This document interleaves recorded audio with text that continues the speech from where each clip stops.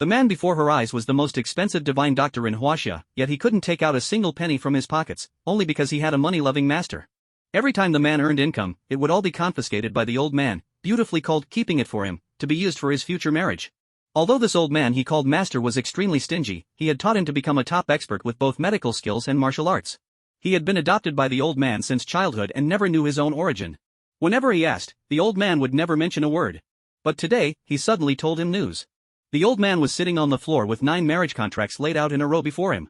Jiang Yu rubbed his eyes and suspiciously asked, "Old man, what trick are you playing so early in the morning?" The old man slowly began, "Your master doesn't have much time left."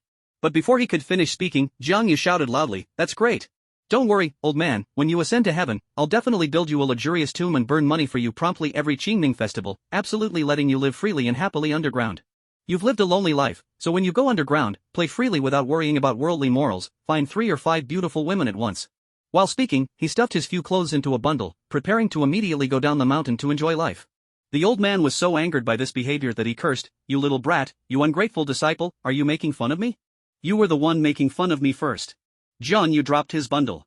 "Look at your glowing face, does it look like someone with not much time left? We're both divine doctors, who are you trying to fool? Ghosts?" The old divine doctor coughed awkwardly twice. "That's not exactly what I meant. Your master is after all getting old, even with longevity I only have a few more years. Our lineage is the most orthodox Qihuan technique from the ancient Yellow Emperor period, but now only you and I remain, and the inheritance is about to end. So when you were little, while I traveled the world healing people, I arranged several marriage contracts for you. Take these and go down the mountain to find them, then produce offspring. Whether Boki Mountain can revive depends on you." "Depends on me? Old man, not to mention whether having 9 wives is legal or not, just thinking about it makes my kidneys ache. Besides, you've long known I already have someone in my heart." The old man ignored him and continued, "Don't you always want to know about your origins? Each of these marriage contracts comes in 2 copies, and your origin is among the 9 contracts held by the female parties. When I made these marriage agreements with them years ago, we agreed that as long as you show up with the contract, whether for marriage or to cancel it, they would give you their copy of the contract." Hearing this, Jiang Yu gritted his teeth while giving a thumbs up. "You're good, old ginger is indeed spicier."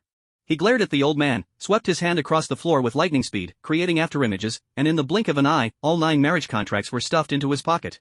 Then like a gust of fresh wind, he instantly darted onto the mountain path. He ran down the mountain at his life's fastest speed, fearing the old man would change his mind. Once down the mountain, whether to marry or cancel, wouldn't that be his decision? He had never met any of his 9 fiancées, and God knows what kind of odd-looking women they might be. Compared to them, Jiang Yu still thought little junior sister Doubtu was better. Unfortunately, 3 years ago, little junior sister was taken away by her family, and they had no contact since. The old man never revealed any information about little junior sister. While going down the mountain, he had already planned to first cancel all 9 marriages, get back the other 9 contracts, search for information about his parents, and also look for his beloved. 2 hours later, Jiang Yu appeared in a noodle shop. He ordered a bowl of beef noodles and wolfed it down, finishing in less than 3 minutes before calling the owner to pay. But when he reached for money, he discovered a serious problem. He had left in such a hurry, he hadn't brought any money. The shop owner's face gradually froze. People eating without paying were rare these days. A beautiful woman who had just entered cast a glance, meeting Jiang Yu's eyes. Jiang Yu smiled stiffly. "I have money, but I want to eat a bit more, I'll pay later." The shop owner walked away with a black face, but while busy she kept watching him.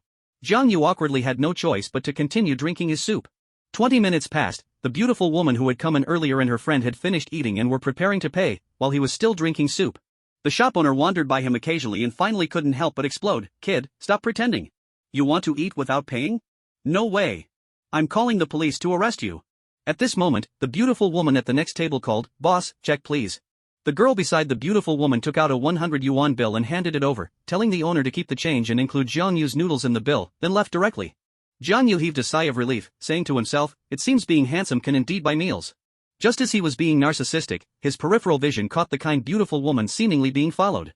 As they say, one must repay a drop of kindness with a gushing spring. Jiang Yu took a quick step and darted out, diving straight into the car of the beautiful woman who had just paid for him. Both the beautiful woman in the back seat and the girl in the driver's seat were stunned. "Country bumpkin, what are you doing? Get out immediately," the girl shouted angrily, her eyes wide as if ready to eat someone. However, Jiang Yu smiled like a spring breeze. "I mainly came to thank you." "Xin, it's okay."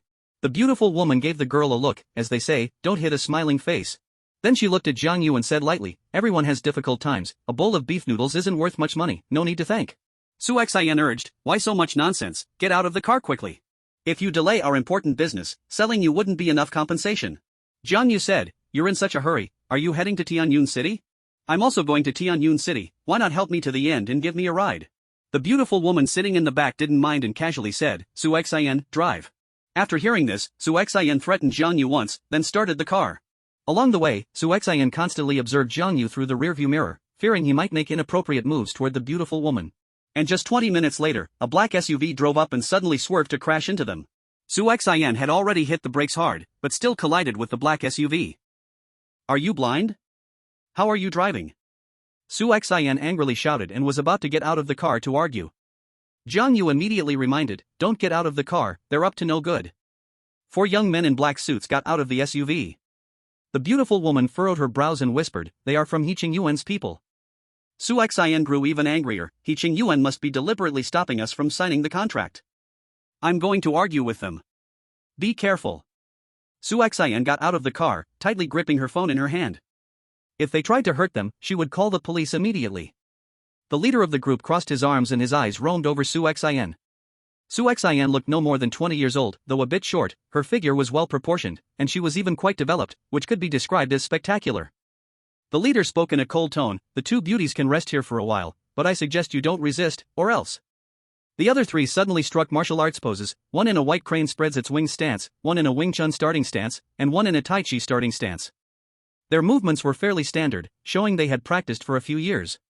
Su Xian was furious, if you block the road again, I will call the police. The leader casually said, go ahead, and call the traffic police to handle the accident. We've got plenty of time. Su Xian immediately went silent, frozen in place, unable to move or retreat. Calling the police would waste too much time, but as a small girl, she couldn't handle 4 martial artists alone. The beautiful woman in the car appeared anxious, whispering to herself, we're done for. If we can't sign the contract in time, the company will be finished. What should we do? What should we do? She anxiously looked around, suddenly realizing that Jiang Yu was no longer beside her. The next moment. Ow! Ow! For cries of pain rang out in succession as Jiang Yu stood in front of the car, holding a pebble in his hand, looking down in disdain at the 4 young men lying on the ground. What's with all this nonsense, so flashy? Su Xian was stunned. Though any normal person would be done for if hit by a pebble the size of a palm, Jiang Yu's speed was unbelievable. She didn't even notice when Jiang Yu had appeared. The beautiful woman in the car was the first to snap back to her senses and hurriedly shouted, Su Xian, what are you waiting for? Get in the car. Get in the car. Su Xian called out to Jiang Yu, then quickly scrambled into the driver's seat. As she looked up, she saw Jiang Yu sitting upright in the rearview mirror. She put the car in reverse, stepped on the gas, and did everything in one go. By the time the 4 young men woke up, they had long since vanished. Thank you.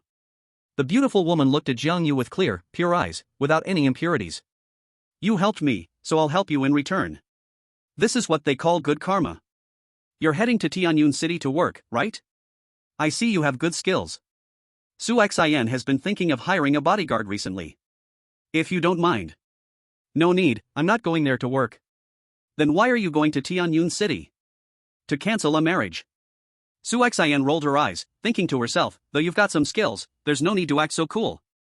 You're a country bumpkin, being able to marry a city girl is already a miracle, and you're canceling a marriage? Su Xian mocked, they say people from the mountains are simple, but when you open your mouth, cows are flying in the sky? I really am going to cancel a marriage. I have 2 fiancés in Tianyun City, one named Wenfuya, the other named Han Ing. Do you know them? The beautiful woman's brow twitched slightly, and her face turned awkward. She asked, what's your name?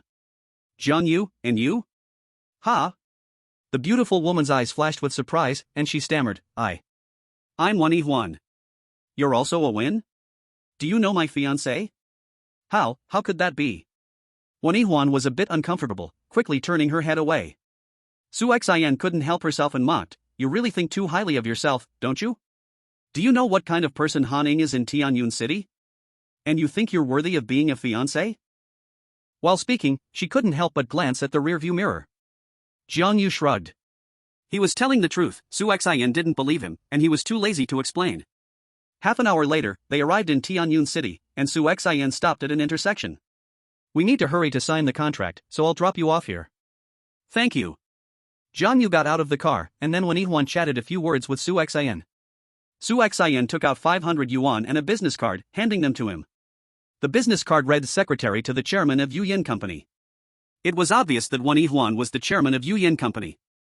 Wen Yihuan said softly, "This money is my gratitude to you. If you face any difficulties in Tianyun City, you can call Su Xin."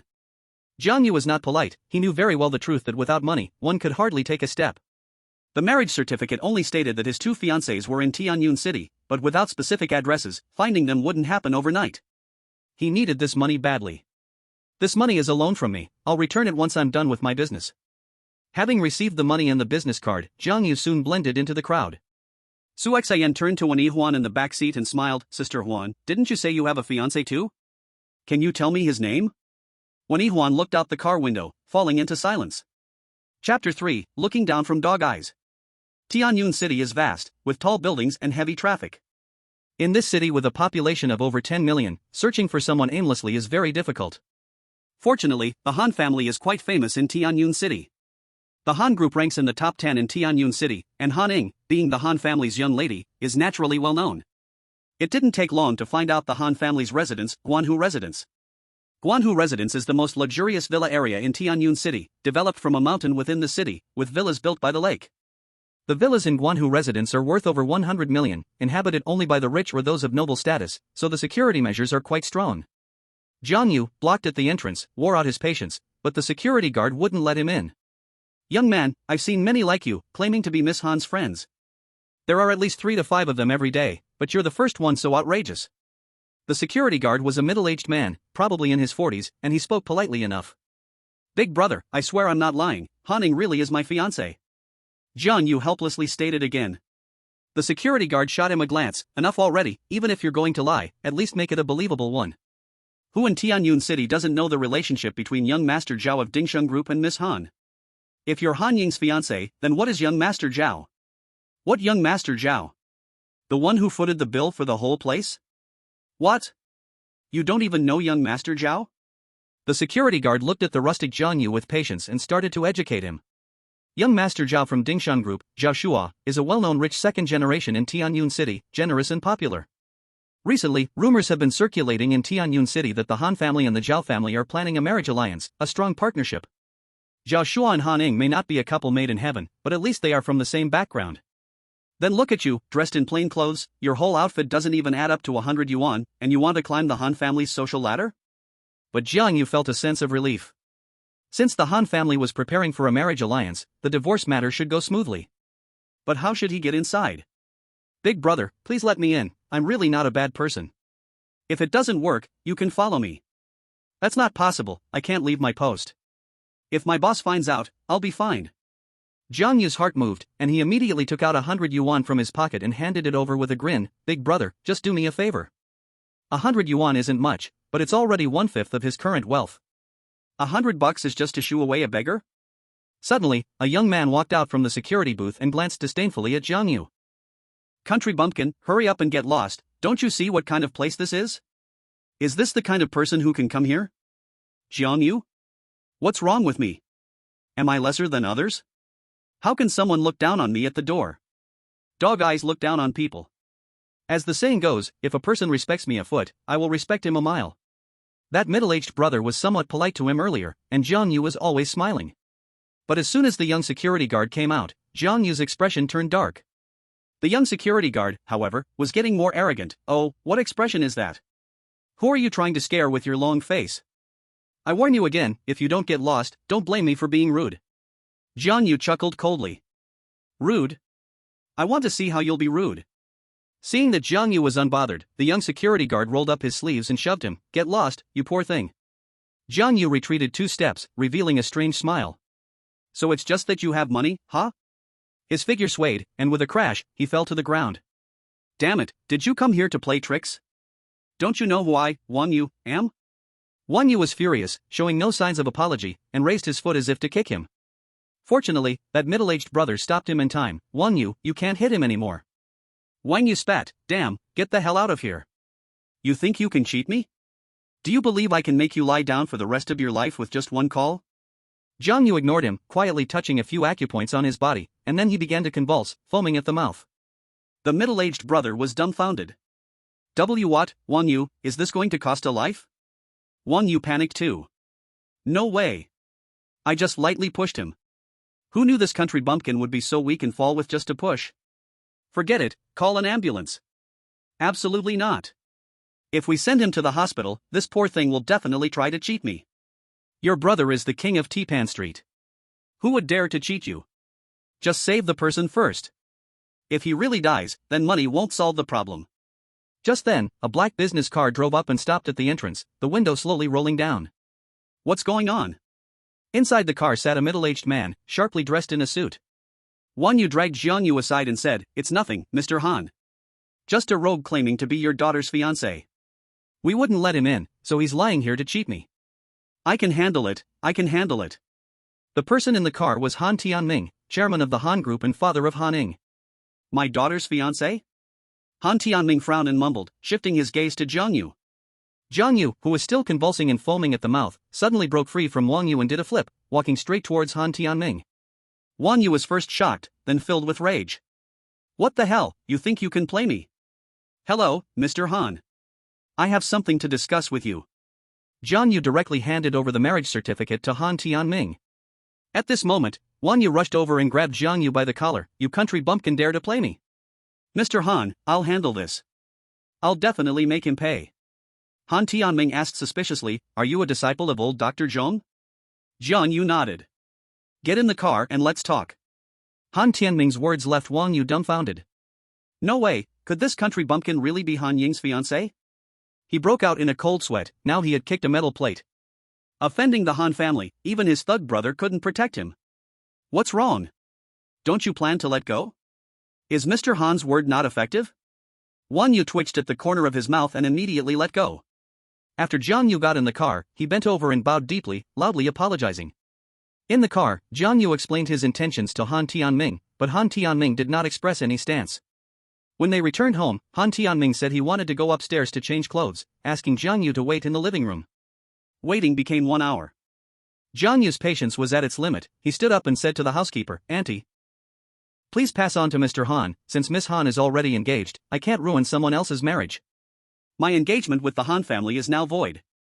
A woman's voice suddenly rang out from upstairs. Who said my niece Han Ing is already engaged? Chapter 4, I just want to cancel a marriage. She was a woman with a captivating presence, full of mature charm.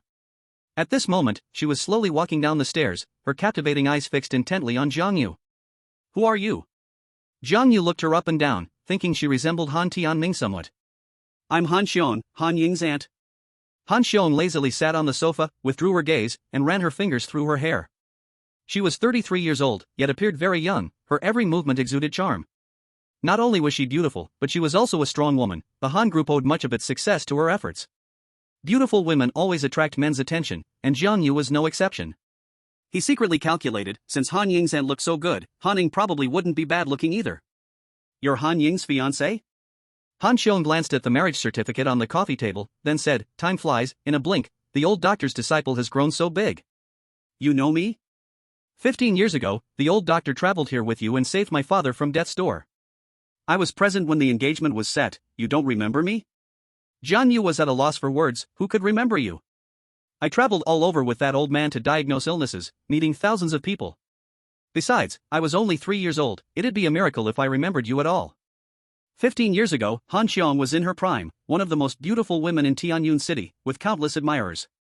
If Jiang Yu had been 13 back then, he would surely have remembered such a stunning beauty. He said politely, I seem to have a bit of an impression, since your aunt Han Ing. Aunt? Han Xiong's expression darkened instantly, cutting him off. What? Do I look old? On the contrary, you look very young. Then why do you still call me aunt? What's wrong with that? Jiang Yu shrugged. If it were a stranger, he would surely politely address her as older sister. But you are Han Ying's aunt. Even if you're young, it's still right for me to call you aunt. Remember, you haven't entered my Han family store yet. From now on, you must call me older sister. You can change it after you walk through the door. It doesn't matter. Since Jiang Yu had no intention of entering the Han family, it didn't matter what he called her.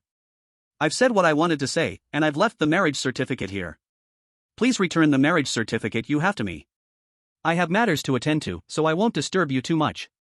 You're the future son-in-law of the Han family, how can you say it's a disturbance? Jiang Yu was stunned. What did Han Xiong mean by that? Don't look at me with that incredulous expression. Our Han Ing and Zhao Shua's matter is purely fabricated. You are the true son-in-law of our Han family. Aunt, are you joking with me? Just look at me, what makes me worthy of the granddaughter of the Han family? Call me sister. Sister, I'm busy canceling my marriage with the next family. I'll leave my marriage certificate as a sign of sincerity. I'll come back for the one you have next time. Goodbye. Jiang Yu hurriedly fled the Han family villa, fearing that with Han Xiong's attitude, he might end up solidifying his marriage with Han Ning if he stayed any longer. He had just left when Han Tianming came down the stairs. Han Xiong, you'd better not interfere in Ying's matter. Han Tianming's tone was somewhat cold. The brother-sister relationship wasn't very harmonious. Brother, the son-in-law of our family comes and you avoid him, isn't that a bit too much? I have my plans, you don't need to worry. I understand what you mean. You're afraid he'll make declarations at the door, so you brought him back. But Dad isn't dead yet, so you don't dare to break off the engagement directly. You want to drag this out for a few days, wait until Dad passes away so you can completely throw away the marriage agreement, he said, and then let Han Ning marry into the Zhao family. So what if I do? Can I make decisions about my daughter's matters? Ungrateful. The old divine doctor indeed helped my family, but Dad impulsively set the marriage agreement without considering Inger's feelings. I'm not an ungrateful person. No matter how much he wants, I'll give it to him, but I will never let Inger marry him. Heh, you talk better than you sing. I almost thought you were the best father in the world. You cheat outsiders with this, and yet you care about Inger's feelings? Have you asked her opinion about marrying into the Zhao family? Joshua and Inger are well matched, what opinion could she have? If she had no objections, would she have insisted on moving out a week ago? Han Xiong put away the marriage certificate, and Han Tianming stepped forward in a hurry, grabbing Han Xiong's wrist. Give me the marriage certificate. What, you want to burn the marriage certificate and pretend this marriage doesn't exist? Brother, I will not let you achieve your selfish goals. She shook off Han Tianming and drove away in a red Ferrari. Han Tianming made a call to have someone follow Han Xiong. Jiang Yu didn't expect the cancellation of the marriage to be so unsuccessful. He ran away in defeat. The guard at the entrance, Wang Yu, watched Jiang Yu leave, nodding and bowing. Take care, brother. Come by often. He wiped the sweat from his forehead, afraid Jiang Yu would come back to settle scores later. Brother Yu, why are you being so polite to him? A patrolling security guard came over, casting a disdainful glance at Jiang Yu. Get out of the way, that's the son-in-law of the Han family, I can't provoke him. You're overthinking it. I just saw him run away from the Han family in defeat. The Han family is prominent in Tianyun City, how could they marry their eldest daughter to a country bumpkin? Did you see it clearly? Absolutely true. Hearing this, Wang Yu straightened his back, darkening his face, then it's easy to handle. This country bumpkin dared to mess with me, let's see how I can take him down. Hee, brother Yu, if we can deal with that kid, it's also helping the Han family solve the problem. If we can latch onto the Han family, we will definitely make a fortune in the future. That makes sense. You keep an eye on this place, I'm going to find my brother. As soon as Wang Yu left, Han Xiong drove out in the Ferrari. Jiang Yu rushed down the mountain, but he couldn't run faster than a car. He was quickly overtaken by Han Xiong. Beep. Han Xiong honked the horn and rolled down the window. Get in the car. Jiang Yu was stunned. What are you staring at? I wouldn't want to trouble you. You are my future son-in-law, what trouble? You come all this way, I should at least show you hospitality, right? Sister, I came to cancel the marriage, you don't need to be so enthusiastic. Don't say such things too early. Our Inger is an absolute beauty in Tianyun City. I've left the marriage certificate behind, so take it. Han Xiong threw the marriage certificate directly to Jiang Yu. No need to thank me. Jiang Yu forced out a smile that looked worse than crying. I really thank you, I thank everyone in the community. I just want to cancel a marriage, is it really that hard? Chapter 5 Farewell. It turned out that entangling with Han Xiong was not a wise choice.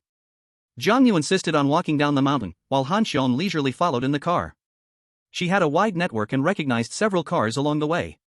When others asked what she was doing, she directly said she was taking Han Ying's fiancé down the mountain. Eventually, Jiang Yu gave in and got into Han Xiong's car. Sister, is it necessary to let everyone know? Han Xiong pressed down on the gas with pride and said, it's just a matter of time. I told you, I'm here to cancel the marriage. You won't think that way once you meet Inger. The key is our social status is vastly different, I can't reach that height. Don't belittle yourself, you are the only disciple of the old divine doctor. I'm very poor. It doesn't matter, our Han family is rich. You just need to quietly be a kept man. What are you joking about? I don't rely on others. I can finance a clinic for you. I believe with your medical skills, standing on your own won't be difficult. I'm not discussing this. Jiang Yu crossed his arms and leaned back in his chair, closing his eyes to rest. He really didn't understand Han Xiong's way of thinking. Logically, as a poor young man with a marriage contract, he should be met with cold glares, but Han Xiong seemed overly enthusiastic. At least you are Han Ying's aunt, there is no need to push your niece into the fire. About 10 minutes later, the car suddenly slowed down. Jiang Yu opened his eyes and saw Han Xiong's cheeks were sweating coldly, her face pale, and one hand gently rubbing her abdomen. Seeing you like this, let's not go eat. You should find a place to rest well. As a divine doctor, Jiang Yu immediately recognized Han Xiong's condition, which was a common case of menstrual pain. It's fine, just go buy me some ibuprofen. She parked the car at a pharmacy, leaned against the seat, looking very uncomfortable. Just taking painkillers won't do, you should really go to the hospital. I've been to many hospitals, and they can't cure it. It's like this every month. Hurry up and get me the medicine. Jiang Yu stopped talking, got out of the car, and entered the pharmacy. 5 minutes later, he opened the driver's door. Get out of the car. Where's the medicine? Don't forget I'm also a doctor, I can help you with your treatment. With Jiang Yu's support, they went to a hotel next to the pharmacy. Han Xiong's face looked worse. As an aunt, what did it mean to enter a hotel with her niece's fiancé? But she felt too unwell and really wanted a bed to lie down on. Jiang Yu helped her into the room. Han Xiong lay on the bed, holding her abdomen, curled up, her face drenched in cold sweat. Jiang Yu, you should buy me some painkillers. I've said I'm a doctor, and your menstrual pain must have been a stubborn problem for several years. You surely don't want to feel this painful every month? Implying that he could cure Han Xiong's ailment. Didn't you say you trust my medical skills? He simply sterilized the silver needles he had bought from the pharmacy, then said, you can't wear your outerwear. Can't wear it? Han Xiong felt very troubled. Don't think too much. I'm going to acupuncture you. Have you ever seen acupuncture done through clothes? To be honest, Han Xiong didn't fully trust Jiang Yu's medical abilities, he was just too young. If it were old Dr. Zhong, she would have immediately followed his every command. Do you really want to keep enduring this pain? Han Xiong could hardly bear it anymore, she felt like every slight movement in her abdomen was like being sliced by a knife. All right. Her voice was weak and powerless. With the consent of the patient, Jiang Yu, as a doctor, had a clear mind and immediately began the acupuncture. As the first needle fell, Han Xiong bit her lip tightly. The needle pricking the skin hurt at first, but it soon brought a comfortable feeling of unblocking, making her feel somewhat uncontrollable. Jiang Yu softly said, Chinese medicine often says pain indicates no flow, flow indicates no pain. Menstrual pain is usually caused by qi stagnation and blood stasis. It needs to be slowly unblocked. While speaking, several needles had already been placed, and Han Xiong's pain was evidently alleviated. Can you really cure my menstrual pain completely? Of course, using our unique Bai Qi Shan acupuncture and massage techniques, I guarantee you will recover in 7 treatments. What are you doing? Han Xiong suddenly exclaimed, as she felt a substantial touch on her abdomen. They say massage needs to be paired with acupuncture. Don't worry, you can consider me a senior. I won't have any inappropriate thoughts about you. What do you mean? Am I not your type? Jiang Yu's words displeased Han Xiong, although she was older, she was still a hot woman in Tianyun City. Of course not. Jiang Yu immediately changed the topic, sister, let me cure your stubborn disease, and you can help me with something in return? Is it about the marriage with Han Ing? Exactly. Don't worry, even if you hadn't said it, I would help you. This matter is on me. It's a deal. Jiang Yu was in high spirits and worked even harder, his unique skills giving Han Xiong an unprecedented comfort. The acupuncture and massage lasted for 15 minutes, Han Xiong's pain disappeared completely, her face was glowing red, and there was even a hint of reluctance in her eyes. Sister, not to say anything bad about you, but you should find a boyfriend. Jiang Yu tossed the silver needles into the trash can, and Han Xiong, getting dressed, replied irritably, what do you mean? Jiang Yu said, sometimes, the balance of yin and yang is also very important. There is a theory of yin and yang in traditional Chinese medicine. Enough. Don't lecture me. Handle your own matters first. She glared at Jiang Yu, and he quickly agreed, okay, I'll handle my own matters first. I'll call Inger. Today, you two can meet each other and get to know each other. Sister, I don't think that's necessary. Don't feel pressured. Han Ing is not a materialistic person. With my help and advice, I guarantee she will like you. What? Jiang Yu immediately became unhappy, sister, it's not very decent to go back on your word. Didn't you ask me to help you? I asked you to help me call off the engagement, not to set us up. Call off the engagement? Absolutely not. Han Xiong's firmness twisted Jiang Yu's mouth in anger. If we don't see eye to eye, the marriage must be called off, whether you like it or not. Goodbye. If you dare to walk out that door, I'll make sure you spend the rest of your life in prison. Threatening me? Sorry, I don't fall for that. Is that so? The hotel has surveillance. If I call the police and say you drugged me for ulterior motives, do you think you'll be safe? Are you really that despicable? Jiang Yu felt suffocated. Han Xiong was supported by him when she came in. If looking at the surveillance, he would indeed be in the wrong. Chapter 6, The Decision Maker. Jiang Yu never expected Han Xiong would use such a method to threaten him. The beautiful vision of going down the mountain seemed to turn into a bubble. Sister, what exactly do you like about me? Can't I change? His tone carried a pleading note, which surprised Han Xiong.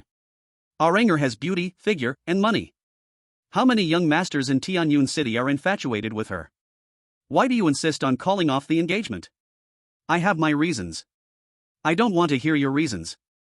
The engagement is in 2 copies. You can't unilaterally break it. If this gets out, where will the Han family put their face?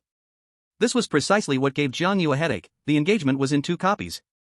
He could completely disregard the 9 copies of the engagement and go directly to find Dodo. But what if, among the 9 fiancés, any one of them showed up with the engagement? Given Dodo's temperament, he probably wouldn't see her again for life. Aren't you worried that I'm already married? Impossible. I know the character of old Dr. Zhong. The engagement is still valid, you can't possibly get married. This is really a hassle. Jiang Yu cursed the old man 800 times secretly. Isn't this clearly digging a hole for him? If he wanted to marry any of the 9 fiancés, he would have to travel across the country to dissolve the other engagements. Jiang Yu's face darkened while Han Xiong was quite pleased. Suddenly, Han Xiong's phone rang, and once she answered, her expression became serious. Okay, I'll go over right away. After hanging up, she said to Jiang Yu, I have something to handle immediately. You stay at this hotel for now, give me your phone number. I don't have a phone. Then I'm calling the police? You? Jiang Yu gritted his teeth, reluctantly handing over his brick-like cheap phone. Han Xiong saved his number and waved her phone, keep in touch anytime. You don't have to worry about food and accommodation, just stay comfortably. Han Xiong stepped away, and Jiang Yu muttered softly, at least you still have a bit of conscience. Her arrangement slightly increased Jiang Yu's goodwill towards her. The matter of returning the engagement with the Han family could only be temporarily shelved. With progress not going smoothly here, Jiang Yu changed his target and decided to go to the Wen family to dissolve the marriage first. Sai, it seems I need to find a temporary job. After the unsuccessful engagement, he was destined to stay in Tianyun City for a long time, and the 500 yuan that Wen Yihuan lent him would not last long. After resting for a night in a hotel, the next morning, he went out to inquire about the Wen family's address and to find a job. The reputation of the Wen family in Tianyun City was not as good as that of the Han family. Jiang Yu asked over a dozen passers-by, but he found no clues. Unknowingly, he walked to the bottom of a tall building. Just as he was about to ask someone again, he looked up and realized he was in front of the Yuyan company. Suddenly he remembered what Wen Yihuan had said to him before, so he quickly took out his phone to contact Su Xin. Hello, who is this? It's me, Jiang Yu, the one you met yesterday. President Wen asked me to be his bodyguard. I thought about it all night and decided not to disappoint President Wen's good intentions. Where are you? Su Xin's tone sounded a bit anxious. Right outside your company. Wait for me, I'll be down right away. In less than 5 minutes, Su Xin rushed down, pulling a suitcase, looking hurried and anxious. Get in the car. Without saying a word, Su Xin directly pulled him into a black sedan. What's going on? Jiang Yu was confused. Don't you want to be President Wen's bodyguard? We have an urgent matter right now, we need your help. The driver turned his head, frowned, and said, Secretary Su, is this person reliable? They are from the Black Tiger Hall. Su Xin replied, taking him along is just to create a show. What exactly is going on? President Wen is being blocked by the Black Tiger Hall. On the way, Jiang Yu learned that their company was in competition with someone named He Qing Yuan, who used despicable means. Initially, to sabotage their signing, he hired people from the Black Tiger Hall to block President Wen and demanded 3 million. This is basically kidnapping, just call the police. It's not that simple. Su Xin said, the Black Tiger Hall can survive in Tianyun City and won't let anyone catch them easily. I need to know the details when we get there. 10 minutes later, they arrived at a clubhouse and went straight to the top floor. Don't say anything when we get in there. I'll find a way to negotiate with Jin Hu. Jin Hu was the spokesperson of the Black Tiger Hall, known for being ruthless and infamous on the streets. Su Xin was very nervous because Jin Hu wanted 3 million, but she only brought 1 million. As the elevator opened, 8 tattooed youths lined the hallway, watching them with hawk-like gazes. Su Xian swallowed hard, feeling very tense. Wow, quite the setup. Jiang Yu teased and walked straight towards the room ahead. Su Xian wiped her cold sweat and caught up to him, reminding him again, remember, don't talk recklessly.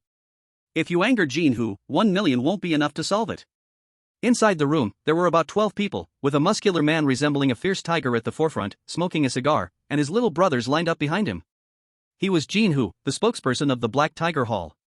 Wan Yihuan was sitting next to Jinhu, looking calm without any injuries, and there was a pile of broken porcelain pieces on the red cloth spread on the coffee table in front of her. Wan Yihuan was quite surprised to see Jiang Yu, not expecting him to come with Su Xian. Did you bring the money? Jinhu's voice was deep and imposing. Yes, I brought it. Su Xian patted her suitcase. Jinhu smiled and looked at the furious President Wan. President Wan, don't be angry. What you broke was a Yuan dynasty blue and white porcelain that I bought from a friend at a high price. Asking you for 3 million is really no more than a penny extra. Jinhu, don't think I don't know what tricks you're playing. This pile of junk can be worth 3 million? It's worth, definitely worth. Jiang Yu suddenly stepped forward and said slowly, it looks like this is indeed a piece of Yuan dynasty's blue and white porcelain. Brother whose asking price of 3 million is truly very reasonable. Su Xian was dumbfounded on the spot, almost cursing, what the heck are you talking about? Jiang Yu successfully caught Jinhu's attention. Even though it looked like he was speaking up for Jinhu didn't appreciate it. Get lost, who said you could speak here? Jinhu shouted angrily, his eyes full of killing intent. But Jiang Yu acted like he didn't hear him at all. He picked up a piece of the broken ceramic on the red cloth and said to himself, it's my first time seeing underglaze red on blue and white porcelain with my own eyes. There's writing on it too. He picked up a shard in red, made in the 13th year of the Republic of China. Brother Hu, it's obvious your friend tricked you. Didn't you see this big, clear signature when you bought it? Sigh, what a shame. I thought it was genuine underglaze red from the Yuan dynasty. Jiang Yu shook his head and sighed. Su Xian kept winking at him and whispered, come here, stop talking. They all knew Jinhu was scamming them, but the Black Tiger gang was not to be messed with. They could only spend money to avoid trouble. Su Xian was about to cry. She told him not to speak, but not only did he speak, he exposed Jinhu to his face. Was he tired of living? She quickly said, Brother Hu, don't be mad. He came from the mountains, doesn't know better. Please don't take it seriously. We'll pay for it. We should pay, for sure. We broke someone's thing, we should pay. We're not trying to take advantage of Brother Hu. As he spoke, he placed the 500 yuan that Wan Yihuan had lent him earlier on the table. Brother Hu, this money is enough to buy 3 of your porcelains. Damn it. Even if it's from the Republic of China, it's worth way more than that. A younger man couldn't help but yell. Jiang Yu slowly said, it says it was made in the 13th year of the Republic of China, but that doesn't mean it really was fired during that time. You guys bought this ceramic for a few dozen yuan, don't tell me you didn't know that? Big brother. Su Xian rushed over and pulled Jiang Yu away, begging, you're my brother, okay? I'm begging you, please stop talking. Look at Brother Hu, he's about to eat someone alive. Jinhu's face darkened, if you dare say one more word, I'll make sure you never speak again in your life. As soon as he finished, a younger man next to him pulled out a knife and started playing with it. Jiang Yu didn't care at all. Threaten me? The one thing I fear the least is threats. I put the compensation money here. Take it if you want, or leave it. Then, he gave President Wan a look and said, President Wan, let's go. Go? You think we can leave? Su Xian nearly wanted to strangle Jiang Yu. There were 18 people in the room and hallway. Want to leave? Unless they left on a stretcher. She immediately put the briefcase on the table and spoke humbly, Brother Hu, this is 1 million. Please take it. My friend doesn't understand. Please don't hold it against him. No one says no to money, but 1 million. What, did I not make myself clear, or did President Wan pass on the wrong message? Brother Hu, our company's funds are very tight right now.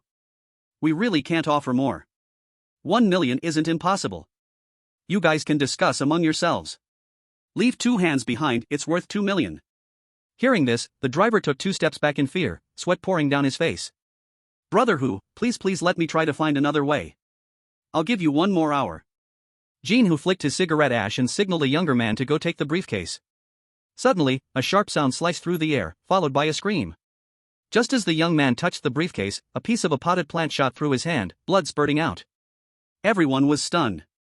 Su Xian's legs went weak with fear. Because it was Jiang Yu who did it. This was basically a declaration of war against Jin Hu. Su Xian was full of regret. She wanted to slap herself. Why did she bring this troublemaker here? Now it's bad. He heard Jin Hu's man. Jin Hu was going to ask for a sky-high price. And they could forget about getting out safely today. Jin Hu's face turned cold, full of murderous energy. But Jiang Yu's expression was even colder than his. Control your own hands. Money that isn't yours, don't you dare touch it. His tone was dark and chilling, making everyone's back go cold. You're Jin Hu, the one in charge of the Black Tiger gang, right? Look clearly, the 500 yuan on the table is yours. Had. Jin Hu let out a cold laugh, extinguished his cigarette, and slowly stood up. In Tianyun City, it's been a long time since anyone dared to speak to me like this. Jin Hu walked to the bedside, lit another cigar, and said lightly, disabled both his arms. Damn it, I've put up with you for a long time. The man playing with the dagger was the first to charge forward, fierce and aggressive, launching a kick. Boom.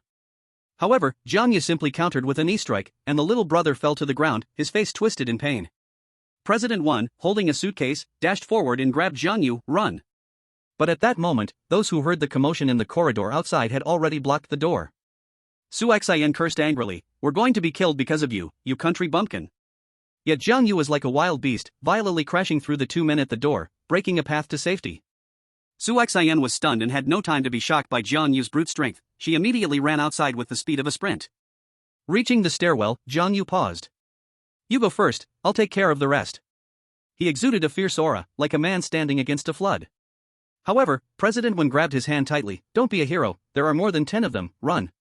He was pulled downstairs by President Wen. Hey, just over 10 people, what's there to be afraid of? Just over 10? Su Xian was speechless. Have you never faced the harshness of society? Just as that gang of little brothers rushed to the stairwell, Jin Hu's voice rang out, don't chase them. Boss, why not chase them? If we let them go like this, won't our Black Tiger Hall become a laughingstock? Jin Hu took a deep puff of smoke. Can't you see? That kid is a skilled fighter, you aren't his match. Then just let it go? Go get Iron Fist Wang Chi for me. Boss, do we really need Chi Gu for that kid? Are you teaching me how to do my job? Jin Hu's expression darkened. No, I wouldn't dare. I'll go get Chi Gu now, but what about that woman named One?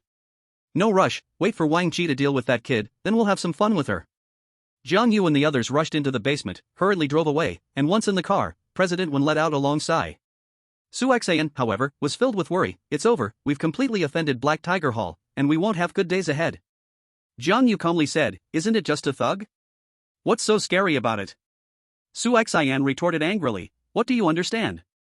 Today this situation is all your fault, you country bumpkin. President Wen shot Su Xian a sideways glance. Su Xian, he saved me today, what's your attitude? President Wen, you know what kind of person Jin Hu is, will he let this go? No, I must immediately get you 2 bodyguards to protect you 24 hours a day. Just get me a bodyguard. Jiang Yu's eyes lit up. As for the payment, I can offer a friends and family rate. Chapter 8 Answering the Phone.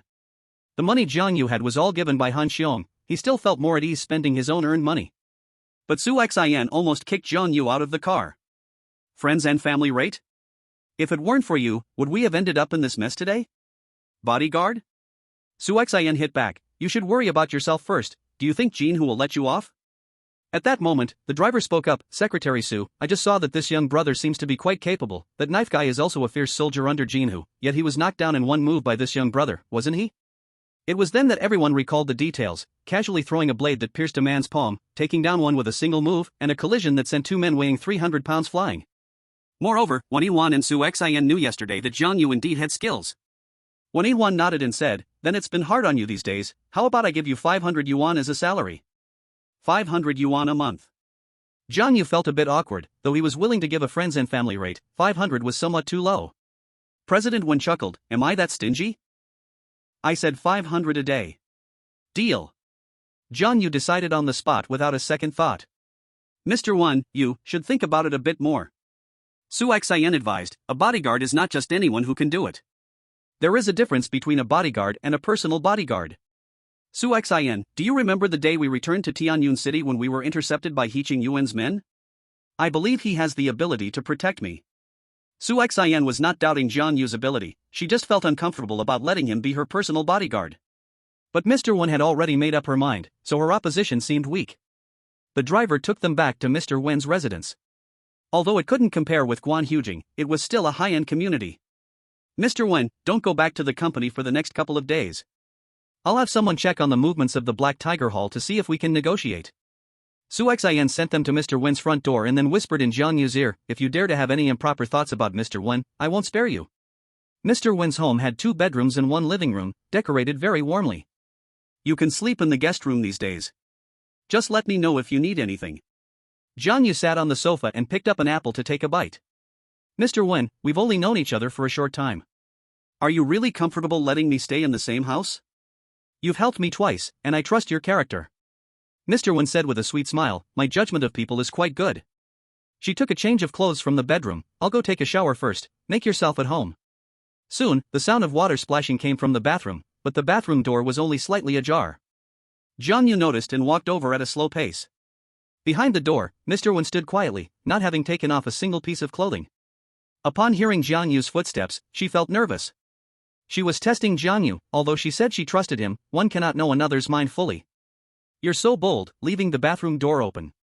Jiang Yu helped her close the bathroom door, mumbling to himself as he returned to the sofa and turned on the TV. Behind the bathroom door, Mr. Wen revealed a satisfied smile, filled with appreciation, before locking the door and starting to shower. Ding ding ding. Mr. Wen's phone suddenly rang. She had left it on the coffee table before taking a shower. Caller ID, Dad. Mr. Wen, your phone. Don't worry about it, I'll go to him later. Jiang Yu ignored it, but the phone rang on insistently until he couldn't help but answer. Yi-Wan, what's going on? Why are you only answering the phone now? On the other end, Mr. Wen's dad was clearly a bit angry. Jiang Yu explained, Uncle, please don't be mad. Your daughter is taking a shower. Taking a shower? There was a long silence on the line. Uncle. Uncle, are you listening? I said your daughter is taking a shower. I heard you, you don't need to repeat it. A roar came from the other end. Kid, who are you? What is your relationship with my Yi-Wan? How close have you two become? This series of 3 deadly questions left Jiang Yu puzzled. Is your daughter just taking a shower? Why is there so much imagination? Just as Jiang Yu was about to explain, Mr. Wen's dad yelled, Kid, I warn you, it's best to stay away from my daughter. She is engaged. After saying that, the other party hung up the phone, completely giving Jiang Yu no chance to explain. Is his temper really that bad? Jiang Yu put down the phone and murmured to himself, but he didn't take Mr. Wen's dad's words to heart. Before long, when Yi-Wan walked out of the bathroom, wearing a light purple nightgown, her body's graceful curves were faintly visible. Her hair was wet, and her complexion was rosy, just like a water lily. As she dried her hair with a towel, she asked, Who called just now? Your dad. I answered for you and told him you were taking a shower. Ha? When Yi-Wan's eyes widened, what did my dad say? He yelled at me right away, asking how close you two have become. Why didn't you explain to him? I wanted to explain, but your dad hung up the phone as soon as he finished speaking. I never thought you were also someone with an engagement. That engagement was arranged by my grandfather back then, it has nothing to do with me, and I will never acknowledge it. Her attitude toward her engagement was clear and firm. But my dad is very old-fashioned, he's very strict about the engagement, and now he's definitely already driving over here, so you should hide for now. Bang bang bang. The loud knocking on the door suddenly sounded, followed by her father's roar. Yi-Wan, open the door for me right now. Oh no, how did my dad come so quickly, what do we do? She anxiously paced back and forth. We're innocent, right? Can't you just explain to him? How do I explain? Should I say you're my bodyguard? If he finds out about the Black Tiger Hall, he'll be even more worried. Her dad was still banging on the door fiercely. Open the door for me, 1 minute, if you don't open it within a minute, don't call me your father anymore. Yi-Wan, do you hear me? Open the door for me right now. You, go hide in my wardrobe. Wan Yi-Wan anxiously pushed Jiang Yu. Wan Yi-Wan, are you getting so bold now that you dare to shut me out? Dad, I am changing clothes, I'll be right out to open the door for you. She had just pushed Jiang Yu 2 steps when the door suddenly opened. The 6 eyes met, and the room fell into a deathly silence. Chapter 9, Wen Fuyo. Wan Yi-Wan, wearing only pajamas, had her face instantly turn red to the ears. You too. Wen's father gritted his teeth, his eyes seeming to shoot flames of anger. Jiang Yu felt a bit awkward, forcing a smile towards Wen's father. Wan Yi-Wan quickly explained, Dad, calm down, things aren't as you imagine. How can I calm down? Wen's father roared, Wan Yi-Wan, have you forgotten you still have an engagement? What are you doing? Where do you think I can put my old face? Dad, stop bringing up the engagement. Wen Yihuan suddenly became firm. Marriage is a lifetime matter. Why should I marry a person I've never met and know nothing about? What do you know? Marriage is about the parents' orders and matchmakers' words. Since the engagement has been made, it cannot be broken without reason. Dad, what era are you living in, still so outdated? Hearing the conversation between Wen and her father, Jiang Yu scratched his chin, thinking to himself that there are still people like this old man who are stuck in the past. Well, uncle, I think, a person's lifetime big event can't be restricted by a marriage contract. If two people are together without a foundation of feelings, it's like a house with no foundation. Shut up, it's not up to an outsider like you to meddle in my own family's affairs. Before Jiang Yu could finish his sentence, Wen's father interrupted him, his attitude tough, his gaze unfriendly. Jiang Yu was choked up and could only lower his head in frustration, becoming a quiet bystander. But when Yihuan took over Jiang Yu's words, Dad, I think Jiang Yu is right, I can't spend my whole life with someone I have no feelings for. Yihuan, feelings can be cultivated. Besides, wait, what did you say his name is? Wen's father appeared somewhat surprised. When Yihuan's eyes shifted, and she immediately pulled her father, Dad, let's go inside and talk. She dragged Wen's father into the bedroom, leaving Jiang Yu to wait in the living room, and warned him not to eavesdrop. Inside the bedroom, Wen's father asked again, you said his name is Jiang Yu? Wen Yihuan nodded in acknowledgement. Is he the disciple of the famous old Dr. Zhong? I didn't ask, but when I first met him, he said he came to Tianyun City to break off an engagement. Break off whose engagement? Mine and Han Ying's. It must be him. Wen's father seemed a little excited, why didn't you tell me earlier? I almost made a misunderstanding just now. But, you two are living together, why still break off the engagement? Dad, we're not living together, he's just my bodyguard right now, and then he still doesn't know I am Wen Fuyao. Wen Yihuan, originally named Wen Fuyao, planned to enter the entertainment industry at the age of 18, so she chose a stage name for herself. However, her star journey was not smooth. In the past 2 years, with her father's persuasion and help, she switched to doing business. She had also built some connections while acting, and the name Wen Yihuan became well known, so she continued to use it. Few people knew the name Wen Fuyao, except for her family. Wen Fu's brow furrowed, why didn't you tell him earlier? Wen Yihuan hurriedly replied, Dad, please don't tell him about this. What do you mean? What are you really planning? Dad, I just met him, and you want me to act like this identity with him. I at least need to understand what kind of person he is.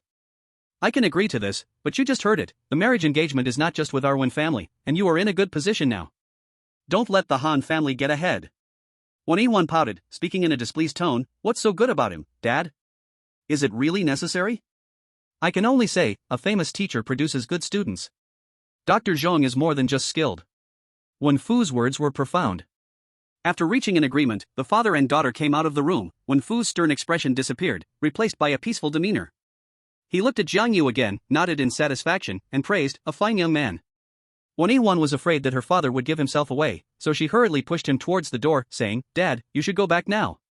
Wen Fu waved goodbye to Jiang Yu, advising, Xiao Jiang, please get along well with our Yihuan.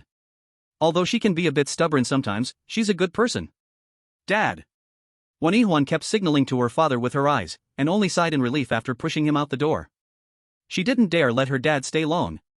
Jiang Yu was confused, Mr. Wen, what's wrong with your dad? He seems like a different person. No, nothing.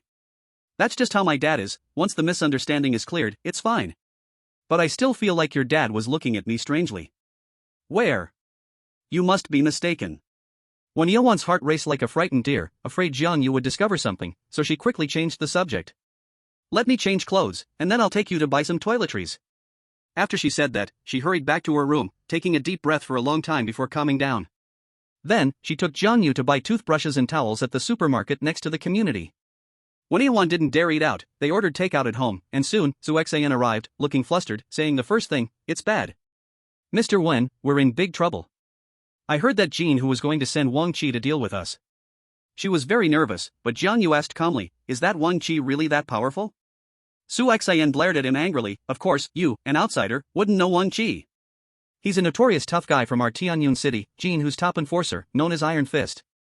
It's said that a few years ago, when the Black Tiger Hall was fighting for territory, Wang Qi fought 10 by himself and seriously injured all 10.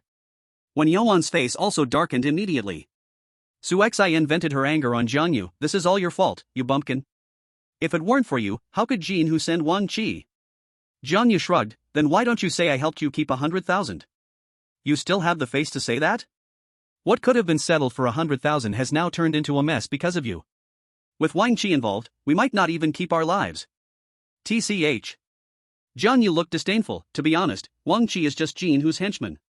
He's not as scary as you think. You really are a bold bumpkin, not knowing fear. I'm telling you both, don't worry too much. For you two, they don't need top enforcers. Wang Chi is clearly coming for me. What's the difference? You're now President Wen's bodyguard, spending every day together. Can you guarantee that when Wang Chi comes for you, he won't accidentally hurt President Wen? Su Xian is now very dissatisfied with Jiang Yu, believing that their current predicament is entirely caused by Jiang Yu's actions. Secretary Su, please have a little faith in me. Since I dare to volunteer as President Wen's bodyguard, I can guarantee her safety. Pa! Stop bragging. When you meet Wang Chi, don't beg for mercy on your knees. TSK. Secretary Su may not have other skills, but this talent for diminishing others' ambitions while inflating her own is indeed beyond me. Country bumpkin, what do you mean? Try saying that again. Su Xian pointed at Jiang Yu, shouting angrily and stamping her feet. Ding dong. Suddenly, the doorbell rang, and a voice outside said, "Hello, takeaway." Wen Yihuan stood up and walked over. Stop arguing. Let's eat something first before figuring out a solution. Don't go. Jiang Yu suddenly stood up, scaring Wen Yihuan into jumping. What's the matter? Chapter 10, The Gold Medal Enforcer. Wen Yihuan looked at the door like a startled bird. What's going on? There's killing intent. Killing intent, something abstract to ordinary people, but it truly exists. Country bumpkin, making a fuss. A delivery is bringing killing intent? Su Xian shot Jiang Yu a disdainful look and angrily went to open the door. She took the takeaway and turned back to mock. Where's the killing intent now? However, at that moment when she nonchalantly closed the door, it was suddenly yanked open with overwhelming force, and Su Xian stumbled and fell to the ground, nearly in tears from the pain. The takeaway spilled everywhere. At that moment, a man towering at nearly 2 meters tall walked in, his appearance unremarkable, but his hands were fearsome to behold. They were hands thickly calloused and twice the thickness of an ordinary person's. The killing intent was radiating from this person. Su Xian thought it was the delivery guy's mistake that made her fall, and she looked up to curse, but upon seeing the tall man, she trembled all over, her words stumbling. Wang Chi. She didn't care about the soup on the floor and crawled shivering to Jiang Yu's side. Wen Yihuan felt her heart leap into her throat, helping Su Xian up while not daring to take her eyes off Wang Chi. The fear of both women was evident, while Jiang Yu remained calm, saying softly, "You came knocking so quickly, your efficiency is quite high." Wang Chi sized Jiang Yu up and said in a deep voice, "Do you know the consequence of offending brother Hu?" Jiang Yu lightly pushed Wen Yihuan back, signaling her to retreat while calmly replying, "I actually don't know." Wang Chi closed the door, clenched his fist, and the sound of cracking bones echoed in the air. "Choose your own death, drowned, buried, chopped, or punched to death by me." No. The nature has already changed. 5 million.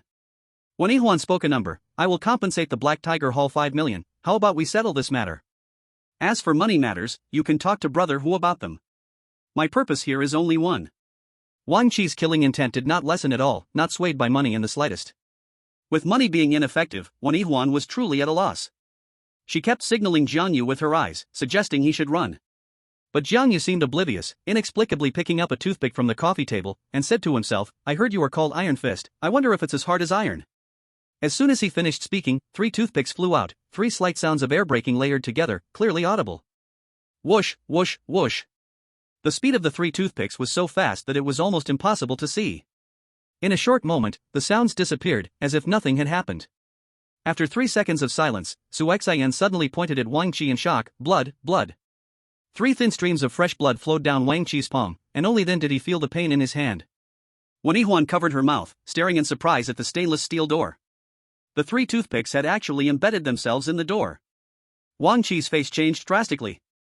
The 3 thin toothpicks had actually pierced through his calloused hand, nailing into the door. As an experienced person from the underworld, Wang Chi instantly realized that today he had kicked a metal plate. No, that wasn't a metal plate, that was a damn 24K titanium alloy plate. Jiang Yu took another toothpick from the box, picking his teeth while disdainfully saying, "Is this it? I thought your iron fists were supposed to be powerful." Seeing the situation was bad, Wang Chi turned to run. Jiang Yu dashed forward in a swift move, flying into a kick. "Since you're here, it won't be so easy to leave." Bang! He kicked Wang Chi down to the ground, causing the floor to crack.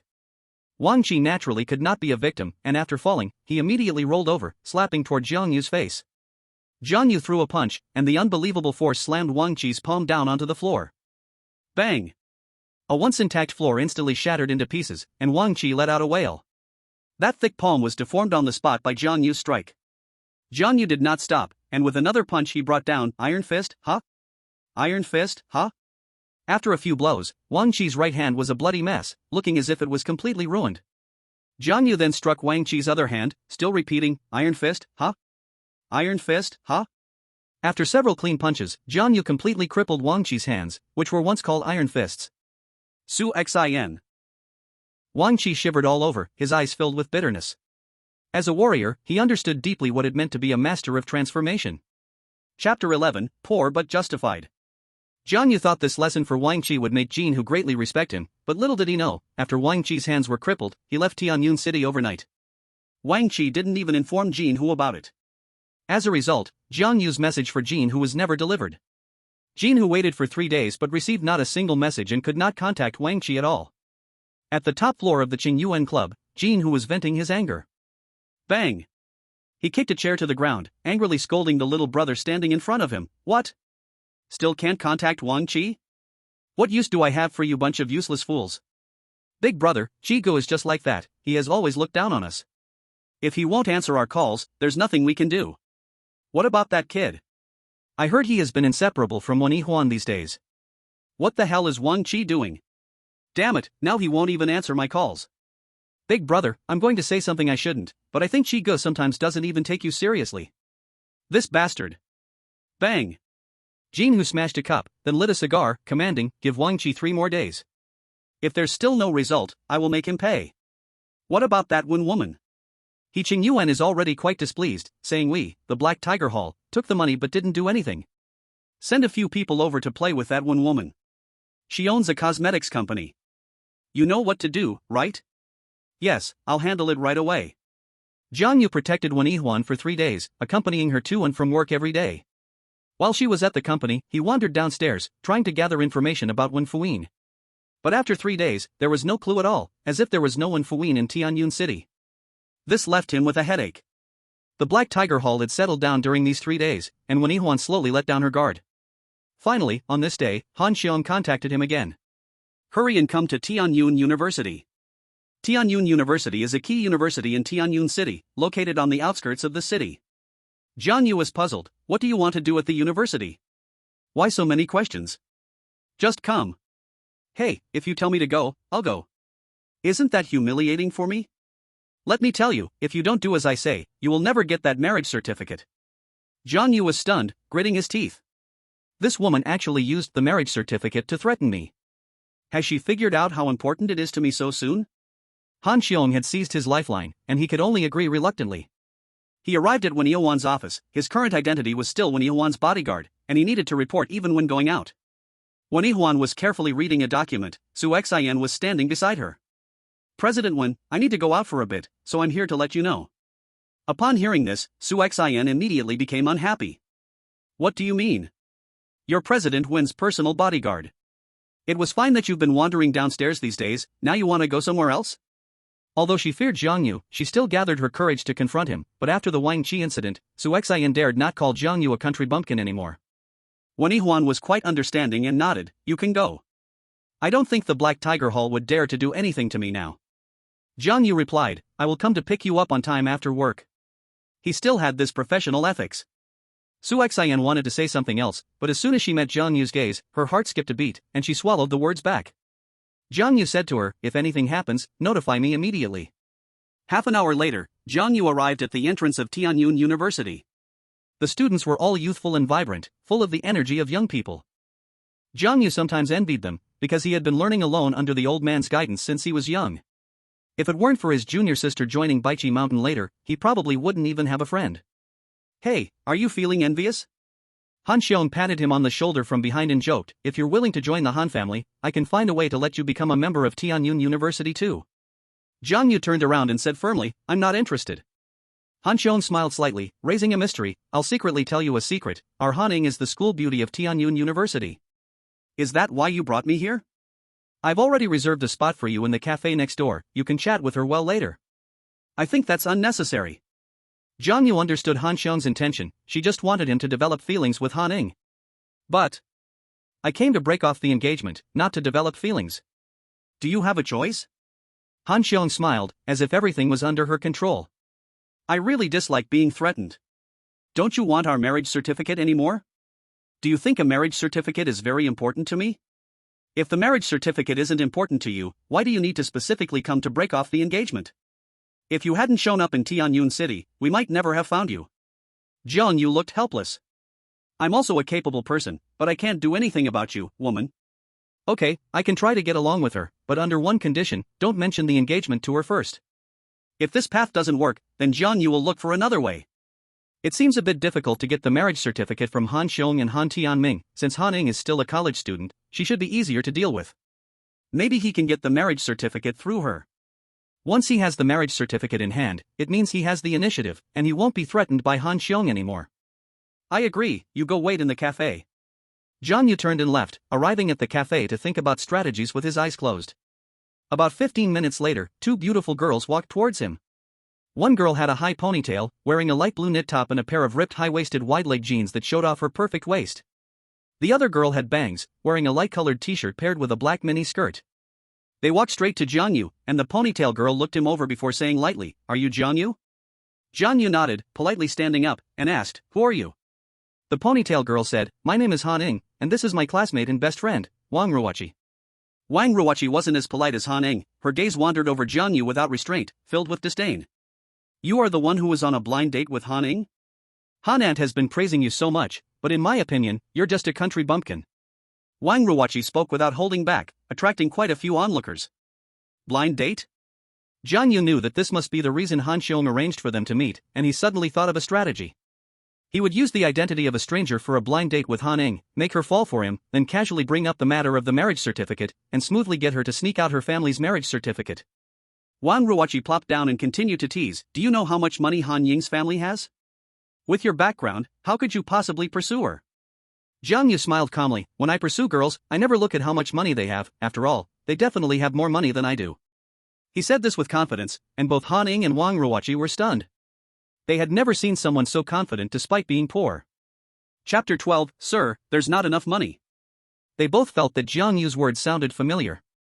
A certain famous rich second-generation person once said, "I never consider how much money my friends have, because they surely have more than I do." What is this? This is the confidence of a wealthy person. What does your statement even count for?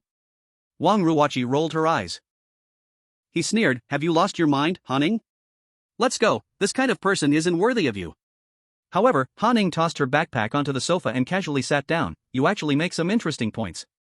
After sitting down, she ordered 2 cups of coffee and curiously eyed Jiang Yu, whispering, "Although it's not as good as my aunt said, your looks are passable."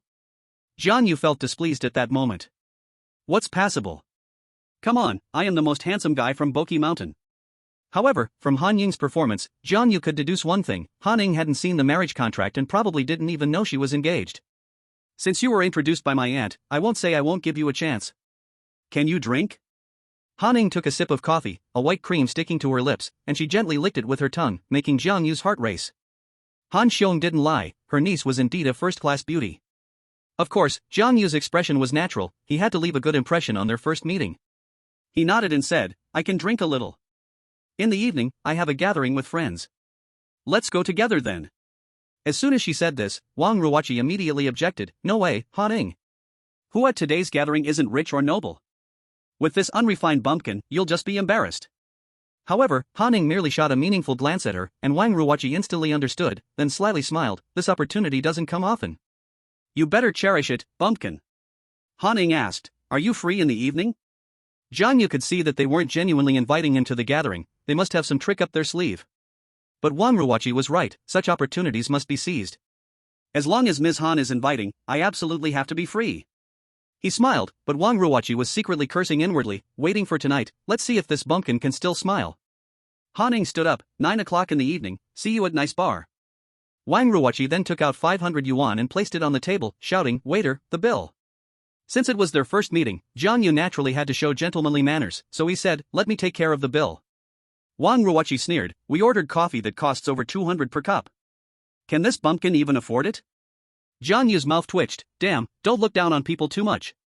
I may be poor, but I can still afford a couple of hundred yuan for coffee. Wen Yihuan pays him daily, and Jiang Yu currently has over 1,000 big bucks in his pocket. When the waiter came, he generously handed over 500 yuan and then confidently left. Sir, the money. The waiter rushed to call out, and Jiang Yu waved his hand, no need for change. He strode away, looking as cool as ever. Sir, the money isn't enough. Jiang Yu stumbled, almost falling over. What? 500 yuan isn't enough? Surrounding eyes turned to mock him. Jiang Yu wished he could disappear from embarrassment. The waiter followed up, saying, Sir, for your 3 cups of coffee, the total is 537 yuan, and you're short by 37. Ha ha ha. Onlookers tried to contain their laughter, but Wang Ruoqi couldn't hold back, bursting into laughter and teasing, You thought you were handsome? He gave Wang Ruoqi a resentful glare. If she hadn't pulled out 500 saying she'd pay, he wouldn't be embarrassed like this. Wang Ruoqi seemed to sense his thoughts and bluntly said, Bumpkin, we're already being generous by splitting the coffee bill. You don't really think I would pay for you, do you?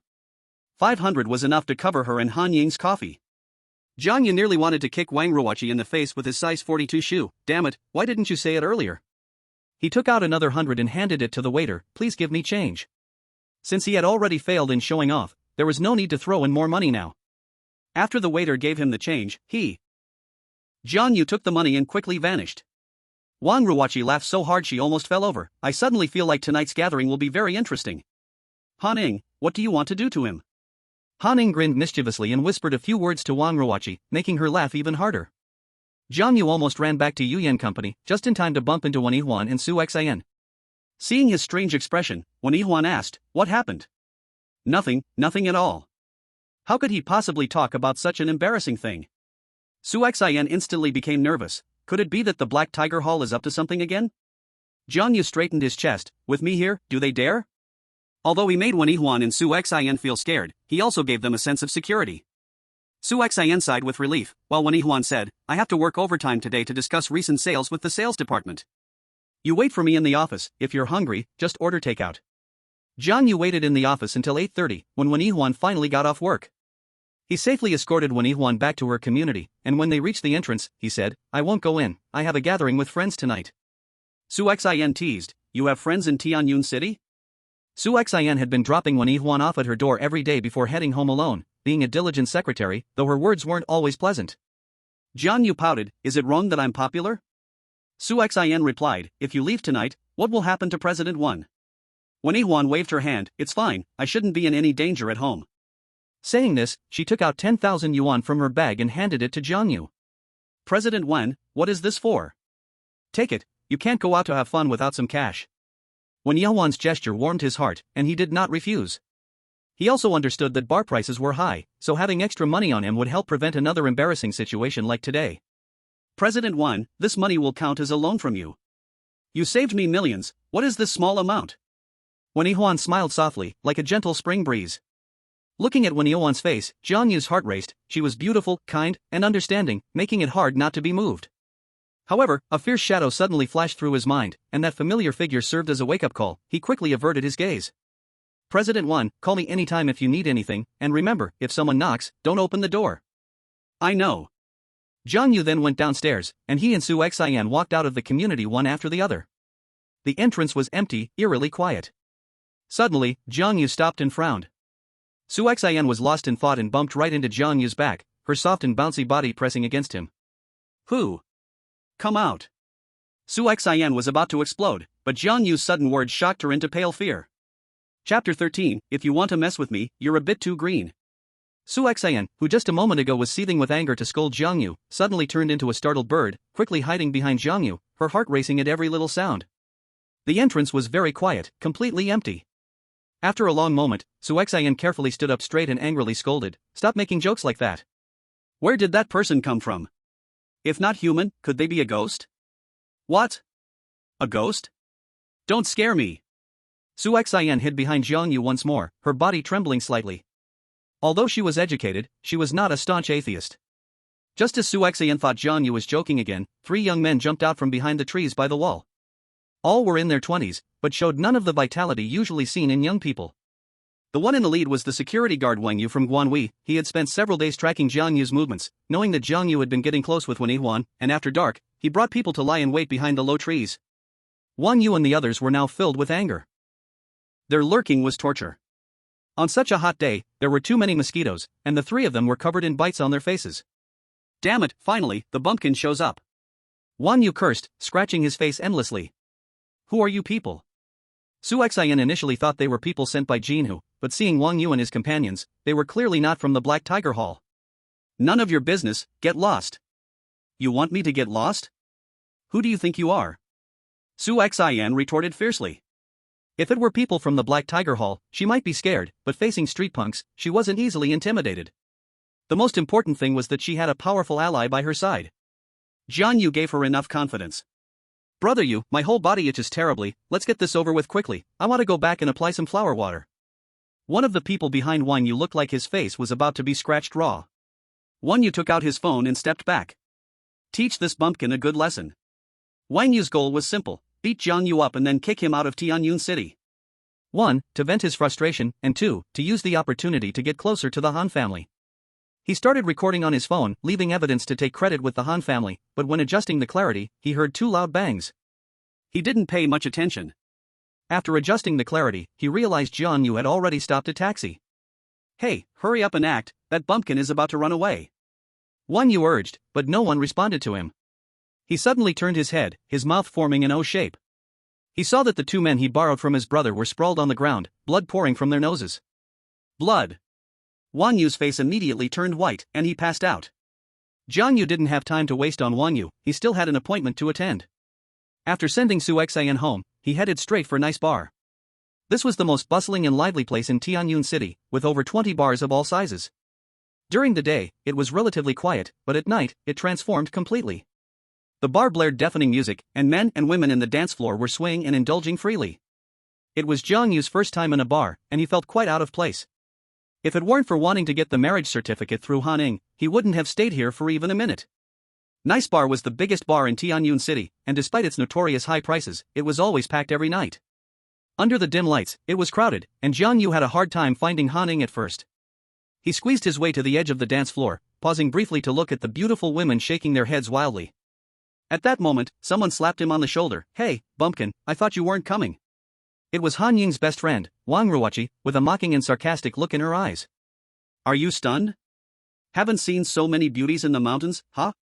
Tell me your first thought, maybe I can help you.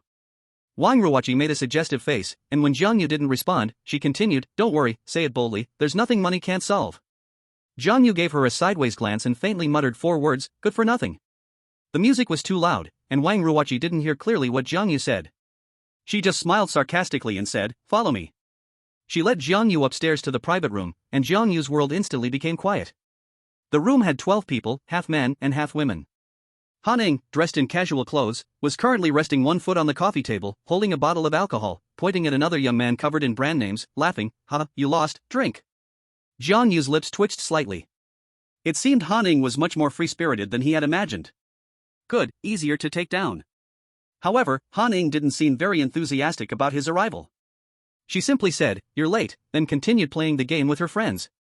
The others didn't even look at him, leaving Jiang Yu standing awkwardly to the side. After a long while, someone finally acknowledged him.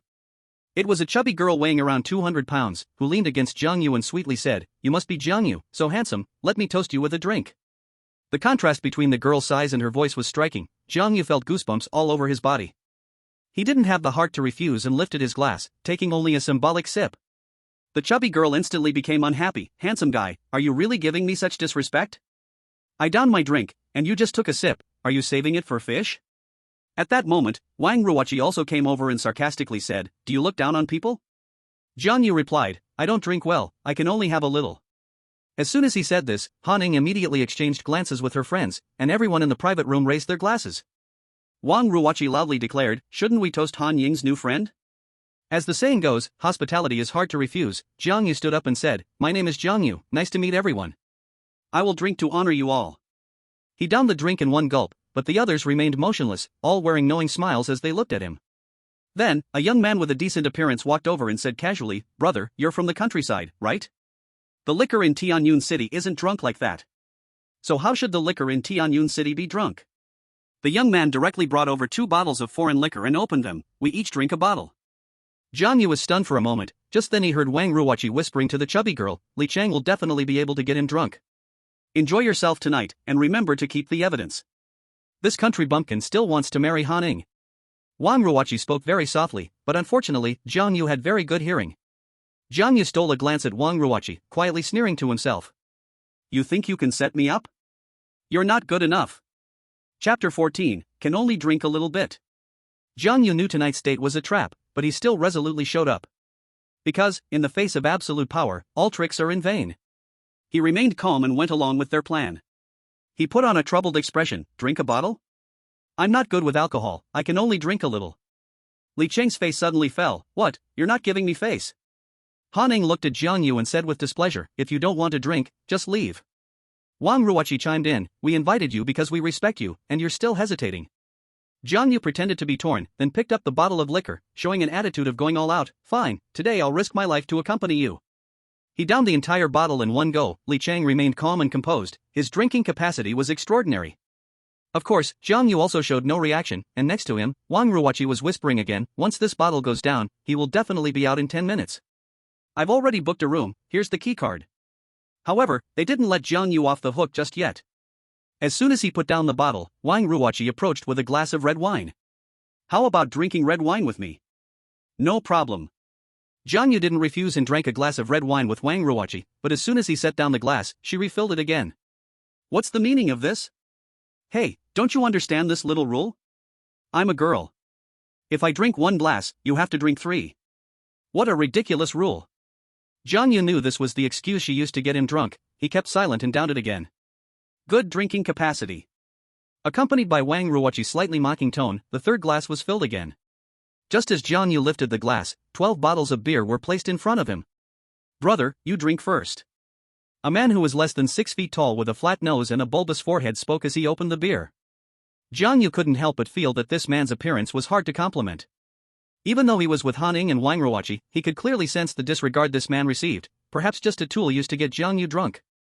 After finishing 3 glasses of red wine, Jiang Yu burped, and all 12 bottles of beer were already opened. They gave him no time to rest. He scanned the room with his eyes. So this is how it is, a war of attrition, huh? Alright, if I don't knock you all down today, then I don't deserve to be named Jiang. Everyone, sorry, can I use the bathroom first? Li Chang pointed to the bathroom in the box, of course. Jiang Yu darted into the bathroom, and Li Chang immediately scoffed, is he going to throw up already? Wang Ruoqi patted Fat Girl's shoulder, get ready to pick up the pieces. Fat Girl's drool was almost dripping out, after all, Jiang Yu was a handsome guy. In the bathroom, Jiang Yu took off his shirt and used his index and middle fingers to tap a few times on the acupoints on his body. As a divine doctor, he was naturally well acquainted with the acupoints of the human body. His technique was called the 100 relief fingers. 100 relief fingers was an ancient martial art that stimulated acupoints to speed up blood circulation, thereby boosting metabolism and having miraculous uses for detoxifying alcohol. If someone saw him performing this technique, they would be left speechless, for when his fingertips touched the skin, a faint white halo would appear. 5 minutes later, Wang Ruoqi nudged Fat Girl, go check if he's passed out in the bathroom. Fat Girl, clearly excited, had just taken a step when Jiang Yu came out from inside. Wang Ruoqi snarked, I thought you fell asleep in there. That earthy bounty said, brother, can we start now? He didn't wait for Jiang Yu to answer, instead gulping down a bottle first. Everyone else has already downed a bottle, you need to catch up. Wang Ruoqi crossed her arms, looking like she was watching a show. Jiang Yu ignored her, picked up a bottle, and started drinking. 12 bottles of beer went down without any pause. Burp.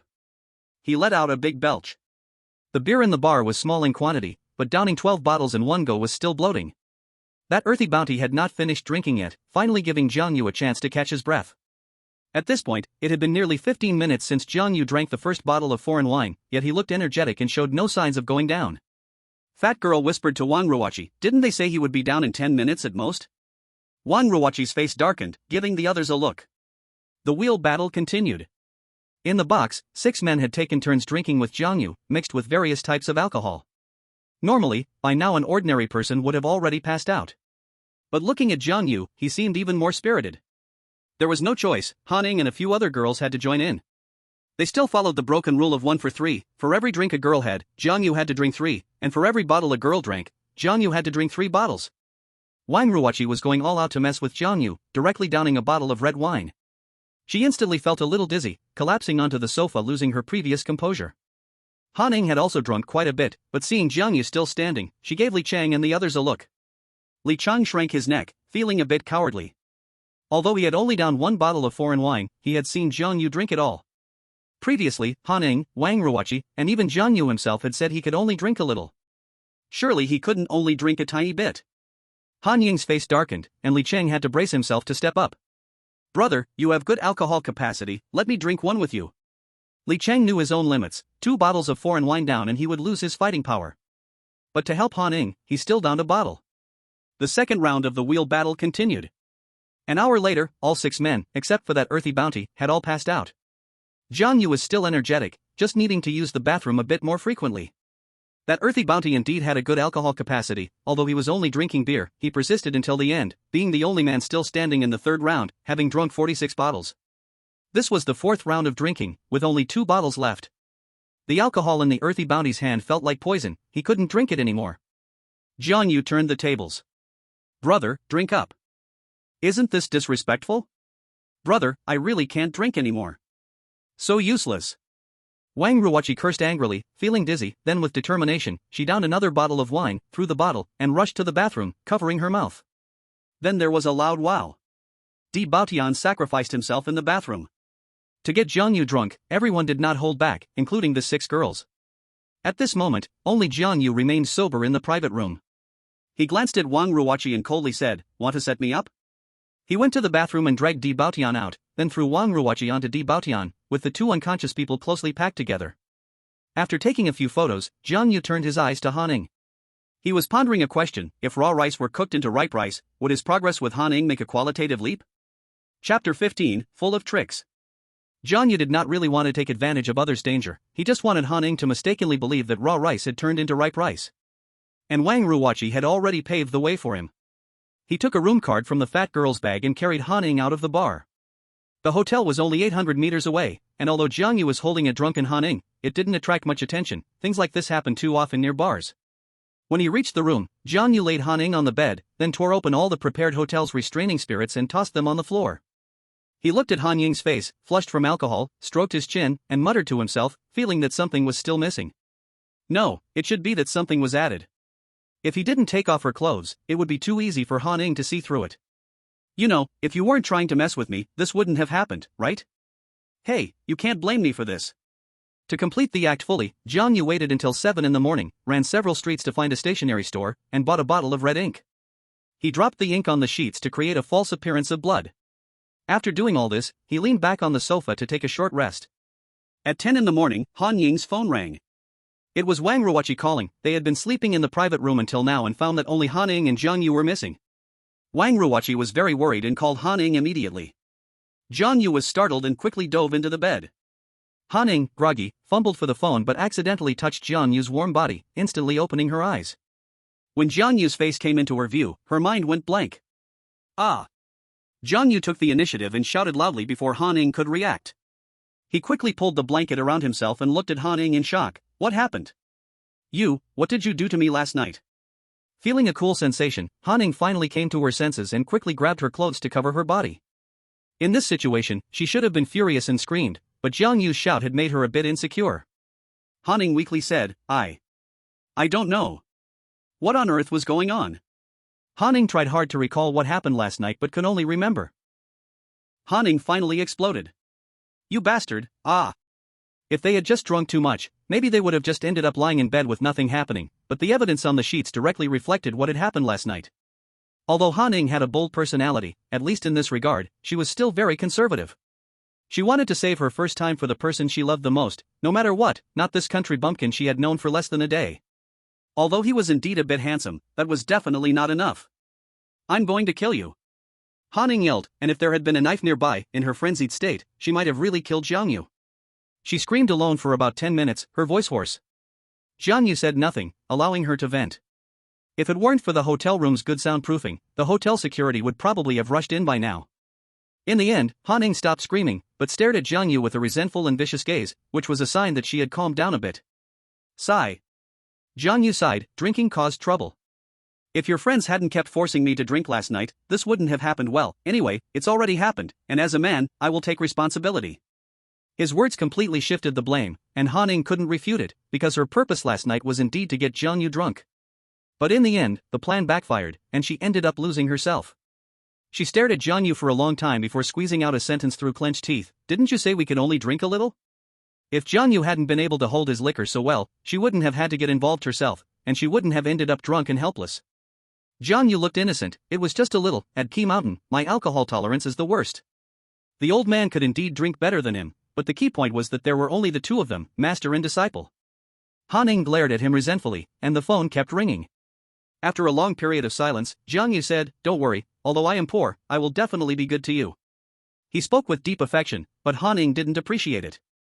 Han Ning put on her clothes without a word, and the resentment on her face turned into indifference and disgust. "We're all adults now. Last night, we both drank too much, and things happened that shouldn't have. I admit it, and I don't need you to take responsibility. But remember, from now on, never show up in front of me again. And if anyone else finds out about what happened last night, I will make sure you disappear from this world forever." The threat from Han Ning, the young lady of the Han family in Tianyun City, was quite powerful, but to Jiang Yu, it was meaningless. It was just Han Ying's attitude that left Jiang Yu somewhat disappointed. He had indeed successfully made Han Ning misunderstand, but things didn't develop as he had expected. Never show up again? How could that be possible? His marriage contract wasn't in hand yet. But Jiang Yu hadn't gained nothing either, at least he had grasped Han Ying's weakness. If things didn't work out, he could use this matter to blackmail her into handing over the marriage contract. At this moment, Su Xian called him, scolding him fiercely. "Did you have too much fun last night, not coming home all night?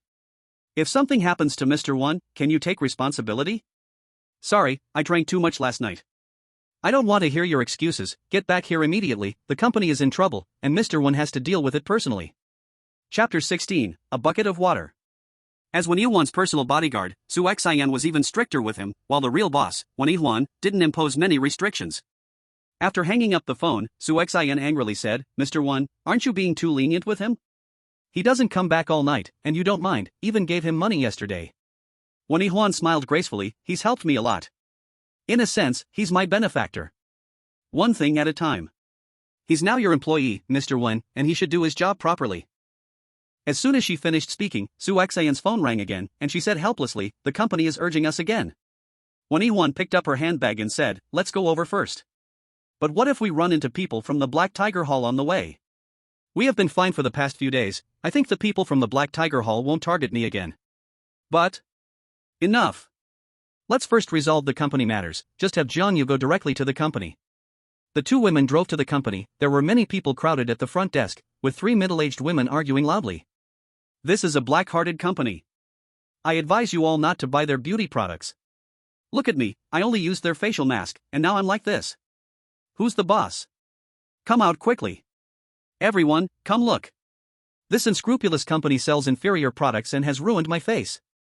The faces of the three middle-aged women were covered with red spots, which looked like an allergic reaction at first glance.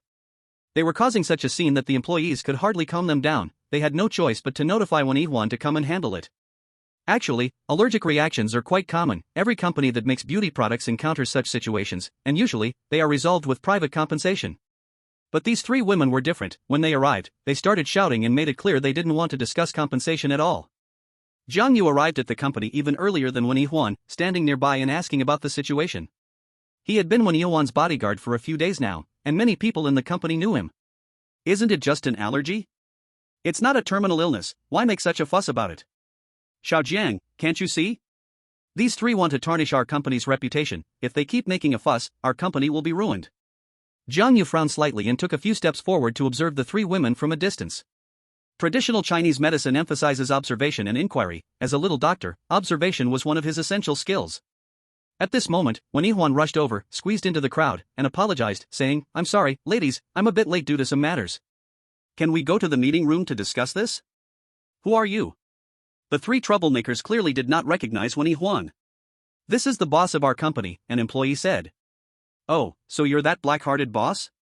One of the women stepped forward and grabbed Wan Yuan's collar, making him quite embarrassed. "I'm telling you, today's matter is not over. You've ruined my face, which I've maintained for decades. You ruined our faces, so today we will ruin your company." Their words were laced with threats. Su Xian hurriedly stepped up to mediate, saying, "Ladies, let's talk this through calmly, no need to resort to violence." "What's wrong with that? What's wrong with that? The three middle-aged women lacked education and could only shout without adding any clever remarks. Everyone, come look. Recognize this black-hearted boss of the company and don't fall for their scams like we did. I have such a beautiful face, and now it has been ruined by them. Even when Juan arrived, they didn't discuss compensation or treatment but just kept shouting, as if they wanted to draw on the entire building's occupants. The building's security had arrived long before, but in the face of such disputes, they could only stand by and watch. Juan struggled for some time before breaking free, politely saying, "Ladies, please calm down. If it is indeed our company's product that caused your allergy, all treatment costs will be covered by us." If? It's already clear that your company's products caused this. You are a black-hearted company that specifically harms innocent citizens like us. Su Xian muttered, "Our company has never scammed anyone." Then tell me, why did my face change to this after using your company's products? Not everyone's body is the same, it might just be that you happen to be allergic to certain ingredients in the product. What do you mean? Is it our fault? Let everyone judge. What kind of talk is that? Su Xian's face darkened. Please do not twist my words, okay? I never said it was your fault. Juan said again, "Ladies, please follow me. I will definitely give you a satisfactory explanation. Explanation my foot. With a company so black-hearted, it should close down as soon as possible." The attitude of the three middle-aged women was extremely tough, seemingly entirely uninterested in reconciliation, which gave Juan a headache. Seeing this, Jiang Yu revealed a meaningful smile and turned to leave. Su Xian caught a glimpse of him. "Hey, you." She called out, but Jiang Yu seemed not to hear. Su Xian gnashed her teeth in displeasure, thinking that in such a situation, he actually slipped away. What if President Wen got hurt by those three crazy women? The three women had no intention of reconciling, stirring up a fuss. Juan was truly at a loss, as many onlookers were old customers of her company, and this uproar would certainly lead customers to doubt the company's products. Call the police. Juan truly had no other choice but to do so. Since the three of you are unwilling to reconcile, let's call the police. Let the judicial authorities determine if you are allergic to our company's products. If you are, we will take full responsibility. If not, I'm sorry, but today's actions by you three have had a huge negative impact on my company. I will definitely pursue it to the end. Her tone became firm, and the three women showed some signs of panic. You, what's with your attitude?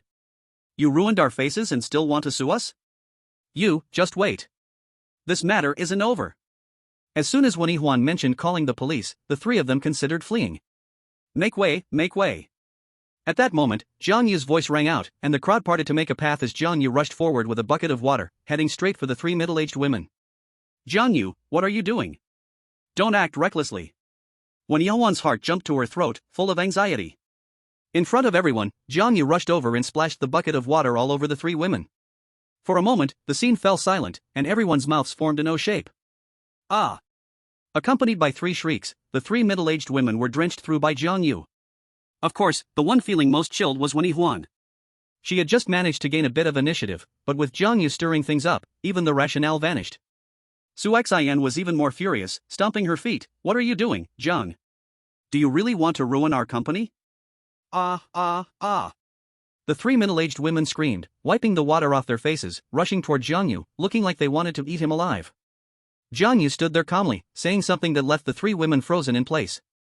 You messed up your makeup and still have the mood to challenge me? With that one bucket of water, plus the frantic rubbing by the three women, all their makeup was gone. Even the red spots on their faces were smudged away. All eyes focused on them as Jiang Yu spoke again. The situation is clear. They never had an allergy, the red spots on their faces. I'll talk to you more when I get back, this isn't over yet. They are definitely being manipulated by someone. I'll help you track down the real culprit. He chased after them, three women climbed into a van and drove away, the security guard was unable to stop them. Seeing that someone was backing them up, Jiang Yu was even more certain of his guess, so he hailed a taxi to follow. After about 10 minutes, the van arrived at the entrance of the Qingyuan Club. Qingyuan Club, isn't this the territory of the Black Tiger Hall? Does Jin Hu dare to oppose me? With this question in mind, Jiang Yu walked into the elevator and went straight to the top floor. As soon as he exited the elevator, he heard Jin Hu's furious scolding, "Useless. You can't even handle this little matter, and you still have the nerve to ask me for money? Get out of my sight." "Brother Hu, we didn't expect someone to splash a bucket of water on us directly. The corridor was empty today," and Jiang Yu stepped forward. Jin Hu, have you forgotten what happened to Wang Qi just a few days ago?" His voice suddenly rang out, startling Jin Hu. As soon as the three women saw Jiang Yu, they immediately became furious. Brother Hu, it was this little bastard who splashed us. Jiang Yu frowned. At least you're from the city, what's your language? Bah! You little bastard, how dare you follow us here? Let Brother Hu deal with you. Oh, Brother Hu, how are you planning to deal with me? Jiang Yu casually sat down as if he had entered his own backyard, watching Jin Hu with interest. Even though Jin Hu knew Jiang Yu was skilled, there were many people in the Black Tiger Hall. He quickly regained his composure and said coldly, "You didn't walk the path to heaven, yet you barge into hell. Close the door, gather your weapons."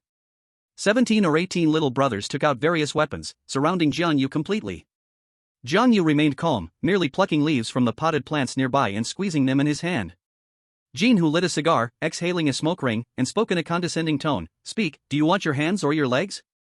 Jiang Yu shook his head disdainfully. "How do you compare to Wang Qi?" "What?" His seemingly random question left Jin Hu confused. "Have you seen Wang Qi?" "Not only have I seen him, but I also crippled his hands." "Ha ha ha." A burst of mocking laughter erupted, and one little brother waved his club derisively. "Are country bumpkins really so full of themselves now? Bumpkin, do you know what people in the Jianghu call our brother Qi? Iron Fist Wang Qi, and you think you crippled his hands?" Jiang Yu shook his head. It seemed Wang Qi hadn't conveyed his words to Jin Hu. No wonder Jin Hu was still so arrogant when he saw him. But it didn't matter. He came today to help Wan Yihuan deal with the aftermath, and since Jin Hu was the real culprit behind the scenes, it didn't matter whether Wang Qi had given Jin Hu a warning or not. Today it was necessary for Jin Hu to deeply realize what it meant that there were mountains beyond mountains and brothels beyond brothels. Jin Hu seemed too impatient to talk to him, waving his hand to signal his little brothers to act, while he slowly took out his phone to prepare to call Wang Qi for double assurance. Of course, he also knew Wang Qi would most likely not answer his call, as Wang Qi's phone had been switched off for several days. The little brothers could no longer hold back and rushed forward. At that moment, the leaves in Jiang Yu's hand flew out in all directions, like flowers scattered by a celestial maiden, making people exclaim in surprise. They were just ordinary leaves, but in his hands, they became deadly weapons. Clang! Clang! Clang! After a series of soft slicing sounds, a chorus of metallic clatter followed. The weapons in the hands of 10 or so little brothers all dropped to the ground, each wrist marked with a trace of blood. The last leaf in Jiang Yu's hand flew towards Jin Hu. Jin Hu had already been stunned by Jiang Yu's leaf attack, and the last leaf headed straight for his face, cutting the cigar he had been smoking. The cut was smooth. Jin Hu's legs started shaking uncontrollably. As the leader of Black Tiger Hall, he had seen many things. But Jiang Yu's leaf strike completely broke his understanding of the world. It was mysterious and beyond imagination. A long silence followed. Even the underlings of Black Tiger Hall were stunned on the spot. Though their wrists hurt badly, not one of them dared to make a sound. They looked like they had seen a ghost. This was something only seen on TV, yet it had happened to them. A master like this, who would dare get close to him? They finally realized Jiang Yu hadn't been bragging. The top fighter they had been unable to reach might really have been defeated by this young, peerless master. The three women watching nearby were even more terrified, and secretly thankful that Jiang Yu hadn't used such methods on them. Just thinking about it was enough to make their hearts tremble. Jiang Yu slowly picked another leaf and said to Jin Hu, "Say it. Do you want your hand or your leg?" Only then did Jin Hu snap out of his fear. Cold sweat had already soaked his back. "Brother, I didn't recognize a mountain before my eyes. I was blind. Please forgive me. Don't hold this against me." Jin Hu wasn't as proud as Wang Qi. He begged for mercy right away. Jiang Yu gave a sneer. So much for being a leader. What a disgrace. New Chapter 18, Severed Finger. The whole Black Tiger Hall fell silent. Everyone was shrouded in immense fear. These people had been in many fights, but never had they been this scared before. The leaves in Jiang Yu's hand flew like a goddess scattering flowers, cutting their wrists in an instant. It was hard to imagine if the angle had shifted slightly. What would it be like if the leaves had slit their throats? Jiang Yu clearly had the ability to do that. So everyone stood frozen, not daring to move. Because they didn't know when Jiang Yu would throw another leaf, or if he would spare them next time. Even the leader Jin Hu was trembling, bowing low, and begging for mercy. Jin Hu's situation was different from Wang Qi's. With so many people watching, if Jiang Yu crippled him, the news would spread through Tianyun City in no time. At that point, even if Jiang Yu didn't kill him, his enemies would hunt him down and leave him dead in the street. Jin Hu didn't want to end up like that. So he dropped all pride and begged for forgiveness right away. He was one step away from kneeling down and kowtowing to Jiang Yu. Jiang Yu never planned to kill anyone. He picked another leaf. Jin Hu's whole body shook violently, afraid the leaf would fall on some part of him. Letting you go isn't impossible, John Yu said, but you provoke me again and again. You think just saying sorry is enough? John Yu's face turned cold, his gaze sharp like a god of death. Jin Hu looked at his underlings, then asked, can they leave first? Of course. Jiang Yu shrugged. Those guys were just small-time followers following orders. All of you, get out. Wait for me outside. No matter what you hear, don't come back in. The underlings had long wanted to run. The pressure from Jiang Yu was too much. They rushed out. In less than 10 seconds, the room was empty. Jin Hu picked up a knife from the floor, like he had made a huge decision. Brother, I live in this world by the rules. I messed with you. I admit it. As soon as he finished speaking, Jin Hu placed his left hand on the table. With his right hand, he raised the knife and chopped off his pinky without hesitation. Blood sprayed instantly. Jin Hu clenched his teeth, veins bulging, trying hard not to cry out. Jin Hu might not have had the pride of Wang Qi, but at least he was ruthless. He chopped off his finger without making a sound. This was his answer to Jiang Yu. I know, even if the whole Black Tiger Hall joined in, we couldn't beat you.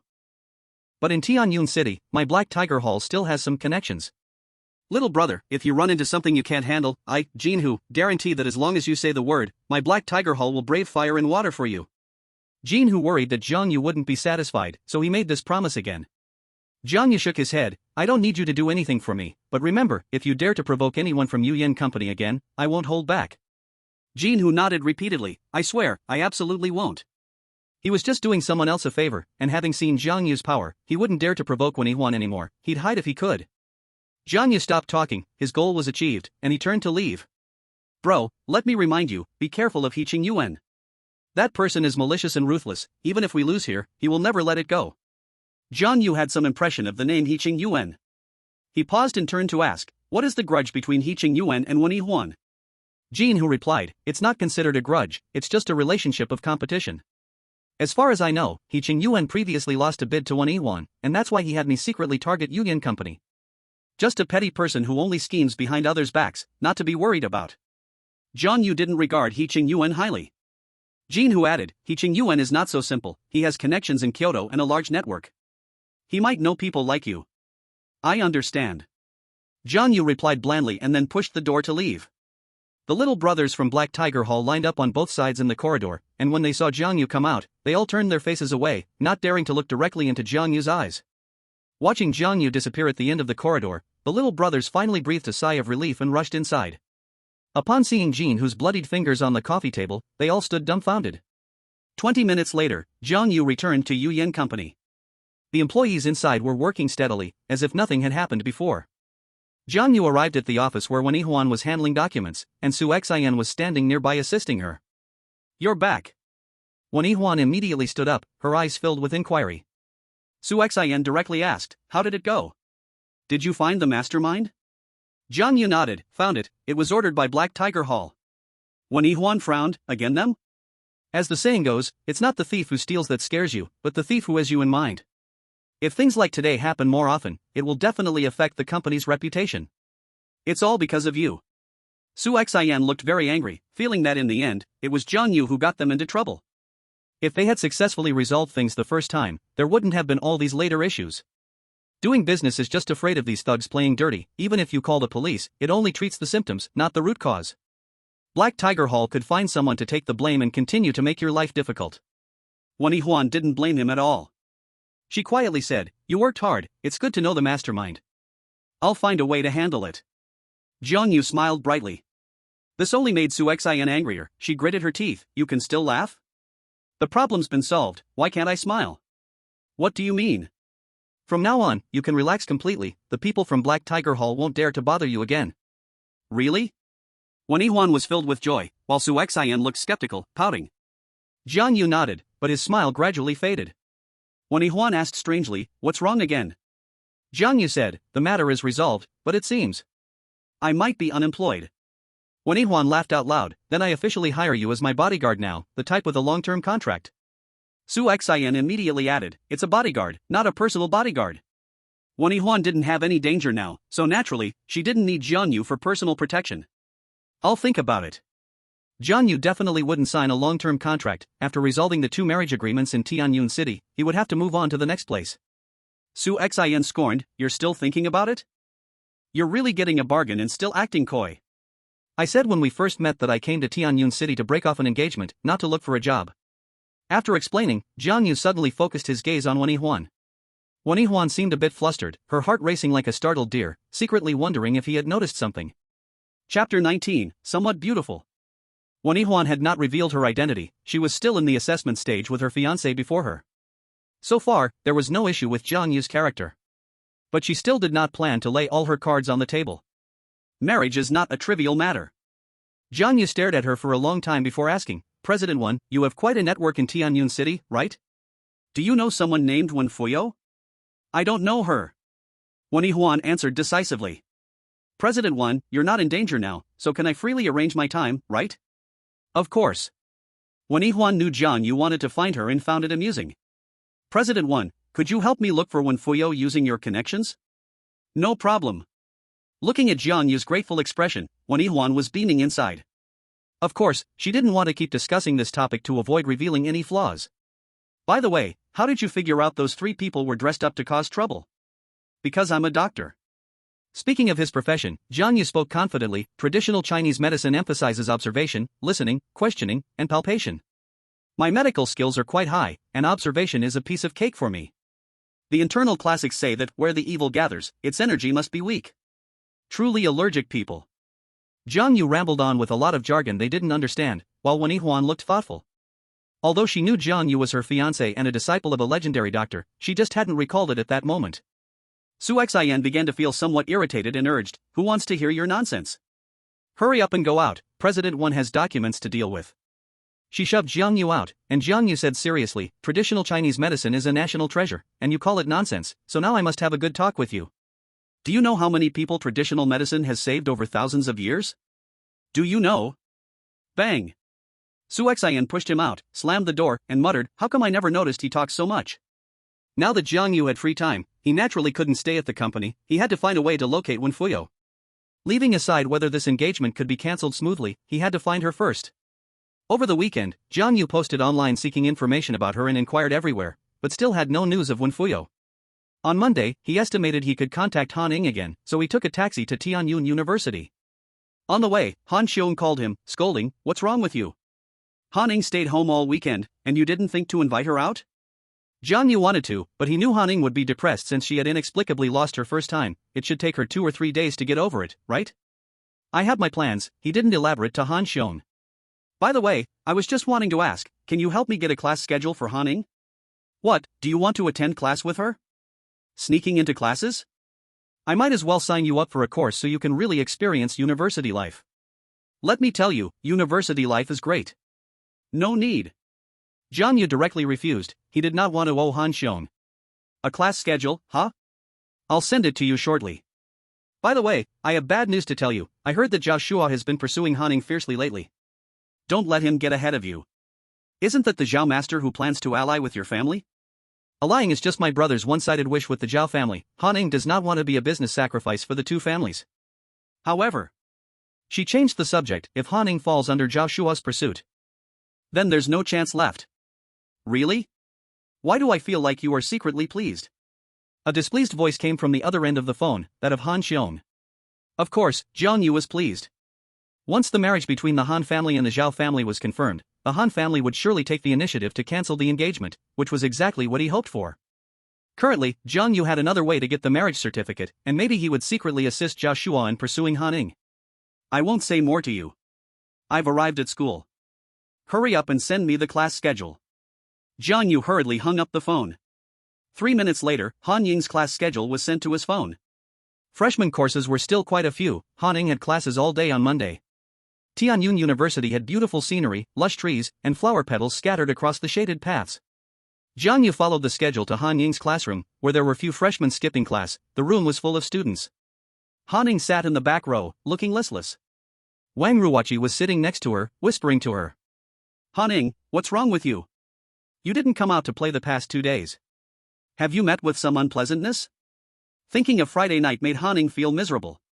It wasn't just unpleasant, it was truly distressing. Wang Ruoqi continued, is it because of that country bumpkin Jiang Yu? Don't worry, I will definitely help you get rid of him.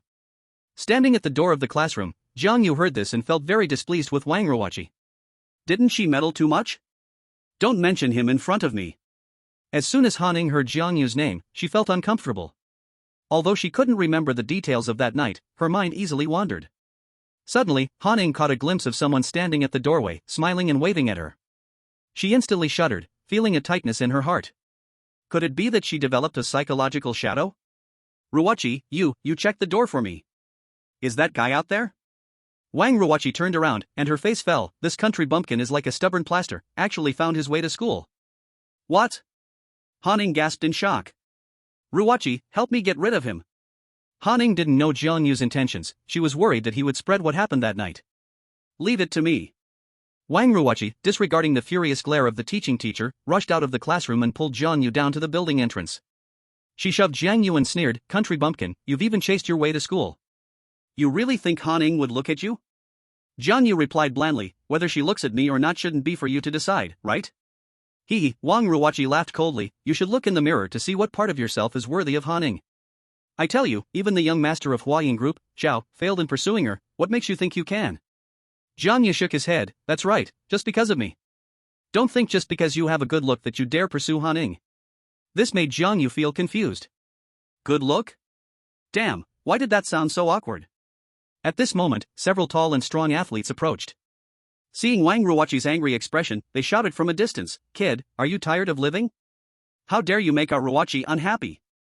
Using good look could indeed describe Wang Ruoqi, so she had several admirers, one of whom was the second-year student from the sports academy, Li Zhao.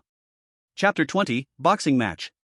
Li Zhao was 1 meter 85 tall, taller than Jiang Yu by a head. He held a basketball tightly in his hand, tough and few words. Upon meeting, he directly threw the basketball towards Jiang Yu. This throw had quite some power, if it were someone with a slightly weaker physique, they could be knocked down.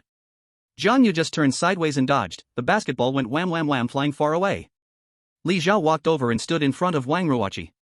Wang Ruoqi's expression was indifferent, clearly not interested in this admirer. But since a free thug had appeared, Wang Ruoqi still decided to use him. Li Zhao, you're just in time. Help me throw this kid out of the school. Glad to serve. Li Zhao certainly wouldn't miss this chance to show off. After replying, he turned to Jiang Yu with a cold face and said, kid, if you don't want a punch in the face, just scram. This school is your family's? You want me to leave, I leave? What? Li Zhao was a bit shocked, clearly not expecting Jiang Yu to respond like that. He looked at his classmates and coldly laughed, you asked for it, huh? Then I'll become. Bang! Before he could finish become, Jiang Yu's fist had already landed on his nose, 2 streams of bright red blood flowed down from his nostrils.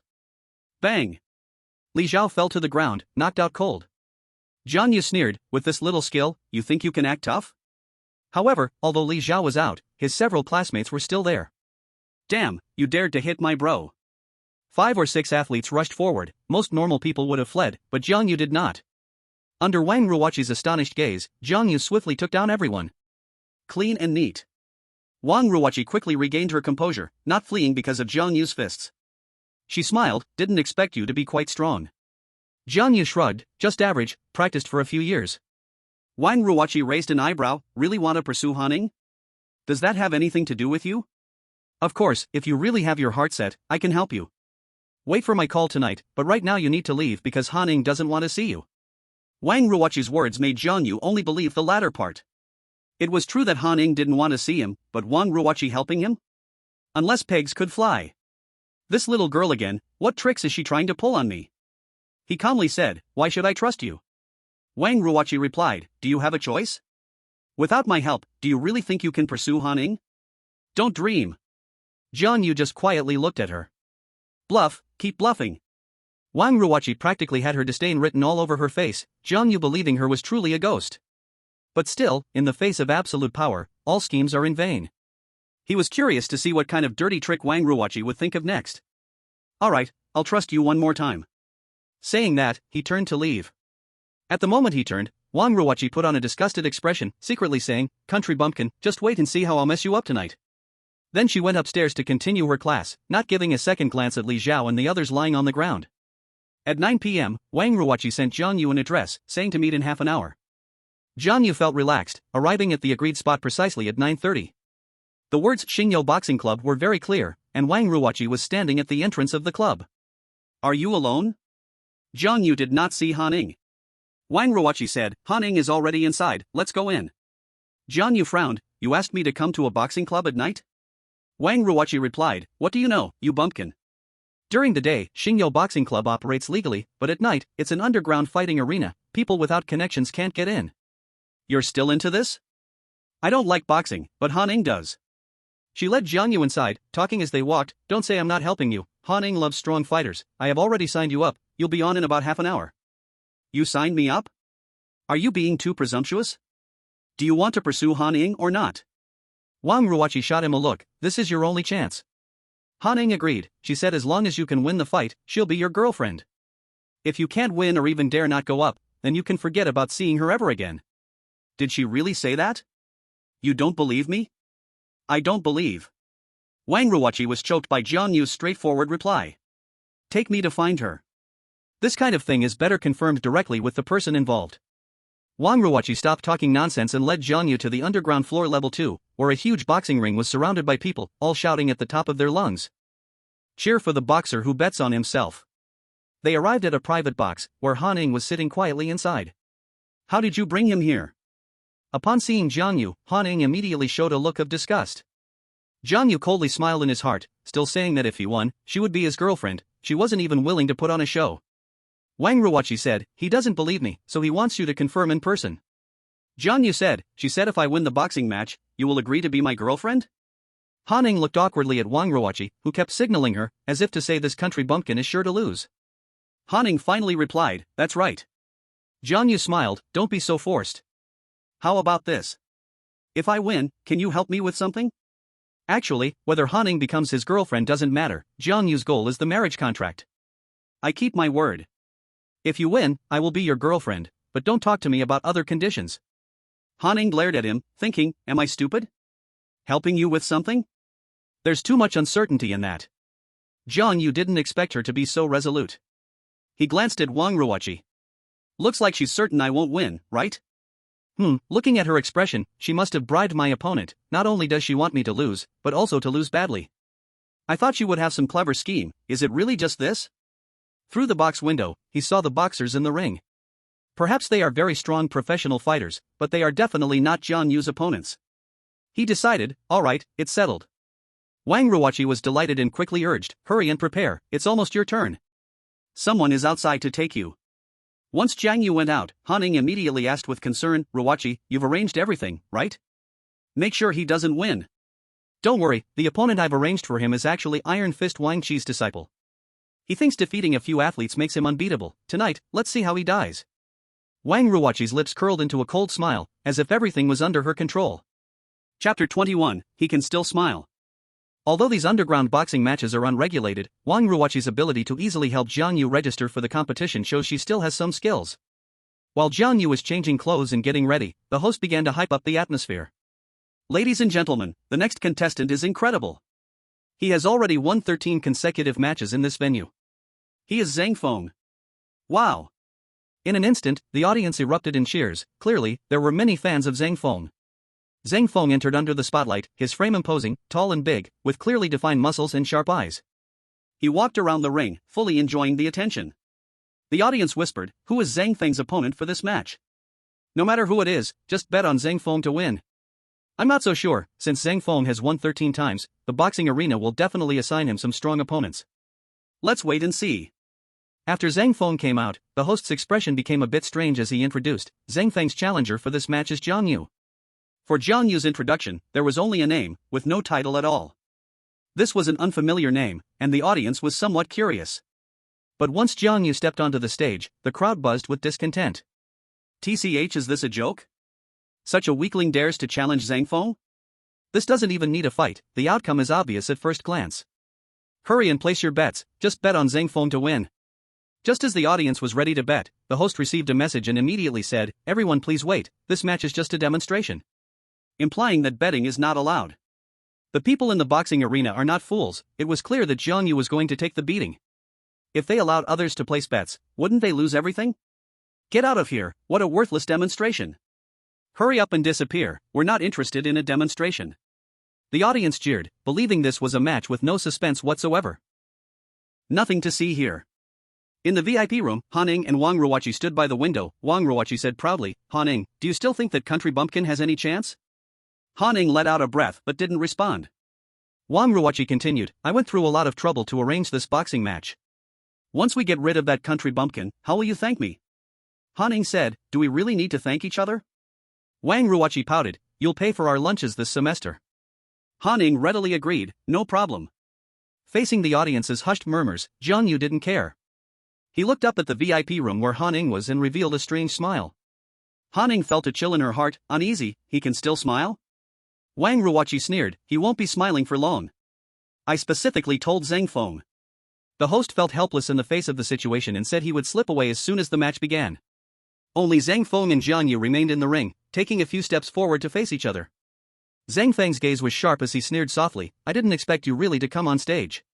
When Wang Ruoqi asked him to fight this match, he could hardly believe his ears.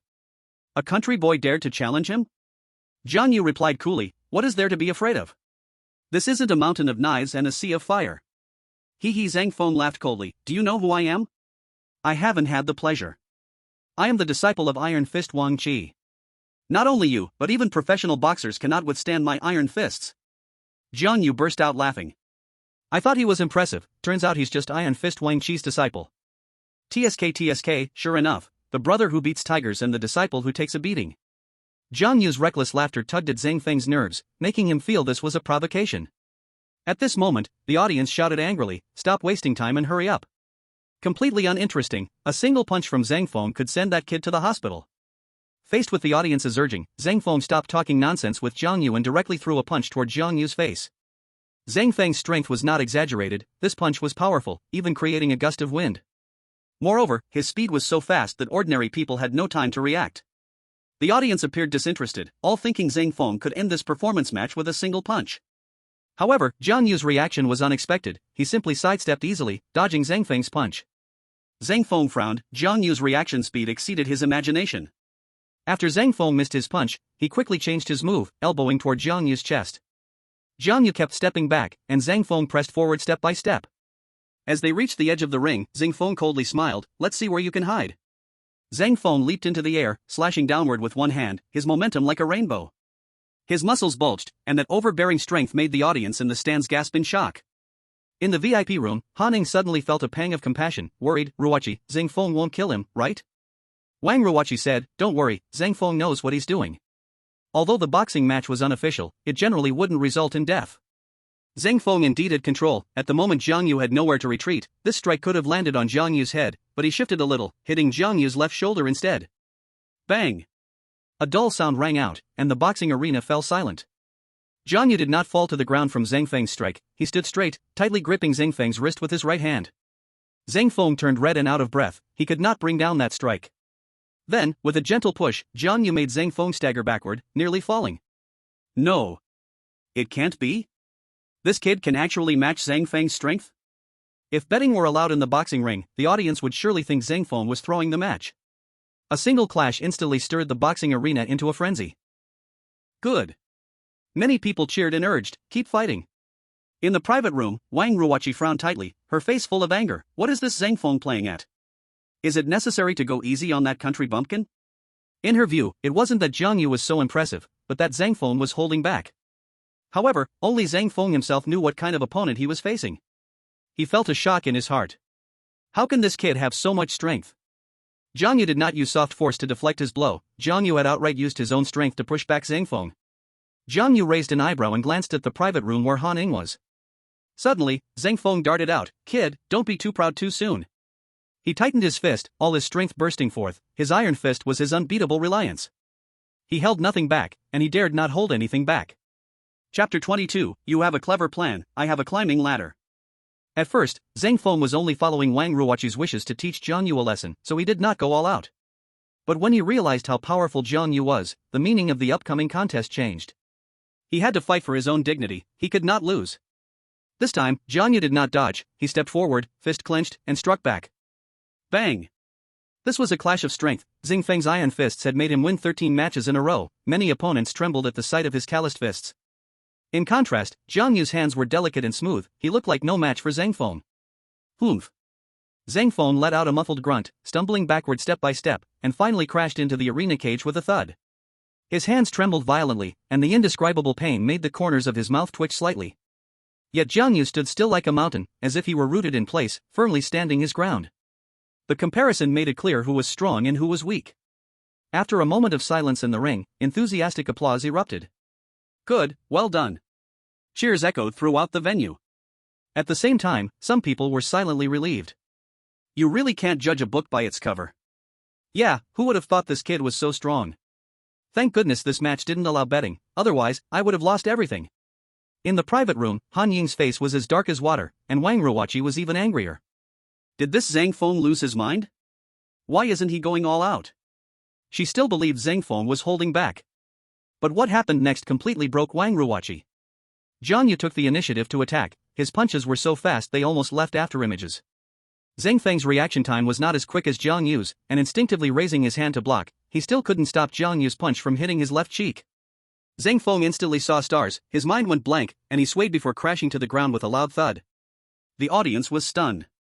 No one expected such a result. Zhang Feng had lost too quickly, right? Many were shouting, Zhang Feng, get up. They had not yet had their fill of the fight. In the private room, Wang Ruoqi was stomping her feet in frustration. Damn Zhang Feng, get up. Han Ying's face was as pale as ashes, slumped on the sofa. Zhang Feng did want to stand up, but Jiang Yu did not give him the chance and directly came over to land another punch. Zhang Feng could only protect his face with his hands, and Jiang Yu's fist hit solidly against his arm, making him feel like his bones were about to break. Before the match began, he thought this was not going to be an even match, and the reality turned out just as he expected. Only, he did not realize he would be the one getting beaten up. With his rich boxing experience, Zhang Feng realized that if this continued, his hands would be ruined. He could only admit defeat. I surrender, I surrender. The moment Zhang Feng said the words I surrender, Han Ying felt like she had fallen into a bottomless hell. What did this mean? It meant she had to be the girlfriend who took away her first kiss. Wang Ruoqi looked at Han Ying. After a long moment, she finally managed to say, I'm sorry, I didn't expect.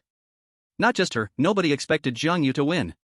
The boxing arena owner was regretting it to the core. Had he known it would end like this, he would have let people bet wildly, and this match could have made him a fortune. After Jiang Yu won the match, he immediately went to the private box. The atmosphere in the box was almost at freezing point. He smiled brightly and said to Wang Ruoqi, thank you so much for giving me this opportunity, otherwise, how could I so easily pursue Han Ying? This sentence almost made Wang Ruoqi spit blood in anger. Was this her intention? Absolutely not. Her goal was to have Zhang Feng teach Jiang Yu a lesson. Who would have thought it would push Han Ying into the fire pit? Wang Ruoqi's eyes were filled with venom. She was furious but had nothing to say. Jiang Yu looked at Han Ying and said leisurely, you guys wouldn't go back on your word, would you? Wang Ruoqi replied, a man's word is as good as gold. Han Ying immediately glared at her, thinking, which side are you on? But we are women, so we cannot be bound by our words. Wang Ruoqi quickly changed her stance, putting on a face that said she wouldn't take responsibility, and what could you do about it? I'm willing to bet and accept defeat.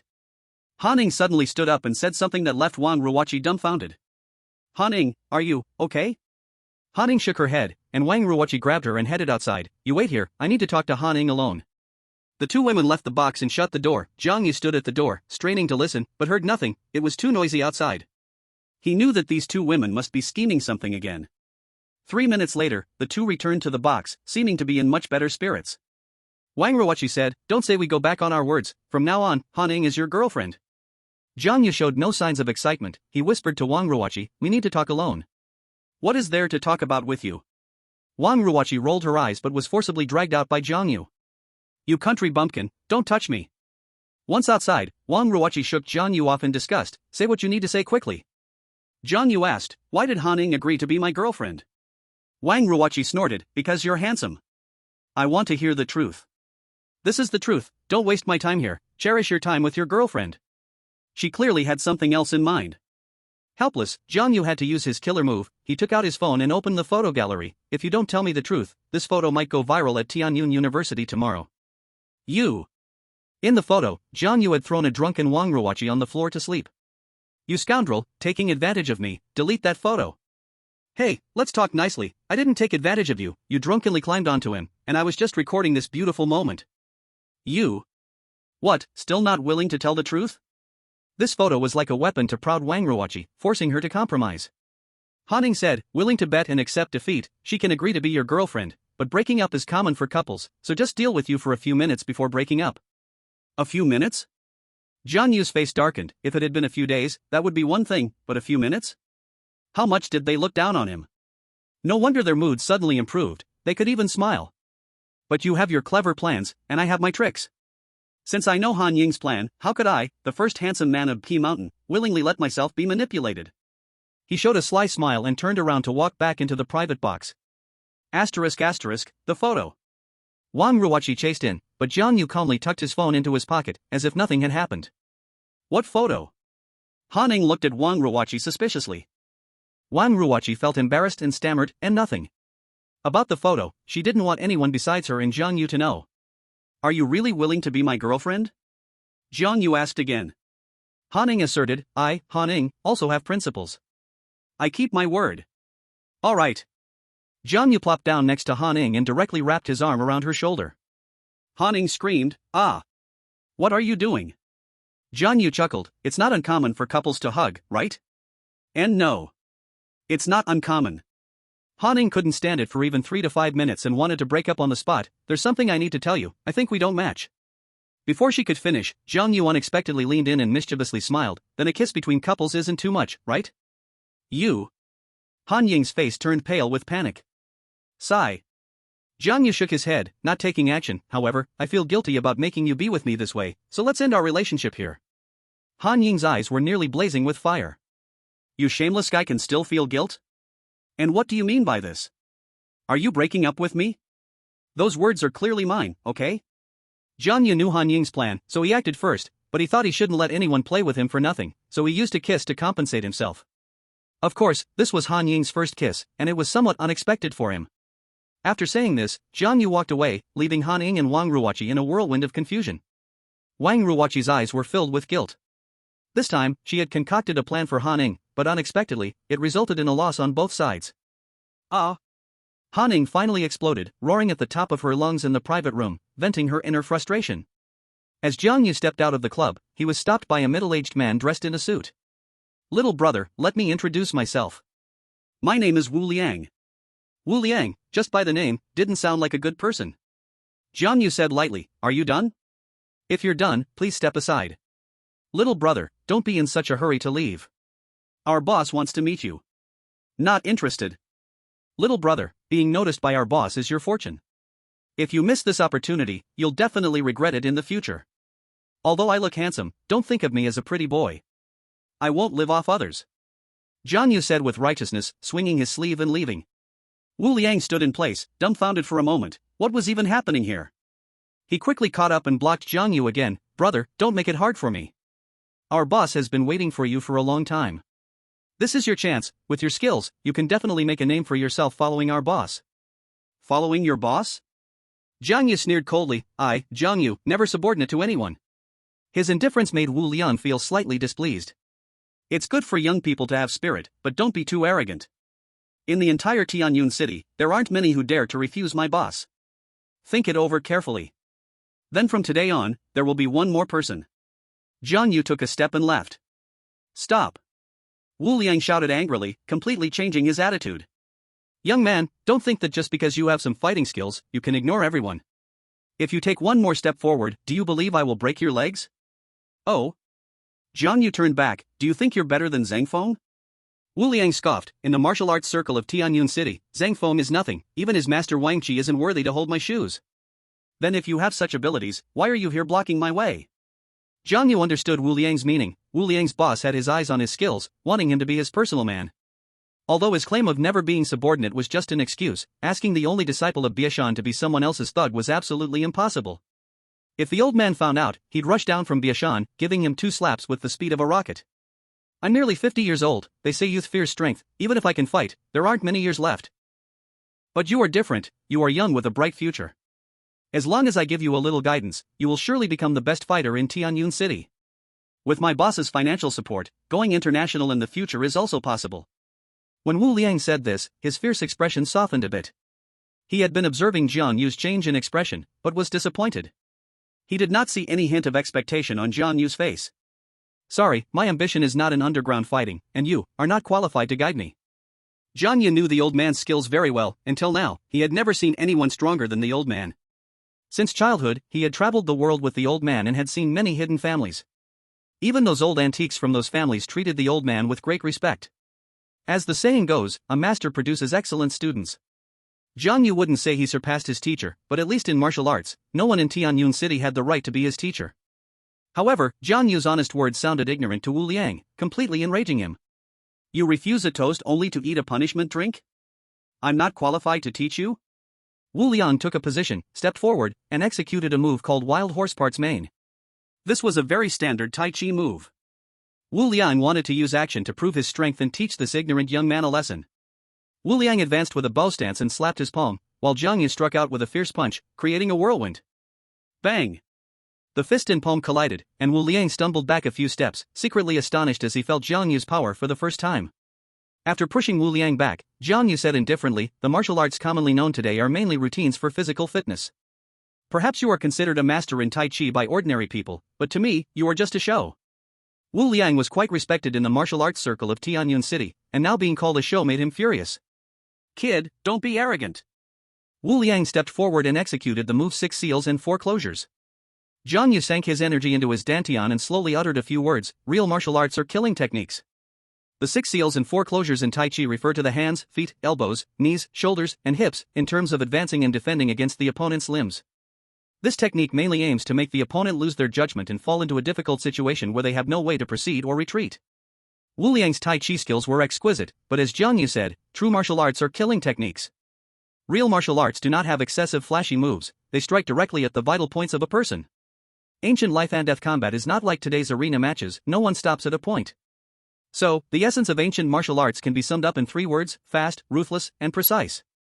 One strike to defeat the enemy, using not an ounce more strength. Jiang Yu moved quickly, with his right hand's index and middle fingers aimed straight for Wu Liang's eyes. Wu Liang was stunned. The speed of Jiang Yu's attack was beyond his imagination, and he could only hurriedly defend himself. He blocked the top but neglected the bottom. Jiang Yu raised his foot and kicked, instantly turning Wu Liang into a disciple of the Protect the Groin sect. His face contorted, and he turned beet red. "You." He gritted his teeth and forced out a sentence through clenched teeth. "Young man, you lack martial ethics." He never expected Jiang Yu would use such a despicable method. "I told you, real martial arts are killing techniques." Leaving these words, Jiang Yu strode away. He was not wrong. If this were a life and death fight, his groin kick would definitely be the most effective means. At the very least, it would incapacitate the opponent, not to mention taking their life. But this was not a life and death situation, so he did not use lethal force. Wu Liang felt pain, but it was not enough to ruin him. Wu Liang temporarily lost his ability to move, watching helplessly as Jiang Yu disappeared into the night. In the dim night, while Jiang Yu was contemplating where to go next, a phone call from Han Xiong invited him to a hotel. Compared to the first time, Han Xiong was much more cautious this time. She wore a mask and sunglasses, almost covering her entire face. After all, the Han family had some reputation in Tianyun City, and Han Xiong was also quite famous. If paparazzi caught her entering and leaving a hotel, it would surely become big news. The first time she had no choice due to menstrual pain and had no way to hide it. Jiang Yu didn't want to come, but he was held back by the Han family's marriage certificate. If he refused Han Xiong, she would definitely make things difficult for him, and getting the marriage certificate would be pushed back indefinitely. Seeing Han Xiong fully armed, Jiang Yu was quite surprised. "What happened to you? Is someone chasing you?" Han Xiong, still wearing her sunglasses and mask, looked around at the door before pulling Jiang Yu inside, carefully closing the door. She took off her mask and sunglasses, revealing a faint smile on her face. I have to say, although Han Xiong was already in her 30s, she took excellent care of herself. She still had charm, sometimes more attractive than those young girls. "No one is chasing me, I just don't want those paparazzi to catch me entering and leaving a hotel with someone," she said. "Then why did you invite me to the hotel? Where else could we go? To my house? Forget it, my big brother dislikes you." "All right then." Jiang Yu took out the silver needles he had prepared and began to treat Han Xiong. "By the way, how have you been getting along with Ing Er?" The treatment process was a bit awkward, so Han Xiong brought up a topic. As soon as Han Ing was mentioned, Jiang Yu felt quite helpless. "Not well, she seems uninterested in handsome guys." "You really are so conceited." Han Xiong rolled her eyes. "Our Ing Er is a treasure of the Han family. She has seen all kinds of young masters, many of whom are more handsome than you in Tianyun City. But don't feel discouraged, this is just the beginning. I'll help you." "Why do you want to help me?" This was Jiang Yu's long-standing question. The person involved, Han Ning, disagreed and even her father disapproved. Why was she, as an aunt, so persistent? Could it be that you have discovered some unique charm about me that I don't even know? But I don't seem to have anything special besides being handsome. Chapter 25, It seems like I've gotten into trouble. Han Xiong looked at Jiang Yu with her clear, wave-like eyes. Because my big brother doesn't want Ning heir to marry you. Is that it? What, do you think that reason is not enough? Jiang Yu's face turned dark. He took the silver needles and then used a special technique to massage Han Xiong, the indescribable comfort making Han Xiong unable to help but let out soft moans. But instead of getting lost in Han Xiong's soft moans, Jiang Yu became angrier. You're helping me just because your big brother doesn't want to? So I'm just a tool for you to counter your big brother? He felt gloomy, and the pressure of his hands became heavier. Ouch! Han Xiong exclaimed, why are you being so rough? Does it hurt? It's supposed to hurt, you need to feel pain for it to be effective. He didn't ease up. Han Xiong endured the pain, frowning, really? But it wasn't this painful the first time, ouch. Are you questioning my medical skills?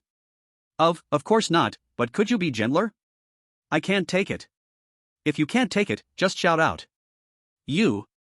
Han Xiong didn't want Jiang Yu to laugh at her and gritted her teeth to hold back. After half an hour of massage, Han Xiong was already sweating. Seeing this, Jiang Yu felt a bit guilty and quickly made an excuse.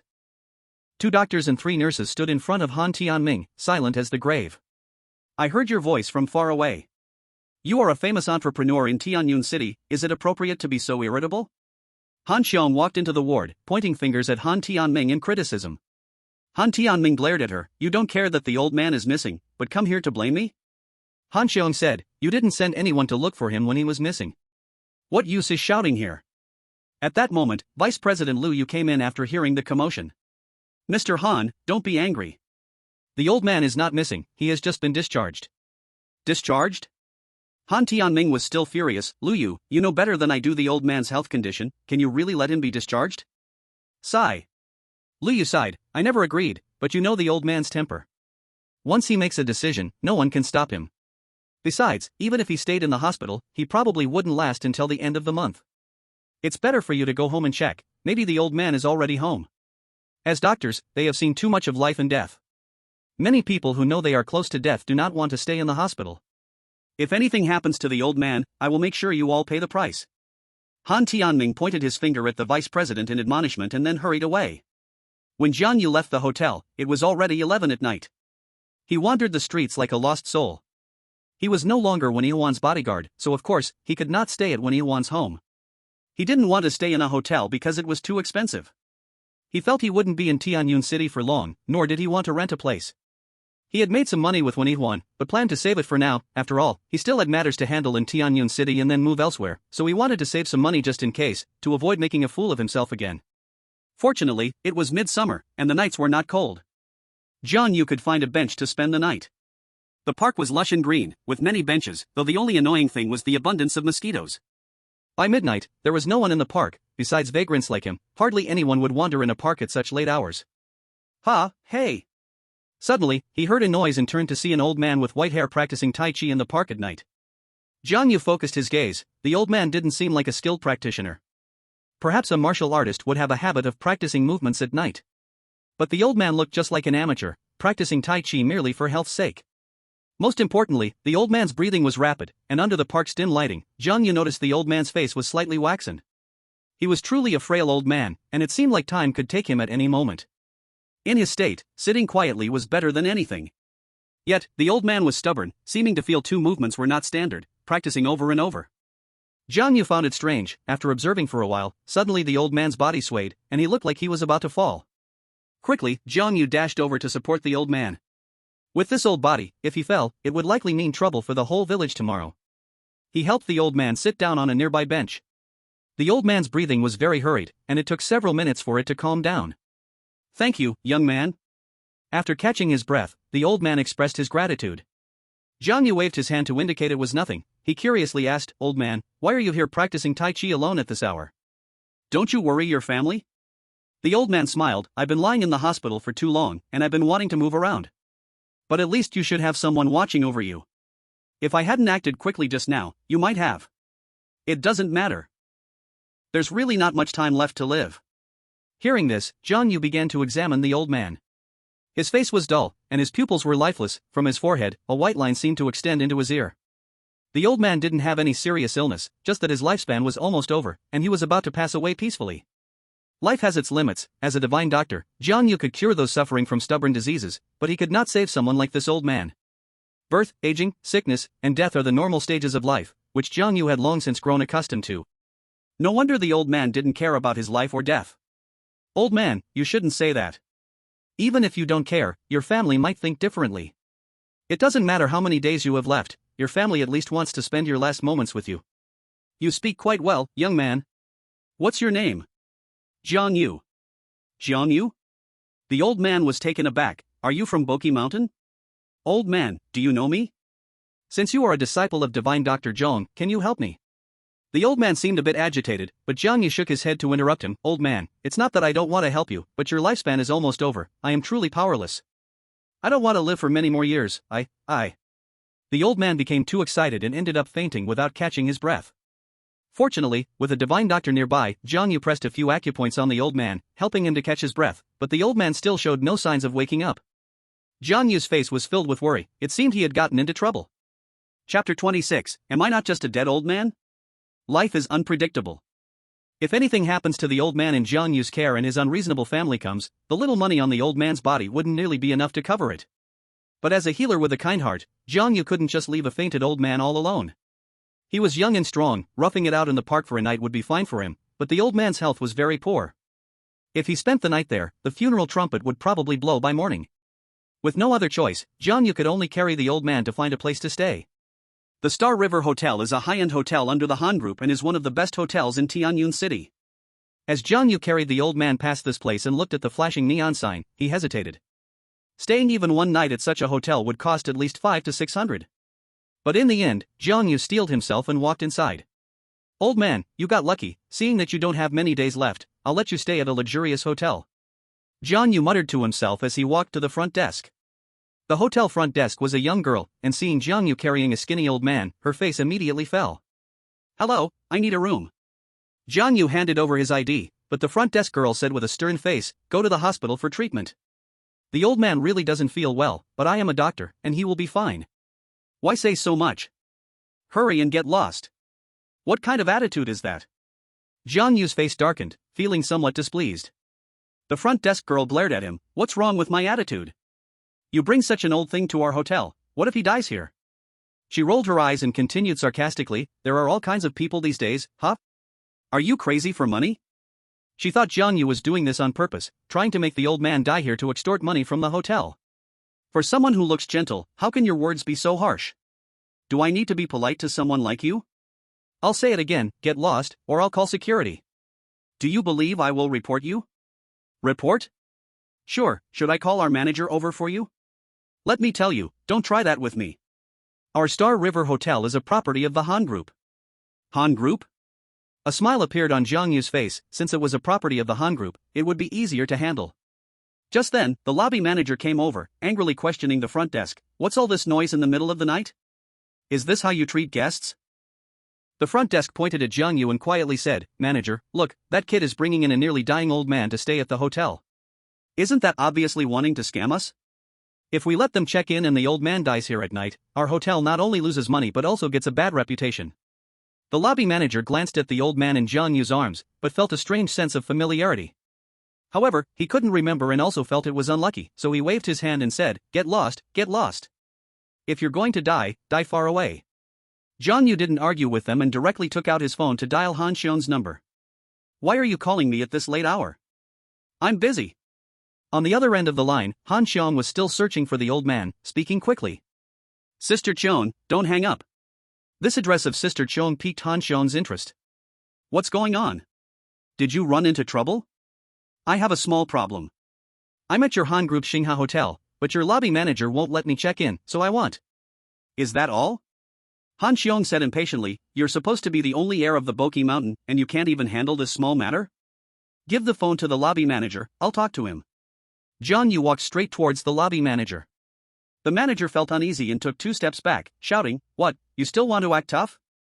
Stand there. Jiang Yu handed over the phone, take the call. His confident demeanor left the lobby manager a bit confused, and he involuntarily reached out to take the phone. Who is it? It's me, Han Xiong. I heard you won't let him check in. The lobby manager was stunned for a few seconds, then looked at the contact note on the call, which read Sister Cheong. Jiang Yu said calmly, so, can you arrange my check-in now? The lobby manager regained his senses and suddenly sneered coldly, huh, do you think I'm 3 years old? Just because you make a call doesn't mean you're General Han? He put the phone to his ear and sarcastically said, stop pretending to be important here. You're Han Xiong, and I'm still Han Tianming. Now it was Han Xiong's turn to be dumbfounded on the other end of the line. Did you eat bear hearts and leopard guts? How dare you speak to me like that? Han Xiong was furious on the phone. You bastard, who are you talking to? I don't have time to waste with you. The lobby manager threw the phone back at Jiang Yu. You have 10 seconds, disappear now, or don't blame me for being rude. Jiang Yu was taken aback, thinking this lobby manager was too arrogant, even disregarding Han Xiong. He wanted to say a few more words to Han Xiong, but the phone already disconnected with a series of beeping sounds. In less than 10 seconds, the lobby manager's phone rang. He picked it up, looked at it, and his expression changed drastically, instantly becoming respectful. Hello, General Han? Why are you calling me at this late hour? Han Xiong directly called the lobby manager's number. The lobby manager wore a fawning expression. Even though Han Xiong wasn't in front of him, he still acted as if he were bowing and nodding. Han Xiong's furious voice came through the phone. General Han? Am I not just a dead woman? What are you joking about, General Han? Who would dare say you are dead? Just as he was halfway through, the lobby manager revealed a face full of grief. General Han, just now, was it really you? The lobby manager regretted deeply. Who could have imagined that the seemingly poor kid was actually Han Xiong's friend? Slap. In order to save his job, the lobby manager slapped his own face, the sound crisp and loud. General Han, I'm sorry. I really didn't know it was you. I was wrong. I truly know I was wrong. I'm very busy right now. I'll deal with you later. First arrange for my friend to check in. General Han, you don't quite understand the situation.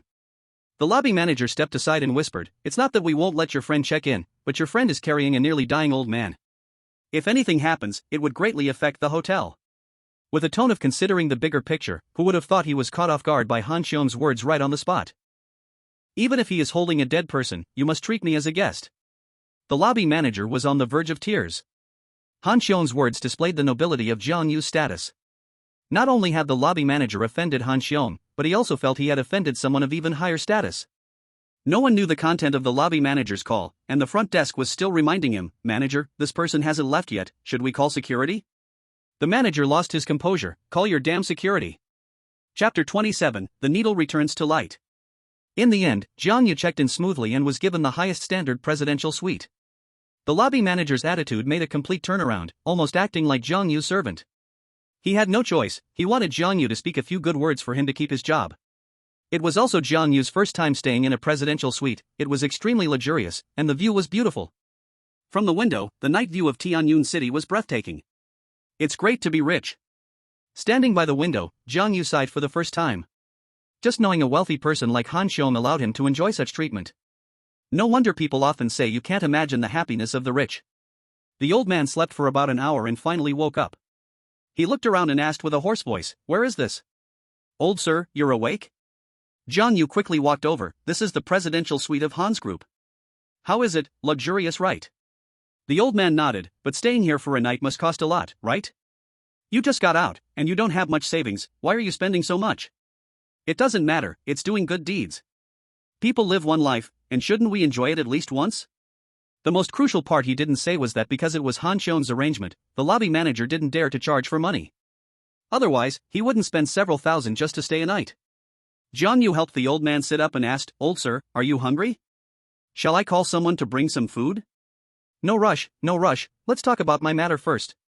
Old sir, it's not that I don't want to help you, but with my current ability, I'm not yet at the level to ask the King of Hell for someone. You are the only disciple of the famous Dr. Zhong. I believe in your medical skills. Believing doesn't help, the key is that I don't believe. I don't wish to live a few more years or months, but at least I want to live until the 3rd day of next month. But with my body, I'm afraid I can't hold on until then. Luckily, I met you. The 3rd day of next month. Jiang Yu pondered while touching his chin. This little time, he could help the old man fight for. Old sir, what is the significance of the 3rd day of next month to you? The 3rd day of next month is my birthday. Jiang Yu was speechless. At such an old age, shouldn't the old man not care about these things? The old man seemed to see through his thoughts and continued, recently, my son told me to take care of my health. On the 3rd day of next month, they will celebrate my birthday and arrange my granddaughter's marriage. I may not see my granddaughter get married, but at least I want to hold on until her engagement day. That's my only wish. Can you help me? I can try. Do you need any precious Chinese herbs? No need, your health won't be helped by anything other than an elixir right now. Then how can you help me? Old sir, please wait a moment. Jiang Yu hurriedly went downstairs, turned 3 streets, and found a pharmacy still open, buying some silver needles. When the silver needles were placed in front of the old man, he asked excitedly, are you going to use the 7-star life extension needle on me? Oh, old sir, you know about the 7-star life extension needle. This is a secret of our Boki Mountain. I was fortunate enough to see Dr. Zhong use it. Jiang Yu's master saved countless lives, and it wasn't surprising for the old man to have seen him, so Jiang Yu didn't think much of it. He said, life extension is an act against nature and shouldn't be used lightly. The needle technique I plan to use on you is called the broken needle returns to light.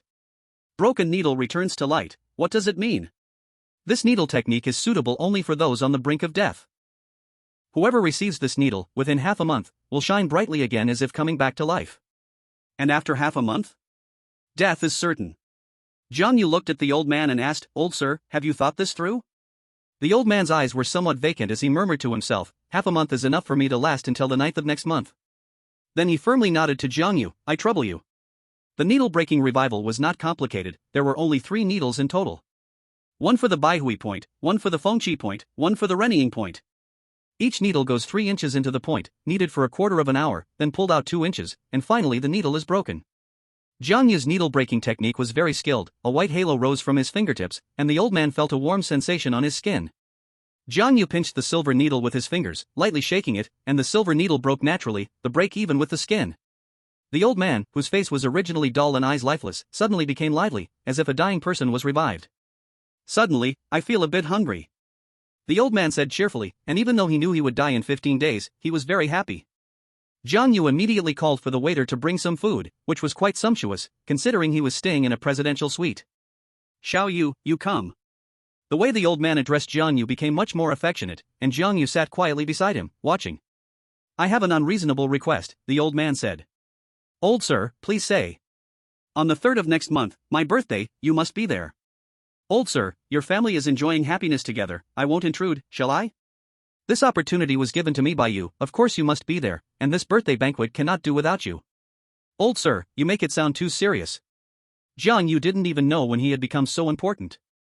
But the old man's warm invitation was hard to refuse, and Jiang Yu eventually agreed. The old man took his phone number, saying he would notify him when the hotel was settled. The two chatted until 3 in the morning, covering all topics, before finally falling asleep. Jiang Yu got up at 9 in the morning and found that the old man had already left. After inquiring, he learned that the old man had left at 6. The old man had only slept 3 hours. He only had half a month left, and after that, he would sleep forever, so he didn't want to waste his remaining time on sleep. Jiang Yu regarded this matter as an episode in life and left the hotel, continuing with his plans for annulment. Perhaps good deeds are rewarded. He helped the old man last night and received good news today. Someone online replied to his post, saying they knew a person named Wen Fuya. Jiang Yu was overjoyed and immediately found the person who replied. The person's name was Yang Wei, in his 20s, working at a construction site. Because he couldn't leave, Jiang Yu personally went to find him. Jiang Yu was fortunate and did not encounter any scammers. Yang Wei was busy with work and took a 10-minute break, so they didn't waste time talking around in circles. When I was in my hometown, there was a neighbor whose daughter was named Wen Fuyao, but their family moved away more than 10 years ago. Do you know where they live now? I don't know, but you can ask in my hometown. It seems like there's still a relative of Wen Fuyao's family there. Can you call to help me contact them? Sorry, after my parents passed away 7 years ago, I left my hometown. I don't have any relatives there, so I don't have contact information for people over there.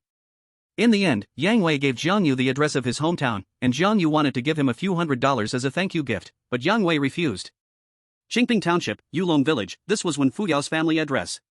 Jiang Yu, eager to annul his engagement, directly set off on the journey. Chapter 28, Memories of the Wen Family. Jiang Yu never expected Wen Fuyao's home would be so far away. After taking a bus for 40 minutes from the city, he arrived at Jiufeng Mountain, then began to climb the mountain paths. The mountain road was treacherous, and even Jiang Yu, who was used to the mountains, felt exhausted.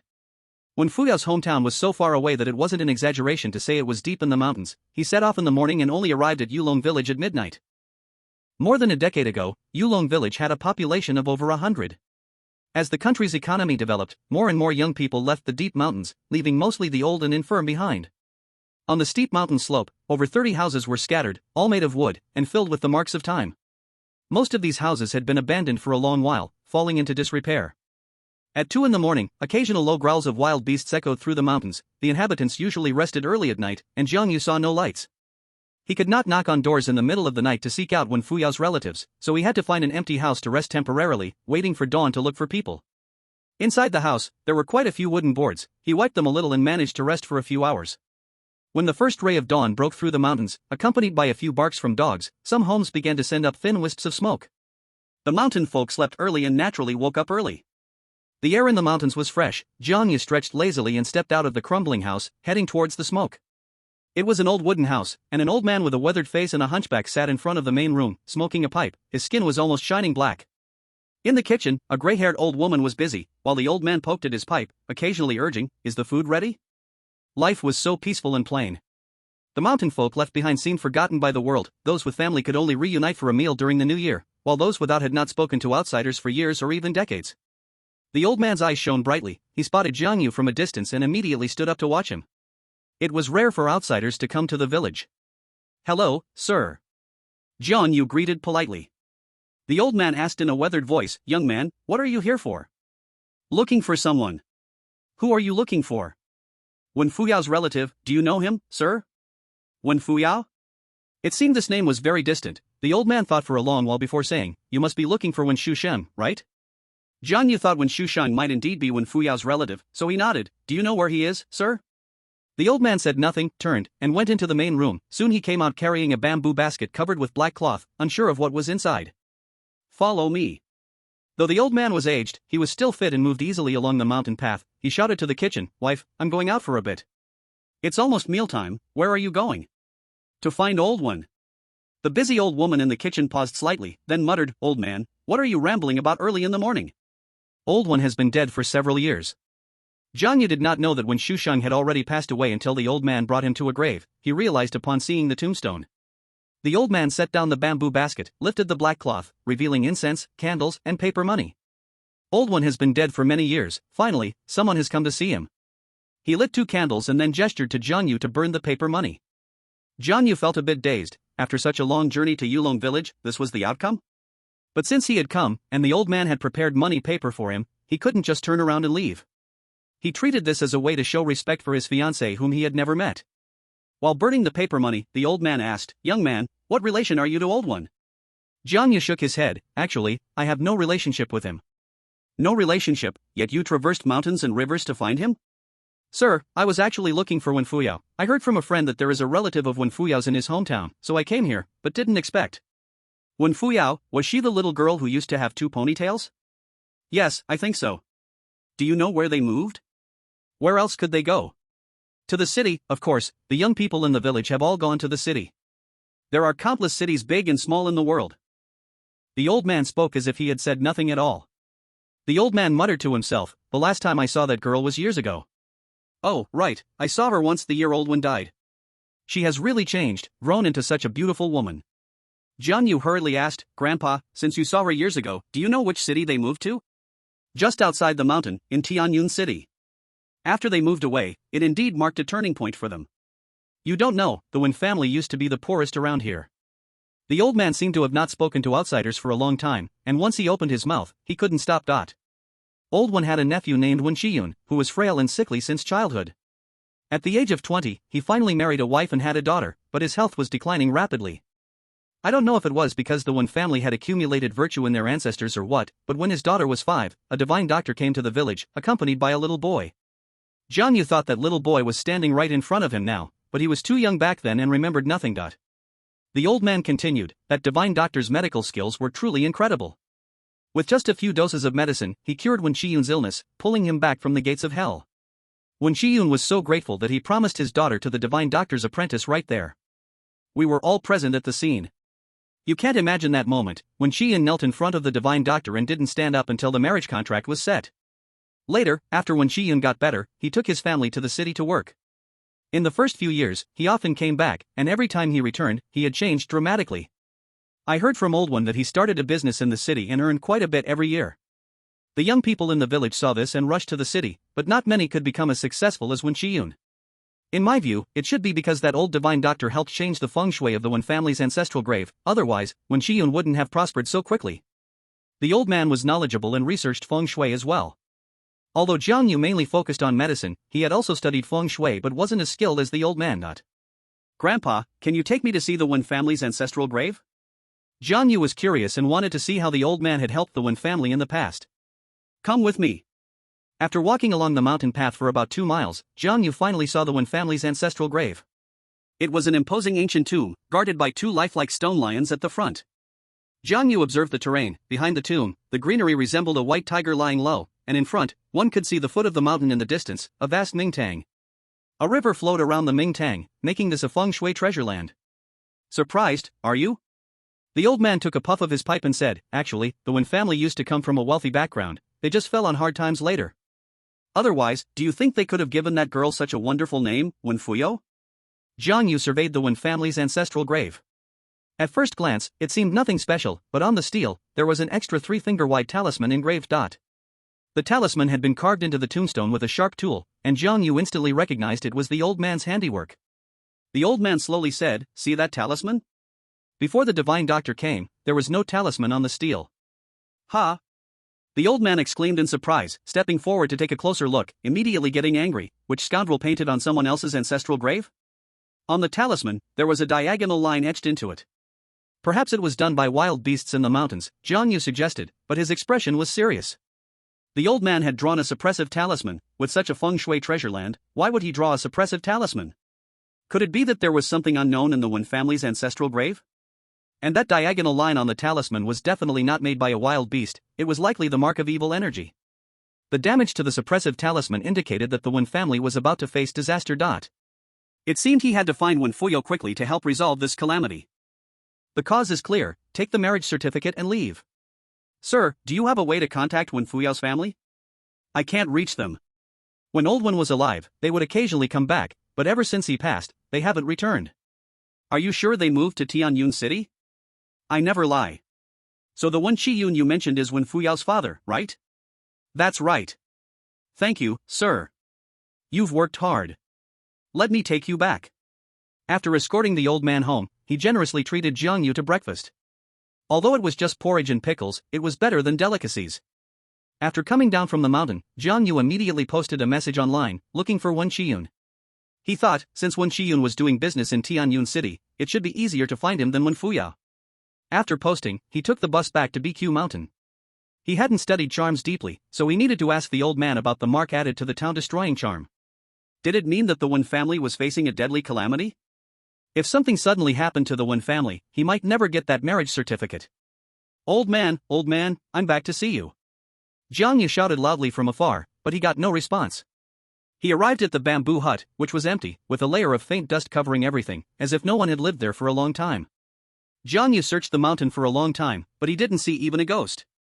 He waited in the bamboo hut for an entire day, and finally confirmed that the old man had run away. You old rascal, saying it was for my good and to let me leave the mountain, but really just to send me away while you enjoy life. I curse you to fall into a pit while taking a dump. After realizing that the old man had left BQ Mountain for many days, Jiang Yu also understood another thing. Not everyone will always stand behind you to help. From now on, he had to rely on himself for everything. What was even more infuriating was that the old man had emptied all his collections when he left, making Jiang Yu feel like he was regretting his lack of knowledge when the time came. But now he couldn't worry about that. The urgent task was to find Wen Qiyun. On his way back from the mountain to Tianyun City, he received a response to his post. Someone asked if he was looking for Wen Qiyun from Jiyun Company. Jiang Yu immediately searched for Jiyun Company online and went to the address listed. Jiyun Company was in the construction materials business and was quite outstanding in the field. On the 17th floor of Baishan building was Jiyun Company. Since it wasn't rush hour, the elevator wasn't crowded. Xiao Jiang, what are you doing here? Once inside the elevator, Jiang Yu heard someone greet him. He turned around and was surprised to encounter Wen Yaowan's father here. Wen Yaowan's real name was Wen Fuyao, so the person in front of Jiang Yu was the Wen Qiyun he was looking for. Wen Qiyun was also pretending to be oblivious. Since Jiang Yu found his way here, who else could he be looking for? Uncle, it's you. I'm here to find someone. What about you? I work here. By the way, who are you looking for? Maybe I know them. I'm looking for Wen Chiyun. Wen General, what do you need with Wen General? Uncle, do you know him? Of course, I know him. I work on the 10th floor, so we bump into each other often. As they spoke, Wen Chiyun quietly pressed the button for the 10th floor. When the elevator arrived at the 10th floor, Wen Chiyun walked out and did not forget to wave to Jiang Yu. I'm off to work now. Uncle, you just go ahead. As soon as the elevator doors closed, Wen Chiyun quickly called his secretary. Xiao Zhang, go to the company front desk immediately. A young man named Jiang Yu is looking for me. Just tell him I'm out of town on business. Oh, if he asks about my daughter, just say she's studying abroad, nothing else. Wen Chiyun went through great lengths to help his daughter hide, not even daring to return to his own company. When Jiang Yu reached the front desk of Jiyun Company, the gentle and knowledgeable secretary Xiao Zhan was already waiting for him. May I ask if Wen Chiyun is in? Jiang Yu didn't waste any words and asked directly. The receptionist glanced at him and politely asked, do you have an appointment? No. I'm sorry, our boss's schedule is fully booked. Please make an appointment and come again. The receptionist wanted to send him away, but Secretary Zhang immediately stepped forward to ask, may I know who you are? My name is Jiang Yu. You can call your boss to ask, he should know me. That's quite unfortunate. President Wen just went to another province for business. Why don't you come back when he returns? The receptionist looked at Secretary Zhang in confusion, thinking she had just heard the manager say the boss would be arriving soon and to keep alert. But Secretary Zhang held a higher position, so as a small receptionist, she didn't dare to speak out. Since President Wen is not here, can you help me contact his daughter Wen Fuyao? Or can you give me a phone number so I can reach her myself? Jiang Yu indeed asked about Wen Fuyao, but Secretary Zhang was already prepared with her response. President Wen's daughter doesn't handle company matters, so we don't have her contact information. Do you know where she lives? She went abroad to study 2 years ago. As for these matters, I'm afraid only President Wen knows. Jiang Yu looked a bit disappointed. When will President Wen be back? That's hard to say, sometimes he's gone for 3 to 5 days, sometimes for 1 to 2 months. Can you give me President Wen's contact information? Of course. Wen Chiyun was in business, so his phone number wasn't a secret, and Secretary Zhang happily gave it to him. Chapter 30 Ominous Signs. When Jiang Yu went downstairs, Wen Chiyun was already in the lobby. Wen Chiyun's phone rang with an unknown caller. He saw Jiang Yu was on the phone and immediately hung up. Hello, the number you have dialed is currently busy. Please call again later. Hanging up my call? Is it because it was an unknown number? He continued to dial, and again he was hung up by Wen Chiyun.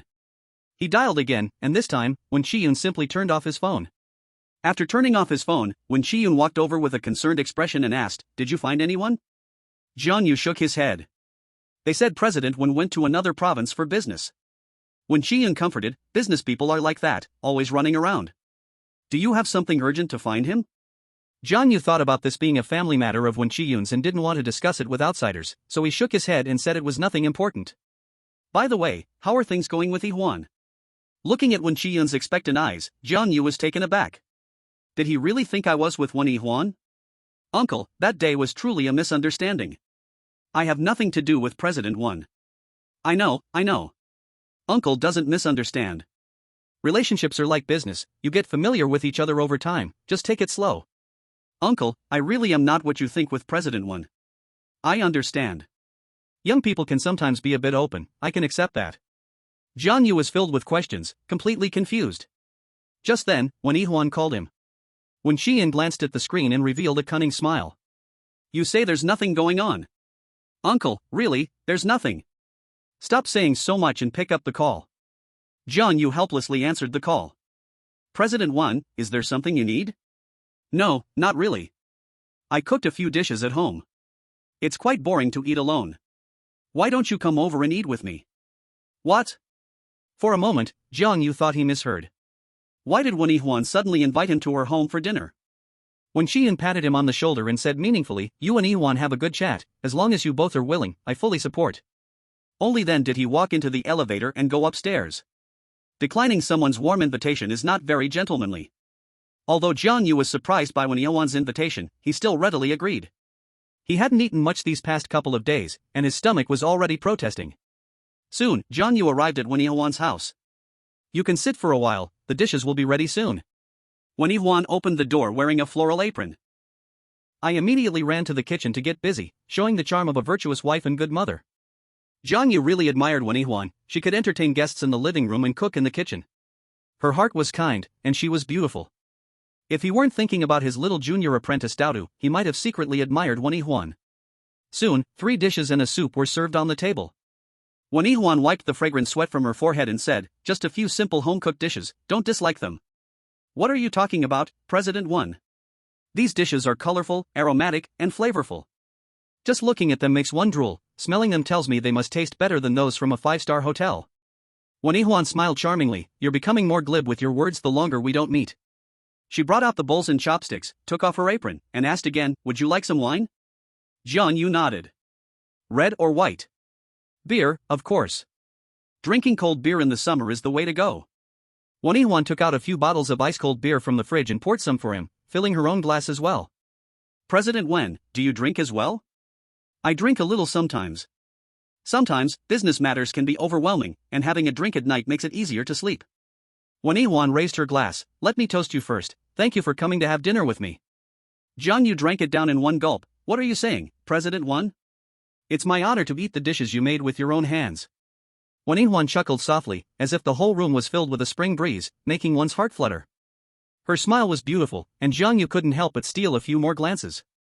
But looking closely, he noticed a problem. Wen Yihuan's forehead had dark shadows, and a faint aura of blue was rising from the top of her head. This was an omen, a sign of misfortune. There might be bloodshed ahead for Wen Yihuan. "President Wen, nothing strange has happened at the company recently, right?" Jiang Yu's expression turned serious. "No, ever since you helped me out last time, everything has been smooth at the company. The people from the Black Tiger Society haven't come to trouble me again. But you should be more wary of He Qing Yuan." Jiang Yu guessed that Wen Yihuan's misfortune was likely related to He Qing Yuan. "I will, but let's not talk about those gloomy things today. Come, let's drink." An hour later, Wen Yihuan was a bit tipsy, lying on the sofa watching TV. Her graceful figure was curvy and enchanting, and her pair of jade legs were pure and flawless. She patted the sofa, looking at Jiang Yu with hazy eyes. "Come sit over here. It's not your first time at my place, why be so stiff?" Jiang Yu carefully moved closer, not daring to sit too near Wen Yihuan. He was already feeling a bit restless, and after having some drinks, what if he couldn't hold back? He resisted the urge to look at Wen Yihuan. "By the way, how have you considered my previous suggestion?" "WH? What suggestion?" "To be my bodyguard." "Don't worry, I will definitely satisfy you on the salary aspect." "I agree, but I have one condition." "What condition?" "No contract." Without the constraint of a contract, he could leave whenever he wanted. The reason he agreed to Wen Yihuan was also due to her ominous fate. Wen Yihuan was a beautiful and kind girl, and Jiang Yu did not wish for her to meet a tragic end. "No problem, but I have a condition too." "What condition?" "You haven't been in Tianyun City for long, you probably haven't found a place to stay yet. Why don't you live here?" "Huh? What does this mean? Are girls so straightforward these days?" Wen Yihuan knew Jiang Yu was her fiancé. She wanted to assess him, believing that living under one roof would help her see a person from various angles. But Jiang Yu didn't think so. His current job was a bodyguard, not a personal bodyguard. Wen Yihuan wanted him to live with her, which was practically an open invitation. If Jiang Yu had a mirror in his hand right now, he would definitely admire himself in it and then sigh, "Damn my charm." Since Wen Yihuan didn't mind, Jiang Yu naturally accepted happily. Who wouldn't want to be close to a beautiful woman every day? Besides, he wouldn't have to pay rent. "President Wen, I'm going out to buy something. I'll be back soon." A drop of water shall be repaid with a fountain. Wen Yihuan treated him well, and he naturally had to repay her accordingly. This is the cause of kindness leading to good results. He wandered around Tianyun City, bought some yellow paper and vermilion, and personally drew a protective talisman. His skill in drawing talismans was not as good as the old man's, but it still had some effect. Take this talisman with you, at a critical moment, it might save your life. Even as Wen Yihuan's bodyguard, he could not guard her for 24 hours, so he drew a talisman for her protection. He was very serious, but Wen Yihuan laughed and said, "What age are we in, and you still believe in this?" Though she said this, she still carefully tucked the talisman away. It was clear that she cherished the seemingly silly gift from Jiang Yu. Chapter 31, Is liking someone considered having ulterior motives? Though Wen Yihuan did not believe that the talisman could truly save her life, she still treated it as a treasure, even tying it to her snowy white neck with a red string. That day, Jiang Yu moved into Wen Yihuan's home. The next day, he went to work with Wen Yihuan, and when Su Xian saw him again, she was completely shocked. Why are you here? I am now Wen's bodyguard, of course I have to come. Ah? Su Xian looked at Wen Yihuan with puzzled eyes. Did you really hire him as a bodyguard? Jiang Yu pouted, why do I feel a lot of jealousy in your tone? You're a girl, right? Is your orientation different from normal people's? You, Jiang, stop talking nonsense. If I hear that again, do you believe I will tear your mouth apart? TSK, look how furious you are. Did I hit your soft spot? Jiang Yu grinned wickedly, while also feeling quite suspicious. Su Xian's reaction was too intense. Could she really like Wen Yihuan as a couple? TSK. What a strange world we live in. Alright, I have to work now, you go do your own thing. Wen Yihuan waved her hand and spoke softly. She knew Jiang Yu wanted to find someone, so during her working hours, Jiang Yu was free to go wherever he liked. By the way, Wen, you're in business, do you have any connections with the boss of Jiyun Company? Jiang Yu had been unable to reach Wen Qiyun. Every time he called, it either got hung up or turned off, which made him very frustrated. There was no choice, he could only ask Wen Yihuan to help him make a connection. Ha? Wen Yihuan froze on the spot, her heart racing. He found my dad so quickly? He wouldn't be suspicious of my identity, would he? Wen, what's wrong? Seeing Wen Yihuan's unusual expression, Su Xian immediately asked with concern. Nothing. She dared not look Jiang Yu in the eyes, only probing for hints. I do cosmetics business, but I really have no connection with a building materials company. Have you met him? No, I went there once, and the company's secretary said he was out of province for business. Phew. Wen Yihuan let out a sigh of relief. It seemed she hadn't revealed anything. But Su Xian said in a strange tone, so you saw your fiancée, she must have disliked you, right? If I were a rich girl, I wouldn't want you either. Jiang Yu frowned, it had only been a few days, and Su Xian's words were still so unpleasant. He coldly replied, I didn't see her. They said my fiancé went abroad to study 2 years ago and hasn't come back. Su Xian gloatingly said, you didn't even see the person? I bet she just doesn't want to pay attention to you. I told you she's abroad, didn't you hear? If your ears are bad, go get them treated. Humph. Su Xian coldly snorted and insulted, there are so many handsome guys abroad, I estimate that your fiancé must already have a boyfriend. You definitely have no chance. I came to annul the engagement, whether she has a boyfriend has nothing to do with me. Jiang Yu shrugged, showing that he didn't care, and this attitude made Wen Yihuan slightly disappointed. Stop pretending not to care. She's a rich girl. Marrying her would save you at least 20 years of struggle. Jiang Yu smirked, then marrying President Wen, such a female CEO, would save me 50 years of effort, right? Hearing this, Su Xian immediately drooped her face, angrily saying, the fox's tail has been revealed, you really have improper thoughts about President Wen. Jiang Yu replied lightly, President Wen is talented and beautiful, able to entertain guests and cook, it's natural for her to be favored. Does liking someone count as having improper thoughts? You, what did you say? Wen Yihuan's charming face turned red, her heart beating faster. He really likes me? But isn't that a bit too straightforward? Does this count as a confession? Should I accept it or maintain my modesty a little longer? While Wen Yihuan was lost in thought, Jiang Yu poured a bucket of cold water on her. President Wen, don't misunderstand. I'm just using a metaphor to explain to Su Xian. You are so excellent, how could I dare to climb higher? Humph, at least you know a bit about your own worth. Su Xian said, hands on her hips, her eyes full of provocation. Get out, I need to work. Wen Yihuan pointed to the door, her sudden seriousness stunned Jiang Yu. What's going on? What have I offended her with? Su Xian echoed, if your ears are faulty, go to the hospital. Didn't you hear President Wen say to get out? Get out, then. Jiang Yu turned around coolly and hurried down the stairs. He continued to call Wen Qiyun, but, as expected, the call was hung up again. Jiang Yu was quite frustrated. Even if it was an unexpected call, after so many attempts, Wen Qiyun should at least answer once, right? He had no idea that Wen Qiyun had already put him on her blacklist. There was no other way. Wen Qiyun was the boss of the company, receiving countless calls daily. She couldn't just keep her phone off for Jiang Yu alone, and hanging up every time was too troublesome, so she simply made a permanent solution. The marriage certificate from the Wen family held part of the clues about Jiang Yu's background. He couldn't possibly give up on it. Since Wen Qiyun wouldn't answer his calls, he decided to visit Jiyun Company every day. But the one receiving him was still Secretary Zhang, who returned with the same excuse as before. Jiang Yu had made up his mind, he would come to Jiyun Company every day and wait for an hour. He didn't believe that Wen Qiyun would never show up. The progress on the Wen family's side was at a standstill for now. Exiting Jiyun Company, Jiang Yu walked while pondering strategies for the Han family, unexpectedly ending up at Tianyun University. Bro, here to find Hanning? Someone patted his shoulder. Jiang Yu looked back to see that it was the guy he drank with that day, the one with a bit of a flat face. This guy didn't look great, but seemed straightforward. Jiang Yu felt a bit guilty and nodded politely. Jiang Yu said nothing, and the guy thought Jiang Yu had forgotten him, so he reminded, a few days ago, at nice bar, we drank together. My name is Wei Yong, I'm in the same class as Hanning and Wang Ruoqi. You forgot? Jiang Yu had actually never known his name. As soon as he introduced himself, Jiang Yu feigned enlightenment. Oh, Wei Yong, look at my memory. His mind raced. Since Wei Yong was in the same class as Hanning, it would be a waste not to develop him into his informant. Wei Yong, are you close with Hanning and Wang Ruoqi? We were okay before, but for some reason, Wang Ruoqi has been acting like she's seen a plague when she sees me, always scolding me. If I get a bit closer to her, she acts like a powder keg. Wei Yong was quite frustrated. Jiang Yu held back his laughter, he knew it must be about the photo. Wang Ruoqi probably wished Wei Yong would simply disappear without a trace. He patted Wei Yong's shoulder and said, Bro, do you know what to capture while letting go means?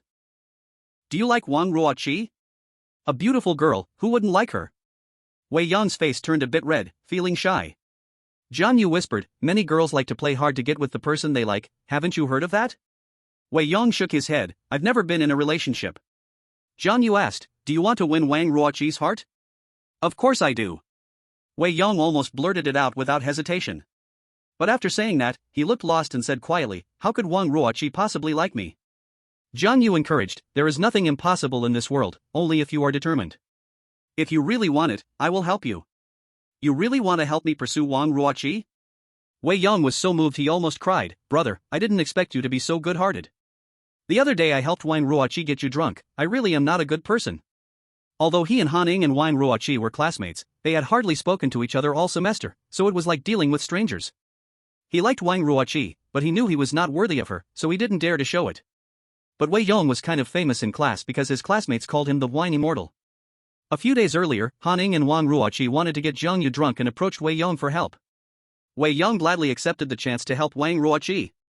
Although there was a bit of an accident that night, and Jiang Yu ended up drunk, Wei Yong thought that at least because of that night, his relationship with Wang Ruoqi would be a little closer. But unexpectedly, Wang Ruoqi treated him like a plague. It's okay, you didn't get me drunk either. Jiang Yu said he didn't mind, and Wei Yong gave him a thumbs up, brother, you are the best drinker I have ever seen. I, Wei Yong, call you number one. Jiang Yu rolled his eyes, stop watching so much anime. Such childish words really came out of his mouth. Okay, I will watch less in the future. So, brother, how should I pursue Wang Ruoqi? Give me some pointers. When courting a girl, there are 3 major principles. First, persistence. Second, don't be shy. Third, persist and don't be shy. Wang Ruoqi is not an ordinary girl, winning her over is not a short-term affair. So, you should keep track of Wang Ruoqi and Han Ying's movements in class and report to me. Knowing yourself and your enemy means victory in every battle.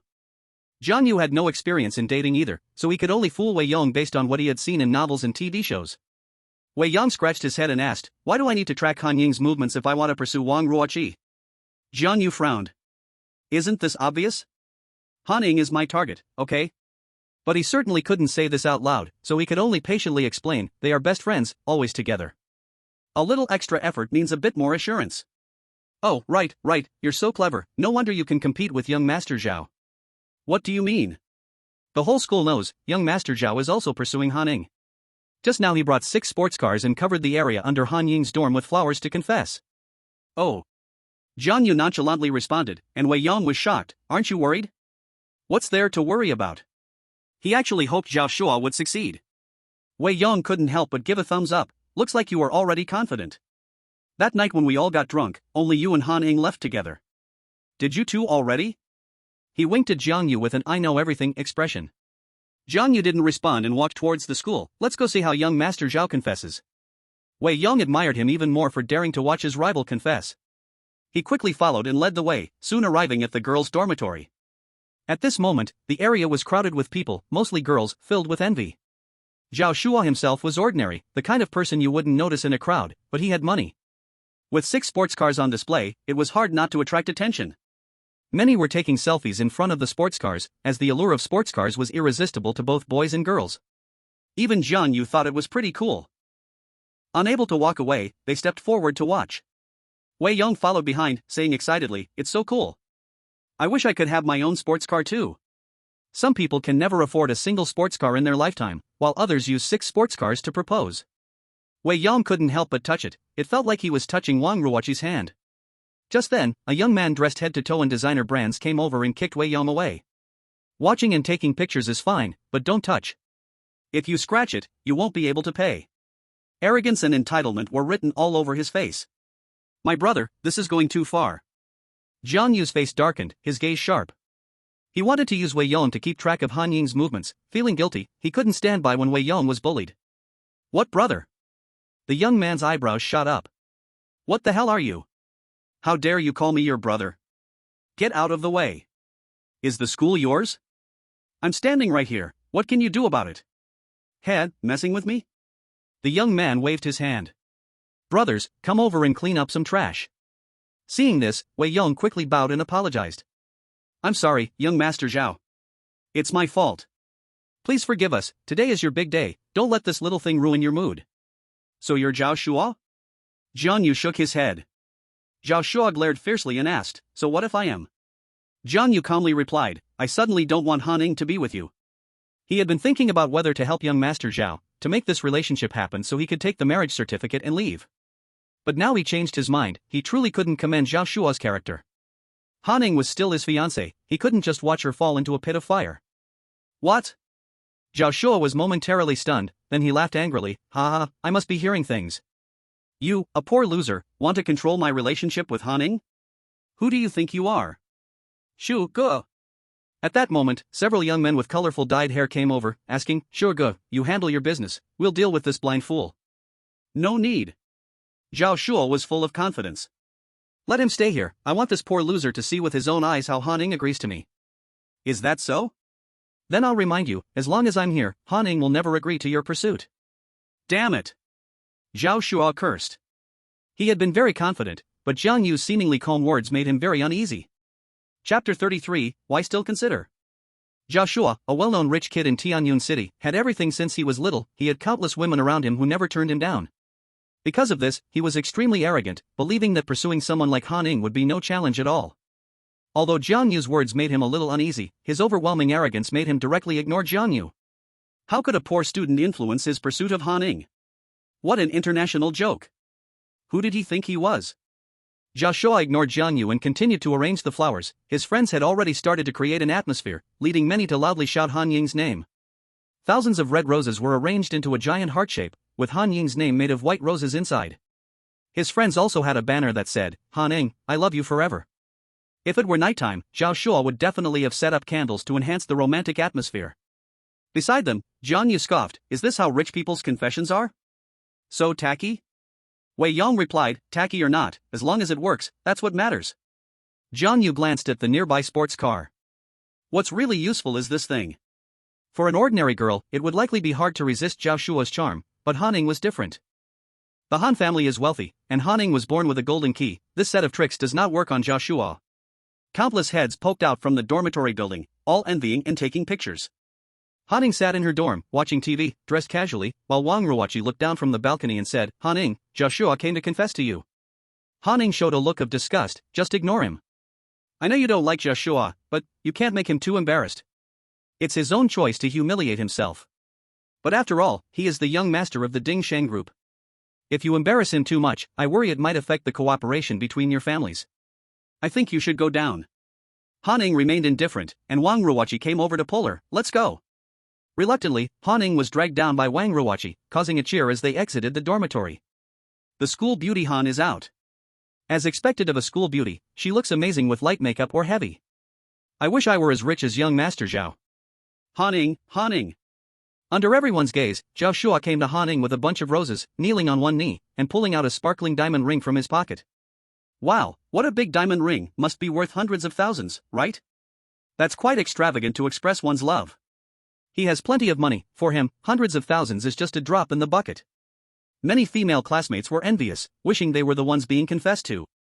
But Han Ying's face showed no excitement, not even a hint of joy, appearing like an iceberg, chilling to the bone. Han Ying. Zhao Shuo gazed deeply at Han Ying and recited the love declaration he copied from the internet with heartfelt emotion. Once upon a time, I wandered aimlessly in an old time, unintentionally staining this world with too many helplessness. Every time I felt lonely, I would inexplicably wait, waiting for a woman who dreams to return. On every night of longing, I hope the moonlight can bring you to my side, to lean on each other and share our hearts. Han-ing, be with me. From now on, the wind and snow are you, the ordinary is you, the poverty is you, and the glory is you. The tenderness in my heart is you, and everything I see is you.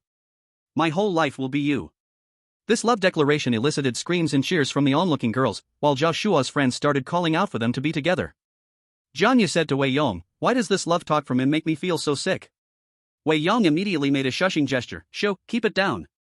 If young Master Zhao hears us, we're done for."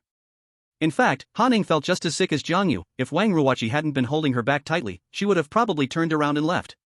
Wang Ruoqi took the bouquet of roses from Han-ing and smoothed things over. "Young Master Zhao is sincere, Han-ing, you should respond. Be together, be together." People were still teasing. In their eyes, Zhao Shua and Han-ing truly matched well. Just as Han-ing was about to refuse, Wang Ruoqi leaned close to her ear and whispered, "Don't be impulsive. If you refuse him face to face, Zhao Shua will be humiliated. If you don't think of him, you must think of your family's business." These words made Han-ing clench her teeth, but Wang Ruoqi's words were not unreasonable. She had interacted with Zhao Shua before and knew he was petty. If he lost face in public, he would surely hold a grudge. Moreover, Zhao Shua's father was old when he had him, very protective of his son. If his son suffered, he would definitely make it difficult for the Han family. Zhao Shua looked affectionately at Han-ing, already envisioning a moment of embracing and kissing her after she agreed. Then, Han-ing remained silent for a long time, took several deep breaths, and finally struggled to say, "I'll think about it." Ha! Zhao Shua clearly didn't anticipate this outcome, his eyes revealing dissatisfaction. "What's there to think about? Is there someone better than me?" Wang Ruoqi continued to smooth things over. "Young Master Zhao, your confession is too abrupt." Han-ing might be temporarily blank in her mind. "Give her some time, since she said she will consider, it proves you still have a chance." "I was too rushed." Zhao Shua stood up, grumpily putting away the diamond ring. "Then, take your time to think it over, but tonight, can we have dinner together?" Han-ing was suppressing the anger in her heart. "You still haven't had enough? You were given a way out and you still want to take more?" Her eyes showed an unmistakable disgust. "What else is there to consider?" At that moment, a voice she found even more disgusting rang out. She didn't even need to look, she knew it was that person she hated so much had appeared. Sure enough, Jiang Yu walked into everyone's sight, with Wei Yong timidly following behind him. Before Han-ing could explode, Wang Ruoqi was the first to blow up. "You country bumpkin, why are you here again? What does someone else's confession have to do with you? Disappear, now." Wang Ruoqi transformed into a furious lioness, only because she saw Wei Yong and Jiang Yu together. If Wei Yong saw that photo, she couldn't even imagine. Jiang Yu didn't pay any attention to her and directly chose to ignore her. Han-ing gritted her teeth. "What are you doing here? I heard someone confessed, so I came to see. I didn't expect it was you." Jiang Yu's tone was very calm. "Han-ing, you clearly have someone in your heart, why do you still need to consider?" Zhao Shua's heart sank and he immediately shouted angrily, "You poor loser, disappear from my sight immediately, or I will make you disappear forever." When Jiang Yu walked next to Zhao Shua, he paused briefly and quietly said, "I told you, with me here, you can't chase Han-ing." Chapter 34, Challenge Me Like a Man. Jiang Yu's expression was so confident that it sent chills down Zhao Shua's spine. You dare." Zhao Shua's eyes were practically spitting fire. But Jiang Yu continued, "Han-ing, I remember a night when you got drunk." "Who was it with? Let me think." "Shut up!" Han-ing shouted angrily, her face full of resentment. Jiang Yu tactfully closed his mouth, wearing a wicked smile. Han-ing snatched the rose from Wang Ruoqi's hand and threw it to the ground with a loud bang, petals scattering everywhere. "Zhao Shua, listen clearly, I am not interested in you. There will never be a possibility between us." Although Han-ing hated Jiang Yu, his appearance gave her a reason to refuse him in public. She, like Wang Ruoqi, had a secret held by Jiang Yu. Wang Ruoqi didn't want that photo to leak out, and Han-ing more so didn't want what happened between her and Jiang Yu that night to be revealed. What was originally a highly anticipated confession suddenly became awkward, and the atmosphere dropped to nearly freezing. Han-ing ran back to the dorm, but the onlookers refused to leave. Because there was new gossip to consume. Jiang Yu's appearance had made Zhao Shua publicly rejected, losing face completely. So next, it was likely going to unfold into a brawl. Without Zhao Shua having to say a word, his friends rushed in and surrounded Jiang Yu tightly, seemingly afraid he would escape. "Pa!" Zhao Shua spat on the ground, his eyes fierce, as if he wanted to eat someone.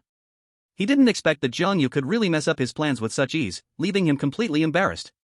He couldn't just let Jiang Yu go like this. Wei Yong, not daring to offend Joshua, could only stand by and give Jiang Yu a helpless look. Jiang Yu's face was calm as a deep well, showing no fear whatsoever.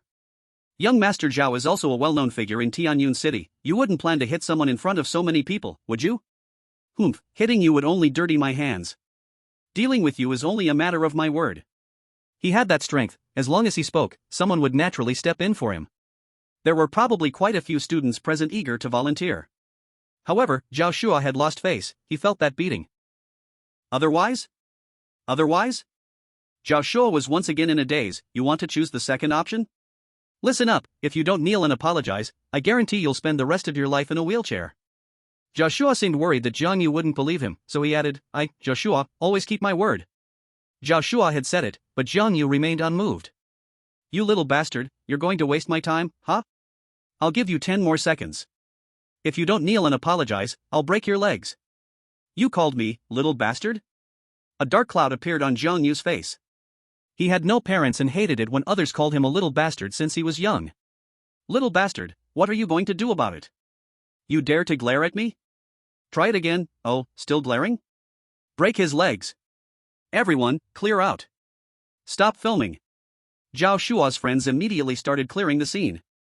No one dared to offend him, so they all put away their phones and moved away. Wang Ruoqi was still watching from the dorm balcony. Seeing that Zhao Shua was about to lose, she immediately shouted, "Young Master Zhao, hurry and leave, don't stoop to their level." Wang Ruoqi had seen Jiang Yu's power before, and with Zhao Shua and his gang, they were nothing compared to him. Han Ning shouted, "Ruoqi, come back, let them fight it out." She hated both Jiang Yu and Zhao Shua, and didn't care who got beaten. Downstairs, Zhao Shua turned a deaf ear. If he didn't cripple Jiang Yu's legs today, how could he still mix in this world? He didn't make a move and took a few steps back, leaning on his sports car, ready to watch the show. The others rushed up, with one of the so-called advisors still making plans, beat him first, then drag him into the car, and take him to a remote place to finish him off. Though there were no more spectators, many girls from the dormitory were still filming with their phones. With a few ghostly howls, the entire girls' dormitory erupted. Wow, everyone, quick, look, that handsome guy is amazing. He fought 7 of them. That's so cool. That flying kick is too awesome, I love it. In front of so many people, Jiang Yu didn't play the game of leaf-picking injuries. He went straight to the point, fists landing on flesh. Is this handsome guy from our school? Which department is he in? He definitely looks trained, probably from the sports department, practicing martial arts. I've never seen him before. Is he a new student this year? I have to go down and ask for his WeChat later. Forget it, whether or not he beats Joshua, he's already made an enemy of him. Do you still want to be friends with him? Well, never mind, being handsome can't be eaten. As the girls talked, Zhao Shua's friends were knocked down one by one. They hadn't lost their ability to move, but none dared to get back up. They weren't stupid. With how fierce this guy was, would they stand up to get beaten again? But Zhao Shua was stunned. The other side took on 7 people and finished the fight in less than 3 minutes. How were they supposed to keep fighting? Young Master Zhao, it's your turn. Jiang Yu stepped forward, walking towards Zhao Shua, clearly an ominous figure. Gulch. Zhao Shua swallowed hard, looking left and right but couldn't find any handy weapons. Are you looking for this? Jiang Yu picked up 2 bricks from a flower bed beside him and casually threw one at Zhao Shua. Come, face me like a man and have a one-on-one duel. Bang! The brick fell by Zhao Shua's feet, breaking into 2 pieces. Zhao Shua almost cried. Fight you one-on-one? Am I crazy? You beat 7 people, I don't have that ability.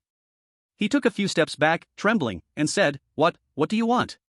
I tell you, I am Zhao Shua, if you dare to touch me, you're finished. You don't want to get beaten? Fine, I'll give you a chance. I won't make you kneel, just apologize, and I'll let you go. Zhao Shua was enraged and wanted to say, make me kneel and apologize? Dream on. And this wasn't even his line, was it? The situation had reversed in just 3 minutes. Too fast. Will you kneel or not? Jiang Yu shouted, and Zhao Shua, who had never been treated this way, growled in anger, what are you even? He was about to say something, but before he could finish, Jiang Yu slammed a brick into Zhao Shua's forehead. Bright red blood started flowing down his face. Ah, you really dared to hit me. Bang! Are you kneeling or not? You're dead, I swear, I will make you. Bang! Are you kneeling or not? I was wrong, don't hit me anymore. Bang! Are you kneeling or not? Chapter 35, Zhang, 1 against 7, Yu. Zhang Yu beat Zhao Shua to the point where he had no temper left. In Tianyun City, this was the first time he met someone who dared to go all out against him. Zhao Shua was born into unimaginable wealth and luxury, his life full of color and variety, and he enjoyed it deeply. So he didn't want to die. Death and dignity, Zhao Shua had no choice but to temporarily set aside his dignity. Thud. Zhao Shua immediately kneeled, covering his head and begging for mercy. Don't hit me, I was wrong, I was wrong. He lowered his head, his eyes filled with murderous intent. Today was absolutely the most humiliating day of his life. On the dormitory balcony upstairs, Wang Ruoqi turned to Han Ning and said, Zhao Shua kneel to that country bumpkin. What? Han Ning didn't care who got beaten, but seeing Zhao Shua kneel left her in shock. She rushed over in a flash, and sure enough, saw Zhao Shua kneeling before Zhang Yu, his head covered in blood. How dare he? Han Ning covered her mouth. That was Zhao Shua, the young master of the Dingshang group, the only heir of the business giant Zhao Zhizhong. Zhao Shua often caused trouble outside and occasionally encountered some fools who got hurt, but Zhao Zhizhong mostly turned a blind eye. But making Zhao Shua kneel was like slapping Zhao Zhizhong's face. Who was Zhao Zhizhong? Even the Han family had to give him some respect. He was the kind of person whose stomp could shake Tianyun City's economy. What Zhang Yu did could be summed up in one sentence: the young man's path was narrowing. Wang Ruoqi smirked maliciously. Han Ning, are you relieved now? You didn't have to step in, the Zhao family will make him disappear from Tianyun City. She bit her lip, feeling a little guilty. Although she hated Zhang Yu, he didn't deserve to die. And today, it was clearly Zhao Shua who started the fight. Wang Ruoqi reminded her, Han Ning, don't be moved by pity and try to help that country bumpkin. Han Ning shook her head, I don't have that much influence. She turned and walked out, and Wang Ruoqi quickly asked, Han Ning, where are you going? Let them take it easy. This is a school, not a gang fight arena. But before she could intervene, the crowd downstairs had already dispersed, because the security had arrived. Zhang Yu quickly fled, disappearing in the blink of an eye. Zhao Shua's friends dared to get up only then and gathered around. Brother Shua, are you alright? Are you alright? Why don't you come try it? Zhao Shua was furious beyond measure. A bunch of useless idiots, 7 of you can't beat one. Brother Shua, don't get angry. That kid practiced, we really couldn't do anything. Brother Shua, let's send you to the hospital first, and later we'll find someone to deal with that kid. A group of people helped Zhao Shua into the car and rushed to the city hospital. Zhao Zhizhong somehow got the news that his son had been beaten and forced to kneel and apologize. He rushed to the hospital immediately. Zhao Shua's head was wrapped in layers of bandages. When he saw Zhao Zhizhong, his face was full of grievance. Dad! Slap! Zhao Zhizhong slapped Zhao Shua hard, leaving him dizzy. Dad, why did you hit me? You still have the nerve to ask why. Kneeling in public, you've humiliated my face completely. Dad! I really had no choice. That kid practiced, if I didn't kneel and apologize, he would have killed me. What's his name? I don't know. Zhang Yu never introduced himself, and Zhao Shua didn't ask. Zhao Zhizhong was enraged. You don't even know who beat you? I don't know his name, but he should be a student from Tianyun University. It's easy to find him. Don't worry about it, I'll have the Tianqing Martial Arts Hall handle it. Dad, I want him dead. Zhao Shua gritted his teeth, spitting these words out through his clenched teeth. The next day, the people from Tianqing Martial Arts School were searching everywhere in Tianyun University for Zhang Yu, even asking Han Ning for information. Han Ning said she wasn't familiar with him and only knew his name was Zhang Yu, she had no other information. That day, after escorting Wen Yihuan to work, Zhang Yu went to Ji and Company and waited for an hour, then headed to Tianyun University, planning to ask Wei Yong, an undercover, about Han Ying's situation. He had already become a celebrity at school. The video of him fighting 1 against 7 and forcing Zhao Shua to kneel had spread among the students. However, the video had not made it online. No one dared to do so, as it would be easy for the Dingsheng group to locate the uploader, and everyone was afraid of bringing trouble upon themselves, so it only circulated privately. As Zhang Yu walked through the campus, someone suddenly slipped him a note. Classmate, what is this? You must have given it to the wrong person. I didn't give it to the wrong person. It's for you, 1 against 7. It really is the wrong person. My name is Zhang Yu. That's you. So what does 1 against 7 mean? It's your nickname in school. After yesterday's incident, your title of 1 against 7 has spread all over Tianyun University. Students are now calling you Zhang 1 against 7 Yu, for short, 1 against 7, but when he heard other students pointing at him and saying 1 against 7, he didn't expect that it was his nickname at school. He felt a bit dazed. He wasn't a Tianyun student, yet he had left a legend at Tianyun University. And this note? It's from someone who asked me to give it to you. Right, 1 against 7, I advise you not to come to school recently. The people from Tianqing Martial Arts School have been asking about your whereabouts everywhere on campus. Tianqing Martial Arts School? That's a famous martial arts school in our Tianyun city, and its master, Wei Xiao, is ranked among the top 10 martial arts experts in Tianyun city. I don't think I have any grudges with them, right? The Dingsheng Group sponsors Tianqing Martial Arts School with a large amount of money every year. I hope you understand what I'm saying. The student gave him a knowing glance and then hurried away. Zhang Yu laughed to himself, Tianqing Martial Arts School? Zhao Shua couldn't possibly think that finding a so-called martial arts expert would allow him to take revenge, right? He slowly unfolded the note, which contained a neat line of writing: if you want to live, leave Tianyun City immediately and never come back. This wasn't a threat, it felt more like concern, and judging by the handwriting, it must have been written by a girl. Someone actually cares about me from the shadows. It must be one of my fans. Zhang 1 against 7 Yu. Zhang Yu was never a passive person. He wouldn't leave Tianyun City before obtaining the marriage certificate. He believed that with the strength of the Dingsheng Group, finding him wouldn't be difficult. So, there was no need to wait for the people from Tianqing Martial Arts School to come knocking on his door.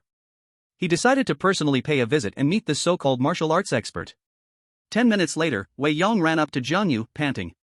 Tell me about Han Ing and Wang Ruoqi's movements yesterday. Wei Yong caught his breath, glanced around suspiciously, pulled Zhang Yu into a small grove, and whispered, Brother Yu, we should communicate by phone from now on, it's too dangerous here. Is it because of Tianqing Martial Arts School? You already know? Not only do I know, but I'm also going to find them soon. Chapter 36, Kicking the School's Doors. The Tianqing Martial Arts School is located in the bustling area of Tianyun City, and because of its fame, countless disciples come to learn martial arts. After reporting Han Ing and Wang Ruoqi's movements, Wei Yong also followed along. He was very curious about where Zhang Yu had the courage to kick the doors of the school. Of course, there was another reason. He thought Zhang Yu would likely face defeat, and if he was there, he could help call an ambulance or something. The martial arts school was spacious, equipped with various training tools, and there was a large arena in the center where disciples would spar with each other on ordinary days. They were all unfamiliar faces and were warmly welcomed as soon as they entered. Are you two here to learn martial arts? You arrived at a good time. This month, our martial arts school is having an event, and the tuition is 20% off. A staff member at the martial arts school talked non-stop while holding a flyer, praising the school to the skies. Zhang Yu calmly replied, I'm not here to learn martial arts. The staff's smile vanished in an instant. Then what are the two of you here for? To challenge the school. The calm two words almost made Wei Yong choke, and he quickly took 2 steps back, waving his hands. It's him challenging the school, it has nothing to do with me. Are you kidding? Look at those muscular apprentices, any one of them could kill him. He certainly didn't want to jump into the fire pit. The staff's expression changed again, dark clouds gathering, as if a torrential rain was about to pour down. Brothers, someone has come to challenge the school. He shouted, and the martial arts apprentices all put down their equipment and gathered around. Each one looking fierce and intimidating. Wei Yong was scared and hid in the corner, not daring to even breathe. One of the bald apprentices raised an eyebrow and looked Zhang Yu up and down, sneering, Kid, with your build, you dare to challenge the school? Zhang Yu replied calmly, It's okay for you to look for me everywhere, but I can't come to challenge the school? Look for you? Who are you? Zhang Yu. Big brother, he's Zhang Yu, someone shouted, and then everyone rolled up their sleeves. The bald one smiled coldly, Kid, you really have guts, forcing young Master Zhao to kneel in public, and now you dare to come looking for trouble? You really think that the road to heaven is open to me, but I've stumbled into hell? The bald one was stunned for a moment, then glared with narrowed eyes, thinking, how dare you steal my lines? But there was no point in talking too much. Since Zhang Yu had come looking for them, their school naturally had to give the Dingsheng Group an explanation. First, give him a beating. I'll consult Master Zhao to see how he wants to deal with him. The bald one beckoned with his finger, then walked towards the storage room to get his phone. Wait. Zhang Yu called out, and the bald one turned back. What? Scared? When you beat young Master Zhao earlier, did you think today would come? Zhang Yu shook his head. You guys are not my opponents. If you don't want to suffer, it's best to call your schoolmaster out. Damn it, who do you think you are, to order our schoolmaster out? Kid, you think too highly of yourself, don't you? You may be young, but your words are big. I can't stand people like you pretending to be tough. A schoolmaster, dealing with a weak chicken like you, is enough for me alone. A young man jumped onto the stage, pointing at Zhang Yu and shouting, Kid, you are supposed to be good at fighting, why not come up and exchange a few moves with me? Since you want to get beaten, I will fulfill your wish. Zhang Yu shrugged his shoulders and calmly walked up to the stage. The apprentices. Zhang Yu was as quiet as a child while Feng Yang was as swift as a rabbit. In that moment when Feng Yang jumped in the air, Zhang Yu jumped up with an E-strike. Bang! His knee firmly stuck into Feng Yang's waist, and the latter flew back 2 or 3 meters with a thud, then fell heavily to the ground. In an instant, the martial arts hall was silent as a grave. Feng Yang lay on the ground, painfully holding his waist, his face twisted in agony, almost turning green. A single strike to defeat the enemy. The apprentices couldn't believe their eyes. After a while, someone finally came to their senses and rushed to the stage. Brother Feng, are you okay? Damn, that was really ruthless. Crap, Brother Feng's kidneys are in trouble, it will definitely affect his future marital life. Brothers, let's get him. We need to avenge Brother Feng. The apprentices of the martial arts hall had one good trait, which was unity. With a call to action, everyone formed a line and rushed toward Jiang Yu. One-on-one turned into a chaotic brawl, and the stage was no longer a designated place. Jiang Yu moved gracefully, like a monkey in the deep mountains, jumping left and right in the martial arts hall, throwing punches, slapping hands, and kicking feet. In no time, the hall was filled with wails. Ah! Dealing with Jiang Yu was not something that could be solved just by having more people. The apprentices were all beaten up, with bruised faces, rolling on the ground. They had enough sense, once knocked down, they would never stand up again, as no one wanted to keep getting hit. The chaotic brawl ended hastily in less than 5 minutes. What the hell is going on? Why is everyone howling? The bald master brother, holding a phone, returned and scolded from afar. When he saw that his fellow brothers were lying all over the place, he was completely stunned. What's going on? The bald one rubbed his eyes, almost feeling like he was dreaming. Wei Yong was already dumbfounded. Jiang Yu's name for beating 7 people spread in the school, and he naturally knew, but at that time, he was only dealing with a group of playboys. Today was different. Jiang Yu's opponents were martial artists, and in both quantity and quality, they were far stronger than Joshua and those guys. Master brother, hurry and call master back. Chapter 37, The Hall Master. Feng Yang had already recovered, but he still slumped to the side, holding his waist.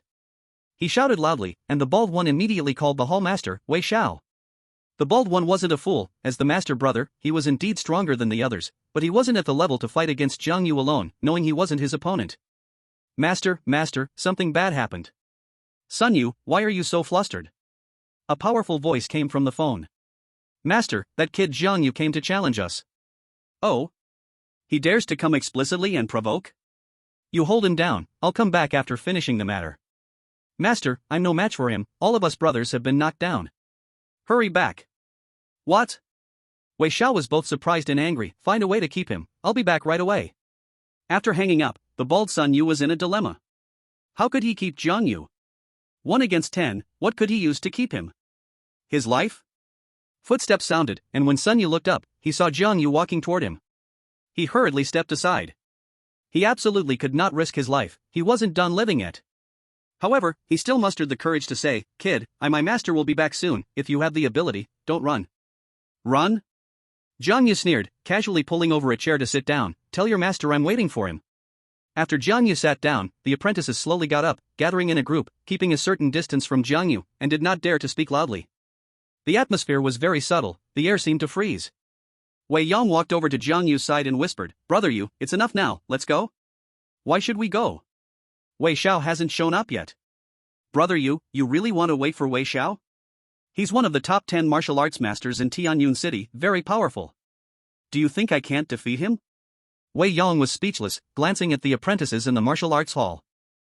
Take another look at Jiang Yu's confident smile, and he feels a bit dazed. Is it possible that Brother Yu is really stronger than Wei Xiao? No way, that Wei Guanju has practiced martial arts for decades, and how old are you? Though there's a saying that youth is fearless, but Wei Guanju isn't old either. Wei Yong feels uneasy. When Wei Xiao appears, he trembles and nearly wants to leave. Wei Xiao is just over 40, with a strong build and muscles all over, looking powerful enough to kill a cow with one punch. Master! Sun Yu and the other apprentices finally see the dawn of hope, and in an instant, they all rush to Wei Xiao's side. Seeing his apprentices injured, Wei Xiao's eyes blaze with anger. Did Jiang Yu do this? The apprentices awkwardly nod. If this gets out, it would be embarrassing. Wei Xiao points at Wei Yong. You are Jiang Yu? You have some skill, no wonder you dared to come knocking.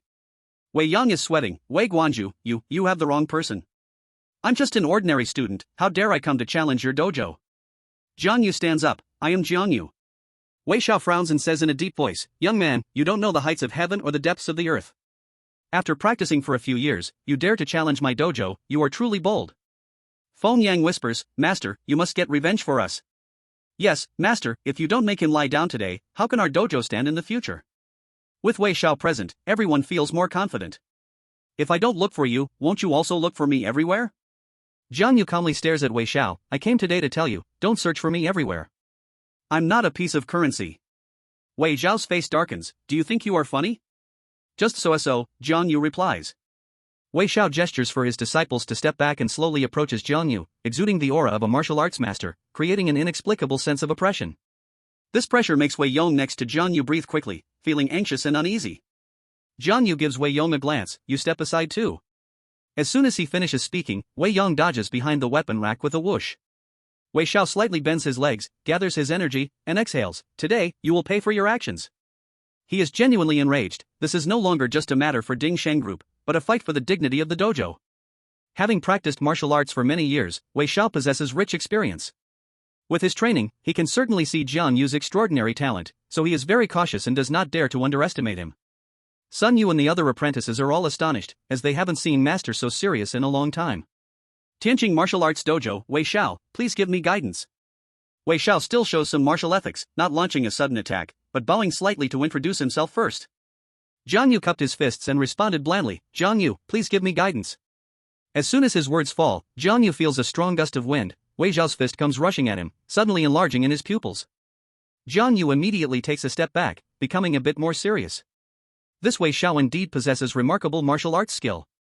Practitioners cultivate an internal energy. The stronger the internal energy, the more powerful they become. And Wei Xiao has already achieved the ability to externalize his internal energy at this level. Calling him a martial arts master is not an exaggeration. Jiang Yu sidesteps and evades Wei Xiao's punch. Then, with one palm, he strikes toward Wei Xiao's shoulder. Wei Xiao responds swiftly, immediately sweeping with one arm while raising his foot to attack Jiang Yu's center. Jiang Yu presses down with his other hand, using the force to leap over 3 feet, then performs a backflip, creating distance from Wei Xiao. Kid, you have some skill. Wei Xiao strides forward, his martial arts strong and powerful, his moves domineering and fierce, pressing and relentlessly. Sun Yu and the other apprentices watch, stunned. Among them are those who have trained for over 10 years, yet no one can match Wei Xiao move for move, and they would generally lose within 3 rounds. But facing Wei Xiao's fierce attacks, Jiang Yu responds effortlessly, handling it with ease.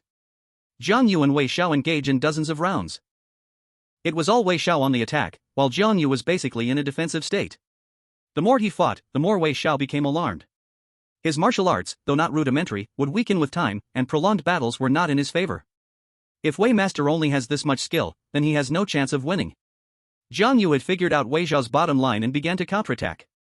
He struck fiercely, his energy rushing like the wind, slapping toward Wei Xiao's face. Wei Xiao was taken aback, continuously retreating. This kid was actually a martial arts master too. To release internal energy outward was a hallmark of a martial arts master. He found it hard to believe because it was very difficult to release internal energy outward without 30 years of training. How old was Jiang Yu? He looked like he was not even 20. At such a young age, he could actually release internal energy outward. Wei Xiao barely dodged Jiang Yu's palm just in time, but before he could catch his breath, he saw Jiang Yu's strange smile. In that instant, he felt as if his face had been cut by a knife, burning with pain. Chapter 38, Sending Master Jiang off. Jiang Yu's punch indeed did not hit Wei Xiao, but the internal energy surged against Wei Xiao's face like a knife slice. Internal energy harming others? How could this be? Wei Xiao was horrified. If releasing internal energy outward was a sign of a martial arts master, then harming others with internal energy was a mark of a martial arts grandmaster. In all of Tianyun City, there were only about 3 martial arts grandmasters. However, most people were not aware of the distinctions between masters and grandmasters. The top 10 martial arts experts in Tianyun City were collectively referred to as martial arts masters. Taking advantage of Wei Xiao's distraction, Jiang Yu landed 2 punches on his abdomen. Wei Xiao grunted and staggered back a few steps. Jiang Yu did not pursue further but stood there with his hands behind his back. Sun Yu and the other disciples had ugly expressions. Since their master took a few punches, their cheers had fallen silent. Wei Master, do you want to continue? There was no longer the dominance and pride in Wei Xiao's eyes, they were dimmed. He shook his head. There's no need, I admit defeat. Admit defeat? The disciples voiced their objections. Master, why do you have to admit defeat? Exactly, he only got lucky and hit you a couple of times. It's completely unaffected for you. Indeed, Wei Xiao appeared unharmed. All of you, shut up. Wei Xiao roared, and the disciples fell silent, as if frozen. Do you still remember what I just said?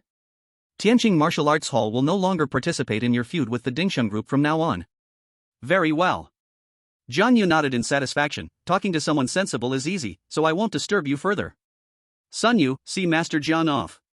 Jiang. Master Jiang? Sun Yu was dumbstruck. That young man who looked under 20 was actually a martial arts master? He gulped and walked cautiously to Jiang Yu's side. Jiang, Master Jiang, please.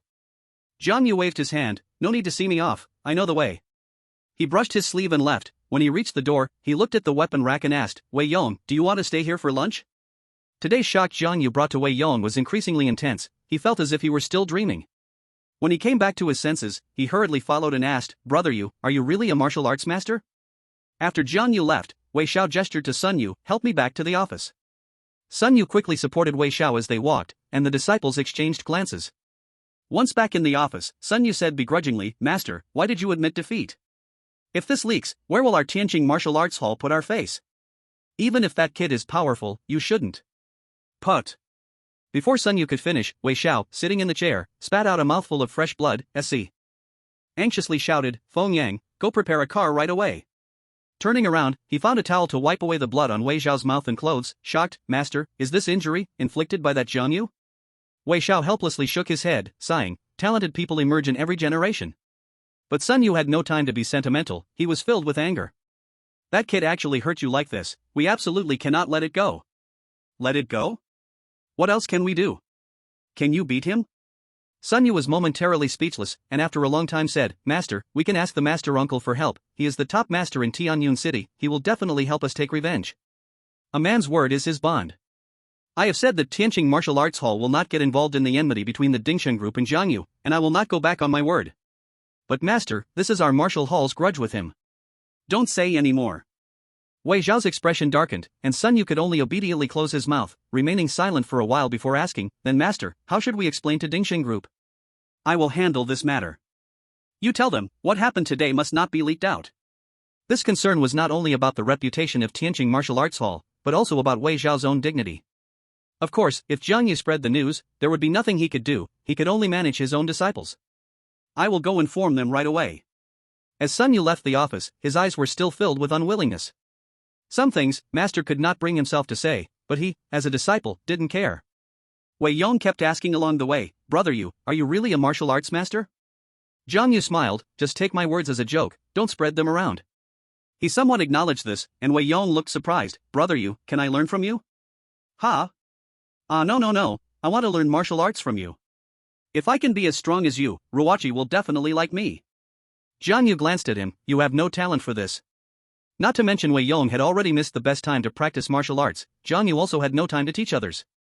Wei Yong looked disappointed, growing up watching martial arts movies, doesn't everyone have a martial arts stream? Jiang Yu patted his shoulder, a person's charm does not lie in how well they can fight, making money is the real deal. As the saying goes, a penny can defeat a hero. When Jiang Yu traveled with the old man, didn't he often go hungry? Wei Yong was depressed for about 3 minutes before throwing the idea of learning martial arts out of his mind. Brother Yu, what should I do next? What to do? Didn't you promise to help me pursue Wang Ruochi? Oh. Jiang Yu lightly said earlier you mentioned that Wang Ruochi and the others are going to KTV tonight? Yes, it's Zhou Hao's birthday, he is treating. Get ready, we're going together tonight. Ha? But Zhou Hao hasn't invited me. Besides, I don't know him well. If I just show up, Ruochi will definitely give me a cold shoulder. Did you forget my principle? Stick to being shameless. If you want to chase after Wang Ruochi, how can you not engage with her? Actually, he wanted to see how Han Ning would react. If Han Ning had already accepted what happened before, he could formulate the next steps of his strategy. Wei Yong looked like he suddenly understood. I get it, I will get ready right away. What he called preparation was actually just buying a birthday cake, otherwise, if he went empty-handed, others would think he was just there to drink. That evening, after Jiang Yu safely sent Wen Yuan home, he hurried to Dihao KTV, where Wei Yong was already waiting for him with a cake. Brother Yu, you finally came. They've been inside for half an hour. Let's go. As they walked to the second floor, they passed by a private room, and a yellow-haired guy stared at him for a while before immediately rushing into the room. Brother Yu, I saw that kid. Chapter 39, Uninvited Arrival. In the Emerald Room of KTV, Wang Yu was drinking and singing with a group of friends, holding onto a glamorous woman, hands all over her. Which kid made you so excited? It's that kid who beat us up last time. At the mention of Jiang Yu, Wang Yu shivered, that kid was just too amazing. But getting beaten and not seeking revenge made him feel ashamed. He tossed the microphone aside and immediately took out his phone. "Keep an eye on that kid for me, I'll contact my brother to help out." In the private room of Coral Hall, 15 or 16 young men were singing loudly, with various expensive liquors on the table that Jiang Yu didn't recognize. Zhou Hao's family owned a restaurant, so he was considered a rich second generation, otherwise he couldn't afford so much alcohol. There were very few girls present, only 3, and the rest were all men. Zhou Hao invited Han Ning to sing because of Jiang Yu. Many people in the school had heard the gossip outside, saying the Han and Zhao families were about to get married. Who would dare to compete with Zhao Shuo for a woman? However, with Jiang Yu stirring things up, Han Ning rejected Zhao Shuo to his face, breaking the rumors. As a result, suitors like Zhou Hao felt they had a chance. If it weren't for Han Ning being present, Zhou Hao would have to invite at least 7 or 8 girls. Even if no girls came, he would need a few drinking companions to hug. Besides Han Ning and Wang Ruoqi, the only other girl was Li Shui, who was the girlfriend of Zhou Hao's good friend Shen Fei. Although she was still a student, Li Shui was heavily made up, looking older than her actual age. In comparison, the lightly made up Han Ning and Wang Ruoqi looked much more comfortable. As for the uninvited guests Jiang Yu and Wei Yong, the people present didn't show them a good face. "Zhou Hao, I heard today is your birthday, happy birthday." Wei Yong pushed open the private room door with a big smile, handing over a cake. To be honest, Zhou Hao didn't even glance at the $100 gift. He maintained a stern face and said, "Why are you here?" "I don't remember inviting you." Zhou Hao looked disgusted and even a bit annoyed. They were classmates, and Zhou Hao didn't have much friendship with Wei Yong, but he hadn't disliked him before. However, after Wang Ruoqi and Han Ning invited him to drink last time, Zhou Hao had not treated Wei Yong well since then. Zhou Hao thought to himself, "Who do you think you are? I am talented in my family, while not as good as the Han family, is not bad. What do you have that outshines me, Wei Yong? Why do they invite you but not me?" Zhou Hao didn't know the whole story, growing jealous and thus staying unpleasant towards Wei Yong. Seeing Wei Yong with Jiang Yu, Wang Ruoqi got angry and sarcastically said, "You show up uninvited, bringing a shabby cake just to mooch off us? Wei Yong, I never knew you had such thick skin." Being scolded by the woman he liked, Wei Yong's face turned red, and his smile froze instantly. Zhou Hao's close friend Shen Fei mocked, "Oh, that cake looks expensive, must be over 100, it's as much as half a cup of our drinks." Shen Fei's girlfriend, Li Shui, chimed in, "Just crashing for a meal is one thing, but bringing someone along? TSK, unbelievable." Wei Yong felt embarrassed, and Jiang Yu didn't help him either, making things quite awkward. Fortunately, there were a few other classmates present trying to smooth things over. "Zhou Hao, we've been classmates, let him stay and have some fun." In front of his crush, Zhou Hao didn't want to seem petty, so he coldly said, "You can come, but who is this kid? Do I know him?" At that moment, a classmate whispered in his ear, "Zhou Hao, he's the one who can take on 7 people. He's Han Ying's friend. If you want to pursue Han Ning, you can't disrespect her friend." Yeah, if he hadn't stirred things up making Han Ning reject Zhao Gongzi, you wouldn't even have this chance. Hearing this, Zhou Hao frowned, "You're the famous one who can take on 7. Jiang Yu responded lightly, "My name is Jiang Yu." Zhou Hao said indifferently, "Since you are Han Ying's friend, just sit anywhere." He had heard of Jiang Yu's reputation of taking on 7 opponents at once, but he paid no attention to it. There were many skilled fighters in Tianyun City, and could fighting well put food on the table? Moreover, this kid had offended young Master Zhao, and he would surely face trouble in the future. If it weren't for his connection to Han Ning, Zhou Hao would have probably kicked him out right away to avoid trouble. So Jiang Yu should not expect any kindness from him. However, Jiang Yu came this time mainly to observe Han Ying's reaction, so he did not care about others' attitudes. He casually sat in a corner of the sofa, no one paid him any attention, and he did not initiate conversation, just quietly watching Han Ning. Wei Yong, in an attempt to cover up his embarrassment, raised his wine glass and toasted everyone one by one. Fortunately, he had a good tolerance for alcohol, or he would have been in trouble after this round. Since Jiang Yu entered, Han Ning had been looking at him with a dark expression, silent as a mountain of ice. Shen Fei leaned in close to Zhou Hao's ear and whispered, "Bro Hao, that kid offended young Master Zhao, we better not get involved with him." "I know, but he is still Han Ying's friend, and if I kick him out directly, Han Ning might get angry." "How about this, let's leave him be for a while. If he doesn't take the hint and leaves on his own, I'll deal with him." After exchanging a few words, they treated Jiang Yu as if he were invisible, tossing dice and drinking, making the atmosphere quite lively. Quiet Jiang Yu seemed somewhat out of place among them.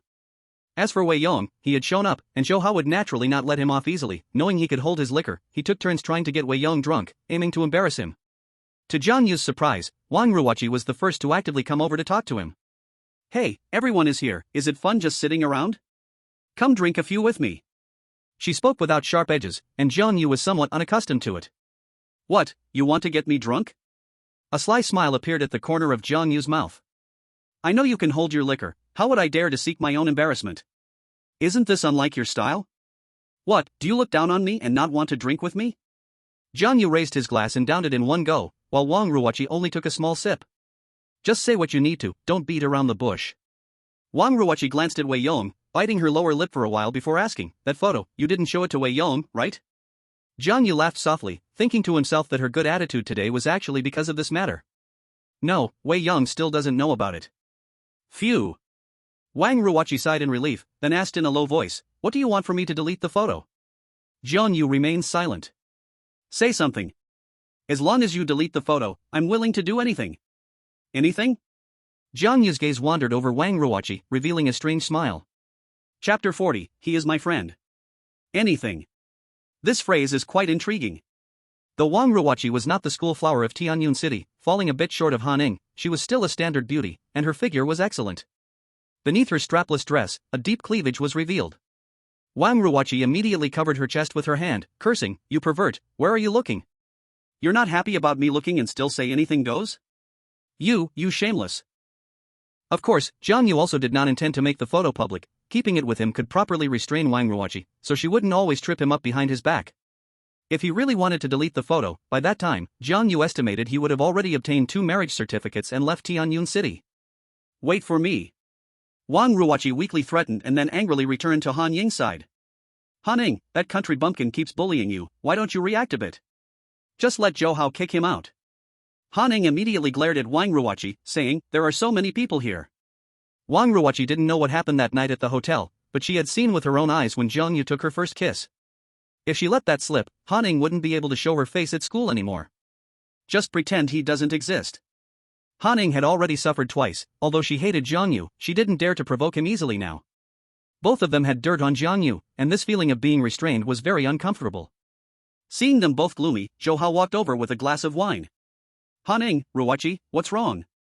You seem unhappy. Who bullied you? Tell me and I'll help you. Both girls glared fiercely at Jiang Yu in the corner, and then Han Ning said lightly, nothing really. Then drink a glass of wine with me. Zhou Hao poured each of Han Ning and Wang Ruoqi a glass of Remy Martin Louis XIII. That bottle is worth 20 to 30,000. Today he was treating Han Ning, so he was going all out. Even though he was also a rich second generation, he usually didn't dare to squander like this. Wang Ruoqi still gave face and took a symbolic sip, but Han Ning wouldn't touch the glass at all. Absolutely cannot drink. Last time she suffered a huge loss because of alcohol, and Jiang Yu was also present today. What if she drank too much again? Han Ning couldn't even bear to think about it. Zhou Hao was a bit displeased. Han Ning, today is my birthday, it's not like this isn't giving face, right? Han Ning said faintly, sorry, I'm not feeling well today, so I won't be drinking. Li Shui, heavily made up, walked over and said in a strange tone, weren't you just drinking? Why can't you drink now? Is it just that you don't want to drink with Brother Hao? Han Ning glanced at her sideways, is it suddenly not okay to not want to drink? Can the past and now be compared? Just now Jiang Yu wasn't here, right? Miss Han, don't be angry, it's my fault, I don't understand the temperament of rich people. Li Shui couldn't compare with Han Ning in any way. Out of jealousy, she always spoke in an insincere tone. Wang Ruoqi retorted, what's wrong with the temper of rich people? Brother Hao, Han Ning kept glancing at that guy while speaking. I guess her suddenly not drinking is related to him. Xunfei was observant and caught some clues. Quickly send him away. Zhou Hao glared at Jiang Yu, looking displeased. How could Han Ning not drink? If Han Ning doesn't get drunk, where would he get his chance? Zhou Hao also had self-awareness. Even Zhao Gongzi from the Ding Shang group had been rejected by Han Ning. He probably had no chance either. So he devised a plan in his mind, wanting Xunfei and others to get Han Ning drunk, and then using the chaos after drinking to take advantage. He thought it was a beautiful plan. Not only could he win the beautiful girl, but he could also use Han's family's power to boost his family's business. Xunfei sat next to Jiang Yu and patted his shoulder, bro, want to drink one? Jiang Yu shook his head. Xunfei didn't mind, he didn't genuinely toast Jiang Yu anyway. Brother, look around. Either they are classmates or good friends. Everyone knows each other well and can have fun. Don't you think it's boring to sit here alone? Why not go out and grab something to eat? Xunfei generously took out 100 yuan and handed it to him, it's on me. Jiang Yu glanced at him sideways, thinking it was too dismissive, right? Just $100 to send me away like that? Do you think I'm begging for food? Seeing that Jiang Yu didn't respond, Xunfei added, why don't you and that Wei Yong reopen a private room? Let's call 2 little sisters to accompany the drinks, and we'll cover the costs. How does that sound? Jiang Yu shook his head. He saw the strange look in Zhou Hao's eyes. A man understands another man, how could he not know Zhou Hao's sly intentions? That is my fiancée. Until the engagement is cancelled, no one can touch her. Seeing Jiang Yu remain unmoved, Shen Fei's face suddenly fell, and he spoke in a threatening tone, "Brother, I'm being nice to you since you're a friend of Han Ning. Don't make me treat you harshly for refusing." Jiang Yu suddenly stood up, and Shen Fei coldly smiled, "At least you know how to behave." But Jiang Yu's next move made him clench his fists.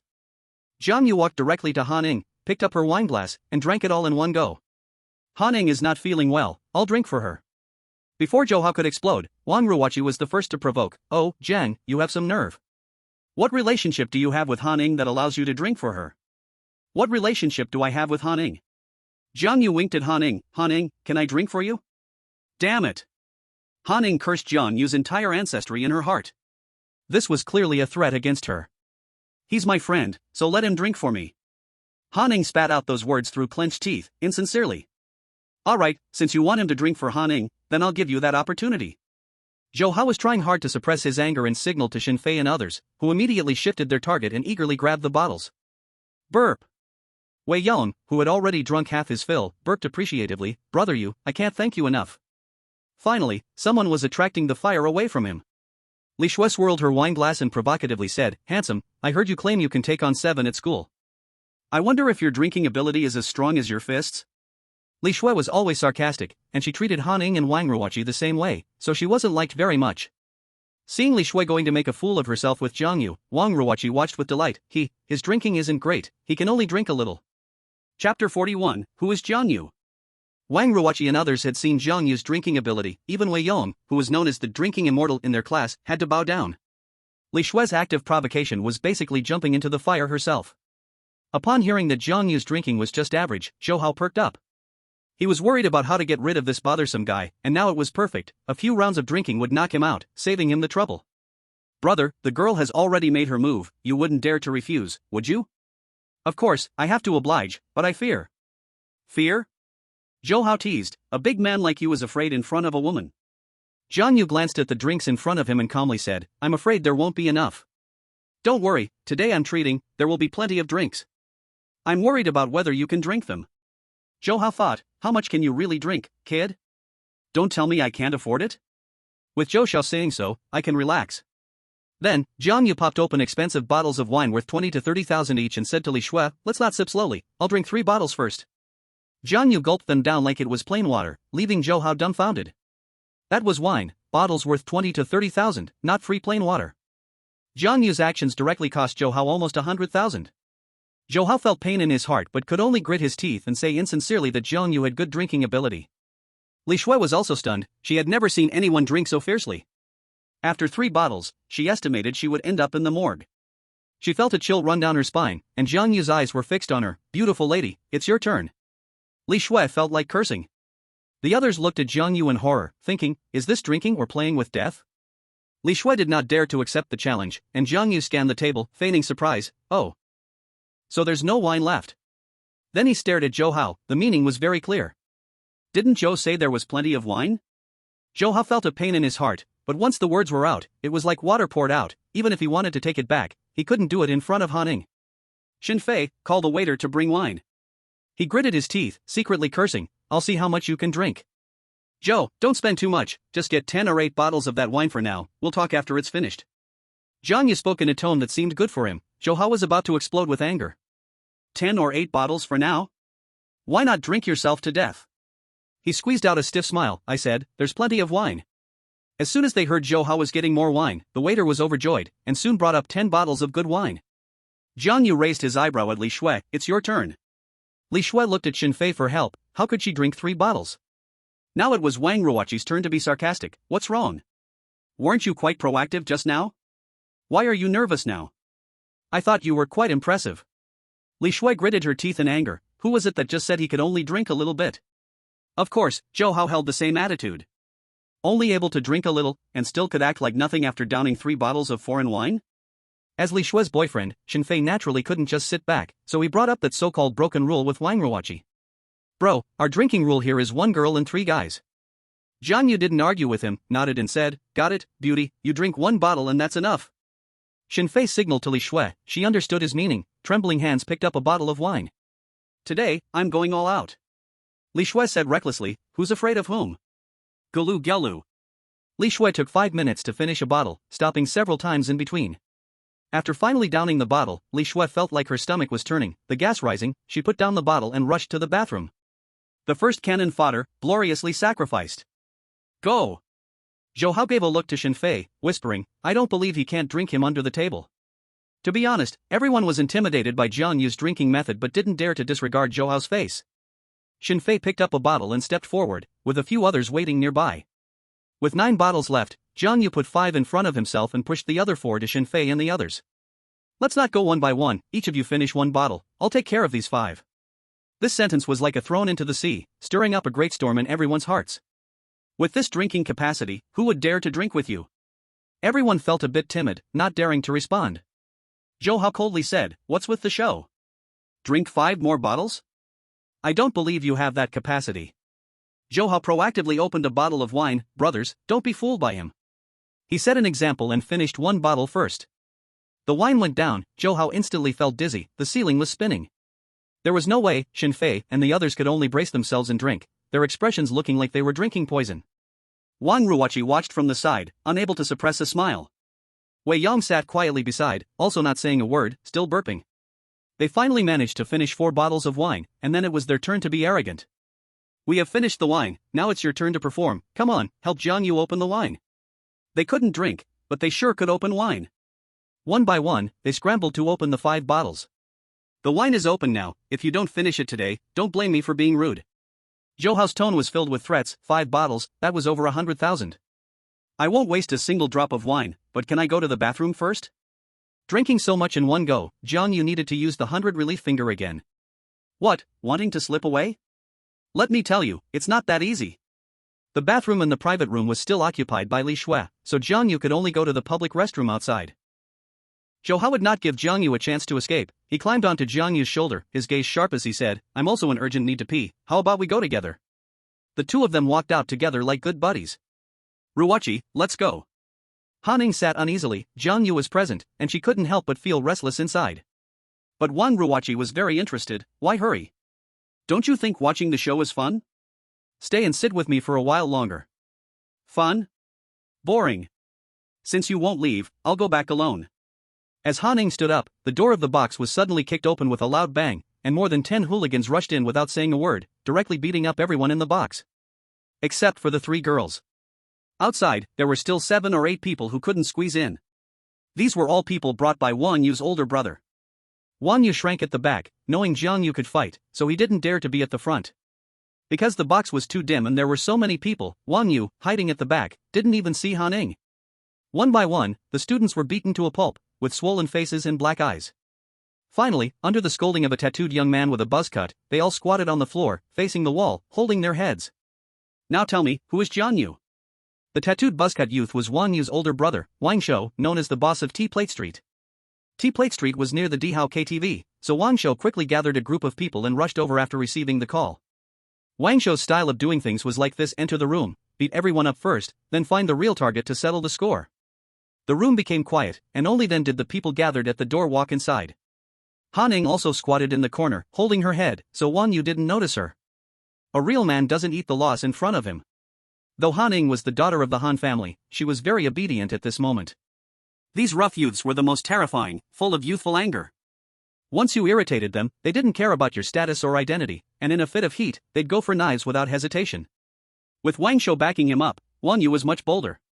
He looked around and said smugly, Jiang, the country bumpkin, you're so good at fighting, right? Try hitting me again. Shen Fei stood up, his face full of worry as he said, brothers, Jiang Yu. Bang! Wang Shou directly kicked him, sending Shen Fei spinning. Shen Fei was almost in tears. Big brother, Jiang Yu isn't here, you've got the wrong person, the wrong person. He ran away? Wang Yu stepped forward and slapped Shen Fei across the face. Where did that little guy run to? Wang Yu slapped with no mercy, causing Shen Fei's nose to bleed. Blood.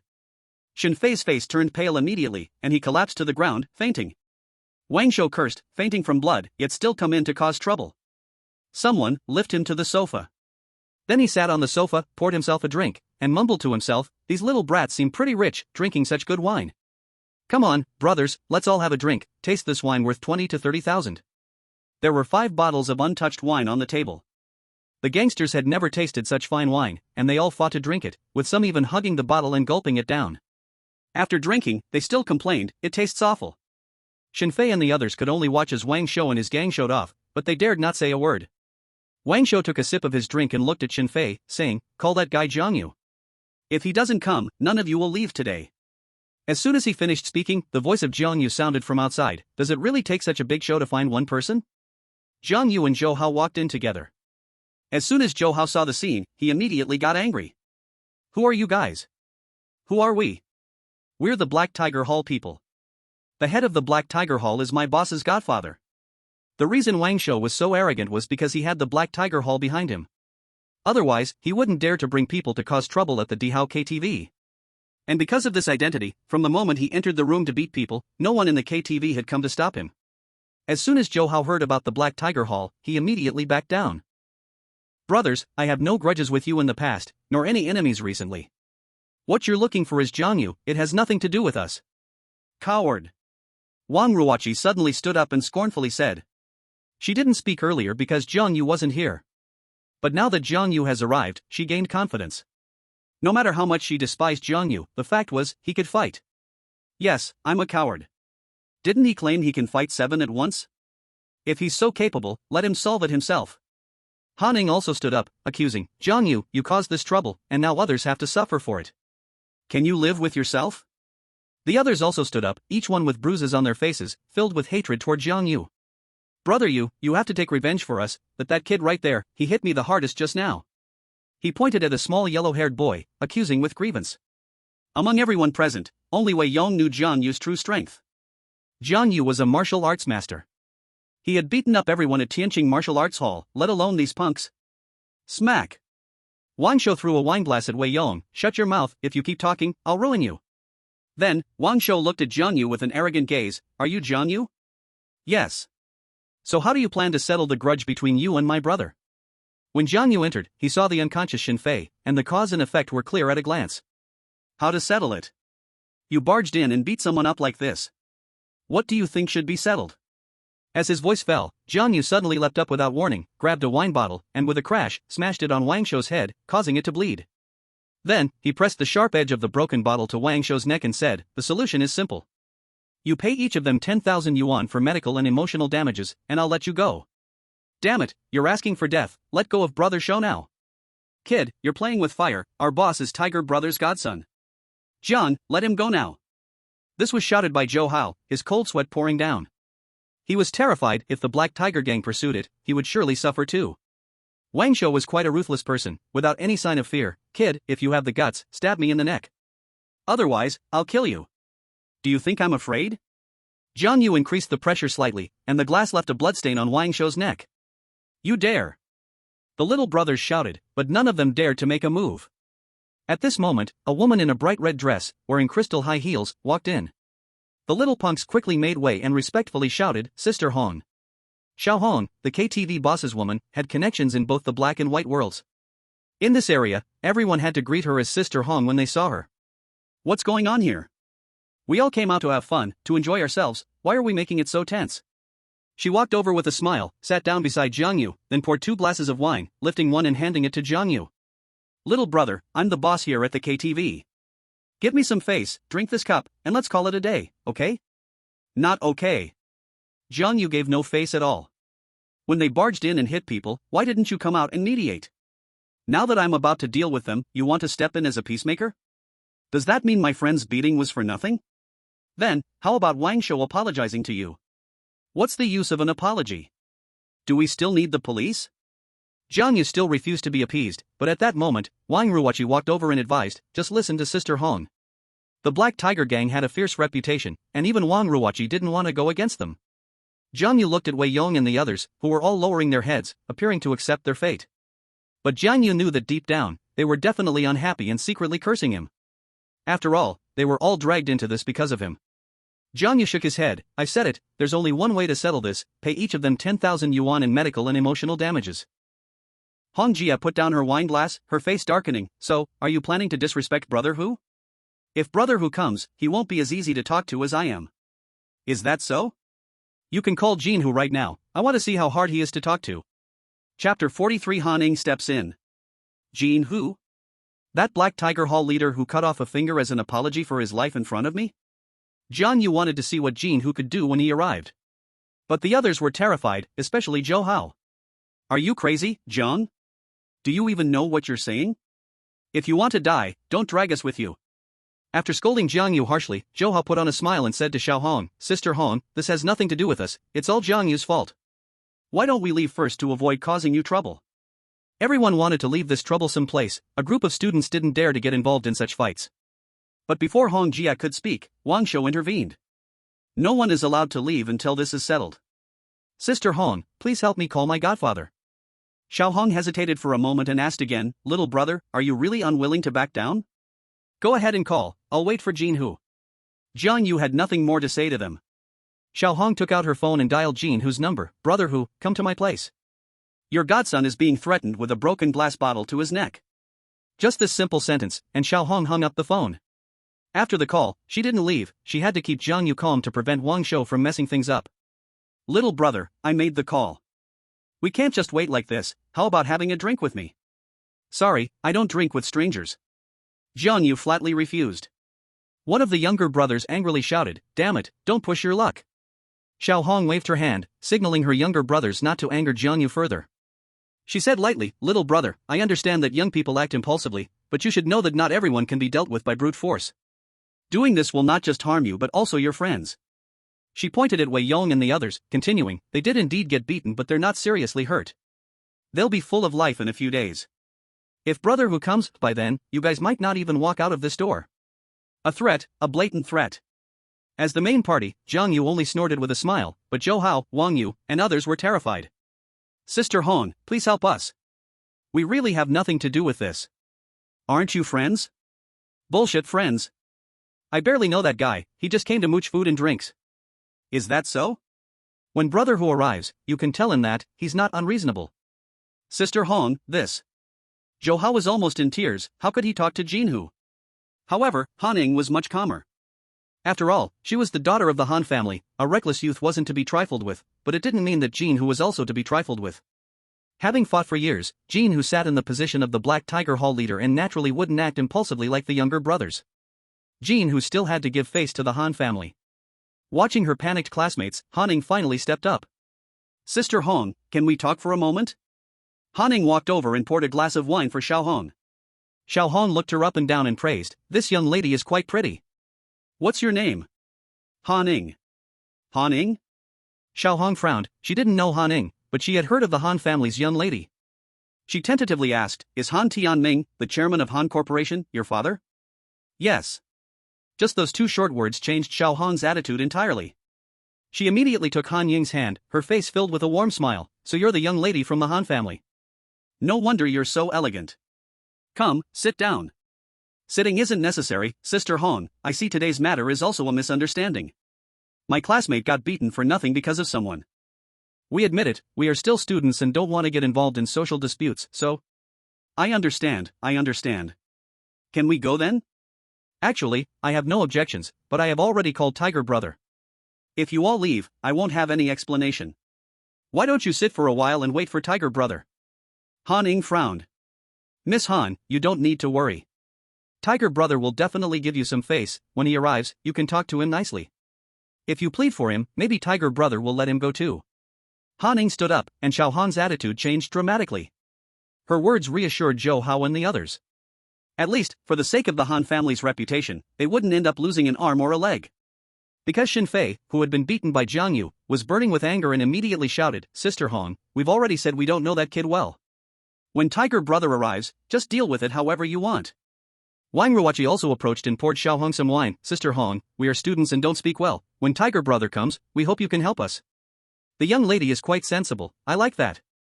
Xiao Hong chuckled, treating her like her own niece. Just then, Wei Yong chimed in, Ruoqi, don't be so submissive to her, believe in Brother Yu, he can handle it. Shut up. Wang Ruoqi scolded, turn your face away, I don't want to see you. Wei Yong was very obedient and turned to face the wall for reflection. Han Ing didn't drink, while Wang Ruoqi accompanied Xiao Hong, taking sips of wine, chatting about everyday life, occasionally laughing. Xiao Hong suddenly glanced at Jiang Yu, holding that broken glass bottle, isn't your hand tired? No need for you to worry. In fact, Jiang Yu didn't need to use such a method at all, but he just wouldn't let Wang Shou go. He wanted Wang Shou to feel the fear of having his life in someone else's hands. Although Wang Shou was tough, saying he wasn't scared was a lie. Cold sweat had already soaked his clothes. Han Ning glared at Jiang Yu, thinking how stubborn he was, pushing himself into a corner.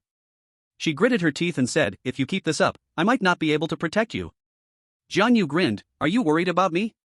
"I'm worried that there won't be anyone to collect your corpse." Han Ning didn't know why she felt a pang of sympathy, not wanting Jiang Yu to die here. She was already planning to say a few good words for Jiang Yu, but when she saw his smiling face, she felt both angry and resentful. Soon, a loud voice rang out from the entrance, "Tiger brother."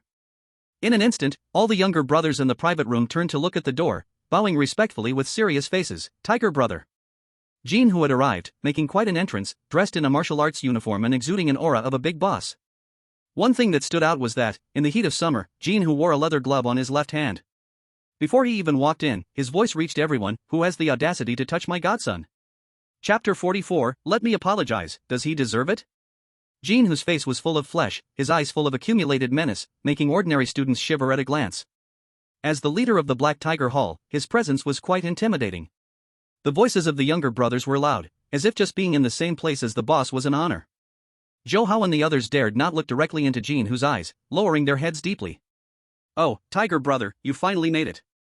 This mess is up to you to clean up. Xiaohong, this is your territory, is there anything you can't handle?" "Tiger brother, there's this special person present." She gestured subtly towards Jean, who, her face blooming with a smile, exuding charm. Han Ning took the initiative to step forward, speaking in a very respectful tone. "Hello, Tiger brother, I am Han Ning." "Han Ning?" Jean, who repeated, seeming to recall something. Xiao Hong reminded, "The young lady from the Han group. So it's Miss Han. I didn't expect you to be here." Jean, who seemed to realize something, finally revealing a trace of a smile on his fierce face. If Han Tianming had been present, Jean Hu might have lowered his stance a little, but Han Ying's status clearly hadn't reached the point where she could make Jean Hu bow down. Han Ning politely said, "Brother Hu, my classmate is celebrating his birthday here. There has been some misunderstanding with your brothers, and I'm here to apologize on their behalf. I hope Brother Hu won't hold it against us, the younger generation." Jean Hu still gave face. "Since Miss Han has spoken, of course, I must give face. But I heard that my godson was threatened with a glass bottle to his neck. This matter can't just be let go." Upon hearing this, Zhou Hao immediately stepped forward, bowing and smiling. "Brother Hu is right. That kid is ungrateful, he deserves a lesson. Anyway, we are not familiar with him, you can deal with him however you want." Jean Hu glanced at Zhou Hao, his expression indifferent, not even bothering to respond to him. "Where is Wang Shaoren?" Jean Hu asked, and several of his subordinates moved aside, revealing Wang Shaoren. Also entering Jean Hu's view was Jiang Yu. "Godfather, this matter can't be let go today. This kid completely disregards our Black Tiger Hall. At the very least, I want to break both his arms." As soon as Jean Hu appeared, Jiang Yu kicked Wang Shaoren aside. Wang Shaoren cried out in pain as he fell flat on his face. His subordinates rushed over in panic to help him up. Wang Shaoren touched his neck, the cut from the glass bottle burning with pain. Han Ning glared at him angrily. "The leader of Black Tiger Hall was here, yet you still dared to hit someone?" Zhou Hao and Wang Yu both showed malicious grins, thinking to themselves, "You're just waiting to be punished. Damn, you dared to kick me." Wang Shaoren cursed, grabbing a wine bottle to throw it at Jiang Yu. At that moment, Jean Hu let out a furious shout, "Stop! What's wrong, Godfather?" Wang Shaoren asked, confused. At this moment, Jean Hu's face was filled with bitterness. How could he always run into this disaster? Jiang Yu slowly stood up and said calmly, "Brother Hu is here, huh? You're the leader of Black Tiger Hall, so why don't you tell us, how should we solve this?" "Kid, what the hell is your attitude? Damn it, how dare you talk to our Brother Hu like that?" The subordinates shouted, and Zhou Hao chimed in, "He's so disrespectful. Brother Hu, this kind of person needs to be taught a lesson." "Shut the hell up!" Jean Hu roared, and his subordinates immediately fell silent. They were all a bit confused. Why was their boss always scolding them? So, Jiang brother is here too. This really is a case of the water flooding the Dragon King's temple, a family not recognizing its own. Jean Hu's tone suddenly became polite, even respectful. Family? Everyone was surprised. They hadn't expected Jiang Yu to know Jean Hu. No wonder he was so fearless. However, Jiang Yu's next words completely stunned everyone. "Who's your family? I'm asking you, how should we solve this?" Jiang Yu spoke in an authoritarian tone, and the atmosphere instantly became tense. To prevent things from escalating, Han Ning immediately stepped forward to mediate. Jiang Yu, how can you talk to Brother Hu like that? Brother Hu, please don't be angry, don't argue with him. Wang Ruoqi muttered, Han Ning, why are you speaking up for him? Han Ning gave Jiang Yu a look and whispered, aren't you going to apologize to Brother Hu yet? Apologize to him? Does he deserve it? You? Han Ning was speechless, anger rising in her heart. I've never seen anyone act so recklessly. She couldn't help Jiang Yu anymore. She turned around, only to see Brother Hu's stiff smile. He said politely, we're all family. What's there to apologize for? Enough with the nonsense. I'm asking you, how should we solve this? Of course, we'll follow Jiang Brothers' wishes. Whatever you say, we'll solve it that way. As soon as these words were spoken, the entire room was stunned. Even the KTV owner, Xiao Hong, looked at him with an expression of disbelief.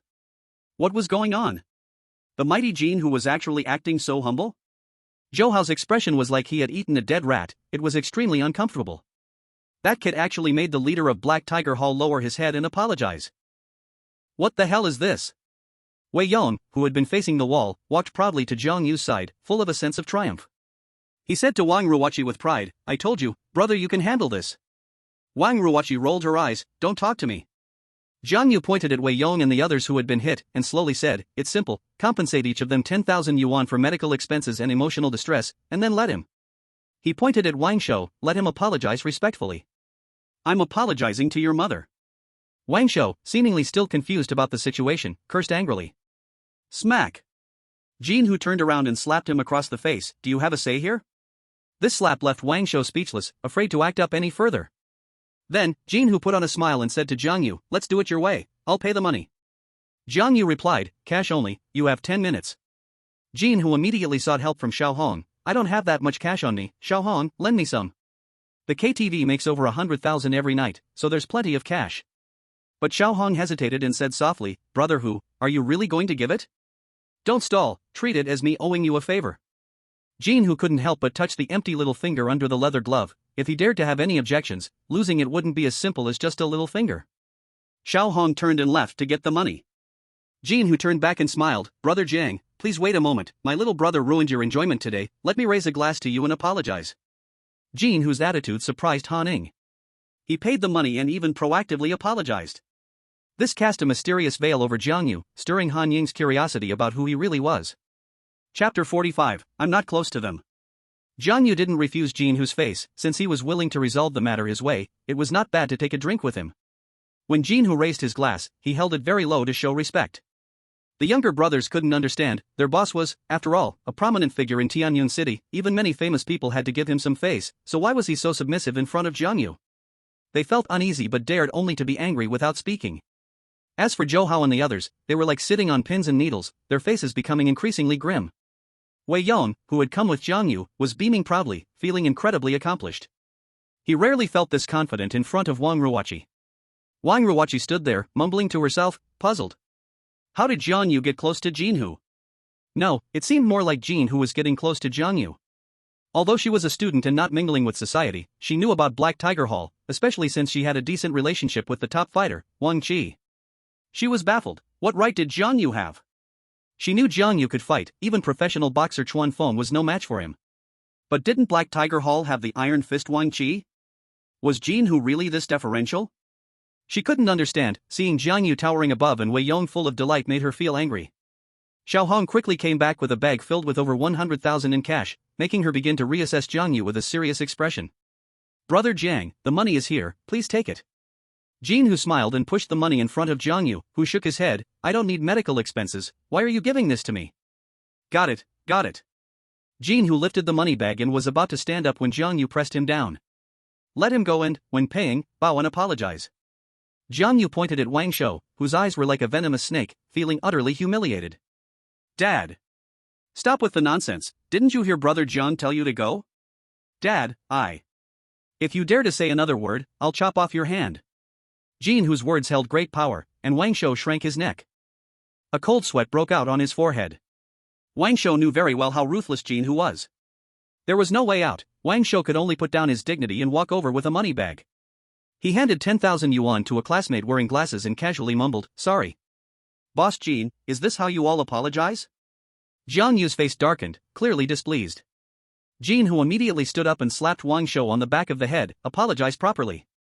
Wang Shou tightened his fists but didn't dare to defy Jin Hu.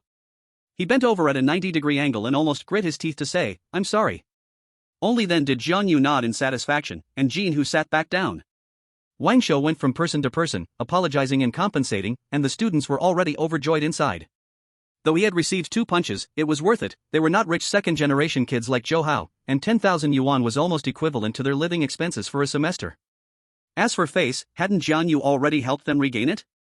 When it came to Wei Yong, Jiang Yu spoke up. "He's injured more seriously, pay him 20,000. No problem, no problem. Jin Hu replied while giving Wang Shou a look, and Wang Shou immediately took out 20,000 for Wei Yong and bowed to apologize. Seeing this, the others started to regret, thinking, heck, I should have resisted more strongly earlier, maybe I could have also gotten an extra 10,000. When Jin Hu walked to the girls Wang Ruoqi, Han Ning, and Li Shui, Jiang Yu said, "They're fine, just apologize." Wang Shou complied. After all, 3,000 was nothing to be thrifty about. Han Ning and Wang Ruoqi naturally had no interest in that 10,000, but Li Shui was not having it. Why do I only get an apology? I got hurt too, okay? Where did you get hurt? Look at my hand, I got cut by shattered glass. Li Shui's hand had a few red dots, and she insisted she was hurt. Anyone with eyes could tell she was just after money. Jin, who was naturally willing to spend money to avoid trouble, he gave Wang Shou a look, signaling him to pay Li Shui 10,000, but Jiang Yu stopped him. "She doesn't need to be compensated, just ignore her." "You?" Li Shui was almost furious. Wang Ruoqi laughed at her. In the end, Wang Shou walked to Shinfei, who had also taken quite a beating, having even been kicked while squatting in the corner. So Wang Shou turned back and asked, "Does he need to be paid an extra 10,000? Jiang Yu shook his head. "He doesn't need to." "Why not? Why not?" Li Shui exploded like an angry tigress. "If he doesn't get paid, that's fine, but my boyfriend just got beaten up badly because of you. Look at his face, what a mess." "Why not?" Jiang Yu chuckled coldly. "We're not close, why should I help you?" He stood up, asking others, "Is everyone satisfied with Brother Hu's compensation?" "Satisfied, satisfied." Those people couldn't hide their smiles, even though their faces still hurt a bit when they smiled. "Since everything is perfectly resolved, let's disperse." He smiled, joking with Han Ning. "Do you want to sing another song?" "Mind your own business." Han Ning shot back irritably and then pulled Wang Ruoqi to leave. Wei Yong and others also gradually left, but Zhou Hao and Shinfei did not leave. They still had to settle the bill. Jin, who apologized once more, "Brother Jiang, I'm really sorry today, let's have this bill on me." Zhou Hao was overjoyed at that moment because he wanted to get Jiang Yu drunk and ordered 10 more bottles of good wine. There was no way today would cost less than 200,000.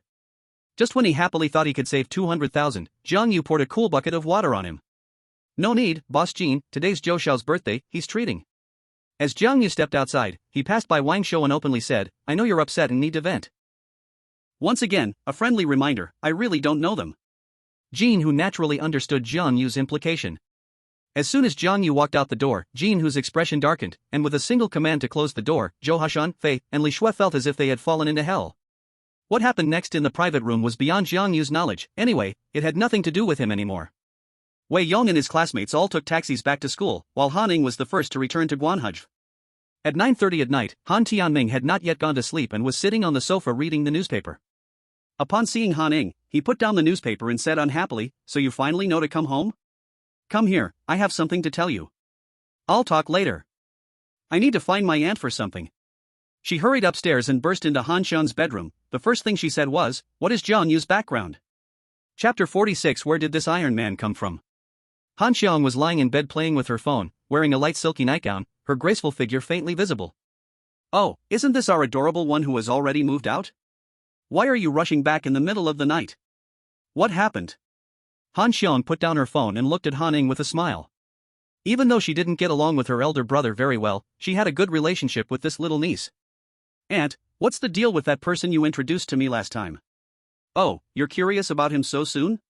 Why not just ask him yourself?" "I don't want to talk to him." Seeing her angry expression, Han Xiong raised her eyebrows and said, "What's wrong, did he bully you?" "Tell Auntie, I'll stand up for you." "No.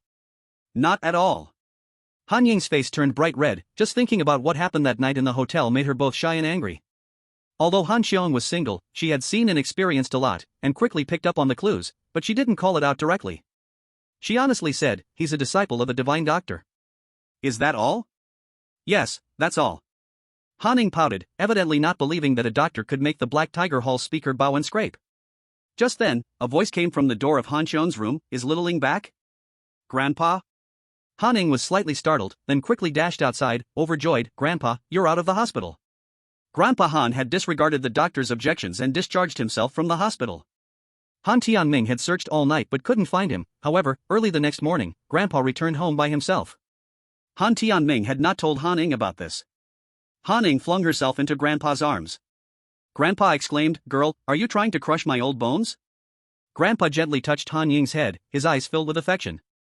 Han Ning stuck out her tongue. Grandpa, you look so radiant and energetic, how could you be old? In fact, both Han Tianming and Han Xiong were puzzled. Grandpa had been declared terminal by the doctors, yet he returned looking full of life, completely unlike someone on the verge of death. Grandpa smiled. Girl, you're getting prettier and prettier. That's all thanks to your great genes, Grandpa. You sure know how to flatter. It's been so long since we last met. Come sit and chat with Grandpa. Grandpa was about to go to bed but lost all sleep when he heard Han Ying's voice. He took her downstairs, and Han Xiong had no choice but to follow. Han Tianming immediately put down his newspaper and got up to ask, Dad, why are you up? It's been so long since I've seen my granddaughter. I need to have a good chat with her. It's a pity your grandpa is so indulgent. You didn't even bother to visit him while he was in the hospital. Han Tianming glared fiercely at Han Ning. Grandpa, look at my dad, he's scolding me again. Han Ning shook the old gentleman's arm playfully, and he immediately scolded, Can't you say a little less? Do you have to make my granddaughter angry to be satisfied? Han Ning stuck out her tongue at Han Tianming, posing like a victor. Han Tianming didn't take it to heart, rolled up the newspaper, and said in an undeniable tone, Your grandpa's birthday is on the 3rd day of next month. When the time comes, no matter how big of a deal you have, you must be here for me. After saying this, Han Tianming went upstairs. As he brushed past Han Xiong on the staircase, Han Xiong quietly said, Aren't you going to tell her about the engagement in advance? It's none of your business. Han Xiong rolled her eyes and muttered to herself, Just because you don't want me to manage it, I won't? Dream on. Han Ning was confused. What does my dad mean? Grandpa, it's your birthday, of course I'm going to be here. She still didn't know that she was the real star of this birthday banquet. At 10 o'clock at night, Zhang Yu tiptoed back to Wen Yihuan's home. He was afraid of disturbing Wen Yihuan's rest. As soon as he entered the house, he carefully closed the door, trying not to make too much noise, but the lights in the room suddenly turned on. Wen Yihuan, wearing a white nightgown, looked at him. Did you drink? From far away, she had already caught a whiff of the smell of alcohol. I had a little, Zhang Yu said with a face full of apologies. Sorry, President Wen, I disturbed your rest. Wen Yihuan didn't blame him. Instead, she walked toward the kitchen and after tinkering in the refrigerator for a bit, she said, Go take a shower first. I'll make you something to help with the hangover. Zhang Yu? Is this the treatment a bodyguard should receive? What are you still standing there for? Oh. Zhang Yu snapped back to reality, grabbed a bathrobe from the room, and dashed into the bathroom. Looking at his handsome face in the mirror, Zhang Yu narcissistically murmured, Damn my charm. 10 minutes later, Zhang Yu quickly finished his shower and walked into the living room wearing his bathrobe. He saw Wen Yihuan busying herself and couldn't help but sigh. What more could a man want with such a wife? If it weren't for the fact that his little junior sister Dodo occupied too much space in his heart, he might have almost fallen in love with Wen Yihuan. Before long, Wen Yihuan brought over a steaming cup of ginger tea. Drink this, then get some rest sooner. Ginger tea? Well, to be honest, ginger tea doesn't really help with hangovers, you might as well drink vinegar. Many articles online claim that ginger tea can help with hangovers, but as a doctor, Zhang Yu knew this was false. Just when he was about to continue educating Wen Yihuan, he caught sight of a fierce look shooting from Wen Yihuan's eyes. Where did this steel-hearted man come from? Chapter 47, Su Xian's Request. The next day, after dropping Wen Yihuan at the company, Zhang Yu, as usual, went to Jiyun Company. As expected, he still didn't see Wen Qiyun. Then he called Wei Yong to inquire about Han Ying's whereabouts. Last night, Han Ying went home, and Wei Yong hadn't seen her either. Instead, he rambled on about Wang Ruoqi for quite a while. He said that last night Wang Ruoqi went to the Xingyou Boxing Club to meet Zhang Feng, and then they went to a high-end community together, but when they came out, she looked a bit disappointed. You followed Wang Ruoqi all night? Aren't you afraid of being mistaken for a stalker? Zhang Yu teased him, though he could roughly guess Wang Ruoqi's intention. After the KTV incident, Wang Ruoqi must have been very curious about her identity. She didn't dare ask Jin Hu in person, so she had to find out through Zhang Feng. Zhang Feng, of course, didn't understand him, so he took Wang Ruoqi to find Wang Qi. However, Wang Qi had long since disappeared after Zhang Yu crippled his hands, so Wang Ruoqi didn't find anyone and was naturally a bit disappointed. Brother Yu, do you think she went to find Zhang Feng late at night because she likes him? Wei Yong's words dripped with jealousy. Jiang Yu reassured him, don't worry, Wang Ruoqi and Zhang Feng are just ordinary friends. You still have a chance. Really? What should I do next? Stick to the principles I taught you, like a sticky plaster. But she really dislikes me, telling me to get lost as soon as she sees me. So have you forgotten the principle of being shameless? She tells you to get lost, and you just walk away? How will you pursue her? I'm afraid she'll start to hate me more. You don't understand this, do you? There's a saying that love can turn into hate, and vice versa. If you follow her every day. After she got used to it, you must not sway in front of her, she would definitely still feel empty inside. You have a good point, brother Yu, I'll go find Wang Ruoqi right away. Jiang Yu's main purpose for this deception was still to use Wei Yong to hold back Wang Ruoqi, to prevent her from constantly fanning the flames in front of Han Ning. He didn't go to school today, because from Han Ying's attitude yesterday, she was still angry, and appearing too frequently would only backfire. Although he told Wei Yong to be shameless, he didn't do the same himself. The day passed slowly, quietly like water. What surprised Jiang Yu was that the old man he helped a few days ago called him, saying the birthday banquet would be held at Yushan Pavilion and asked him to be sure to attend. In the evening, as Jiang Yu was getting ready to take Wen Yihuan home, Su Xian hurriedly found him. Jiang Yu, I have something I need your help with. Usually, Su Xian was always sarcastic towards Jiang Yu, so suddenly asking for help felt a bit hard to say. Jiang Yu teased, what, can't sleep alone at night? Want me to come help keep your bed warm? You're talking nonsense. Su Xian glared angrily, stop spouting nonsense. TSK. Is this how you ask for help? Su Xian was suddenly at a loss for words, wanting to speak but hesitating. Wen Yihuan beside her smiled sweetly, okay, Jiang Yu, stop teasing Su Xian. Only then did Jiang Yu restrain his unruly smile and said sternly, speak, what do you want me to help with? Aren't you supposed to be a miraculous doctor? My cousin got a strange disease a few months ago, went to several big hospitals, and they have used up all the family savings without seeing any improvement. They really had no choice but to ask me to inquire if there are any folk doctors in the city. I thought of you immediately. Strange disease? Jiang Yu raised the corner of his mouth, feeling a surge of interest. As a miraculous doctor, he loved tackling difficult and complicated diseases the most. Wen Yihuan said, since it's Su Xian's relative who is in trouble, Jiang Yu, please help. Jiang Yu replied, since President Wen has spoken, I naturally cannot refuse. Su Xian timidly asked, you don't charge too much, right? If her uncle's family had money, they wouldn't seek out a folk doctor, so the cost was a key factor. If Jiang Yu's fees were too high, she would have no choice but to give up. Jiang Yu said lightly, it's just helping friends, I won't charge anything, but my consultation is free, as for the medicine, that would need to be out of pocket. Really? Then thank you so much. Su Xian was so happy she danced with joy, this thank you was sincere. Also, Jiang Yu's words made her see him in a somewhat taller light for the first time. Then how about this, Jiang Yu, go with Su Xian, you don't need to send me anymore. Su Xian yawned, her busy work during the day left her with almost no time to rest. How about I first take you home? No need, saving people is more important, besides, I happen to have dinner plans with a friend tonight. Alright, then take care of yourself, call me if you need anything. After Jiang Yu left in Su Xian's car, Wen Yihuan drove alone towards the suburban Lutong Villa. Lutong Villa is located on the mountainside in the suburbs, a great place to escape the heat. At 8 in the evening, the winding mountain road was bustling with cars, and Wen Yihuan drove up the mountain, looking somewhat tired. When she reached halfway up the mountain, she suddenly heard a loud noise, a rumble, and a huge rock rolled down from the mountain. There were many vehicles in front and behind her, but that boulder seemed as if it had eyes, directly crashing down onto the roof of Wen Yihuan's car. Chapter 48. Get a daughter is not selling a daughter. Su Xian's uncle lived in the suburbs, and the two of them drove for half an hour to reach Yinglu village. In the suburbs, the towering buildings were no longer visible, only the small farmhouses, which were uneven tiled houses. Su Detsai's family were ordinary farmers. After working hard for most of their lives, they saved some dowry money for their daughter, but unexpectedly, a strange disease hit them 6 months ago, draining their family's savings. 6 months ago, Su Detsai began to have pain in his temple, and his vision gradually became blurred. He went to the hospital for an eye exam, but the eye doctor thought there was nothing wrong. However, his eyesight continued to worsen, and he was later diagnosed with temporal arteritis, then referred to rheumatology. After receiving some steroids, his condition improved a bit, so he went home to recover. But Su Detsai's illness did not heal as expected. After returning home, his condition worsened, and then his kidneys began to have problems, his joints started to ache, and he was almost completely blind. They went from one major hospital to another, but they couldn't find a result. His health deteriorated further, and they had spent all their savings and owed quite a bit of debt, so they had no choice but to discharge him. But his family did not give up on him. They also hired many barefoot doctors, but the effects were minimal. When Su Xian visited, his aunt Jean Giro said that she worked as a secretary for a big boss in the city, and she definitely knew many people, so she should help find out if there were any miraculous doctors who could treat rare illnesses. Su Xian had never dealt with any doctors. After the last incident with 3 women causing trouble at the company, she heard Jiang Yu boast about being a divine doctor. With a kicking a dead horse as if it were alive attitude, she finally spoke up. The suburbs were almost all rural, lacking the city's nighttime hustle and bustle, and around 9 o'clock at night, there were almost no visible streetlights.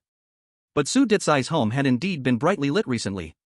Since Su Ditsai was almost blind, he always complained it was too dark, so the family had to keep the lights on all night, giving him some psychological comfort. Moreover, he was suffering greatly from joint pain, so his family could only stay up all night, using hot towels to soothe him whenever he was in pain. Because of this, his family also suffered a lot. Jean Giro had lost a lot of weight. They had a daughter named Su Wan, who worked at the Shangya group in the provincial capital. She took leave to care for him and looked equally haggard. In Yinliukan village, there was a newly rich man named Shen Dahai, and he had a son named Shen Lai. Because the family was wealthy, Shen Lai did not work, spending all day idling around and causing trouble. Shen Lai and Su Wan were elementary school classmates. He had liked Su Wan since childhood, but all his confessions had ended in failure. Su Ditsai's illness gave Shen Lai hope. Shen Lai had been closely paying attention, waiting until Su Wan's family was in dire straits before reappearing. And it was on this night that Shen Lai brought a childhood friend to Su Wan's house and bought some nutritional products. Uncle, what happened? It's been 6 months and he hasn't improved? Why not go to the big hospital in the provincial city? Shen Lai merely glanced at Su Ditsai in the bedroom and didn't truly have a heart to visit. He coveted Su Wan, which was well known in the village, but since he was holding goods, he wouldn't make a fuss, carrying nutritional products to visit. Zhang Giro and Su Wan couldn't drive him away, so they had to deal with him in the living room. Zhang Giro sighed, who doesn't want to go to a big hospital for treatment? If conditions allowed, they might have sent Su Ditsai to the provincial city or even the capital for treatment long ago. But their family was just ordinary farmers. Although Su Wan studied a bit, she hadn't graduated long ago, renting a room in the city and couldn't save much after expenses each month. Just treating him in Tianyun City had left them completely broke. Aunt, money can solve problems, then it's not a problem. It's just a lack of money. Just tell Brother Lai, with his and Su Wan's relationship, can't he help? Xian Lai's friend, Zhu Chao, squeezed his eyebrows, weighing about 180 pounds, his face jiggled as he spoke. This is not a small sum. Zhang Gira shook her head, constantly sighing. Xian Lai patted his chest and said, for me, tens of thousands isn't a problem. That won't do. Zhang Giro firmly rejected, as for our family's affairs, I will handle it. It's getting late, you should go back and rest. Everyone knows the heart of Sima Zhao. Could Xian Lai really lend them tens of thousands for nothing? I'm afraid it must be the bride price for marrying off my daughter. If that really happens, then it wouldn't be called marrying off a daughter, it would be selling a daughter. In this world, there are few parents who could do such a thing. Zhang Giro stood up to see off the guests, but Su Wan called out to Chen Lai. Wait a minute. She was very conflicted, and Chen Lai's gaze roamed over her with no restraint. Su Wan was beautiful, even a bit more attractive than Su Xian, and her chest was more impressive than Su Xian's. The buttons on her short-sleeved shirt seemed ready to burst open at any moment. Though she appeared much haggard, she was still stunning. Chen Lai was drooling over her. After a struggle, Su Wan finally said in a faint voice, Chen Lai, are you really willing to lend me money for my dad's treatment? Of course, who are we to each other? Thank you, if you are willing to lend a hand, you will be my lifelong benefactor, Su Wan. This money won't be borrowed for free, please calculate with the highest legal interest, and I promise to pay you back in the shortest time possible. Su Wan, of course, the money can't be borrowed for free. That's several 100,000, not just a few thousand. But it's not that kind of borrowing. Zhu Chao spoke up again, and Su Wan recognized him, so she asked, Zhu Chao, how should it be borrowed? Zhu Chao smirked, Su Wan, are you really confused or just pretending to be? Do you still not understand my feelings towards you? As long as you are willing to marry me, forget about borrowing, I can give your family several 100,000. Xian Lai showed a satisfied smile, fully agreeing with Zhu Chao's words. This. Su Wan felt even more conflicted. She didn't like Chen Lai, and one could even say she hated him. He was a good-for-nothing who caused trouble all day long. Anyone who married him would be jumping into a fire pit. But she also couldn't bear to watch her father suffer. Their family was already deeply in debt, and no one could lend them another several 100,000. Chen Lai, don't think about my daughter. Even if I have to give up my life, I will not let Su Wan marry you. It was unclear when Su Ditsai had stumbled out from the room. He was blind but not deaf, he heard the conversation in the living room clearly. Dad. Suwon immediately rushed over to support Su Detsai, whose face was pale, but he spoke firmly, Giru, see off the guests. Su Detsai's words were final, which immediately angered Chen Lai. Old man, don't push your luck, besides me, who else can save you in Yulio village? Chen Lai, who are you swearing at? Suwon's face was filled with anger as she scolded fiercely. Pa! Chen Lai spat on the ground, Suwon, don't think I don't know your family is at their wits' end now. The road before you has only two options. 1. Marry me, and I'll pay for your dad's treatment. 2. Watch your dad suffer and die. Chen Lai showed a chilling smile, as if he had Suwon in his grip. Just then, an untimely voice interrupted, oh, it's so lively in the middle of the night. Chapter 49, Offering Oneself.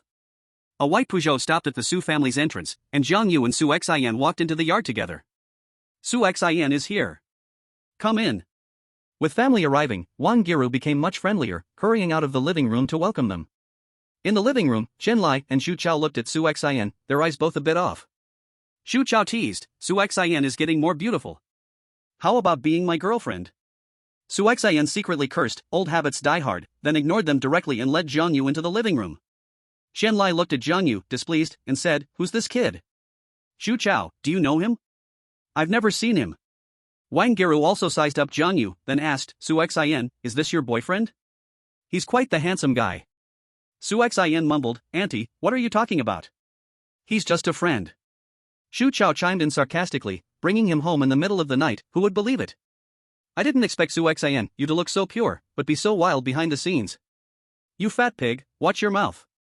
If you dare to ruin my reputation in this village, I won't let you off. Su Xian grew up in Yinlu village, so naturally, she knew these people of similar age in the village. She was sharp-tongued and not at all polite when she spoke. Xu Chao had a dissatisfied expression. He knew how tough Su Xian's tongue was, so he didn't dare to argue further, not wanting to make a fool of himself. Su Xian, it's so late. What brings you here? Suwon only glanced lightly at Zhang Yu. Cousin, of course, I have something to say. Didn't Aunt say to ask around for any famous doctors in the city? I've brought one for you. If I'm not mistaken, the famous doctor you invited should be him, right? Qian Lai and Zhu Chao exchanged a look, both trying to hold back laughter. Su Xian rolled her eyes at them, do you need to guess? Ha ha ha, ha ha ha. Qian Lai and Zhu Chao couldn't hold back any longer, bursting out in loud laughter. Su Xian, you're someone who's been to university, and yet you're so easily fooled. Just look at him, what part of him looks like a famous doctor? Qian Lai's smile was filled with mockery. Xu Chao chimed in, Su Xian, you haven't been conned out of money and sex, have you? Money is one thing, but if it's sex, TSK, you'll have to lower your standards for your husband in the future. But speaking of that, my brother Zhu Chao is generous. He wouldn't mind. Just a backup guy, I don't care. The two of them played off each other, nearly driving Su Xian crazy. Shut your filthy mouth, Zhu Chao. Don't talk about how pure I am, even if I'm divorced with 2 kids, it's not up to you to take over. And you, Qian Lai, don't think that just because your family has a bit of money, you're something special. You know exactly what kind of person you are. Want to marry my cousin?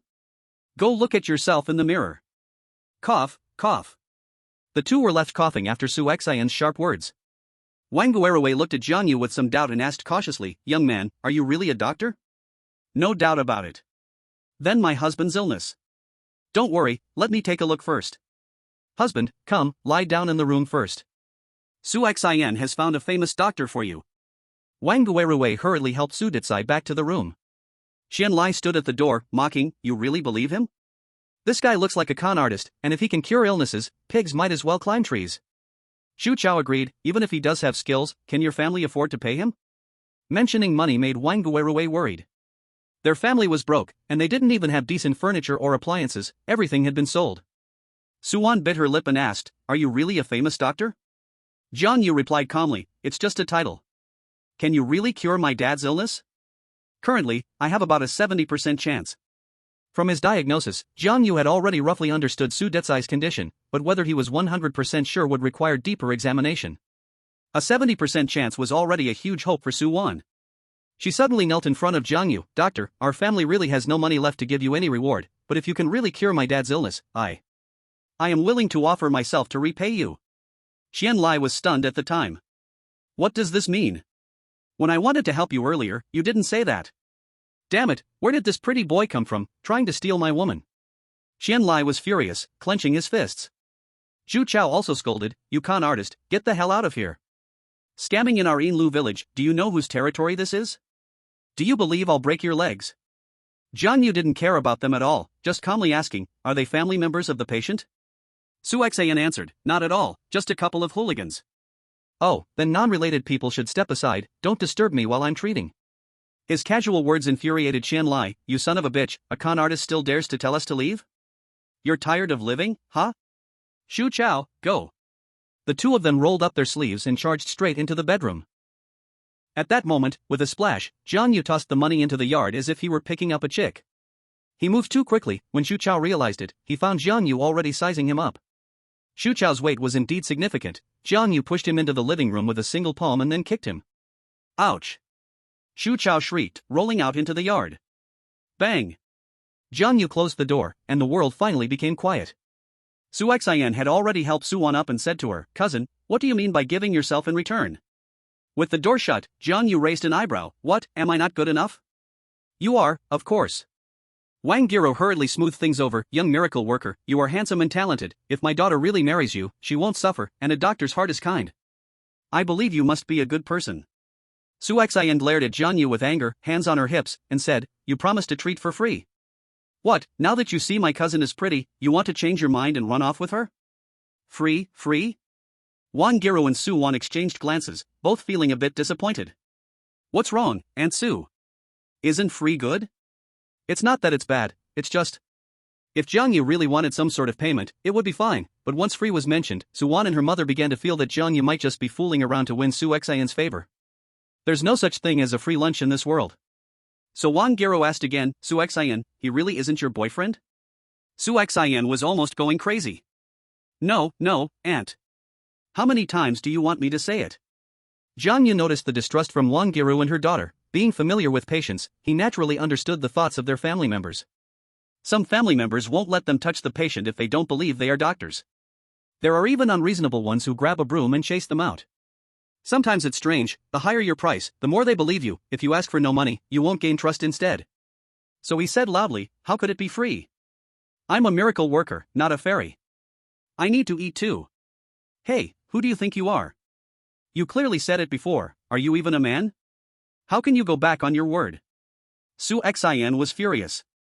But Wang Giro and Su Wan showed smiles. Wang Giro quickly said, "Young miracle worker, whatever conditions you have, please just say it. We will find a way to meet." Jian Yu didn't know their financial capacity, so he asked, "How much do you think the consultation fee should be?" Su Wan thought for a moment and said, "Within 100,000, I can still bear it." 100,000? Wang Giro was shocked. "Wanner, where do you have that much money?" Jian Yu replied, "Then it's 100,000, but since it's for Su Xian's sake, I'll give you a discount of 20%. Su Xian was about to explode. To see a doctor costs 80,000. Are you planning to rob a bank? Su Wan advised, "Cousin, this is what we should give." Don't blame the doctor, but... She hesitated, feeling a bit embarrassed, and said to Jiang Yu, "Well, I can't take out that much money right now, can I pay in installments?" "I promise, within 2 years, I will definitely pay it off." "No problem." Jiang Yu readily agreed. Anyway, he wasn't really after the money. What he wanted was the trust of the family. Only when the family trusts him can they unconditionally cooperate with his treatment of the patient. Then he began to observe Su Ditsai in depth and asked about his health status. Finally, he thoughtfully said, "Liver and kidney deficiency, qi and blood deficiency, closed meridian affecting circulation in fluids, spirit not connected. It should focus on brightening the eyes and opening the orifices, resolving stasis and unblocking the channels, especially the Chioho and other acupoints, benefiting qi and nourishing blood, soothing the liver and relieving stagnation." Although Su Wan and her mother found his words confusing, to them, it meant one thing: professional.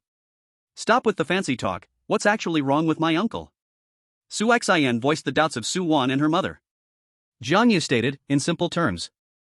"It's just a blockage in the meridians, the flow of energy and blood is not smooth." "Is that all? Who are you fooling? If it were that simple, why couldn't all those hospitals find the problem?"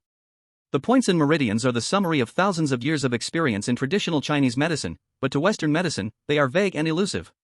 How could instruments detect them? It sounds so convincing. So how should we treat it? I'll give you a prescription. With just 5 doses of medicine, I guarantee the illness will be cured. Jiang Yu's diagnosis was surprisingly simple. Su Wan was half believing as she took out paper and pen. Jiang Yu wrote swiftly, and a miraculous prescription appeared before their eyes. This was a secret recipe from the prestigious Baki mountain. Even if ordinary traditional Chinese doctors knew Su Ditsai's symptoms, they might not be able to prescribe the right medicine. That's it? Su Xian always felt like she was being scammed, not knowing if this prescription would really work. Su Wan and her son exchanged glances holding the prescription, unsure of what to say. Jiang Yu said, "What are you worried about? I haven't charged you any money yet. You can pay me once your uncle is better." Su Xian replied, "This isn't just about money. What if there's something wrong with your prescription and my uncle gets hurt?" Sigh. Jiang Yu scratched his head, feeling awkward. Do I really need to swear a toxic oath? Xiaowan, just get the medicine as the doctor says. Su Ditsai, lying on the bed, spoke up weakly. The family's conditions and his health left him with no choice. He could only trust Jiang Yu, and even if something went wrong, he had resigned himself to fate. If he really died, it would be a relief for him, saving Su Wan and her son from further burden. Okay, I'll go get the medicine right now. Su Wan was impatient, but Jiang Yu waved his hand and said, "Where will you find medicine at this late hour?" "You can go tomorrow, nothing will happen overnight." He also reminded, "Change your uncle's room. This one is dark and damp, filled with stagnant air, the feng shui is not good." While this was not the main cause of Su Ditsai's illness, it had some effect. Su Xian's mind was full of question marks. How did it get so mysterious, even involving feng shui? "Hey, are you a divine doctor or a feng shui master?" "What? A divine doctor can't study feng shui?" "You all studied various subjects in school, like language, math, and science, right? We also have our own teachings on medicine, fate, and fortune-telling. We need to learn everything well, okay?" Su Xian was speechless. "No problem, we'll change Uncle Su's room right away." Zhang Giru immediately got busy. Changing rooms was not a big deal, it was better to believe than not to believe. "Alright, we've seen the illness, and we should head back now."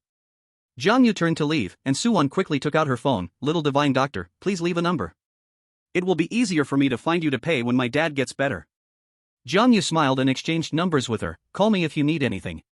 He understood the family's mindset. Su Wan was worried not just about paying later, but also about any problems that might arise while her dad took the medicine, though she didn't dare say it directly. Outside the living room, Chen Lai and Zhu Chao were still waiting in the yard. After all, they were the bullies of Yinlu village, and being kicked out by Jiang Yu left them humiliated. They didn't know where they found a couple of iron rods each and guarded the entrance, waiting to ambush Jiang Yu as soon as he came out. Su Wan was planning to see Jiang Yu off when she opened the living room door. At that moment, 2 iron rods swung towards her. Chen Lai and Zhu Chao also realized they had attacked the wrong person, but it was too late to stop. Su Wan screamed in fright. In the blink of an eye, Jiang Yu rushed forward, pulling Su Wan into his arms and turning quickly. Bang! Bang! 2 iron rods hit Jiang Yu's back hard. "You 2 idiots!" Su Xian gasped in shock, angrily shouting. "Run!" Chen Lai and Zhu Chao dropped their rods and fled. They dared only to launch a surprise attack. Chapter 51 Bad Luck. "I'm fine. Thank you, are you really okay? If not, should I help you apply some medicinal alcohol?" Su Wan lowered her head, her voice weak and shy. Jiang Yu teased, "Of course, it's better to be respectful." "Slap, better my ass, hurry up and come with me." His words were not finished when Su Xian punched his shoulder, interrupting him. Jiang Yu followed Su Xian into the car, looking aggrieved and melancholy. "At least I'm here to help you, how come I get hit for no reason, and you don't care if I'm hurt?" "You still know you came to help, huh? Good guy, asking for 80,000 for a diagnosis fee, why don't you just die?" Su Xian rolled her eyes, still bothered by Jiang Yu's high fees. "Do you know what 80,000 means to my uncle's family? Do you know my cousin has to save and scrimp for years to gather that much?" "I know. You know shit, you just open your mouth and scribble out some nonsensical prescription, easily pocketing 80,000. Do you even know how to write human suffering?" Su Xian berated him relentlessly, and Jiang Yu stared wide-eyed in disbelief. "I don't know human suffering? When I was traveling the land with the old man, saving lives, you were still playing in the mud." This was simply unreasonable, and he was too lazy to argue with Su Xian, choosing instead to cross his arms and close his eyes to rest. Su Xian mumbled to herself for a while, receiving no response. Feeling it was dull, she gradually fell silent. As the awkward atmosphere lingered, Su Xian dropped Jiang Yu off at Wan's neighborhood. "Get out." She had no pleasant expression. Jiang Yu said nothing, and after getting out, remarked, "We are all family, why is the gap so big? Learn from your cousin, if you keep this up, you won't marry. Whether I can marry or not is none of your business. Look at you, you're like a ferocious tigress. Say another word, and I'll kill you." Su Xian quickly grabbed the cushion from the passenger seat and threw it at Jiang Yu. Jiang Yu caught the cushion and joked, "Is this the token of love you gave me? Quite unique, I will treasure it dearly." Without giving Su Xian a chance to retort, he dashed into the neighborhood, disappearing from her sight. Su Xian gritted her teeth secretly, that bastard. After getting home, Jiang Yu was very quiet. It was already late, and he was afraid of disturbing Wen Yihuan's rest. Today, when Yihuan did not suddenly appear, Jiang Yu took a shower and went to bed. The next morning, Jiang Yu woke up to find the living room completely silent. He wondered, usually, when Yihuan gets up earlier than him and makes breakfast. Not up yet? Jiang Yu knocked on Wen Yihuan's door, but there was no response. Ms. Wen, Ms. Wen. He called a few more times, but still no answer. Worried that something might have happened to Wen Yihuan, he decided to enter her room. The room was tidy, but Wen Yihuan was not there. Did she think I didn't come back last night and went to the company by herself? He didn't think much about it, washed up, and headed to the company. Su Xian was already in Wen Yihuan's office, organizing documents. She kept a stoic face and was upset over last night's incident when she saw Jiang Yu. "Where's Ms. Wen?" Jiang Yu casually asked as he sat on the office sofa. Su Xian glared, "Ms. Wen didn't come with you, I haven't even asked you yet." "What? Ms. Wen didn't come to the company?" Su Xian sensed something was off and immediately questioned, "What the heck is going on?" "I don't know, I didn't see Ms. Wen after getting up, thought she came to the office first." "What kind of bodyguard are you?" Su Xian quickly dialed Wen Yihuan's number, but no one answered. Su Xian started to panic. Oh no, Ms. Wen hasn't gotten into any trouble, has she? Why are you still standing there? Hurry and go find her. If something happens to Ms. Wen, I'm holding you responsible." Jiang Yu felt anxious too because he had already foreseen that Wen Yihuan would be in danger. He rushed downstairs when he suddenly received a call from Su Xian. "Ms. Wen has been in a car accident, and people are in the hospital, you wait for me downstairs." In the high-end ward of the city hospital, Wen Yihuan lay on the hospital bed, while Wen Qian cared for her. She had just been to the bathroom and missed a call from Su Xian, so she called back after coming out. "Dad, Jiang Yu will be here soon, you should go back first to avoid any flaws." Wen Qian had taken care of her all night without closing his eyes, showing clear signs of fatigue, but since Wen Yihuan was not seriously injured, he felt relieved to go home. 10 minutes later, Su Xian rushed into the ward in a flurry. President Wen, what happened? How did you suddenly have a car accident? You're not hurt anywhere, are you?" Her anxious demeanor left Jiang Yu dumbfounded. This relationship seems a bit too much. He really suspected Su Xian's orientation. He looked at Wen Yihuan, her complexion rosy and breathing steady, with no visible injuries, clearly showing that Wen Yihuan was fine, so he remained calm. "Su Xian, don't be agitated, I'm fine." Su Xian checked her again and felt reassured, then immediately scolded Jiang Yu, "It's all his fault, this bodyguard didn't take any responsibility." Jiang Yu was stunned, "I'm a bodyguard, how is the car accident my fault?" Wen Yihuan said, "It's not his fault, it's just my bad luck. On the way to Luton Villa, a falling rock hit my car. She really was just unlucky, out of so many cars, the giant rock just had to hit hers." Su Xian said, "As long as you're okay, that's good."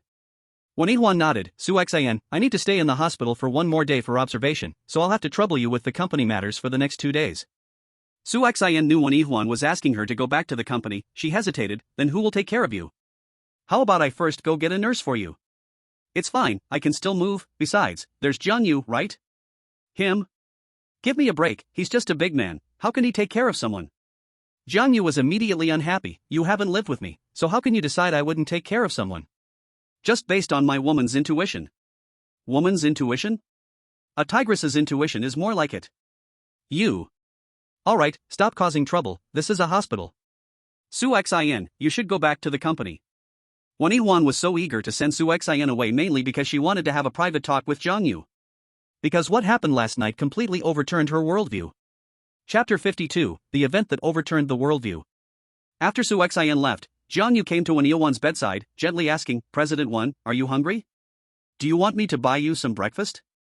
Wen Yihuan shook her head, "No need, sit down, I have something to discuss with you." "What is it?"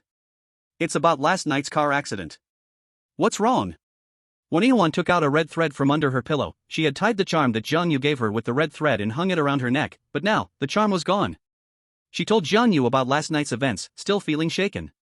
At that moment, the giant rock hit the roof of her car squarely, and Wen Yihuan was almost scared to death. She thought she was going to die. How could she survive being crushed by such a heavy rock? She was alone in the car, feeling lost, thinking she had already stepped half a leg into the gates of hell. But just when the giant rock crashed down, she suddenly felt a burning sensation on her neck, and a golden light flashed in the car. After the giant rock made a small dent in the roof, it bounced back and fell off the cliff. She finally escaped with her life. Wen Yihuan sat in the car, feeling terrified for a long time, only coming to her senses when the ambulance arrived. She remembered feeling hot in her chest and realized that the charm had turned to ashes. By all logic, that heavy rock crashing down would have completely crushed her car, but in fact, there was only a small dent on the roof, and she was unscathed, just shaken. The drivers from before were all marveling that she was lucky to survive. Even the arriving traffic police found it hard to believe. But only Wen Yihuan herself knew that it was that talisman that had protected her. All of this exceeded her understanding, overturning her worldview. Jiang Yu listened quietly, but in the face of such a bizarre event, Wen Yihuan saw no change on his face. That talisman was drawn by your own hand? Yes. I survived because of the talisman? Yes. Who exactly are you? Jiang Yu. Wen Yihuan certainly knew he was Jiang Yu, a disciple of a divine doctor. But aren't you going to explain anything to me? In this vast world, there are wonders everywhere. I can only say that the world is not as simple as you imagine. I understand. Wen Yihuan did not ask further, for she knew very well that she could not unveil the mysterious veil of another world. If she had not met Jiang Yu, she might never have encountered such bizarre events in her lifetime. Of course, a fierce curiosity had already begun to arise in her heart, but she knew to limit it. Yet, her heart was already beginning to stir, almost anticipating a marriage with Jiang Yu. She believed that after getting married, she would be able to access that strange and mysterious world. She chuckled softly and smoothly changed the topic. With your skills, it seems I've been paying you too little. Since you saved my life, how about I give you a raise? But Jiang Yu didn't smile, for Wen Yihuan still had dark circles under her eyes. Her disaster had not passed. The talisman could protect her for a moment, but it could not protect her for a lifetime. If the root problem wasn't resolved, then sooner or later, Wen Yihuan would encounter misfortune again. However, Jiang Yu couldn't figure out where the root lay at this moment. You'd better not go anywhere recently besides the company and home. Jiang Yu's kind reminder, and he didn't even realize that he had already begun to care about Wen Yihuan's safety. I know I've been unlucky recently. Do you still have that talisman? Wen Yihuan felt a bit embarrassed. When Jiang Yu first gave her the talisman, she had jokingly said who still believed in such things nowadays. Unexpectedly, it hadn't been long before she proactively asked for a talisman. Jiang Yu shook his head and said, the talisman can only protect you once, giving you more won't be of much use. Wen Yihuan felt a bit disappointed, but she didn't show it. After Jiang Yu spent a day in the hospital taking care of her, the doctor finally allowed her to be discharged when they determined she was fine. Su Xian had already called to warn him to protect Wen Yihuan closely, or else there would be consequences. Even without Su Xian's warning, Jiang Yu would have done the same. Wen Yihuan couldn't have randomly suffered from a misfortune. Jiang Yu decided to find out the root cause as soon as possible. A brand new Porsche was parked at the hospital entrance. Wen Yihuan handed the keys to Jiang Yu. You drive. She still had some psychological shadows and didn't dare to drive herself. Jiang Yu had taken time to get his driver's license long ago, but he rarely drove. He joked, you got a new car so soon? This car isn't cheap, right? Wen Yihuan replied, this car is a gift from my dad, my other one is in for repairs. Once in the car, Jiang Yu fumbled for quite a while before starting the engine. He had never driven such a good car before. Along the way, Wen Yihuan seemed to recall something and took out a jade pendant inscribed with safe entry and exit from her bag to hang it up in front of the car. She murmured to herself, I didn't expect that the pendant my friend gave me would come in handy. As soon as Jiang Yu saw that jade pendant, he felt something was wrong and immediately asked, who gave this to you? Wen Yihuan replied, a business friend of mine said they went to Gaoping Temple to pray for it a while back. It's like a safety charm. At first, she didn't believe in such things and had forgotten about the jade pendant, but now that this had happened, she suddenly remembered it and took it out to hang in the car for safety. However, the jade pendant has a problem. Jiang Yu could sense the overwhelming malevolence from the pendant. It was clear that it had been tampered with. This is not a charm for peace, it is more like a death warrant. The source has been found. What's wrong with the jade pendant? President 1, that accident you had might be related to this jade pendant. Huh? How could that be? How could Zhou Yao harm me? Jiang Yu took off the jade pendant and said, I will handle the pendant for you, President 1. You should arrange a time to meet your friend and probe into this. If that Zhou Yao is also in the dark, then that's that. If not, Jiang Yu would never let him off the hook. Wen Yihuan was furious. She had taken good care of Zhou Yao in business, and she couldn't understand why he would want to harm her. Eager to know the reason, Wen Yihuan set up a meeting with Zhou Yao that very night. In a private room of the Zhuxi tea house, Zhou Yao arrived in a suit and leather shoes, wearing black glasses and slicked back hair so smooth that even ants couldn't climb it. President 1. Zhou Yao greeted with a broad smile. You called me so late, is there a project you want to hand over to me? He casually glanced at Zhang Yu sitting nearby. When Yihuan sat upright, her expression serious. Zhou Yao noticed something was off and asked, why is President Wen so serious? Is something wrong? I had a car accident last night. What? Are you okay, President Wen? I'm fine, but someone told me that the cause of the accident might be related to the jade pendant. What nonsense! President Wen, don't listen to rumors, how could I harm you? Zhou Yao jumped up in agitation. Wen Yihuan smiled coldly, did I say it was because of the jade pendant you gave me? Chapter 53, The Person Behind the Scenes. Upon hearing about the jade pendant, Zhou Yao exploded, showing a guilty expression as if he were hiding something. He hurriedly smiled and explained, President Wen, you misunderstood. As soon as I heard you mention the jade pendant, I thought of the one I gave you before. I thought you suspected me. Zhou Yao, don't you think what I'm saying is too strange? What? Do you think it's possible for a jade pendant to cause my car accident? Exactly, President Wen. That's just superstition. You're someone with a higher education, how can you believe in this stuff? And you? Aren't you also a top student from Tianyun University? Do you believe in this? Of course not. I'm a materialist. So, as soon as I said it might be related to the jade pendant, you immediately distanced yourself from any connection and insisted that you could not harm me. How do you explain that? President Wen, this. Zhou Yao was suddenly at a loss for words, not expecting Wen Yihuan to dig this hole for him. Indeed, if he was a materialist, how could he think of the jade pendant as harmful right away? Could it not be that the jade pendant obscured his vision, causing the accident? Zhou Yao stuttered, his hands restless, his eyes filled with tension. Wen Yihuan glanced at Zhang Yu, seeking his opinion. Ahem. Zhang Yu cleared his throat, President Wen, no need to ask further, this matter is definitely related to him. The moment the jade pendant was mentioned, Zhou Yao became uneasy, fidgeting, sometimes touching his nose, sometimes adjusting his glasses, his eyes darting around, never daring to meet Wen Yihuan's gaze. If he claimed ignorance about the pendant, who would believe it? But Zhou Yao was unaware of who Zhang Yu was. Seeing his youth, he immediately shouted, who the hell are you, you little punk? Spreading nonsense and ruining my reputation. If you speak again, I'll tear your mouth apart. Humph, are you getting anxious now? If you can't stay calm, how can you harm others and yourself? Shut up. I'm sitting upright and proper, when have I ever harmed anyone? Zhou Yao shouted in anger, looking all wronged. President Wen, if you called me here today to frame me, then excuse me, but I'm not going to participate. Goodbye. He turned furiously and strode away. Zhang Yu moved swiftly, stepping in front of the door. Did I say you could leave? You little punk, dare to block my way? Are you tired of living? Zhou Yao lifted his leg and kicked at Zhang Yu. Zhang Yu sidestepped and pointed with his finger. All that could be heard was Zhou Yao letting out a muffled grunt. Suddenly, he curled up on the ground, clutching his chest, his expression filled with pain, his face as white as a sheet, cold sweat pouring down. Zhang Yu placed Zhou Yao's left hand on the coffee table and casually picked up the ashtray from it. Wen Yihuan was alarmed. Zhang Yu, what are you going to do? Zhang Yu replied coldly, President Wen, without using extreme measures, this kind of person will not easily confess. Zhou Yao, frightened out of his wits, exclaimed, what do you want, you scrawny loser? Zhang Yu gently tapped the coffee table with the ashtray, for every lie you tell, I will break a finger.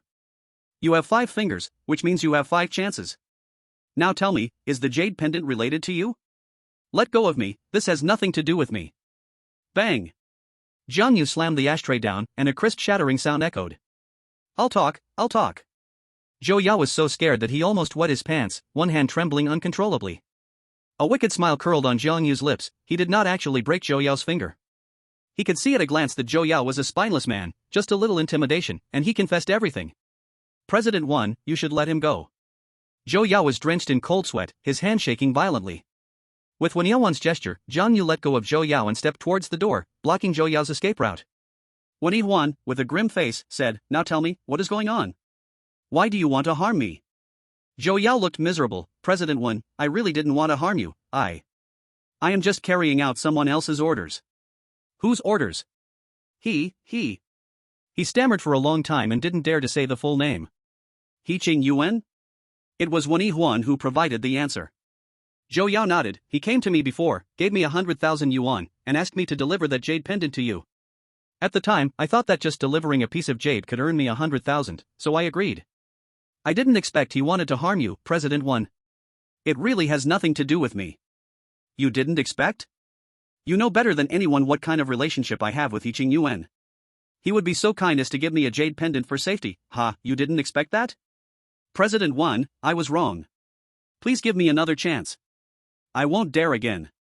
Zhou Yao appeared quite sincere in his apology. He was actually not afraid of Wen Yihuan, but rather of Jiang Yu standing by the door. Starting today, our company terminates all cooperation with you. This time, I won't pursue your liability. I hope you can do better for yourself. Please, President Wan, I have already signed contracts with others. If your side doesn't provide me with supplies, I will go bankrupt. Aren't you on good terms with Yiching Yuan? Go to him if you have difficulties. President Wan, just give me one more chance. I really know I was wrong. He desperately clung on, refusing to leave. Jiang Yu opened the door and said sternly, there is only one chance. If you want to keep your hands, disappear in front of me within 10 seconds. A fierce killing intent shot from Jiang Yu's eyes, startling Zhou Yao so much that he trembled and turned to run. Once out the door, Zhou Yao felt free as a fish in the sea, and he threw out a harsh remark, you small loser, just wait for me. Wen Yihuan suddenly deflated. So it was Yiching Yuan pulling the strings behind the scenes, how despicable. President 1, what grievances do you have with Yiching Yuan? Actually, it doesn't really count as a grievance, he and I are just competitors. She began to explain. Wen Yihuan and Yiching Yuan both ran cosmetics companies, but Yiching Yuan's company was larger and more famous in Tianyun City. The Dream Butterfly Group in the provincial capital wanted to expand into the Tianyun City market and was looking for a general agent in Tianyun City.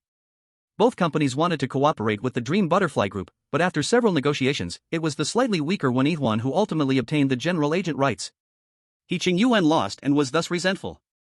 When Jiang Yu first met Wen Yihuan, it was because people from the Dream Butterfly Group came to her to sign contracts. She was rushing back from out of town. At that time, Yiching Yuan also tried to obstruct her but was disrupted by Jiang Yu. Wen Yihuan successfully signed the contract, which made Yiching Yuan even angrier. So he used such despicable means to secretly harm her. Once Wen Yihuan dies, then Yu Yen Company will collapse, and Manga Group will inevitably seek another partner. And Yiching Yuan will logically become the best candidate. Chapter 54, The Untouchable Person. Jiang Yu did not understand business, he found it unbelievable.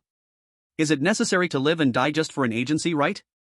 You think this way, but Yiching Yuan does not. Everyone knows he loves money more than life. What does loving money have to do with it? You don't know. Once my cooperation with Manga Group gets on track, the annual profit is at least 8 digits.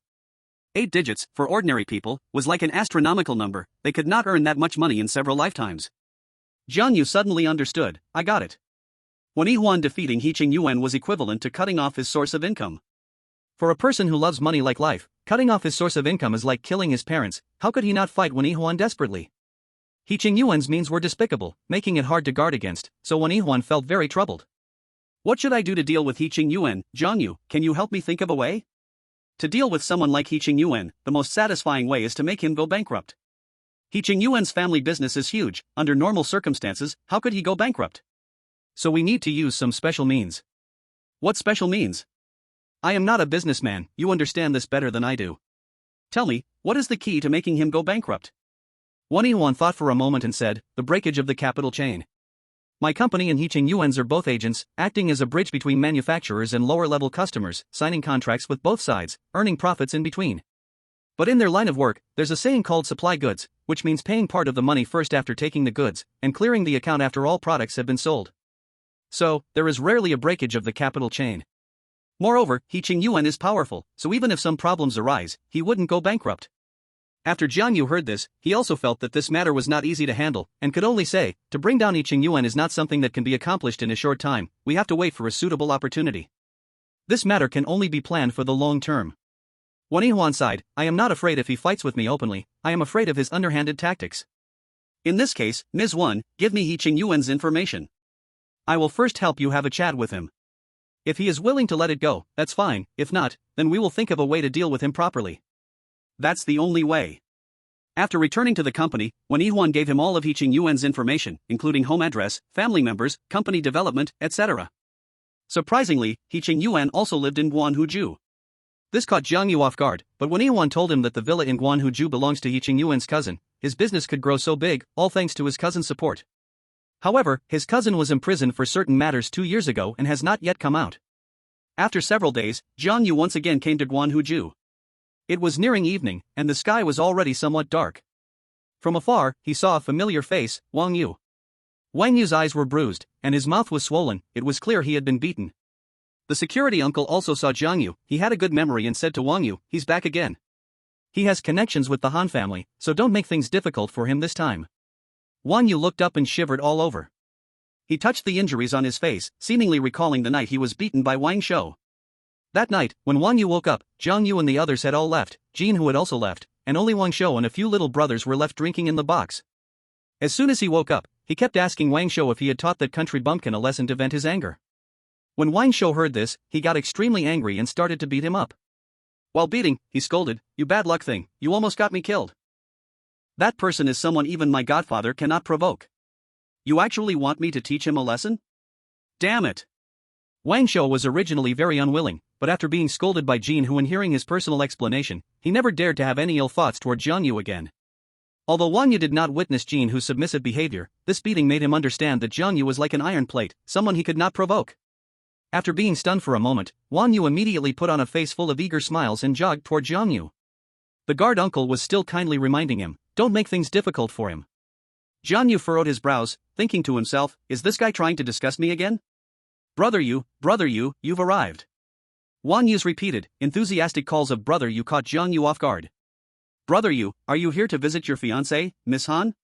"Actually, I've already noticed, you're a talented young man, and Miss Han is a perfect match for you. You two are a heavenly pair, no one in Tianyun City is more suited than you." Wang Yu was really good at flattering, but unfortunately, he was flattering in the wrong place. "Are we that familiar?" Jiang Yu looked at him coldly. "It's like this, the first time we meet, the second time we're familiar. Brother Yu, before I was ignorant, but now I understand. Please don't hold it against me. In the future, when you marry into the Han family, we'll have to meet often." Jiang Yu's face darkened. "Marry into the Han family? Who told you I'm marrying into the Han family?" Not to mention that he was there to break off the engagement. Even if he were to marry, he would never marry into the Han family. The Han family was indeed large and powerful, but he, the only heir of Bochi Mountain, wasn't lacking in anything. Wang Yu, having flattered in the wrong place, turned awkwardly and could only change the topic. "Brother Yu, aren't you here to see Miss Han today?" Jiang Yu replied indifferently, "What does that have to do with you?" Wang Yu was left speechless. Jiang Yu continued walking ahead, and Wang Yu did not dare to follow him. Suddenly, Jiang Yu turned around and asked, "You're a security guard here, you must be familiar with the surroundings, right?" Wang Yu's face lit up with joy, and he quickly walked over with a smile. "Of course, I'm familiar, it's like my own backyard." "Good, then take me around inside." "Brother Yu, please come in." Wang Yu bent at a 90-degree angle, his attitude was so respectful it looked like a eunuch serving the emperor, leaving the guard uncle stunned. After strolling through the neighborhood for about 10 minutes, Jiang Yu and Wang Yu chatted a bit. Finally, Jiang Yu casually asked, "I heard He Qing Yuan lives here too?" "Brother Yu, do you mean He Qing Yuan, the boss of Shang Yuan Company?" "Yes, him. Yes, he lives here, but he's staying at his relative's villa. Our villas here cost at least 100 million, He Qing Yuan can't afford that." "Do you know where his house is?" "Yes, it's just a little ahead." Wang Yu led him forward for about 700 or 800 meters, finally stopping in front of an elegant European-style villa. "Brother Yu, this is He Qing Yuan's house." Jiang Yu looked around the environment and asked, "Is there surveillance nearby?" "Of course, our community's surveillance system is the most comprehensive in all of Tianyun City." "No blind spots?" This. Wang Yu's eyes quickly shifted, as if he understood something, and whispered, "Brother Yu, follow me." They circled around to the back of the villa, under a tree. Wang Yu whispered, "Brother Yu, if you climb in from here, the surveillance won't see you." The backyard of the villa was filled with lush trees, making it indeed hard to spot. Jiang Yu patted Wang Yu's shoulder, satisfied, and said, "All right, it's none of your business now. Go back to what you were doing." "Hey! Brother Yu, are you going after He Qing Yuan? I've heard this person isn't easy to mess with." "Why, do you think I can't handle him?" No. Wang Yu quickly shook his head, afraid of angering Jiang Yu.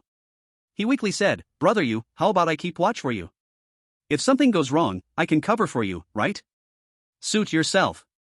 As soon as Jiang Yu's words fell, he jumped and leaped into the villa's backyard.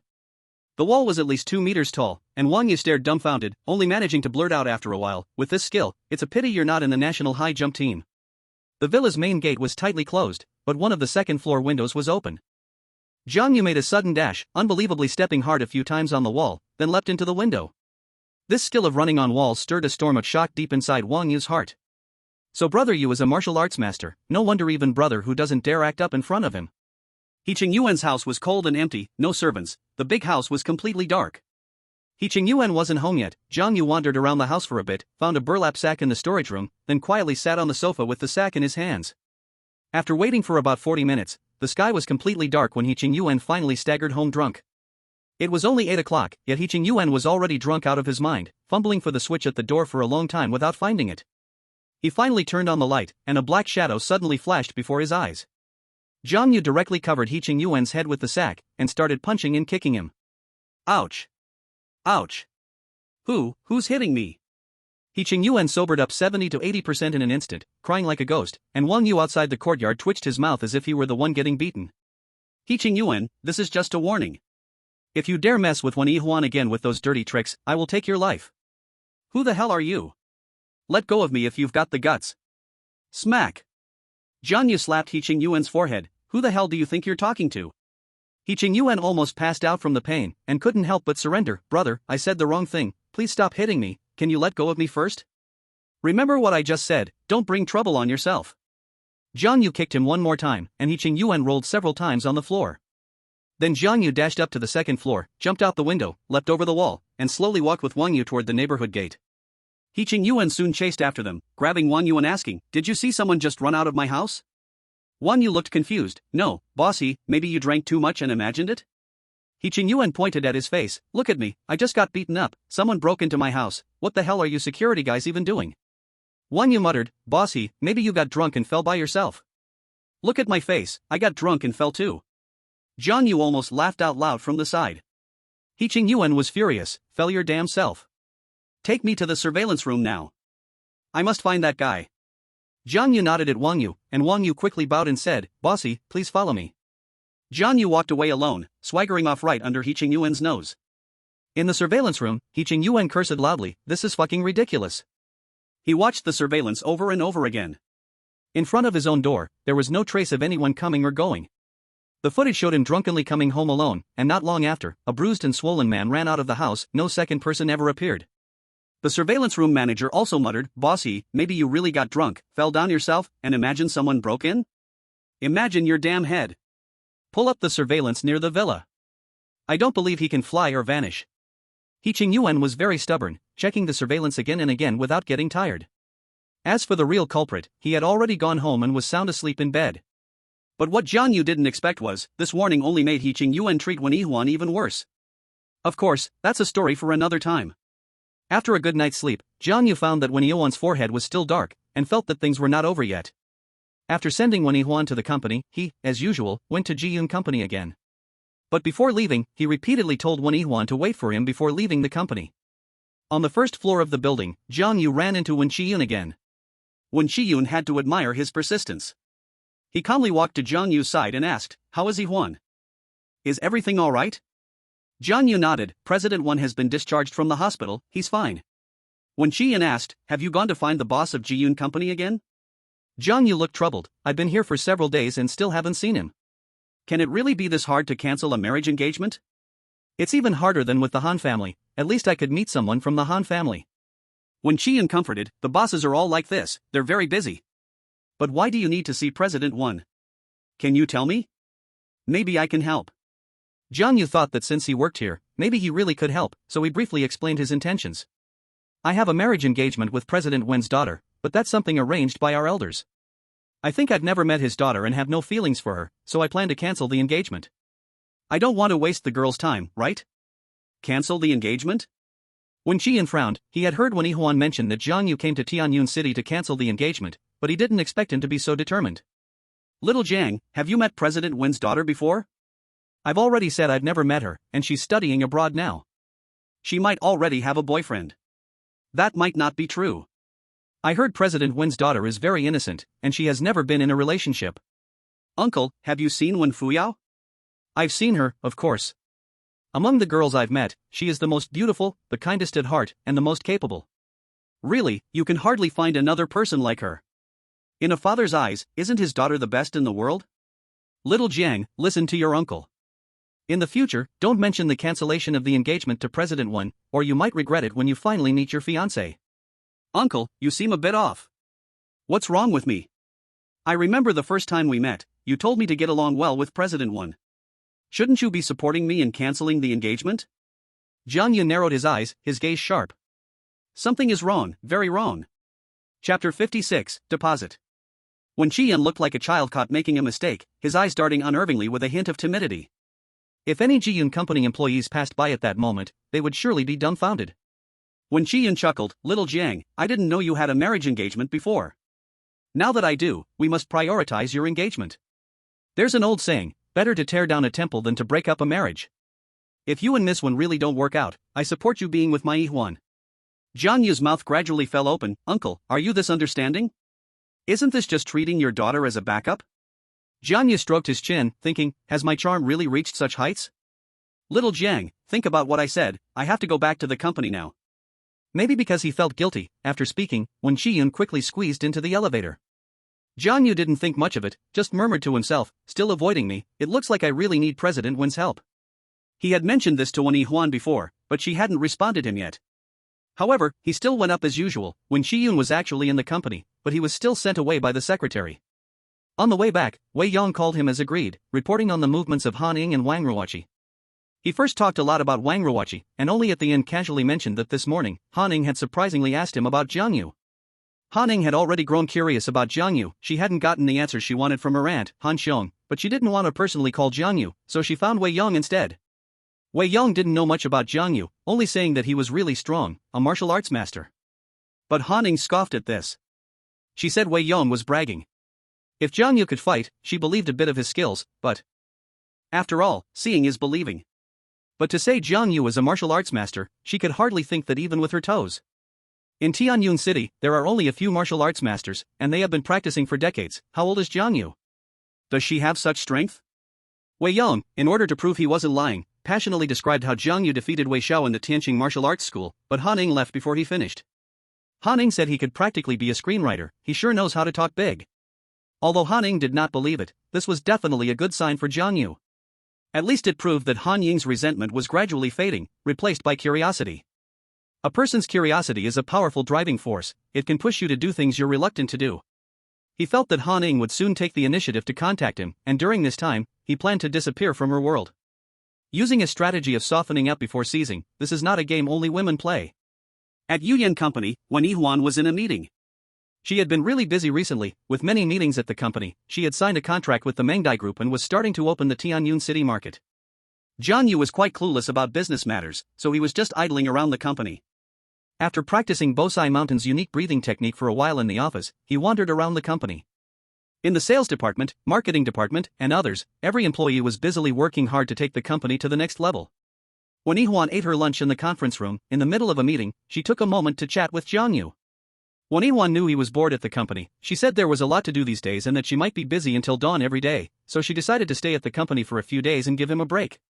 As long as Wan Yihuan didn't leave the company, Jiang Yu didn't worry too much about her safety. And since she had been so busy lately, Jiang Yu didn't dare to bring up the matter of asking for her help in making connections. At 4 in the afternoon, Jiang Yu received a call from Su Wan. Su Wan said she wanted to meet him at the Left Bank Cafe in Tianyun City. 20 minutes later, Jiang Yu arrived at the cafe as agreed. Su Wan had long black hair, wearing a black professional short skirt and a white shirt, perfectly outlining her body curve. Her complexion had improved a lot, and she looked much more graceful. As soon as Jiang Yu entered the cafe, she politely stood up to greet him. After Jiang Yu took a few steps forward, she waved her hand and quietly said, "Jiang doctor, over here."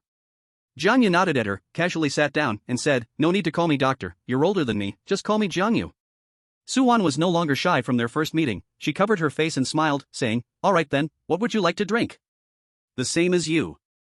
Jiang Yu had rarely drunk coffee, so he couldn't remember those strange names.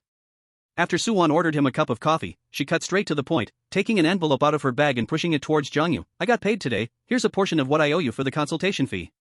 Jiang Yu said, "It's only been 3 days, your father's illness shouldn't have healed yet, right?" Su Wan replied, "Though he's not fully recovered yet, he's clearly much better after taking a few doses of medicine, his vision is also recovering, and he can already walk on his own." This long-standing strange illness had shown clear improvement after just a few doses of medicine, so Su Wan naturally believed in Jiang Yu's abilities, that's why she came to repay him right after getting paid.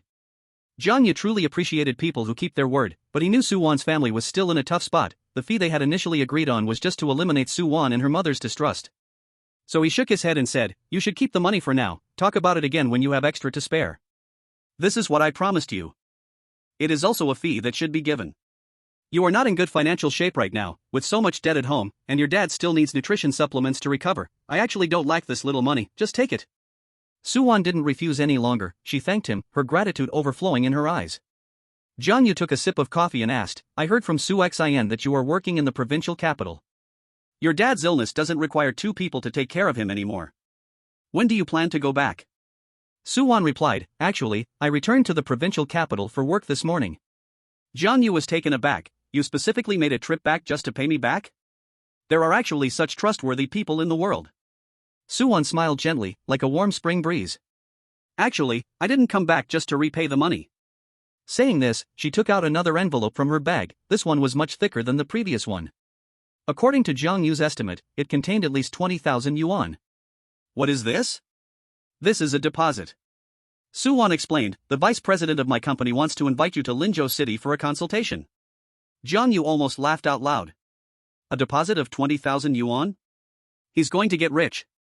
Chapter 57, Judging by Appearance. Suwon works as a secretary at the Shanya Group in Linzhou City, doing various tasks for the company's vice president. The vice president understands her family situation and kindly gave her a period of leave. After returning to work today, the vice president asked her about her dad's condition. She casually mentioned Jiang Yu, saying he was treated by a miraculous doctor and that her dad's condition was gradually improving, so she came back to work early. Upon hearing it was a miraculous doctor, with a real example right in front of him, the vice president immediately asked Suwon to bring the deposit to Tianyun City to invite Jiang Yu. No one would go against money. Jiang Yu, who had been financially squeezed since childhood, would be even less likely. Just in time, Wan Yihuan had given him 2 days off, and he happily agreed, setting off to Linzhou City with Suwon that afternoon.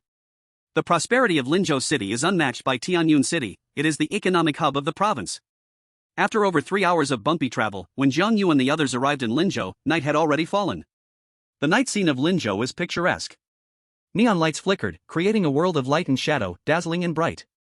Colorful lights on various skyscrapers look like splendid fireworks, with riverfront colored lights reflecting like stars sprinkled among them. Suwon arranged for him to stay in a 5-star hotel, built by the river, with a stunning view of the night scene. Her vice president invited Jiang Yu from far away to treat her dad but seemed in no hurry. He didn't show up that night. After resting at the hotel for one night, the next morning, Suwon took Jiang Yu to Mangdai Group early. Mangdai Group occupies a 27-story tall building, vast in scale, located in the commercial center of Linzhou City. At 8 o'clock in the morning, Jiang Yu waited in the reception room, and he kept waiting until 4 o'clock in the afternoon. Long hours of waiting made him restless. During this time, Suwon came over several times to comfort him, saying the vice president had too many meetings and to wait a little longer. Suwon came again with a cup of coffee, looking apologetic and said, I'm sorry for making you wait so long. President Lin's meeting will finish soon. Could you wait a bit longer? Wait?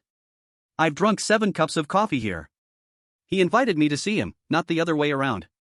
I know, Jiang Yu, please don't be angry. I promise, President Lin will definitely come within half an hour. Can you wait another half an hour? If it weren't for the money, if it weren't for your sake, I would have left already. It was supposed to be half an hour. If he doesn't come soon, I'm really leaving. Jiang Yu took a sip of coffee and suddenly saw a familiar figure outside, muttering, why is he here? Who?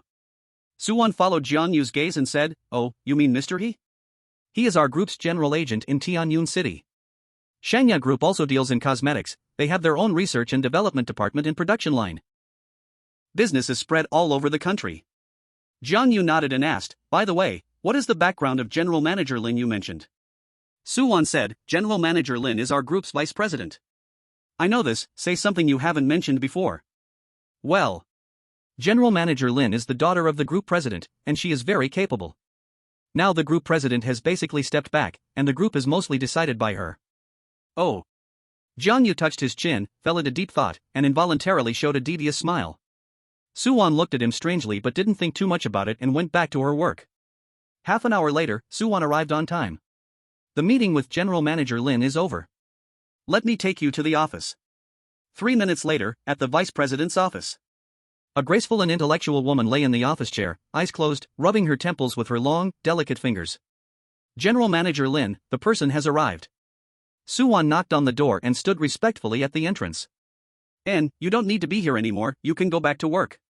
The woman didn't open her eyes, her voice was soft but carried a different kind of pressure. Suwon gave Jiang Yu a knowing glance and said quietly, I have to go, you can talk with General Manager Lin slowly. Jiang Yu walked into the office, looked around, and saw a nameplate on the desk that said Vice President, Lin Shi. Clearly, the beautiful woman rubbing her temples was the group's vice president, Lin Shi. Jiang Yu was somewhat surprised. He thought such a big company's powerful woman should be in her 40s, but unexpectedly, Lin Shi looked at most in her late 20s.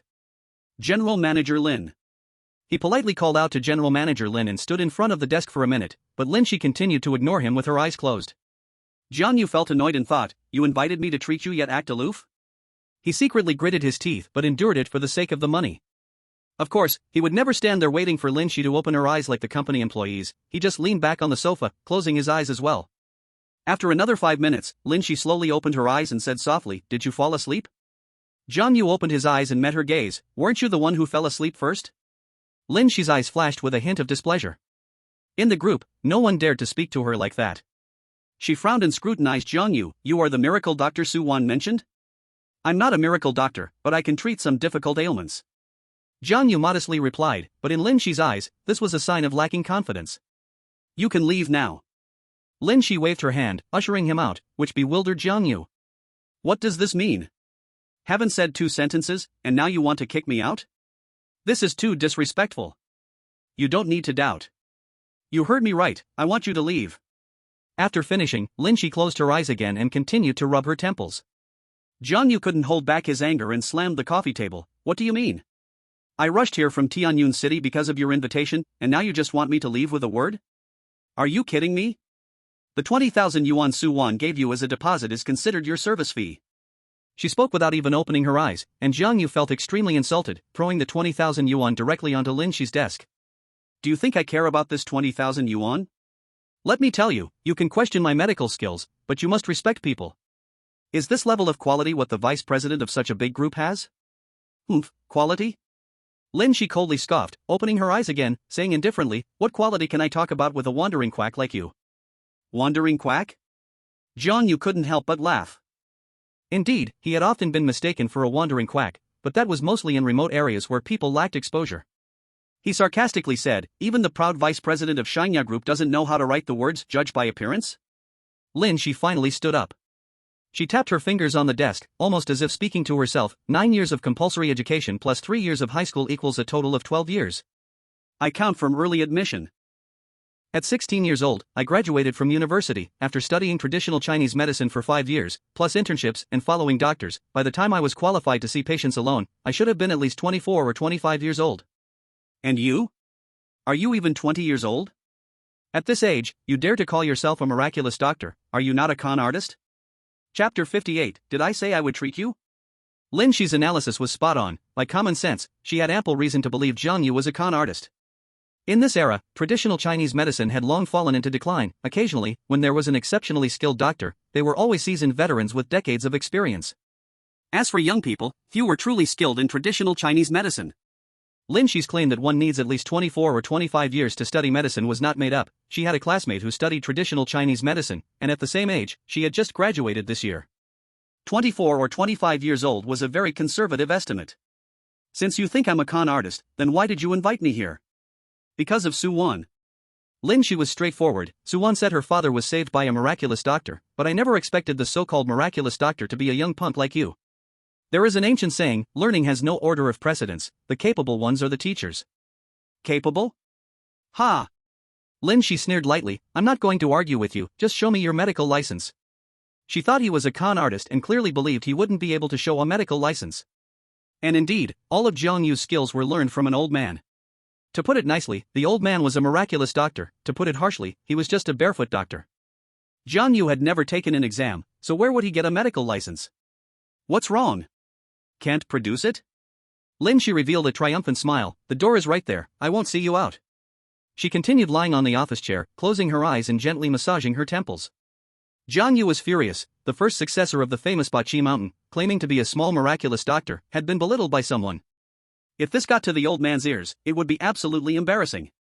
When he got to the door, he suddenly turned his head back. Based on my estimation, your migraine has lasted at least 3 years, right? So what? Don't think that by stating my symptoms, I will see you in a different light. Everyone in the company knows about my migraine. Lin Shi's migraine had always troubled her. She had taken medicine from various hospitals, and doctors advised her to rest and take care of her health, and most importantly, to stop drinking. But Lin Shi's daily schedule was packed, and her social events were countless. She could only drink a little less. Stopping completely was very hard. She hadn't held the position of vice president for very long. Many times, those collaborators didn't take her seriously, and she had to cultivate relationships at drinking parties to secure her position. Not only do you have a headache, but at night you also experience symptoms of nausea and vomiting, fatigue, and insomnia. Your long-term drinking has caused the medication to be ineffective. He counted Lin Shi's symptoms to prove his ability. But Lin Shi remained unconvinced, not even opening her eyes as she said, "These symptoms are common knowledge among doctors." The main issue is that every night during the hour of the rat, effectively from 11 at night to 1 in the morning, you not only suffer from unbearable headaches, but also experience a burning pain on the inner sides of your legs. Upon hearing this, Lin Shi suddenly opened her eyes and angrily retorted, "What nonsense are you spouting?" Jiang Yu chuckled lightly, "You are rich and powerful in Lin City, making it difficult for you to speak about these female diseases. I bet you've secretly searched online and bought some medicine." When the pain eased, you didn't care anymore. You think that the pain is due to migraines, but have you considered that it might be headaches caused by your gynecological issues? Lin Shi bit her lip but was at a loss for words. Jiang Yu continued, "Traditional Chinese medicine emphasizes treating the root cause. If doctors don't know your root issue, how can your headache be cured?" Lin Shi's earlier outburst was merely a show of strength, because Jiang Yu had hit the nail on the head. She indeed found it hard to speak. Even when going to a big hospital, she only mentioned a headache. The symptoms that Jiang Yu mentioned were things she had never shared with anyone. And Jiang Yu guessed very accurately, she had indeed bought medicine privately because she thought her gynecological issue was not serious, just occasional pain. Lin Shi suddenly slumped in her chair like a deflated balloon, asking in a faint voice, "How did you know?" Jiang Yu stood tall and proud. Traditional Chinese medicine talks about observation, listening, questioning, and pulse diagnosis. If I can't even observe, would I dare call myself a miracle doctor? At this moment, he was no longer modest. So, can it be cured? Having her most critical symptom exposed by Jiang Yu, Lin Shi naturally recognized his skill. "I don't know about others, but I guarantee, with 3 acupuncture treatments and 10 prescriptions of herbal medicine, you will be cured, and even if you drink in social situations, it won't relapse." Jiang Yu was full of confidence, almost writing the word confidence on his face. Hearing this, surprise shone in Lin Shi's eyes, and she quickly stood up, saying, "Wait, I'll arrange the time right away." "Can we start the first treatment tonight?" "Wait." Just as Lin Shi was about to call her secretary, Jiang Yu stopped her. "Did I say I would treat you?" "What?" Lin Shi was a bit confused. "Didn't you just say you guaranteed I would be cured and wouldn't relapse?" "I did say that, because I have this ability, but I never said I would treat you." "Why?" "Heh," Jiang Yu laughed coldly, "why do you not understand this in your heart?" After saying that, Jiang Yu flicked his sleeve and left. He listed Lin Shi's symptoms only to prove his ability. That's all. While Su Wan was busy outside, she constantly observed the activities in the office, and as soon as she saw Jiang Yu storming out, she immediately went up to him. "What happened, Jiang Yu? Did you not have a pleasant talk with President Lin?" "Don't be angry, although President Lin has a bad temper, she is still kind at heart. Sai, please don't rush to leave." When Su Wan followed him downstairs, she received a call from Lin Shi, who then tried various ways to persuade Jiang Yu to go to the hotel first. In the room, Su Wan stood in front of Jiang Yu with a face full of apology. "Jiang Yu, please don't be angry, okay?" "Not angry?" "I waited from 8 in the morning until 4 in the afternoon, and not only did she have no apology, but she also looked down on me. What kind of attitude is that?" "Well, President Lin just told me to say sorry to you. Jiang Yu, please help me out, okay? If you just leave like this, my job might be at risk." Seeing Su Wan's pitiful appearance, Jiang Yu's heart softened, and he felt compassion. Su Wan's family was also heavily in debt. If she lost her job because of this, her life would surely become even harder. Thus, he said in a deep voice, "If it's about an apology, let her come herself, otherwise, get someone better." This. Su Wan was in a difficult position. When did President Lin ever apologize to anyone? However, she had no other options left, so she tentatively called Lin Shi, but to her surprise, Lin Shi readily agreed and said she would come to the hotel right away. Chapter 59 Conditions.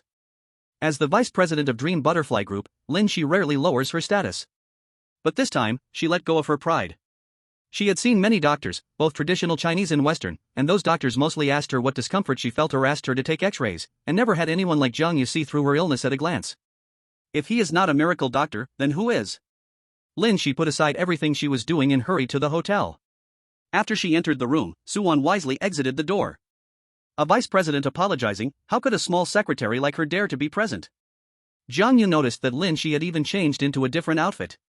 A blue OL top paired with a white pleated skirt, complemented by her slightly puffy short hair that reached her ears. The air was filled with youthful vitality. It was hard to believe she was a woman in her late 20s. After entering the room, she slightly lifted her chin, still displaying an air of superiority. After glancing around the room, her gaze settled on Jiang Yu. Jiang Yu sat in the chair, silent, meeting her eyes. About what happened earlier, I'm sorry. She stammered out a sentence, her gaze flickering a bit. Is this your way of apologizing? I've already apologized, what more attitude do you want? Forget it, you can go back, I can't serve a wealthy person like you. Jiang Yu waved his hand, who is this person? Apologizing but still acting high and mighty. You, Lin, she gritted her teeth and said, don't go too far. In her view, just saying I'm sorry was already giving Jiang Yu enough face. Mr. Lin, don't glare at me, I'm not buying this. 100,000. Lin, she refused to back down, stating a number. Humph, do you really think money is everything? 200,000. Do you think I will bow to money? 300,000. Lin, she seemed to be simply mentioning a cold hard number, not realizing it was an income ordinary families could not reach in a year. Jiang Yu's lips twitched, 300,000 was quite tempting for him. But he still maintained a stern face and replied seriously, if money were effective for me, I would have agreed in the office. A person lives for their pride. If Lin she didn't sincerely apologize, no amount of money would make it right for him. What do you want? Lin she got angry and looked very unhappy. An apology, a sincere apology. Mr. Lin has not only seen apologies before but has also given them, right? Don't push your luck. Lin she was furious, the anger made her head ache terribly. Suddenly, one hand pressed against her temple while the other held onto the edge of the bed as she slowly sat down. Mr. Lin, if you let this illness linger, even divine beings might not be able to save you. Jiang Yu said lightly, and Lin she huffed, aren't you a doctor? Shouldn't you have a benevolent heart? So you have no sincere apology for the person who was about to save your life? You? Lin she hesitated for a moment, then slightly bowed to him, I'm sorry, is that enough? Although it did not meet Jiang Yu's standards, it was somewhat acceptable. He nodded and said, have someone buy some silver needles. Lin she immediately instructed Su Wan to handle it. Upon hearing about the need for treatment tools, her heart finally settled. If there's anything else you need, say it all at once, and I'll have Su Wan take care of it. Nothing else is needed for now, but I think we should discuss the payment first. Lin she took out an envelope from her bag, it was the deposit Jiang Yu had thrown on her desk. She said, this is the deposit. Once you cure me, I will give you the promised 300,000, not a cent less. Lin Shi's generosity made Jiang Yu see her in a new light. However, he shook his head, I won't take your money. No money? Lin Shi glared at him, are you so kind-hearted? I'm definitely not that kind-hearted, I won't take your money, but you have to agree to one condition. Lin Shi's eyes immediately flashed with cold light, don't be absurd. One condition? She wasn't that foolish. Not to mention whether Jiang Yu would ask her to do something illegal, what if that condition was to marry him? Let's take a step back, what if he wanted shares in the group? Another step back, and he could be asking for billions. One condition, it was too risky, only a fool would agree. Jiang Yu understood her concerns and explained, Mr. Lin, don't worry, this condition has no ulterior motives for you or your group. Stop beating around the bush, what is your condition? I heard He Qing Yuan is your group's agent in Tianyun City? That's right. How much goods can he take from you each month? As long as he can sell it, he can take as much as he wants. Good, then my condition is. Jiang Yu whispered a few words in her ear, and Lin Shi's expression changed slightly. Do you have a grudge against him? Mr. Lin, just say yes or no, he is just an agent for a regional city, if he is gone, there will still be others. Fine, I promise you. Lin Shi smiled slyly, if I guess right, you are doing this for a woman, right? And she's very beautiful. Jiang Yu smiled and said nothing. Lin Shi continued, Wan Yihuan, right? You know her? I met her once when she was competing with He Qing Yuan. We talked briefly. But if your aim is to have us give the agency rights to Wan Yihuan, there's no need to go through all this trouble. Jiang Yu shook his head, my goal is not that simple. Did He Qing Yuan kill your parents? Jiang Yu's eyes widened, what are you saying? At this moment, Su Wan knocked on the door, put down the silver needles, and respectfully left. Jiang Yu immediately began his treatment, first using silver needles to puncture the acupoints to relieve Lin Shi's headache. His acupuncture technique was masterful, and after 3 needles, Lin Shi's headache had clearly lessened. 15 minutes later, Jiang Yu removed the silver needles and used his unique method to massage her head. That unprecedented comfort made Lin Shi wish time would stand still. Chapter 60, Speak Frankly. Do you have paper and pen? After the treatment ended, Jiang Yu asked softly. In my bag, help yourself. Lin, she gasped, feeling too weak to move for a moment. Jiang Yu took out the paper and pen and wrote down a prescription. Prepare the medicine according to this prescription. Soak each dose in clean water for 20 minutes first, then boil 5 bowls of water down to 1 bowl, and take it twice a day. So, when is the next acupuncture and massage? Although the treatment process made her feel embarrassed, the indescribable comfort left her wanting more. She was already looking forward to the next session right after the first one ended. Every 7 days for a total of 3 times. By the time the 3 acupuncture and massages are done, your medication should be nearly finished. At that time, I guarantee you will recover. This was his confidence as the top disciple of Baichi Mountain. Lin, she nodded gently, and Jiang Yu continued, your treatment cannot be delayed, but I won't always have time to come to Lin City. I'll leave you my number, and you can come find me in Tianyun City. I will find you? Lin, she frowned. After all, she was the vice president of Dream Butterfly Group. How could she lower herself to go to Tianyun City? Jiang Yu said, what's wrong? Do you feel it undermines your status? He pouted, thinking, you aren't the emperor, do I really have to revolve around you? No, no problem. Lin, she hesitated for a moment but still agreed. She was the vice president of Dream Butterfly Group, she had her pride and personality, but Jiang Yu was a miracle worker. Who doesn't have a bit of pride? Take the 20,000 yuan in the bag, it was your deposit from before, and consider it your travel expenses. Thank you, Director Lin. Jiang Yu did not decline. Lin, she added, but remember one thing, you must keep quiet about my treatment. I don't want a second person to know. That is natural, protecting patient privacy is our duty as doctors. You can leave now, I want to rest a bit. Lin, she waved her hand, still feeling weak. Jiang Yu's eyes widened, this seems to be my room, right? Lin, she replied, have Su-wan arrange another one for you. Jiang Yu chuckled, forget it, the treatment is done anyway. Just have someone take me back. Su-wan will arrange that for you. As Jiang Yu turned to leave, he turned back at the door. Is there something else? Lin, she frowned at him, instinctively pulling the blanket tighter around herself because Jiang Yu's gaze was strange. Jiang Yu took a box of tissues and handed it to her. You might as well wipe your sweat. What? Lin, she felt puzzled, wipe what? Jiang Yu did not clarify, just continued holding out the tissues. Lin, she finally took 2 tissues to wipe the sweat from her forehead, thank you. Jiang Yu looked odd, no, never mind. You can also take a shower here. What nonsense are you saying? Just speak directly, don't beat around the bush. Jiang Yu thought for a few seconds and asked, are you not married yet? Lin, she thought Jiang Yu was going to say something related to her illness, so she answered honestly, no. Do you have a boyfriend? No. Don't tell me you haven't dated before. What's wrong with that? Isn't it surprising? That's not it. What do you really want to say?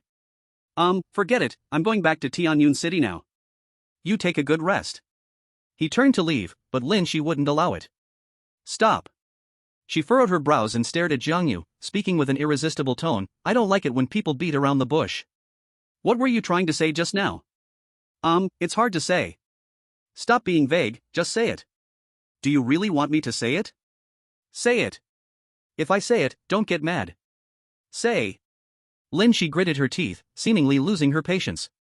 Jiang Yu hesitated for a moment, forget it, you'll find out in a bit. I'm leaving. He rushed out, and after a while, Lin, she seemed to realize something. She lifted the blanket to look, and her face instantly flushed red. Chapter 61, Luring the Snake Out of Its Hole. When Jiang Yu returned to Tianyun City, it was almost 10 o'clock at night. As soon as he entered the community, he noticed 2 figures swiftly rushing past him.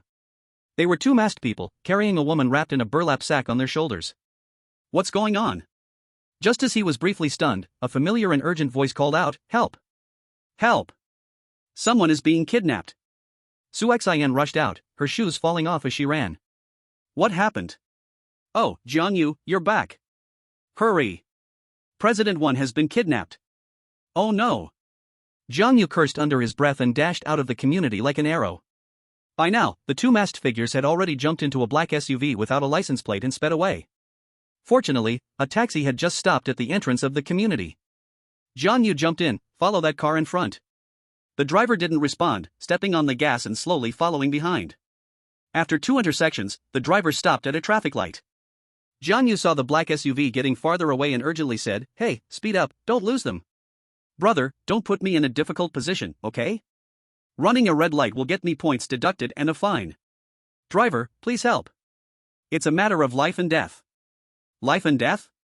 Buddy, is it really that serious? My friend has been kidnapped, and she's in that SUV ahead. If we lose them, she's in danger. Are you serious? The driver took out his phone and called the local traffic police, speaking seriously. Hello, I'm Zhang Zhouhui, a taxi driver in Tianyun City. A passenger reported that their friend has been kidnapped by people in the black SUV ahead of me, and to avoid losing it, I may need to run a red light.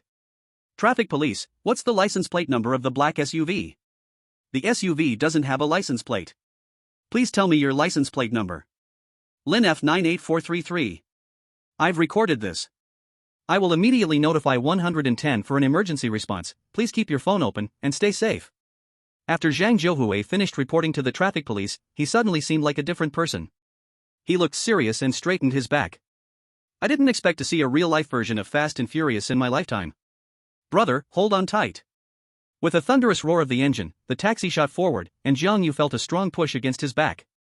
Zhang Zhouhui drove skillfully, and with few cars on the road at night, they quickly spotted the now distant SUV within a minute. However, the real Fast and Furious didn't play out. Zhang Zhouhui merely followed the black SUV, running through 7 red lights before they exited the city.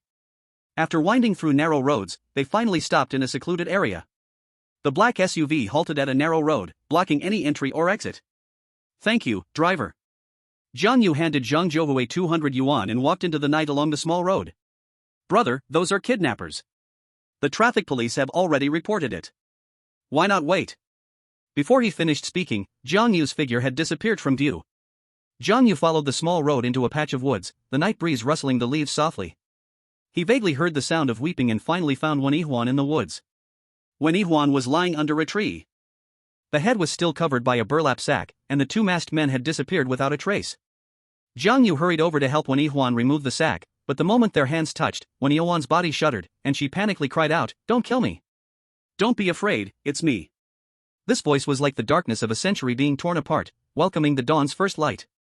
When Wen Yihuan saw Zhang Yu's face, tears rolled down her cheeks, and she immediately threw herself into his arms. Zhang Yu gently patted her, feeling deeply distressed. Wen Yihuan's face was bruised and swollen, showing clear signs of being beaten. Do you know who they are? Zhang Yu gritted his teeth, his eyes filled with an uncontrollable killing intent.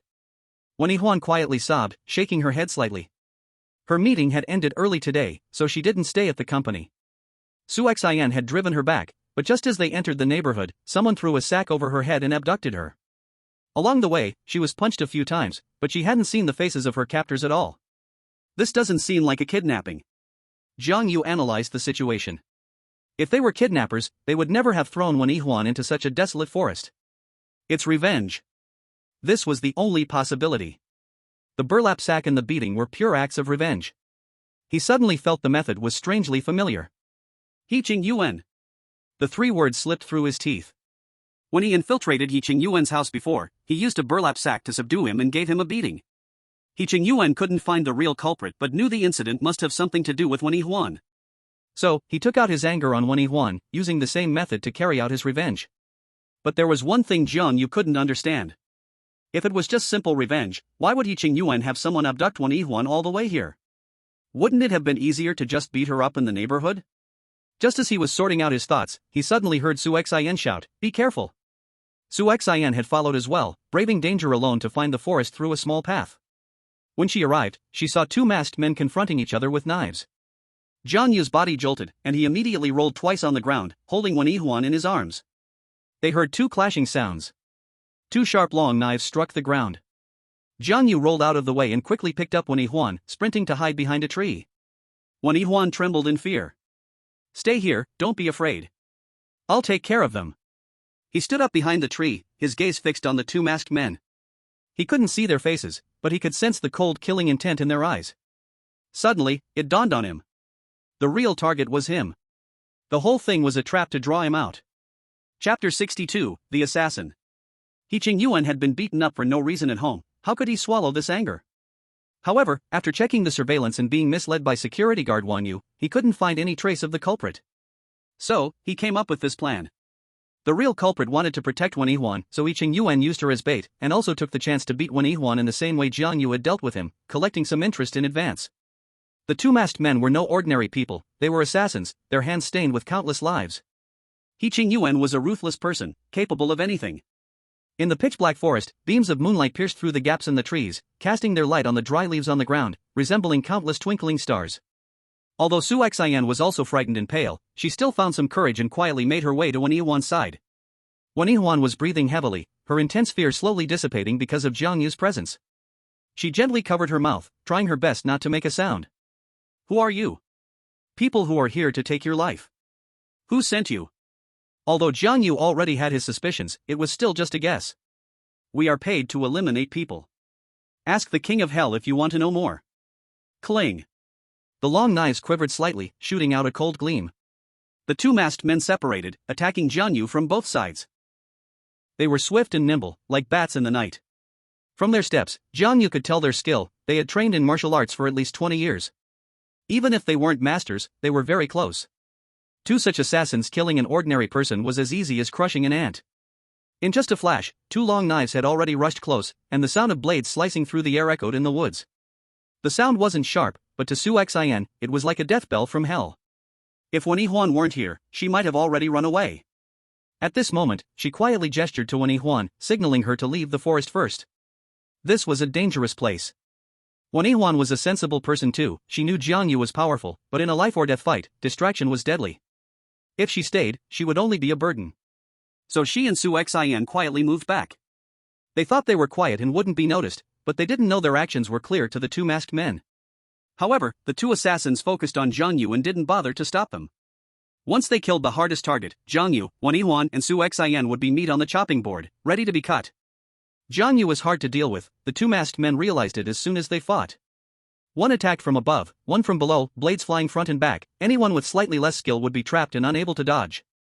But Jiang Yu jumped up, and at 3 feet off the ground, his body spun 90 degrees in an unbelievable way. He flipped several times in the air, and the two long knives just barely missed his body. While dodging, he still managed to attack, kicking one of them on the shoulder. The man grunted and staggered back a few steps, his knife falling to the ground with a clang. His shoulder felt like it was broken. He couldn't use any strength in that hand for now. The other man, failing his strike, quickly changed moves and stabbed straight at Jiang Yu's chest. Jiang Yu stepped back 2 steps, and just as the masked man was about to land a hit, a crisp sound rang out, clang, and the long blade suddenly broke. The man was shocked, inner force released. You're a martial arts master. Who would have thought that the young man they came to kill had such skills? No, that's not right, the man suddenly realized. Releasing inner force couldn't break a blade like that. This was clearly the level of a grandmaster who could injure people with inner force. They had great skills, and even against a master, the two of them together could fight back. But if they were facing a grandmaster, they were far from enough. By the time he realized something was wrong, it was already too late. He felt a heavy pressure in his chest, his stomach churned violently, and hot blood rushed up his throat. He spat out a mouthful of hot blood, mixed with pieces of broken organs. The other man was horrified by the sight and immediately rolled behind a tree. Jiang Yu casually picked up 2 broken twigs from the ground and threw them. 2 soft thuds followed. A faint scent of blood spread in the woods. He turned back again, but the man whose organs he had smashed was also hiding now. He sensed a trace of danger in the air. Bang! Suddenly, a flash of fire burst in the forest, and a deafening gunshot broke the quiet woods, scaring countless birds into the sky. Whoosh! A bullet grazed Jiang Yu's left arm, leaving a bloody mark on his arm. Damn it! Jiang Yu cursed, dodging quickly through the trees and retreating. Within just a few breaths, he caught up to Su Xian and Wen Yihuan. Wen Yihuan asked in surprise, "What was that sound just now?" Jiang Yu grabbed her and ran. After running about 100 meters, Su Xian panted and said, "Aren't you really strong? Why are you running too?" "I'm not strong enough to stop bullets." He never imagined the assassins would have guns. They have guns? Su Xian suddenly burst with strength from somewhere, shooting forward like a rocket. The assassins chased after them and fired 3 more shots. Wen Yihuan stumbled. She fell to the ground, becoming a live target. Bang! The gunshot rang out, a bullet coming through the air. There was no avoiding it. Wen Yihuan's face turned pale, her whole body trembling, as if she had already been waiting for death to come. In the critical moment, Jiang Yu suddenly pounced on her, and in an instant, a piercing pain spread throughout his body. The bullet pierced his left shoulder, and blood dripped onto Wen Yihuan's face. She didn't scream, as if she had forgotten, only tears gushing out. At this moment, they heard the sound of a police siren, the sound of salvation. "Uncle Police!" Su Xinfeng rushed over, finally seeing the savior. "Uncle Police, the kidnappers have guns, someone is injured, quickly call an ambulance." Su Xian couldn't stop crying, and when she threw herself into the police officer's arms, she had no strength left. The two police officers immediately called for an ambulance and escorted them to the hospital, while the others went into the forest to search. However, other than some bloodstains, there was nothing else in the woods. The two killers had already escaped. But the search did not stop. The police blocked many intersections along the way. Wen Yihuan only had some superficial wounds, and after the doctor gave her simple treatment, she had been waiting outside the operating room. Her mind kept replaying the scene where Jiang Yu took the bullet for her, and the tears kept flowing.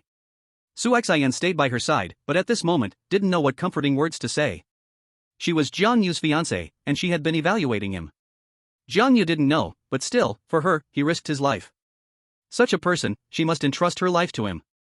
Jiang Yu, you must not have anything happen to you. You are my fiancé. If you die, who will marry me? Who will marry me? She prayed repeatedly, while making a firm decision. As long as Jiang Yu could survive, she would marry him for the rest of her life. Chapter 63, I will only marry him. The surgery lasted for an hour, and Wen Yihuan spent an agonizing hour, every second feeling like a year. Su Xian kept listening to Wen Yihuan muttering to herself. She heard the words fiancé and waiting and became puzzled. How could she be thinking about her fiancé when Jiang Yu's life was in danger? When the doctor came out and said the surgery was successful, Wen Yihuan collapsed, her tightly strung nerves finally relaxing. She gasped, tears in her eyes, but smiling, it's fine, it's fine. She stayed by Jiang Yu's bed all night, and when Jiang Yu woke up in the morning, the police came to take a statement. The two killers from last night were not caught. Wen Shiyun also received the news and rushed over early in the morning. When she saw Jiang Yu giving a statement, she pulled Wen Yihuan to the stairs. Yihuan, does it still hurt? Wen Shiyun gently stroked her daughter's face, heartbroken as she saw the wounds on her face. Wen Yihuan shook her head, I'm fine, it's just some superficial wounds. When Shiyun's expression suddenly became serious, I heard Jiang Yu was shot. What exactly happened last night? Wen Yihuan then told her in detail about being kidnapped. You don't know who they are? Wen Shiyun frowned. A visible threat is easy to avoid, but a hidden one is much harder to guard against. If they didn't even know who the enemy was, Wen Yihuan would always be in danger. Actually, Wen Yihuan had heard Jiang Yu's speculation, it might have been He Qingyuan. But they had no evidence, so they couldn't spread rumors. My daughter, there's something I have to tell you. Recently, Jiang Yu came to my company to find me every day. Do you know why? I know, he wants to cancel the engagement. A piece of marriage paper cannot become the key to a relationship. If you two had never met, I might have agreed to his request. But Jiang Yu and Wen Yihuan had not only met, but also lived under the same roof. Daughter, you said you wanted to evaluate him, and I've been hiding my identity for you. But now he's willing to risk his life to protect you. Do you still plan to continue like this? Thinking of the scene from last night, Wen Yihuan couldn't stop the tears from flowing. She cried, Dad, I've made up my mind. As soon as Jiang Yu's injury is better, I will tell him who I am. Wen Shiyun nodded, years ago, his master saved my life, and now he has saved yours. I cannot repay such a great kindness, my daughter. I know it was unfair to set a marriage agreement without your consent. If you don't want to marry, I won't force you. Dad. Wen Yihuan wiped her tears and looked steadfastly at Wen Shiyun, I will marry no one but him. Wen Shiyun revealed a smile of satisfaction as an old father, then I finally don't have to hide anymore. Wen Yihuan temporarily left the company's affairs to Su Xian, staying by Jiang Yu's side day and night. Jiang Yu stayed in the hospital for 3 days and felt very bored, demanding to be discharged. Wen Yihuan said sternly, injury to muscles and bones takes 100 days to heal. Although you didn't injure anything vital, it can't be healed in just a day or two. Stay here in the hospital quietly. Though her tone was severe, her eyes were exceedingly gentle. President 1, you are the company owner and just got a big order. You can't just stay here with me, or... I want to. Wen Yihuan shot back with a single sentence, leaving Jiang Yu to chuckle reluctantly. How could he not understand Wen Yihuan's feelings? In the past 2 days, Wen Yihuan's care for him was attentive, her gaze filled with tender love. But he came to annul the engagement, he couldn't possibly have a girlfriend after not annulling the marriage, right? He was also very conflicted, not wanting to hurt such a good woman. But being so close every day made him feel burdened, so he wrote a prescription and handed it to Wen Yihuan. Go to the traditional Chinese medicine shop and get some medicine for me, grind it into powder and mix it together.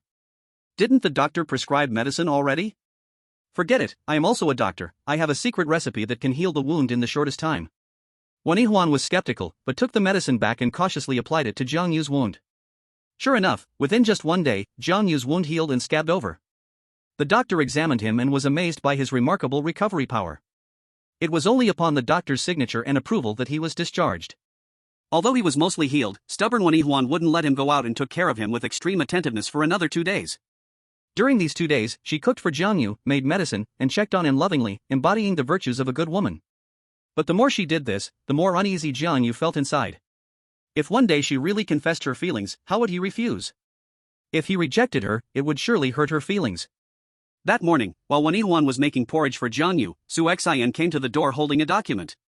Wen Yihuan had not been to the company for a few days, and for matters needing her approval, Su Xian would come to consult her.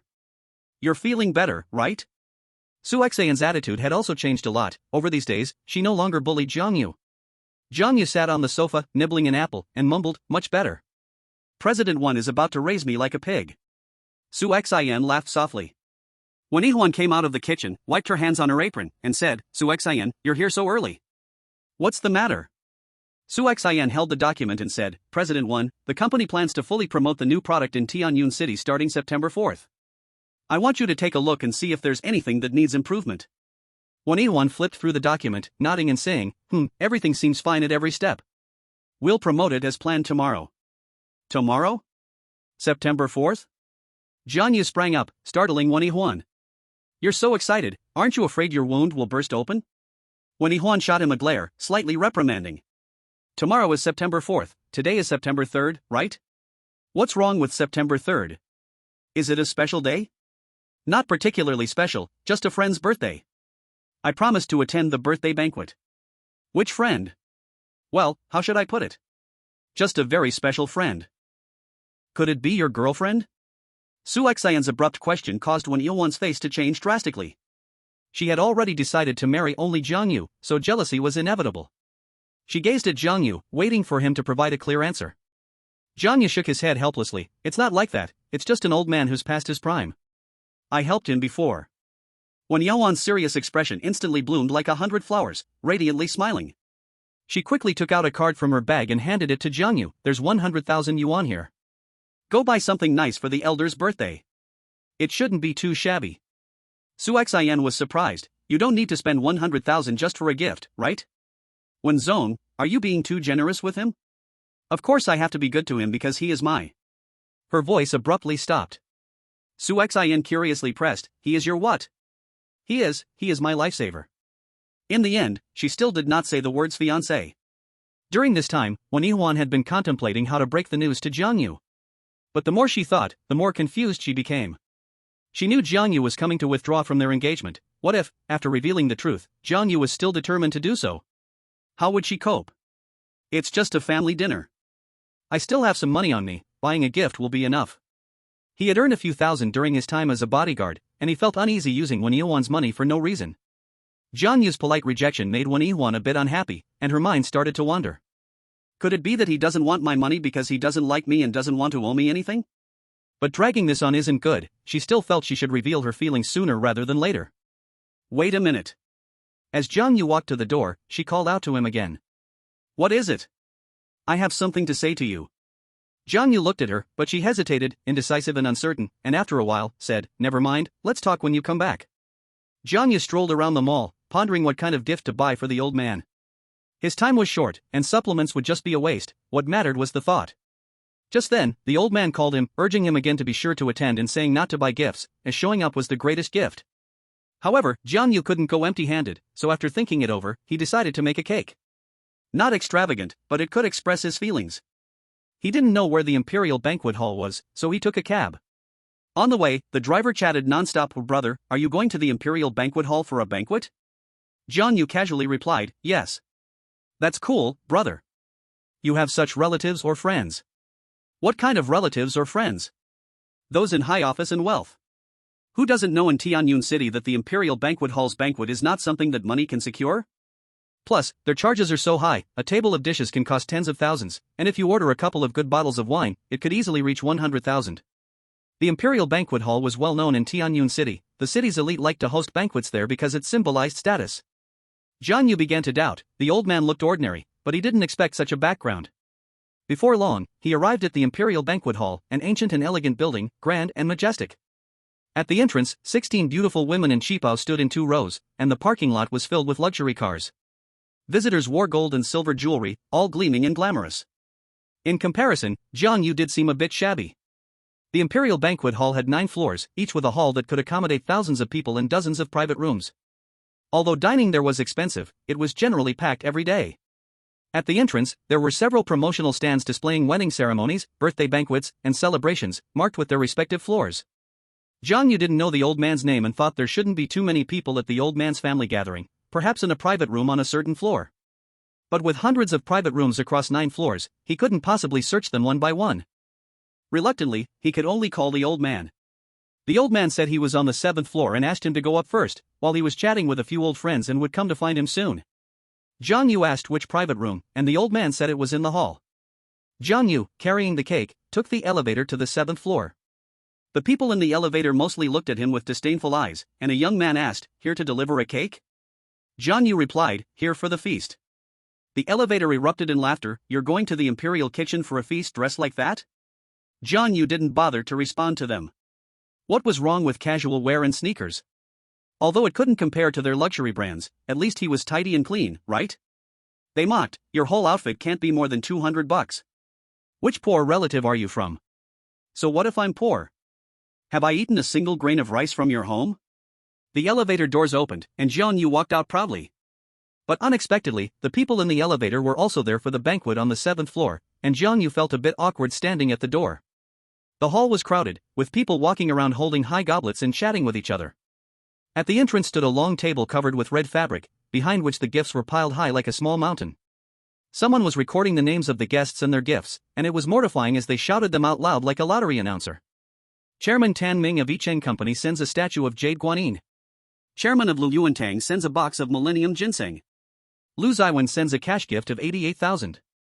Luton Mountain Villa sends 2 famous paintings. The congratulatory gifts from those people were all extravagantly valuable, and Jiang Yu, holding the cake, found himself stuck, unsure whether to go in or out. Did he come to the wrong place? No, it was indeed the 7th floor, the hall. How was it so completely different from his imagination? This was not a family banquet, it was a lavish feast for 1,000 people. The young man from the elevator pushed past him to deliver his gift when a voice rang out, "Yu Hai of Jinlin Club sends a pure gold Maitreya Buddha." The young man, named Yu Jingyao, was Yu Hai's son. Yu Hai couldn't return because of something, so he sent his son to deliver the gift to congratulate. After delivering the gift, Yu Jingyao did not enter the hall but instead turned back and raised an eyebrow at Jiang Yu. "Could it be you're the poor relative of the Han family?" "Han family? Which Han family? Which Han family? Oh, you don't even know whose birthday it is, yet you bring a broken cake to crash the feast? Kid, do you think anyone can just walk into the imperial kitchen?" After mocking, Yu Jingyao suddenly raised his voice and shouted, "A relative of the Han family is here, is no one coming to greet him?" Once it was said that he was a relative of the Han family, eyes around him instantly turned towards him, and a waiter hurried over, politely saying, "Sir, this way please." The waiter wasn't inviting him in but asking him to register his name and gift first. Jiang Yu had now become the focus of attention, difficult to back down. He could only steeled himself and walked over, saying to himself not to have come to the wrong place, or he would be greatly embarrassed.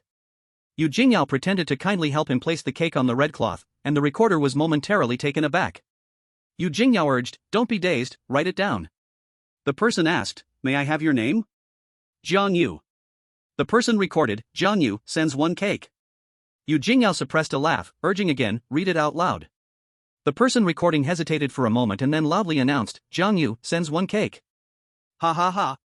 Yu Jingyao was the first to burst into laughter, and the others looked at him oddly, secretly snickering.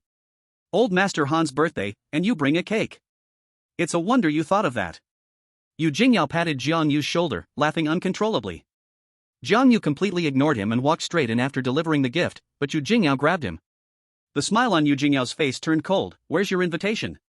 Jiang Yu asked. "What invitation? You country bumpkin, do you really think just bringing a broken cake means you can eat and drink for free? Without an invitation, you'd better scram." Chapter 65, wasn't it just sending a cake? This kind of banquet wasn't for just anyone to enter, it must be with an invitation issued by the Han family. Numerous friends and family come and go, and the host cannot possibly know everyone, so one can only enter with an invitation. The person receiving guests politely asked, "Do you have an invitation?" Jiang Yu shook his head, thinking, the old man just called me, and he never mentioned needing an invitation to enter. He began to doubt whether he had come to the wrong place. In fact, it didn't matter if he couldn't enter, he could just call the old man again to ask. But Yu Jingheo's actions made him furious. Yu Jingheo directly smashed his cake on the ground, reducing it to a messy state, and looked down on him. Where did this country bumpkin come from? If I hadn't been cautious today, you would have really blended in. Don't you look at yourself in the mirror before coming here? Jiang Yu clenched his fists. The cake had only cost a little over 100, but it was a heartfelt gift for the old man, and he couldn't let it be trampled on. I'm not going to bother with the cost of the cake. I will give you 10 seconds to pick up your mess and apologize respectfully. Apologize? Yu Jingheo stepped on the cake with a loud noise. Get lost, or next time, my foot will be on your face. He waved his hand, sneering. Where are the security guards? Why aren't you kicking this country bumpkin out? As soon as the words fell, 3 security guards surrounded him, and the receptionist said indifferently, please escort this gentleman out. Jiang Yu looked at him and said, the old man invited me. Old Master Han? Yu Jingheo mocked, you really think highly of yourself. Old Master Han personally invited you? Who do you think you are? How many people in Tianyun City are worth old Master Han personally inviting them? Country bumpkin, I warn you again, you better. Slap. Before Yu Jingheo could finish his sentence, Jiang Yu angrily raised his hand and slapped him across the face, the sound crisp and loud. I told you, you have only 10 seconds. Jiang Yu's voice was as cold as a knife, and his gaze was like a beast ready to strike, sending chills down people's spines. Yu Jingheo's face instantly bore 5 bright red fingerprints, and the sharp pain left him momentarily dazed. When he came to his senses, Yu Jingheo was like a rooster whose feathers had been ruffled. Damn it, you dare hit me. I'm going to kill you. He stuttered and kicked at Jiang Yu. Jiang Yu effortlessly sidestepped, and Yu Jingheo kicked the air, losing his balance and stumbling forward, ripping his pants with a loud sound, causing laughter all around. Yu Jingheo felt utterly humiliated, stood up, rolled up his sleeves, and was filled with rage. Stop. At that moment, a clear voice rang out, dressed in a golden evening gown, revealing an alluring collarbone, with hair styled in big curls cascading down her shoulders, looking noble and elegant. She walked from the elevator entrance, locking eyes with Jiang Yu. Both froze for 3 seconds, then simultaneously asked, what are you doing here? So you're just here to mooch off the food and drinks, country bumpkin. Yu Jingheo spat out, gritting his teeth. Today is old Master Han's birthday, how dare he question why the granddaughter is here? Security, kick him out. I'm going to deal with him. Have you had enough of this commotion? Hanning shouted angrily, who are you to cause a ruckus at my grandfather's birthday party? Yu Jingheo instantly felt embarrassed and hurriedly said, Miss Han, I am Yu Jingheo. I am here on behalf of my father to congratulate the old man. Hanning merely nodded and then walked straight toward Jiang Yu, gritting her teeth and whispering, what are you doing here? Leave now. Jiang Yu's presence made her quite troubled. Where to go? The old man invited me. My grandfather? I guess so.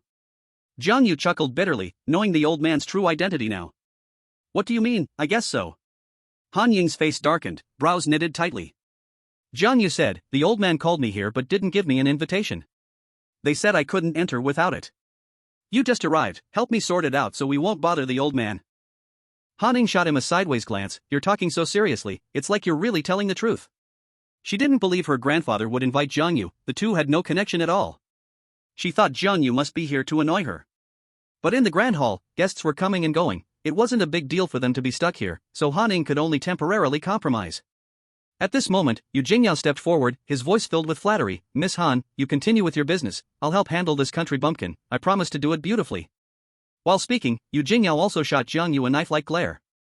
He wanted to help Hanning, but Hanning didn't appreciate it. What, you want to chase my classmate away while he's here to wish my grandfather a happy birthday? What? Your classmate? Yu Jingyao's eyes widened in disbelief. Hanning had no choice but to temporarily create a classmate identity for Jiang Yu. She led Jiang Yu inside, and of course, no one dared to stop them. Yu Jingyao's face turned green, thinking it was a disaster. If he offended Hanning indirectly, he wouldn't even find a place to cry. Hanning pulled Jiang Yu aside and said angrily, today is my grandfather's birthday, don't make it worse for me. Just say what you want. Jiang Yu chuckled, less self-absorbed, I'm not here for you. You? Hanning was so angry she was gritting her teeth, but there were guests around, so she held back her fury and asked, then what are you here for? Jiang Yu said, didn't I tell you? Your grandfather invited me to the birthday banquet. Hanning scoffed, you came empty-handed? Jiang Yu replied, didn't I bring a cake? You really think that's presentable? Hanning ridiculed, then warned, my grandfather will be here soon, if you aren't his guest, I'll kick you out immediately. Kick me out? Jiang Yu said with confidence, that might disappoint you, although I'm not sure why, your grandfather told me that this birthday banquet can't do without me. Oh, so you're getting cocky, do you think we can't start the feast without your silly carrot? Don't be so self-important. Jiang Yu shrugged, not wanting to continue this topic with her, and asked, how has your grandfather been these past few days? He's looking radiant and vibrant, you don't need to worry about him.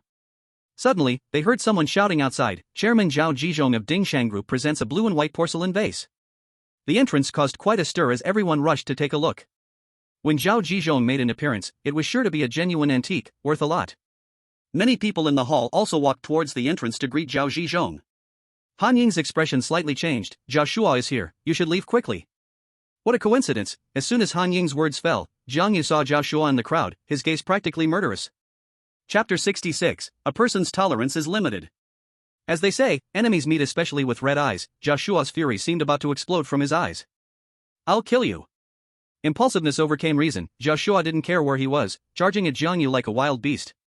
Fortunately, two men in suits blocked him. It was Zhao Zhizhong's orders, otherwise, no one present would dare provoke Zhao Zhizhong. So unable to keep your cool, how can you achieve great things? Zhao Zhizhong scolded, pouring cold water over Zhao Shua's head, bringing him back to his senses. Jiang Yu's information had long been sitting on Zhao Zhizhong's desk. Zhao Zhizhong had previously sent the Tianqing Martial Arts Institute to resolve this matter, but unexpectedly, the institute mysteriously dropped it without explanation. Zhao Zhizhong was very meticulous, he suspected that Jiang Yu might have some background that made Wei Xiao wary. So he had been thinking of other ways to help his son retaliate. Zhao Shua didn't inquire about this matter, but that didn't mean he had forgotten. Being forced to kneel and apologize in public was a shame he would never forget in his life. Today is Elder Han's big birthday, and it's also an important day for you. No matter how much hatred you have in your heart, you need to suppress it today. After saying this, Zhao Zhizhong walked into the crowd. Such a grand birthday banquet was attended by the rich and famous, and it was also a good opportunity for entrepreneurs to discuss business. Zhao Shua flaunted himself outside, relying on Zhao Zhizhong's backing, so Zhao Zhizhong's words sounded like imperial edicts to him. He suppressed the anger in his heart and walked step by step to Jiang Yu's front. Han Ning was still worried that the two would fight publicly, so she protected Jiang Yu behind her. Zhao Shua, I warn you, today is my grandpa's birthday, you must not act recklessly. Zhao Shua laughed coldly, of course, how could I offend Elder Han? Jiang Yu waved his hand to Zhao Shua from behind Han Ning, Zhao Gongzi, long time no see? Zhao Shua gritted his teeth, saying each word with intensity, once you step out of this door, I want you to disappear from this world forever. Zhao Gongzi. Yu Jingyao approached with a flattering smile. It was obvious to everyone that Zhao Shua hated Jiang Yu, and Yu Jingyao had offended Jiang Yu earlier, worrying that he had indirectly offended Han Ning when Zhao Shua arrived. The enemy of my enemy is my friend. Zhao Shua glanced sideways at him, who are you? Yu Jingyao chuckled, Zhao Gongzi, it's me, Yu Jingyao, the Jinlin Club is run by my family, don't you often go there? I even waived the charges for you a few times, have you forgotten? Oh, it's you. Zhao Shua feigned a sudden realization, but suddenly his expression darkened, scolding, what nonsense are you talking about? When did I ever go to your club? Oh, I didn't go, look at my memory, I must be confused, we seem to have met a few times when we were dining at Lutong Mountain Villa. Yu Jingyao pretended to be remorseful, and Han Ning coldly said, stop putting on an act here. Whether Zhao Gongzi goes to the club or not has nothing to do with me, you all please help yourselves. Han Ning turned and left, she didn't care for either Jiang Yu or Zhao Shua. Jiang Yu smiled at Zhao Shua, who looked at him with blazing anger. But that was all there was to it. Yu Jingyao whispered in Zhao Shua's ear, Zhao Gongzi, did this guy offend you? Do you want me to help you vent your anger? Zhao Shua said, how to vent it? Today is Elder Han's birthday, you can't just beat him up, right? Zhao Gongzi, venting doesn't necessarily require violence. As long as we make him lose face, isn't that venting? Yu Jingyao whispered a few sentences in Zhao Shua's ear, and Zhao Shua immediately laughed heartily, really? Of course it's true. Didn't Zhao Gongzi see the waiters cleaning when you came in? At this moment, several young rich kids came over to toast Zhao Shua, and Zhao Shua raised his voice, you may not recognize him, let me introduce you, this is Jiang Yu, Elder Han's esteemed guest.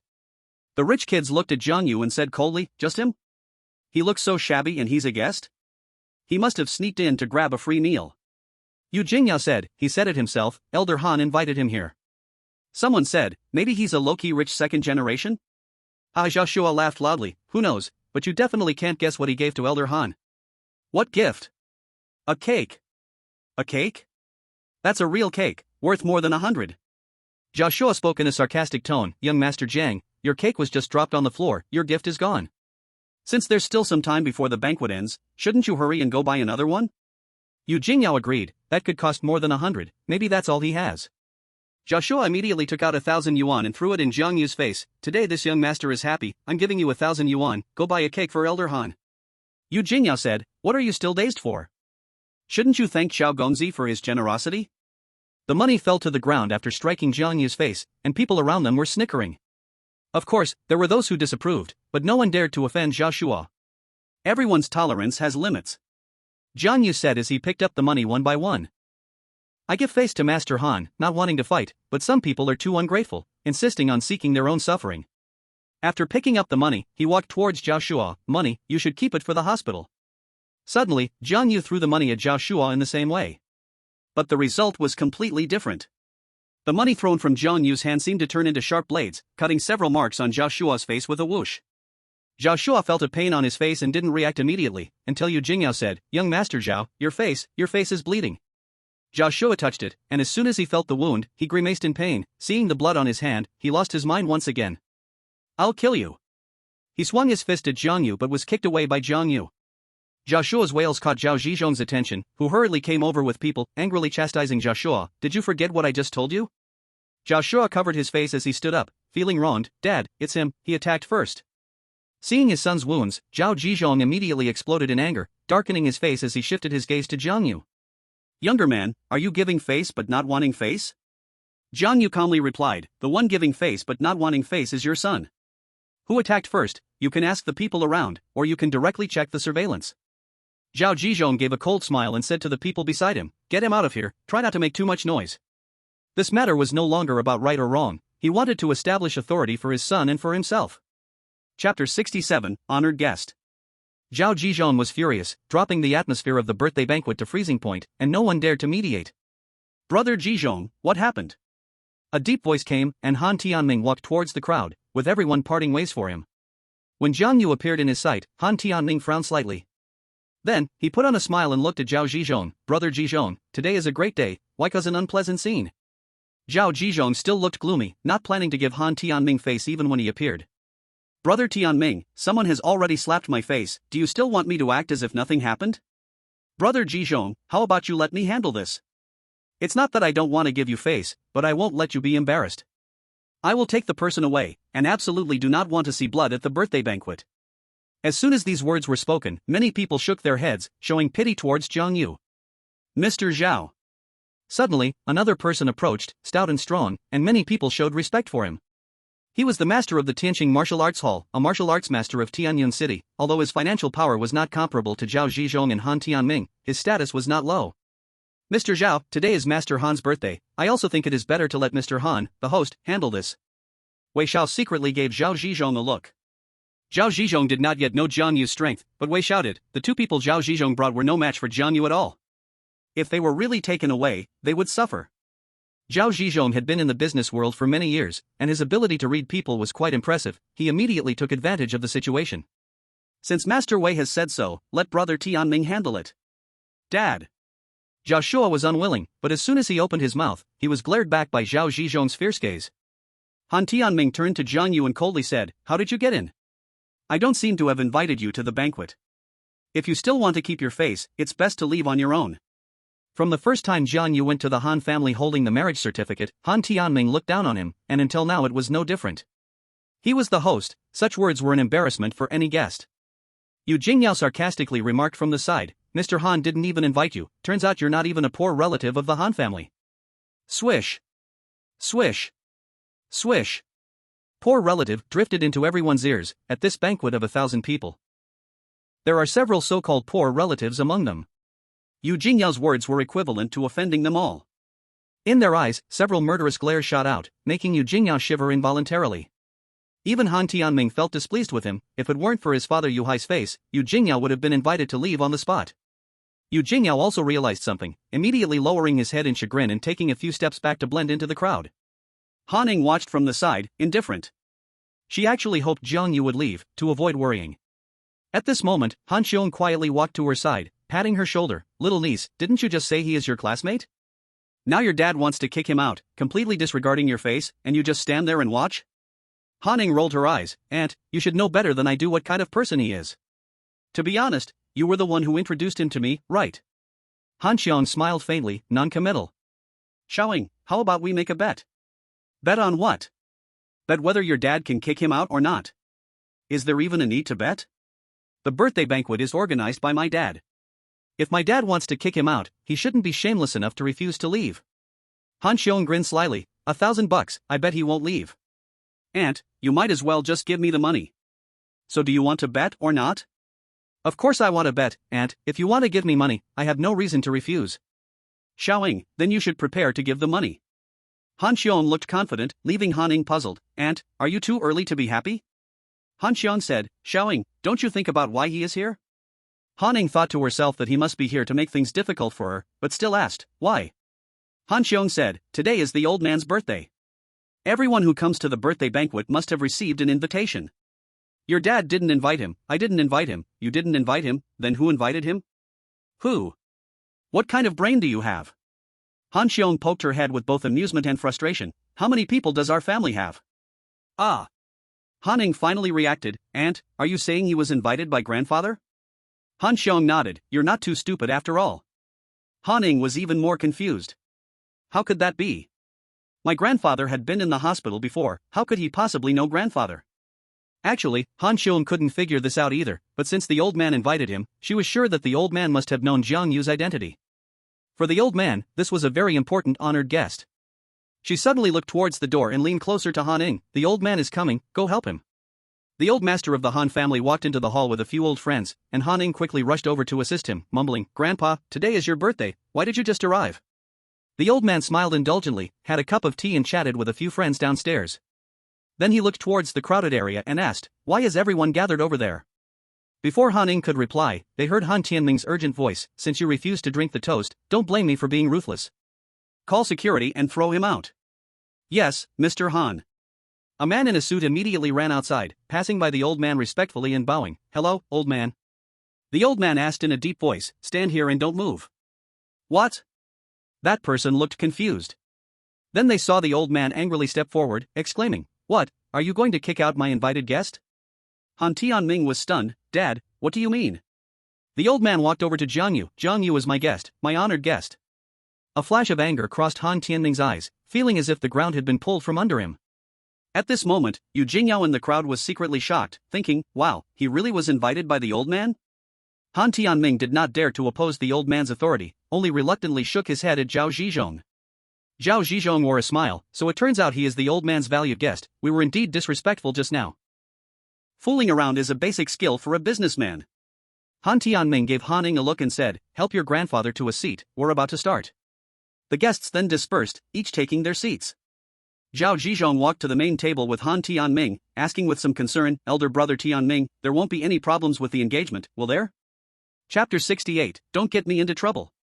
Actually, the main purpose of today's birthday banquet is to announce Han Ying's engagement. And the chosen right man for her is Zhao Shuo, the young director of the Dingsheng Group.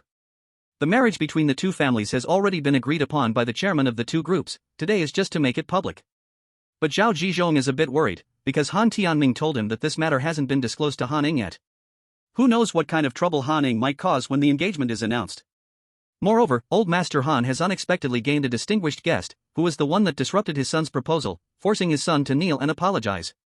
After Han Ning helped the old grandfather to sit at the main table, she herself sat down next to her aunt Han Xiong at the neighboring table. The old man originally planned for Jiang Yu to sit with him, but seeing Jiang Yu walking toward Han Ning, he remained silent. However, under Zhao Zhizhong's reminder, Zhao Shuo hurriedly ran over and pulled out the chair beside Han Ning. Yet, Jiang Yu swiftly stepped forward and sat down first. Zhao Shuo was so angry he wanted to hit someone. Do you know about proper order? After all, Jiang Yu was an esteemed guest of the old man, so Zhao Shuo's tone became much more restrained. You're right, since I've already sat down, I kindly ask young Master Zhao to find another seat. Jiang Yu said lightly, making Zhao Shuo glare in anger. Don't give me that glare, I'm good friends with Han Ning, so it's only natural for me to sit next to her. Hearing this, Han Ning wanted to say, you're talking nonsense. But after thinking about it, she let it go. She disliked Zhao Shuo more than Jiang Yu. Zhao Shuo sat down next to Jiang Yu, full of pent-up anger, constantly shooting glances at Jiang Yu as if his eyes would burst into flames. Seeing this, Han Xiong couldn't help but shake her head. Her evaluation of Zhao Shuo is that his emotions are too easy to read, making it hard for him to achieve greatness. With Jiang Yu nearby, Han Ning also felt uneasy and said displeased, there are so many seats, why must you sit here? Are you intentionally trying to annoy me? Jiang Yu laughed and replied, there are over 1,000 people here, but I only know you and Sister Cheong, if I don't sit here, where else should I sit? Sister Cheong? Han Ying's eyebrows furrowed. Is it interesting to take advantage in such a way? Han Xiong is her aunt, and if Jiang Yu calls her sister Qiong, what should she call Jiang Yu? Uncle Jiang? Not a chance. Zhao Shua muttered beside them, talk without a filter, won't even know how you die in the future. Jiang Yu replied, how I die doesn't need young Master Zhao to worry about, anyway, you won't be the one collecting my body. Rather, if you keep opposing me, I can tell you exactly how you will die. Are you threatening me? Country bumpkin, do you think I'm easily scared? Let me tell you, today my dad is giving face to old Master Han, but once we're out the door, I will make you regret it. How will I regret it? Kneel down and beg me to regret it? Jiang Yu aimed to hit faces and expose flaws. The word kneel was Zhao Shua's biggest weakness. Just thinking about kneeling to Jiang Yu made Zhao Shua go insane, fueled with endless murderous intent. He clenched his fists and gritted his teeth, saying, just you. Only Jiang Yu shook his head gently. The old man doesn't have many days left to live, why talk about fortune like the East Sea and longevity like the South Mountain? Doing such empty talk is not as good as putting down what you're doing and spending this last phase of life with the old man as a family. Han Xiong nudged him with her elbow and whispered, why do you look so unhappy? Do you know that Xiaoying is getting engaged? What? Engaged? Jiang Yu was quite surprised because from Han Ying's expression, she seemed completely unaware of this matter. She didn't raise her voice too much, her words drowned in the noise. Han Ying didn't hear, but Zhao Shua, who had been staring at him angrily, did. After putting down his cup and sitting down, Zhao Shua said triumphantly, that's right, today is not only the old man's birthday banquet but also the day I'm getting engaged to Han Ying. Our parents have already decided, what do you, a country bumpkin, have to compete with me? Even if I don't compete with you, you can't marry her. Do you have any idea whether Han Ying likes you or not? Humph, does it matter what she thinks? Once Uncle Han announces our engagement, the media in Tianyun City will cover this matter widely. By then, even if she doesn't agree, it won't be easy for her to go back on her word. Their engagement concerns the interests of two families. Zhao Shua was right. Once Han Tianming announced the engagement without prior notice and the media reported it widely, if Han Ying tried to go back on it for no reason, she would have to consider the consequences. Jiang Yu frowned and immediately asked, Han Ying, do you know you are getting engaged today? What? Han Ying was still in the dark and didn't react for a moment. Han Xiong just sat there watching, not stopping Jiang Yu. She told Jiang Yu about the engagement just to let Jiang Yu inform Han Ying. She looked at her older brother on the stage, revealing a proud smile. Jiang Yu said, just now, young Master Zhao told me that today is not only your grandfather's birthday but also the day you are getting engaged to him. Zhao Shua. Han Ying's face immediately drooped, stop talking nonsense. Engaged to you? You wish. Zhao Shua didn't argue with her but looked confidently at Han Tianming. Han Ying felt a thump in her heart and hurriedly asked, Aunt, is what he said true? As soon as she finished speaking, she heard Han Tianming on stage say, everyone, today besides the old man's birthday, I also have a happy announcement, which is about my daughter's marriage. Although my daughter Han Ying is still in school, she will soon turn 20, and I want to settle her marriage early. Han Tianming's words undoubtedly confirmed the engagement. Zhao Shua stood up proudly and walked toward Zhao Zhizhong, as it would soon be his turn on stage. Han Ying was filled with rage. Aunt, did you know about this long ago? Why didn't you tell me earlier? Why do you want to control my happiness? Tears were about to come out of her eyes. Han Xiong sighed, what can I do? Your dad said you are his daughter, and he decides your marriage. Xiaoying, once your dad announces your engagement to Zhao Shua, it will be hard for you to change your mind. Tears streamed down Han Ying's face in an instant. Aunt, what should I do? What should I do? Han Xiong whispered in her ear, it's not that there's no way out. Once your dad announces the engagement, it will be hard to go back, but what if it's a love match? Young people break up and make up, it's completely normal. But I don't have a boyfriend. But don't you have a ready-made one? Han Xiong slowly directed her gaze toward Jiang Yu, her eyes seemingly saying, no need to thank me. Jiang Yu looked horrified and thought in anger, Han Xiong, please don't harm me. Chapter 69, The Older Ginger is Spicier. Although Han Ying had developed some curiosity about Jiang Yu, she didn't like him yet, not hating him was already pretty good. She was very conflicted. Han Xiong said leisurely, Xiaoying, you don't have much time to think. Jiang Yu suddenly stood up, aren't you all going to ask for my opinion? Han Ying really had no way out, she pleaded, help me, I'm not asking you to really be my boyfriend, just help me get through this tough time. Jiang Yu replied with annoyance, what, are you planning to make me your boyfriend for 3 minutes and then dump me again? Hey, last time you clearly dumped me, okay? Oh. Han Xiong exclaimed in surprise, looks like you two have quite a story. On stage, Han Tianming continued, I think everyone must be very curious about who the young lady's fiancé is, so next, I invite him to come on stage. He signaled to Zhao Shua in the audience, who couldn't help but look back with a smug expression. As soon as he turned back, he saw Han Ning dragging Jiang Yu towards the stage, without caring whether Jiang Yu agreed or not. In the next moment, 1,000 pairs of eyes focused on Han Ning and Jiang Yu, and before Han Tianming could react, Han Ning snatched the microphone from his hand. She announced loudly, "That's right, today is my engagement day, he is my fiancé, his name is Jiang Yu, I hope everyone can bless me." After saying that, she suddenly cupped Jiang Yu's face and looked at him affectionately. Jiang Yu's eyes almost popped out. "Miss, are you serious?" "If I'm not serious, how would anyone believe it?" "Hey, so many people are watching, how embarrassing." "It's not like it's the first time, what's there to be afraid of?" Saying this, Han Ning directly kissed him, and the scene immediately erupted into warm applause. Han Tianming and the Zhao father-son duo turned pale. This sudden scene caught them off guard. Zhao Shuo went crazy. "Dad, don't stop me, I want to kill him." Zhao Zhizhong remained calm. "Calm down, let your Uncle Han handle it." Han Tianming regained his composure, snatched the microphone from Han Ning, and raised one hand, pretending to strike. Han Ning held her head high and looked at him. In the end, Han Tianming did not bring his hand down. "Nonsense!" Han Tianming scolded. "Marriage is a serious matter, parents' orders and matchmakers' words, did you get my consent?" Han Ning shot back, "Then did you get my consent to marry me off to someone else?" Their argument made the hall suddenly fall silent. The guests felt awkward, unsure how to react. Han Tianming was furious, but in front of so many guests, he couldn't continue arguing, so he shouted, "Someone, take her down." Han Ning tightly grabbed Jiang Yu's hand, resolutely saying, "Even if you kick me out, it won't matter, Jiang Yu is my boyfriend, and I only like him." "You can't marry him." "Why not?" Suddenly, old Mr. Han came on stage, walking over slowly. "Jiang Yu is outstanding, he is very suited for my granddaughter." Han Tianming looked helpless. "Dad, can you please not get involved?" Old Mr. Han glared at him angrily. "What I am doing is getting involved. If I weren't here, would you just ignore the marriage agreement made over a decade ago? How can I face Dr. Zhong?" "Dad, what are you talking about? What I'm saying is unclear to you?" "I'm old, but I'm not confused." Old Mr. Han stood at the center, scanning the crowd, then spoke loudly, "I hold this birthday banquet today to let everyone meet my future grandson-in-law. My granddaughter Han Ning and Jiang Yu already have a marriage agreement, and they are in love.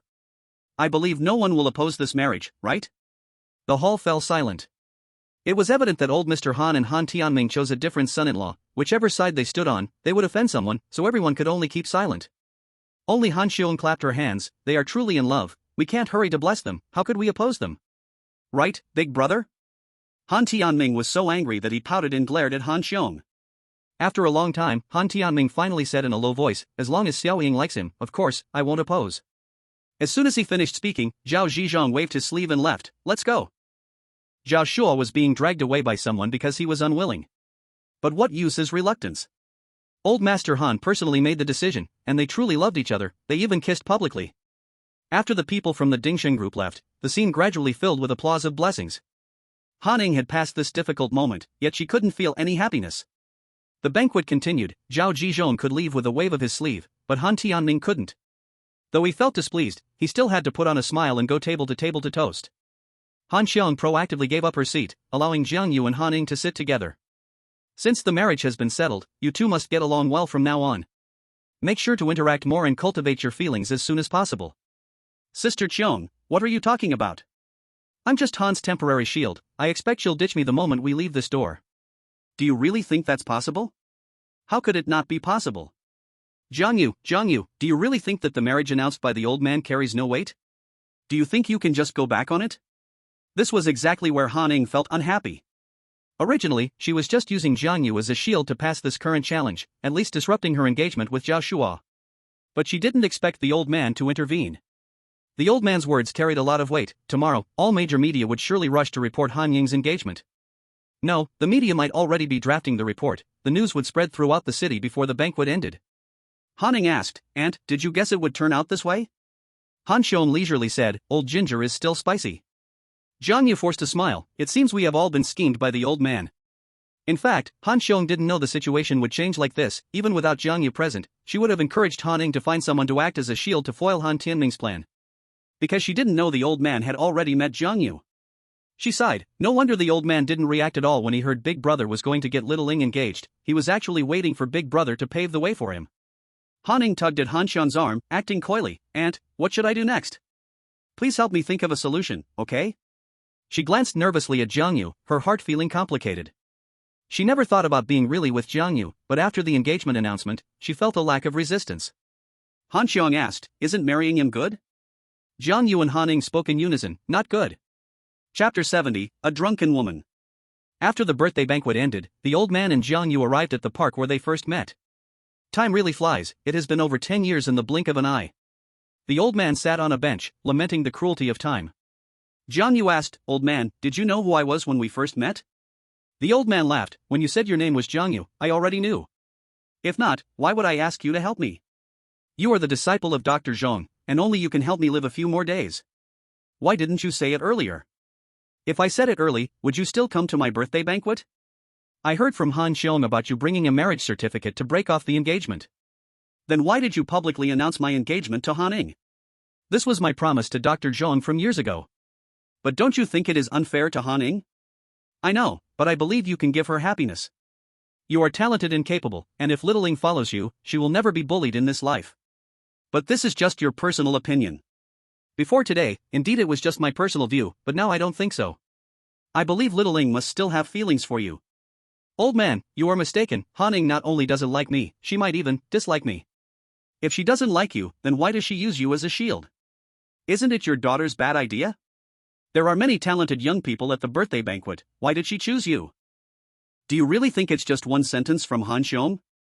You are still young, and some things you see too superficially. Perhaps Xia Ying's words and actions reveal her dissatisfaction with you, but that is because she hasn't understood her own heart yet. Jiang Yu was speechless for a moment. It seemed the old man was in cahoots with Han Xiong, insisting he marry Han Ning.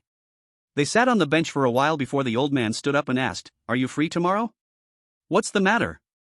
I want you to accompany me on a trip. Where to? You'll know when the time comes.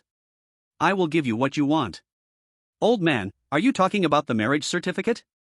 Jiang Yu felt quite excited, but the old man did not respond, leaving only a meaningful smile behind. The news of his engagement to Han Ning had spread everywhere. When he returned home, he found Wen Yihuan sitting on the sofa, looking somewhat sorrowful. President Wen, what's wrong? Are you feeling unwell?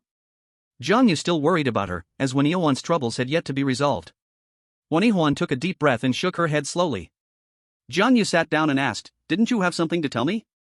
As she was about to leave, Wen Yihuan wanted to lay her cards on the table but couldn't bring herself to do it.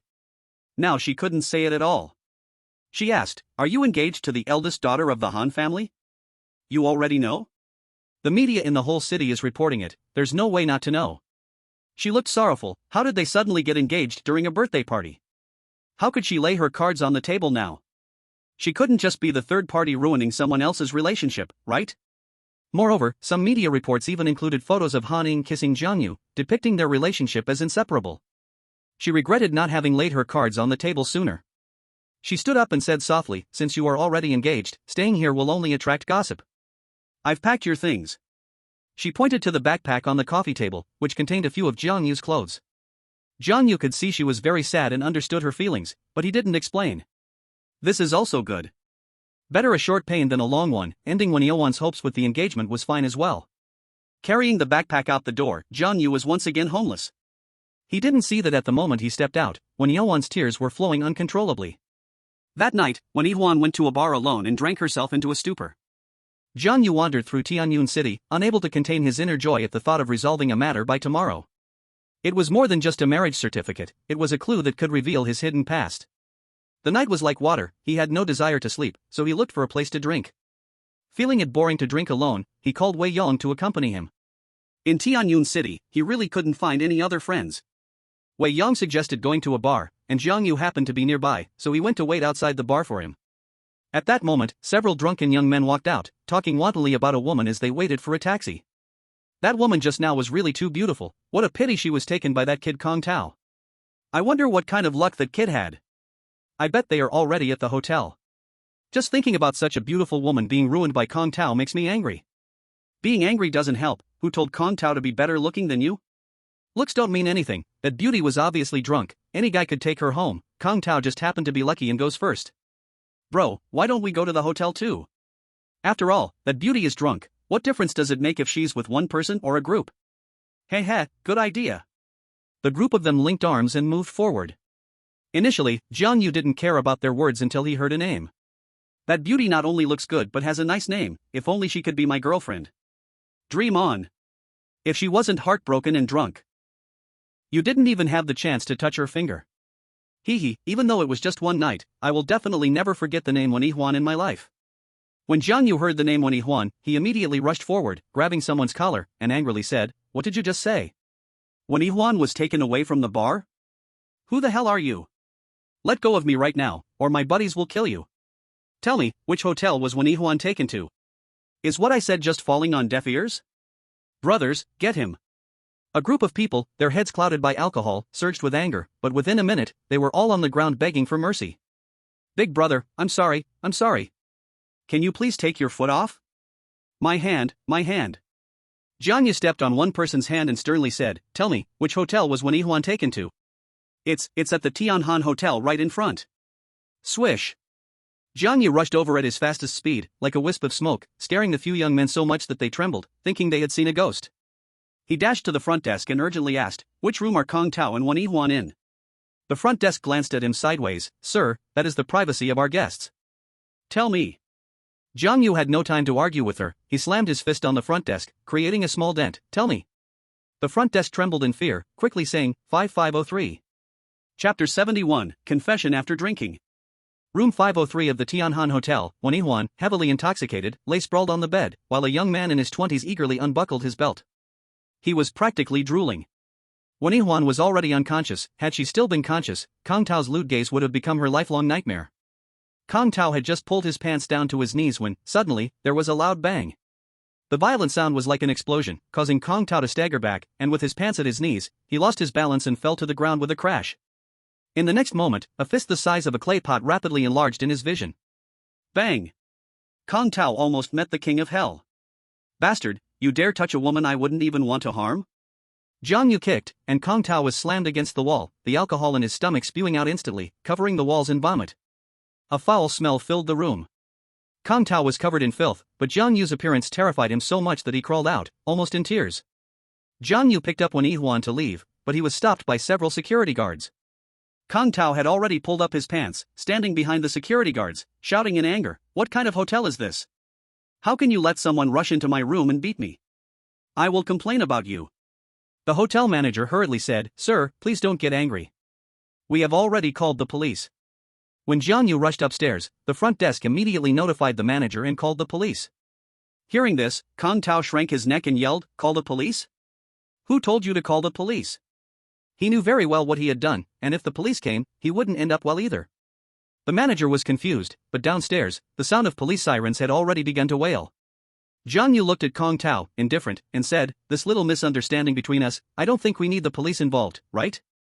The manager looked at Kong Tao's panda-like eyes and thought to himself that this could be considered a small misunderstanding. Kong Tao was clear-headed as crystal. Having been beaten, he could only eat this silent loss, thus forcing a smile. It was indeed a misunderstanding. Jiang Yu further explained to the manager, "My friend drank too much, I was worried she would get into trouble, so I had a bit of a bad attitude earlier. I will compensate for the hotel's losses." Kong Tao hurriedly echoed, "That's right, I originally wanted to just drop her off at the hotel, but with her condition, I really couldn't relax, and since I had also been drinking, I had no choice but to ask someone to take her back." The manager wasn't deceived by their excuses. If Jiang Yu was called by Kong Tao, how could Jiang Yu not know which room they were in?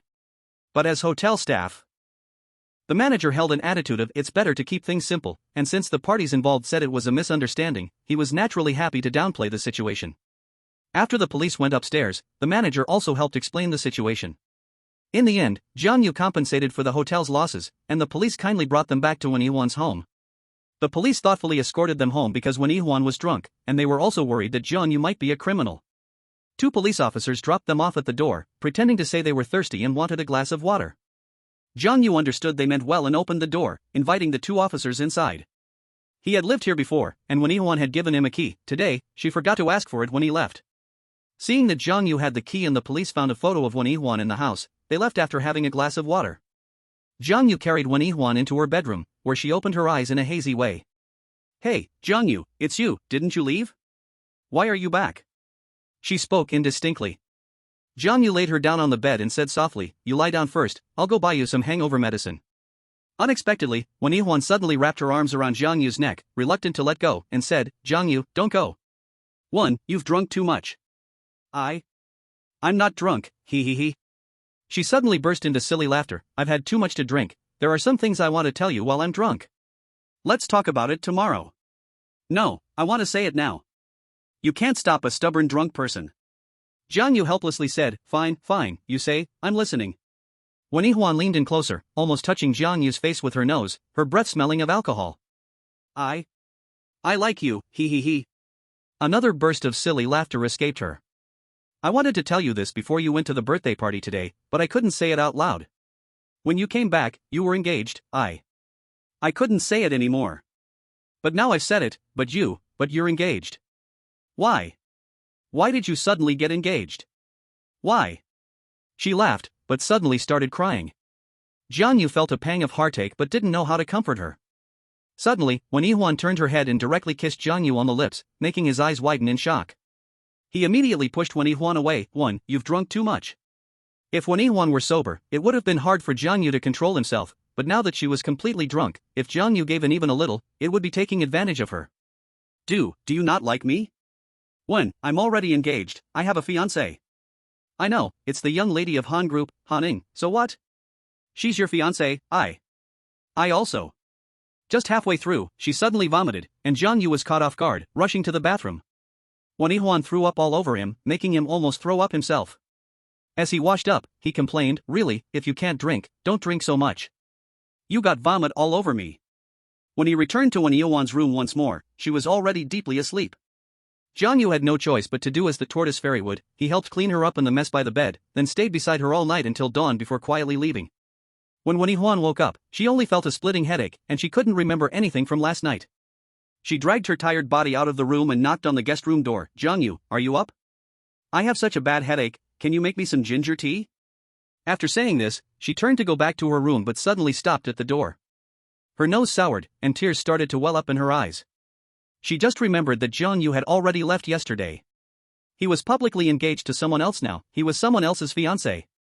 Slowly, she climbed back into bed, curled up her body, and tears streamed down her face. Why?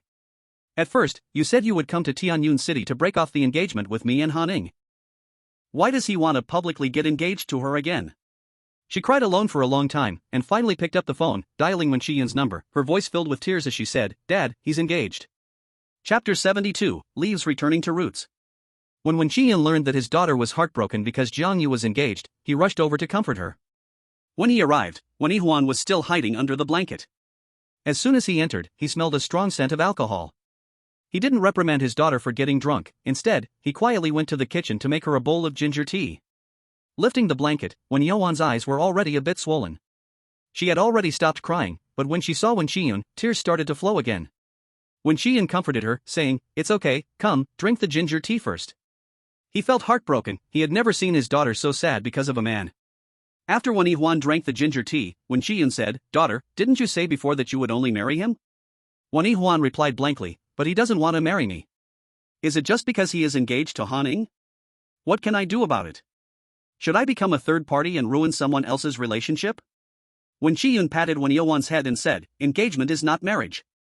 After engagement, they become each other's fiancés, but daughter, you must understand, the Han family originally had a marriage contract with Jiang Yu, and Han Ning was always Jiang Yu's fiancé.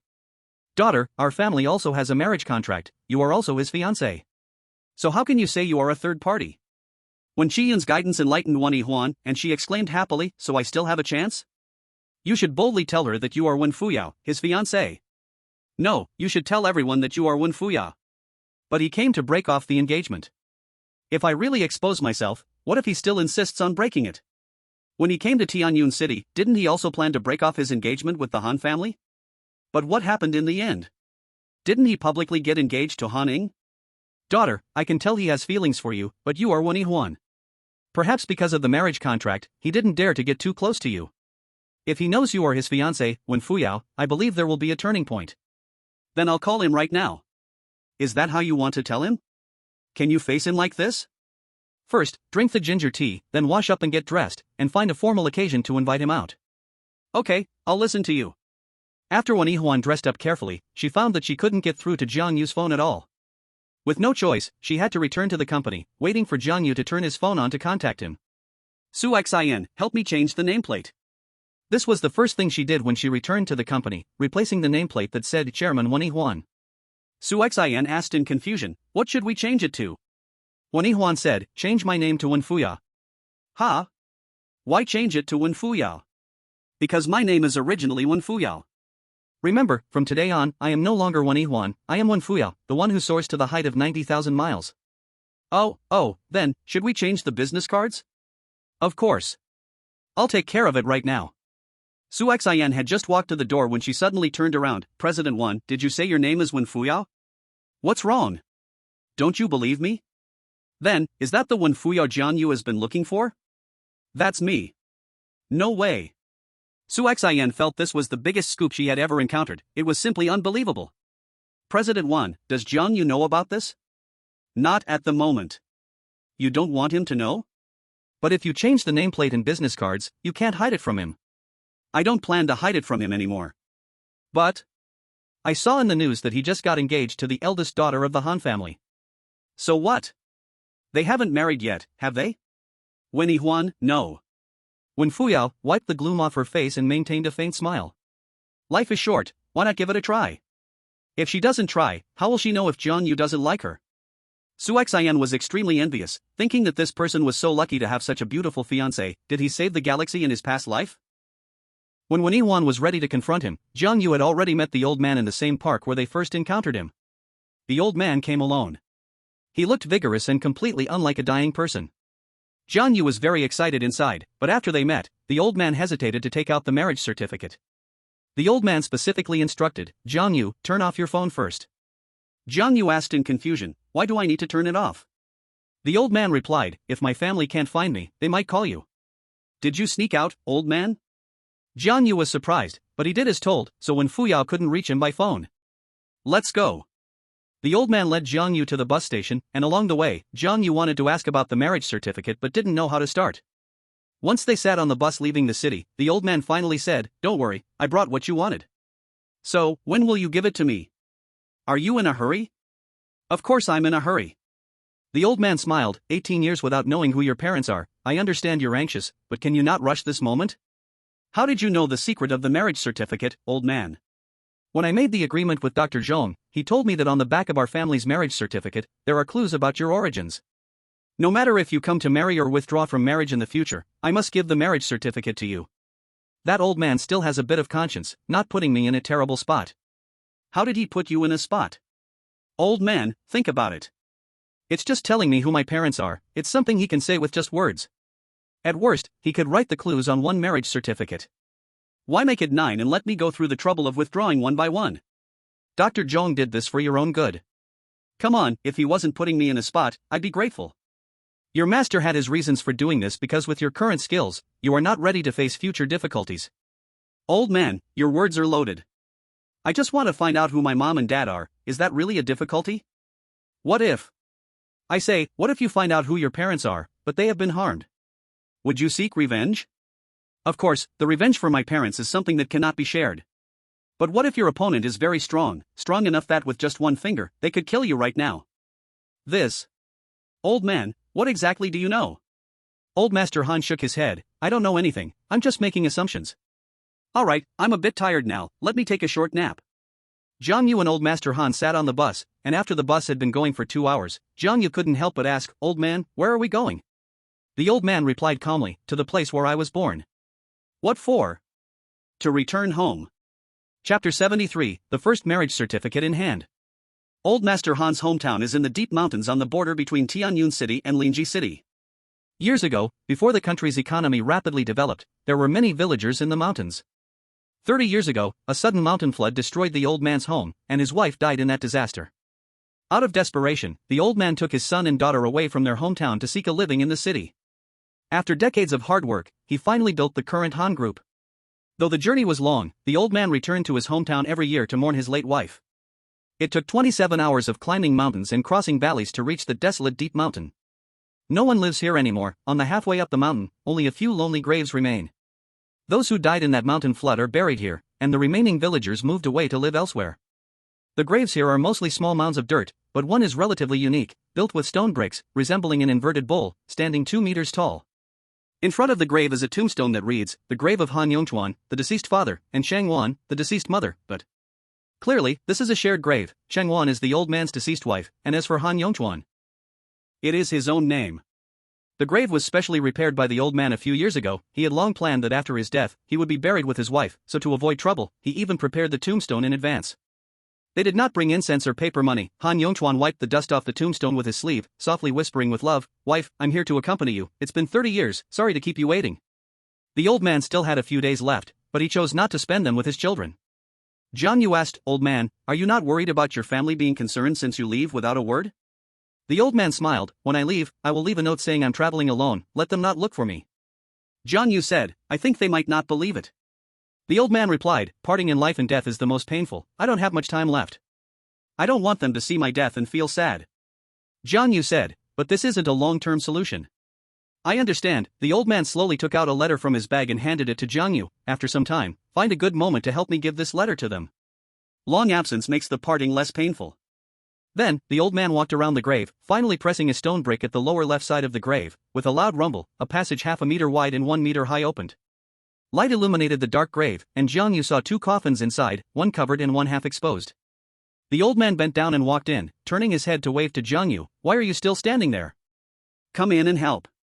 Jiang Yu had no qualms and bent down to enter. With his help, the old man lay comfortably in the coffin. "Help me close the coffin lid. There is a mechanism outside, press it, and the grave will be permanently sealed." The old man wanted to spend the last stage of his life here. Jiang Yu did not oppose it, but he hesitated for a long time and did not act because he still had not gotten what he wanted. "Old man, have you forgotten something?" Oh, the old man suddenly realized, "Look at my memory, I almost forgot the most important thing." He rummaged through the coffin and finally took out a marriage certificate, the paper yellowed with age. Jiang Yu was very surprised. He didn't expect the old man to hide the marriage certificate here. "Jiang Yu, I can give you the marriage certificate, but you must promise me one thing, otherwise, I will never be at peace when I die." "What request?" "What I'm most worried about is my granddaughter. You are already engaged, promise me you will take good care of her and never part ways for a lifetime." This. Jiang Yu felt very troubled. How could he guarantee that? Being engaged to Han Ning, he was entirely just a tool. Seeing him hesitate, the old man said half threateningly, "If you don't agree, I'll take this marriage certificate into the coffin." Fine, I promise you." The marriage certificate was right in front of him. The old man's threat didn't make much difference. But facing a dying person, Jiang Yu thought it would be better to comply with his wishes, to make his departure more peaceful. As for the future, where there is a will, there is a way. The old man handed the marriage certificate to Jiang Yu. The front content was identical to the marriage certificate he had, the only difference was a pattern on the back. Jiang Yu excitedly looked for a long time, but finally his face gradually fell. The old man said, "You don't need to keep looking, I have researched that pattern over the years, it should be an incomplete map. I have compared it to various maps, but I couldn't find a similar place." This meant that simply relying on this marriage certificate could not unravel the secret of his origins. Jiang Yu cursed his master 180 times in his heart. Was it really necessary to play me like this? But no matter what, the first marriage certificate was finally in hand. In the end, he helped the old man close the coffin lid, sealing the grave. He bowed 3 times in front of the grave before slowly leaving. After handling these matters, Jiang Yu felt it was time to put his plan into action. He Qing Yuan had gone insane enough to send hired killers, and Jiang Yu believed it was better to remove future troubles early. He descended the mountain alone, moving much faster, taking only half the time it took to come up. Back in the city, as soon as he turned on his phone, messages flooded in non-stop, all from Lin Shi. "I've arrived in Tianyun City, why is your phone off? I'm waiting for you at the Xingha Hotel in Tianyun City, reply as soon as you see this message." "What do you mean? I came to Tianyun City for treatment, I'm here, and you've been off for a day. Are you playing with me, Jiang?" "Just you wait." Jiang Yu almost forgot about this. He hurried to the Xingha Hotel, and the front desk whispered a few words to the lobby manager, who quickly came over. "Mr. Jiang, here to check in, this way please." The manager's attitude was full of respect. Jiang Yu glanced at his name tag and whispered, "Did someone change?" The manager replied, "The previous manager offended General Han and has already packed up and left, I am the new lobby manager." The former manager lost his job for insulting Han Xiong with harsh words. Jiang Yu was now the future son-in-law of the Han family, so the lobby manager had to curry favor. Jiang Yu nodded and said, "I'm not checking in, I'm looking for someone named Lin Shi." The manager immediately turned to instruct, "Check immediately which room Lin Shi is staying in." After checking, the front desk returned, "She checked out an hour ago." Jiang Yu's plan needed Lin Shi's strong support. He did not want to offend this vice president, so he quickly dialed Lin Shi's number. As soon as the phone connected, Lin Shi's roar came through, "Jiang, finally willing to turn your phone on?" Jiang Yu felt like his ears might be blown out. After Lin Shi vented, he awkwardly said, "Vice President Lin, I'm really sorry, I was out on a trip, and my phone had no signal." I don't need your explanation. Don't be angry, Vice President Lin, where are you now? I'll come right over. No need, I'm already preparing to return to Lin City. No, Vice President Lin, your illness can't be delayed. Humph, isn't it already delayed by you? I know, but it can still be fixed. How about this, I'll give you an extra hour of massage for free today, I guarantee there will be no lasting problems. Get lost. Lin Shi's angry shout directly ended the call. Just mentioning the massage made Lin Shi think of that embarrassing event, making it nearly impossible for her to face anyone. However, 3 minutes later, Lin Shi sent him a message, "Where are you?" Jiang Yu hurriedly replied, "The Xingha Hotel where you previously stayed, I'll cover the room fee." He had the lobby manager arrange a presidential suite for him, and then rushed out to buy silver needles, preparing in advance. 20 minutes later, Lin Shi appeared. Her face was nearly black with anger. "Jiang, do you know how precious my time is? You actually dared to delay me for a whole day." "Vice President Lin, it's all my fault, I apologize to you." Jiang Yu stepped forward with small steps, smiling cheerfully and said, "Vice President Lin, the bed is ready for you, please." His goofy smile made it hard for Lin Shi to get truly angry. She slowly walked to the bedside and said in a warning tone, "We agreed on an extra hour, not a single minute less." Although the first treatment made Lin Shi very embarrassed, the indescribable comfort made her deeply miss it. Lin Shi often went for spa treatments, but none of the skilled hands could compare to Jiang Yu's. Once lying on the bed, with the experience from the first time, Lin Shi instructed, "Turn off all the lights and pull the curtains." Jiang Yu did as instructed, drawing the curtains and turning off the lights, making the room as dark as night. Only in such darkness. To ease people's embarrassment. Jiang Yu still first administered acupuncture to her, then began the massage. Soft moans from Lin Shi filled the room, but Jiang Yu had no intention of enjoying it. He planned to finalize his scheme here. "President Lin, I am ready to implement my plan, you should communicate in advance on your side." "So soon?" Lin Shi's voice trembled. He Qing Yuan is not so easily fooled. Jiang Yu replied, Qing Yuan values money above all and is determined to compete with Yu Yin Company. When the news spreads, he will find a way to steal my opportunity without me needing to approach him. You know Qing Yuan well? Not well, but even if this plan fails, it won't cost me anything, I can just come up with another idea. Alright, I will give a heads up on my end, you just, be gentle. The two reached an agreement while massaging, and Lin Shi hurried back to Ling City after the treatment ended. Half an hour after Lin Shi left, Han Ning called Jiang Yu, roaring like a lion. "Jiang Yu, what do you think my Han family is?" A single furious shout nearly left Jiang Yu lost for words. "What happened, my little princess? How can you even ask? Although our engagement was just a show, we haven't broken up yet, and you brought a woman into the hotel, my family's hotel, what do you mean by this? Are you trying to embarrass us?" Jiang Yu was at a loss, he hadn't considered this when inviting Lin Shi to the hotel. "I'll be more careful next time." "You think there will be a next time?" "Let me tell you, as long as we haven't officially announced our breakup, you are still my Han family's future son-in-law. You cannot meet any other woman." "Hey, you were the one who dragged me on stage without my consent before, I was actually helping you. Now you're restricting my freedom? Woman, don't push your luck." "In any case, I don't care, you cannot do anything that would embarrass our Han family anymore." "Miss, when are you planning to announce our breakup? If you never announce it, then am I to never meet any other women?" "You wish. If you can't find a partner, I still have to get married." "Then give me a specific time." "No specific time, just see how I feel." Jiang Yu suddenly felt like he was losing control.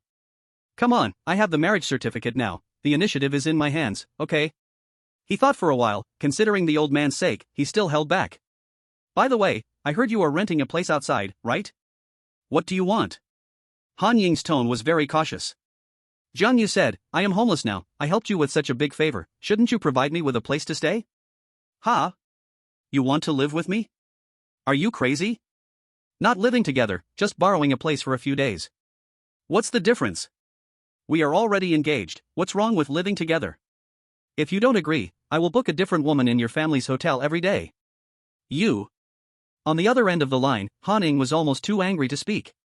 After a while, she gritted her teeth and said, "I am at school." "Alright, I will go find you right away." Han Ying and Wang Ruoqi were at the school's milk tea shop, while Wei Yong sat at the next table, watching them. These days, Wang Ruoqi was nearly going crazy. Wei Yong was like a sticky bandage, wherever she went, he followed. She looked haggard and was experiencing hallucinations, sometimes waking up at night, she would feel like Wei Yong was standing by her bed. Wei Yong diligently followed Jian Yu's 3 principles and, after a few days, became even thicker-skinned. No matter how Wang Ruoqi scolded him, he smiled and stayed put. Eventually, Wang Ruoqi grew tired of scolding him. Han Ning, do you think he's sick? He follows me every day, it's driving me insane. Maybe that's just how he chases you. Even a fool knows he likes her. But Wei Yong just won't confess, leaving Wang Ruoqi without even a chance to decisively refuse. Wang Ruoqi shot Wei Yong a glance, and he immediately waved at her cheerfully. Wang Ruoqi was furious, slammed the table, stood up, and shouted, "Are you a stalker?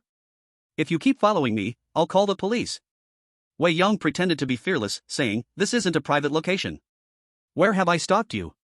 Wang Ruoqi was speechless. At school, besides the girls' dorm and the women's restroom, Wei Yong's shadow was everywhere.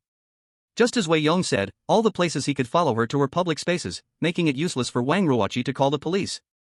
At that moment, several sports students walked in, shouting loudly, "Who was following my sister Ruoqi every day?" Chapter 75, She Took the Initiative. Sophomore sports student Li Zhao swaggered in with a few classmates, and Wei Yong was immediately in a panic. These guys were all tall and strong, any one of them could easily beat Wei Yong black and blue. Wei Yong looked around frantically, searching for an escape route, but Li Zhao and his group headed straight for him, and there was only one entrance to the milk tea shop. The frontal attack was clearly not an option. On the other side, Han Ning teased, "Ruoqi, your flower protector has come." Protector? Last time, your cheap fiancé knocked him down with one punch. Wang Ruoqi knew about Han Ying's engagement to Jian Yu. She couldn't understand how Han Ning ended up liking that country bumpkin. Han Ning explained that in a critical moment, she used Jian Yu as a shield, which allowed her to let go of her worries. However, she still thought Han Ying's approach was wrong and occasionally joked about her cheap fiancé. Li Zhao stood in front of Wei Yong, who was shrinking back, forcing a smile and stammering, "Senior, is there something you need?" Li Zhao looked down at Wei Yong, raising his chin and said, "You are the one following my sister Ruoqi?" Wei Yong reluctantly replied, "Senior, you misunderstood. I didn't follow her. I just came in for some milk tea and happened to run into her." "Don't explain, men understand men best. But look at yourself in the mirror, do you really think you deserve my sister Ruoqi? I warn you, if you keep following her, I will break your legs." Wei Yong swallowed hard, his face turning pale with fear. Just then, Jian Yu strolled in leisurely, saying, "Who wants to break my friend's legs?" He slowly walked towards Wei Yong, causing Li Zhao's group to panic. That guy had a reputation for taking on 7 opponents at once. With just these few of them, they would be left beaten and bruised. "We're doomed, the one who can take on 7 is here. Li Zhao, what should we do? This guy can fight. Damn it, if you ask me, who should I ask?"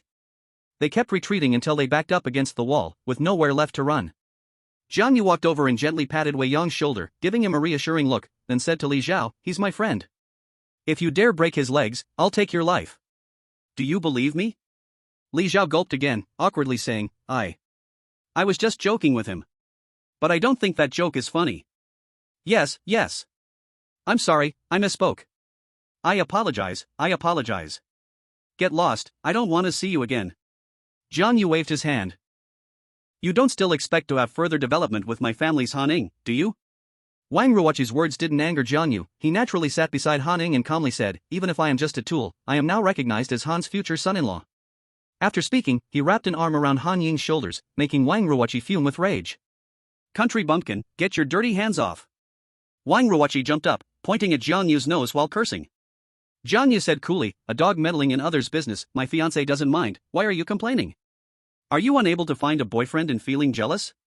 Wang Ruoqi gritted her teeth in anger, "I can't find a boyfriend? People chasing me could line up from here to the cafeteria. Do you believe me if I say one word and someone would immediately run over to be my boyfriend?" As soon as she finished speaking, Wei Yong rushed over like a gust of wind, saying boldly, "Ruoqi, I'm ready anytime." Wang Ruoqi was almost going crazy, angrily shouting, "Can you disappear from my sight? If I could like you, it would mean I'm blind. Look at her, this fierce tigress." Wei Yong comes to help her kindly, but instead, she scolds him furiously. Truly ungrateful. Jian Yu whispered to Han Ning, and with a dark expression, Han Ning shot out 2 words, "Let go." Jian Yu replied, "That won't do, the old man said to let me get to know you better and cultivate our feelings quickly." "Did you see my grandfather today?" Han Ning was very serious. This morning, her family had exploded in chaos. The old man left behind a letter and ran away from home. Han Tianming went to all the bus stations to stop him but was unsuccessful. Jian Yu realized he had slipped and quickly explained, "No, the old man told me about it yesterday, what's going on?" Han Ning sighed, "Grandfather has run away from home." "No way? Jiang Yu pretended to be surprised. Han said, "It's not really running away. Grandfather left a letter today saying he wants to travel alone and see the beautiful mountains and rivers of our country in his final days." Jiang Yu said, "Then why worry? The old man isn't a child. There are no kidnappers for old people in this world." Han glared at him, "What do you know?" "My grandfather is old and not in good health. He just got out of the hospital not long ago." "If he goes out alone and something happens, who will take care of him?" Seeing that Han was genuinely worried about her grandfather, Jiang Yu felt a bit uncomfortable inside. Calculating the time, the old man should be going to the other world to be with his wife in the next couple of days, but the Han family was still in the dark. The old man returned from the hospital looking very spirited, and the family thought he would live a long life. Jiang Yu still had the letter the old man gave him in his pocket. He reached to touch it but didn't take it out in the end. It wasn't the right time to tell Han the truth. He immediately stood up and changed the subject. "Let's go home. Some people are shining their million-watt light bulbs and it hurts my eyes." Wang Ruoqi sneered coldly, do you really think you matter? Can you have a little self-awareness as a tool?" Although Han appeared unwilling, she still stood up. Jiang Yu asked, "Your home isn't far from school, right?" Han replied, "Not far, it's a 5-minute walk." She moved out in anger earlier and found an apartment near the school for convenience. Wang Ruoqi stared in disbelief. "Han, you're going to take him home? Aren't you afraid of what he might do?" Jiang Yu provocatively said, "We are already engaged, and it's mutual. Have you seen the kiss photos of us in the media?" Here's a secret, it was her who initiated it. The word initiated nearly made Wang Ruoqi choke. Chapter 76, A Piece of News. Wang Ruoqi indeed saw the photos, but Han explained that at the time, she was also forced. Yet Han didn't say it was her who initiated it. Jiang Yu took Han and headed outside. Wang Ruoqi was stunned on the spot, unable to recover for a long time.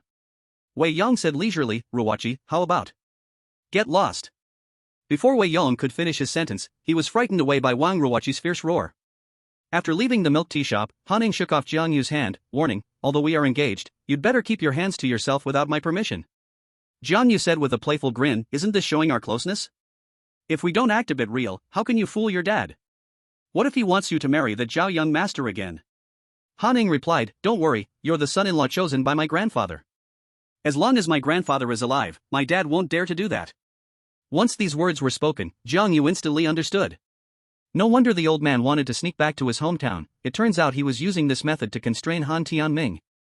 If he were to die at home, Han Tianming would probably cancel the marriage between Jiang Yu and Han the very next day. Jiang Yu couldn't help but sigh. The old man really went through a lot for this marriage agreement. Jiang Yu also roughly guessed the timing the old man mentioned. Probably after Jiang Yu and Han got married, he would bring out that letter. However, Jiang Yu still couldn't fully understand whether the old man did this for him, or for Han. Or was it just to fulfill a past kindness, a promise? Han Ying's rented apartment was near the school, a high-end 2-bedroom place, decorated in European style, fully furnished with all appliances. Jiang Yu marveled, renting this apartment must cost a lot each month, right? Han replied indifferently, "Not much, just 3,000. Jiang Yu's eyes widened, 3,000 is not much? In Tianyun City, most people only earn about 3,000 a month. Indeed, to the wealthy, money is just a cold number, nothing more. Han threw the keys to Jiang Yu, saying coldly, "You can stay here as long as we haven't officially broken up." Jiang Yu asked, "Which room do I stay in?" Han replied, "Whichever you like." "Whichever I like?" Jiang Yu grinned mischievously, "How about we share a room?" He Han scoffed, "Stop daydreaming. I won't come back to stay before we break up." "Then where are you staying?" "At home, at school, or maybe I'll rent a new place. I know you moved out because of the marriage with the Zhao family, and now that issue is resolved, I think it's better for you to go back home. After all, family is family, there's no need to make things too awkward." "Oh, with that tone, have you already considered yourself a member of the Han family?" Han cast a sideways glance at him. "I warn you, don't hold any fantasies." "Crossing the river and tearing down the bridge?" Jiang Yu replied unhappily, "Even if I'm just a tool, at least I've helped you a lot. If you keep this attitude, do you believe I will immediately go to the media and announce our breakup? You dare." Han said angrily, "Breaking up must be done at a good time, definitely not now." "Then since you still need my help, what's your attitude? Why are you always putting on a long face?" "I'll try my best, okay?" "Don't just try, come on, smile for me to see." You can't even manage a smile?" "Hey he. Han forced a smile that looked worse than crying. Han had a dormitory at school, but she wasn't used to living with others, so her bed always remained empty. She still chose to go home. Just as Jiang Yu said, her engagement with the Zhao family was off, so there was no need to keep sulking. Jiang Yu moved into the guest room, bought some daily necessities, and then headed straight to Yu Yan Company. Even though he had already left Wen Yuan's house, and had decided to keep his distance, he still needed to wrap things up. To plan against teaching Yuan, this part involving Wen Yuan was essential. Although Jiang Yu had quite a few incidents with Wen Yuan, the company staff were unaware, and when he arrived, many greeted him warmly. The news about Wen Yuan's name change had been announced by Su Xin yesterday. For the company employees, it didn't make any difference. For them, it was just a name change anyway, as they didn't dare to call it by name. Hey, Jiang Yu, you're here. I haven't seen you in days, I thought you had resigned. Someone familiar greeted him. Jiang Yu replied, I didn't resign, President Wen just gave me a few days off. So, you are coming back to work today? You could say that. Why didn't you come in the morning? President Wen and Secretary Su went to the provincial city to discuss cooperation details. You have to follow them as a bodyguard. President Wen went to the provincial city? When will he be back? Probably the day after tomorrow. It seems he arrived at the wrong time. Actually, Wen Fuyo had been calling him all day yesterday, but his phone had been turned off. Today he returned, his phone was on, but Wen Fuyo was busy with the cooperation matters with the Manga group, so she temporarily set aside the confrontation. Jiang Yu could only wait for her to come back to discuss things. Taking advantage of his free time, he went to Ji Yun Company again. As he was about to take the elevator up on the first floor, he surprisingly received a call from the Black Tiger Hall's leader, Jin Hu. Jin Hu said he wanted to meet with him to discuss something important. He immediately headed to Qingyuan Club, marking his third visit there. This time, Jin Hu was early, welcoming him at the door and treating him as a distinguished guest. On the top floor, Jin Hu had someone brew a pot of premium Dahongpo tea, sent away his subordinates, and spoke with Jiang Yu privately. Jiang Yu had no mood for tea, and got straight to the point. Boss Jin, just speak your mind. I don't like beating around the bush. I dare to call you Brother Jiang, Jin Hu said cautiously, and when Jiang Yu didn't react, he continued, Brother Jiang, I brought you here today mainly to tell you some news. What news? News about He Qingyuan. He Qingyuan hasn't given up, he is trying to deal with Yu Yan Company and Wen Yuan in various ways.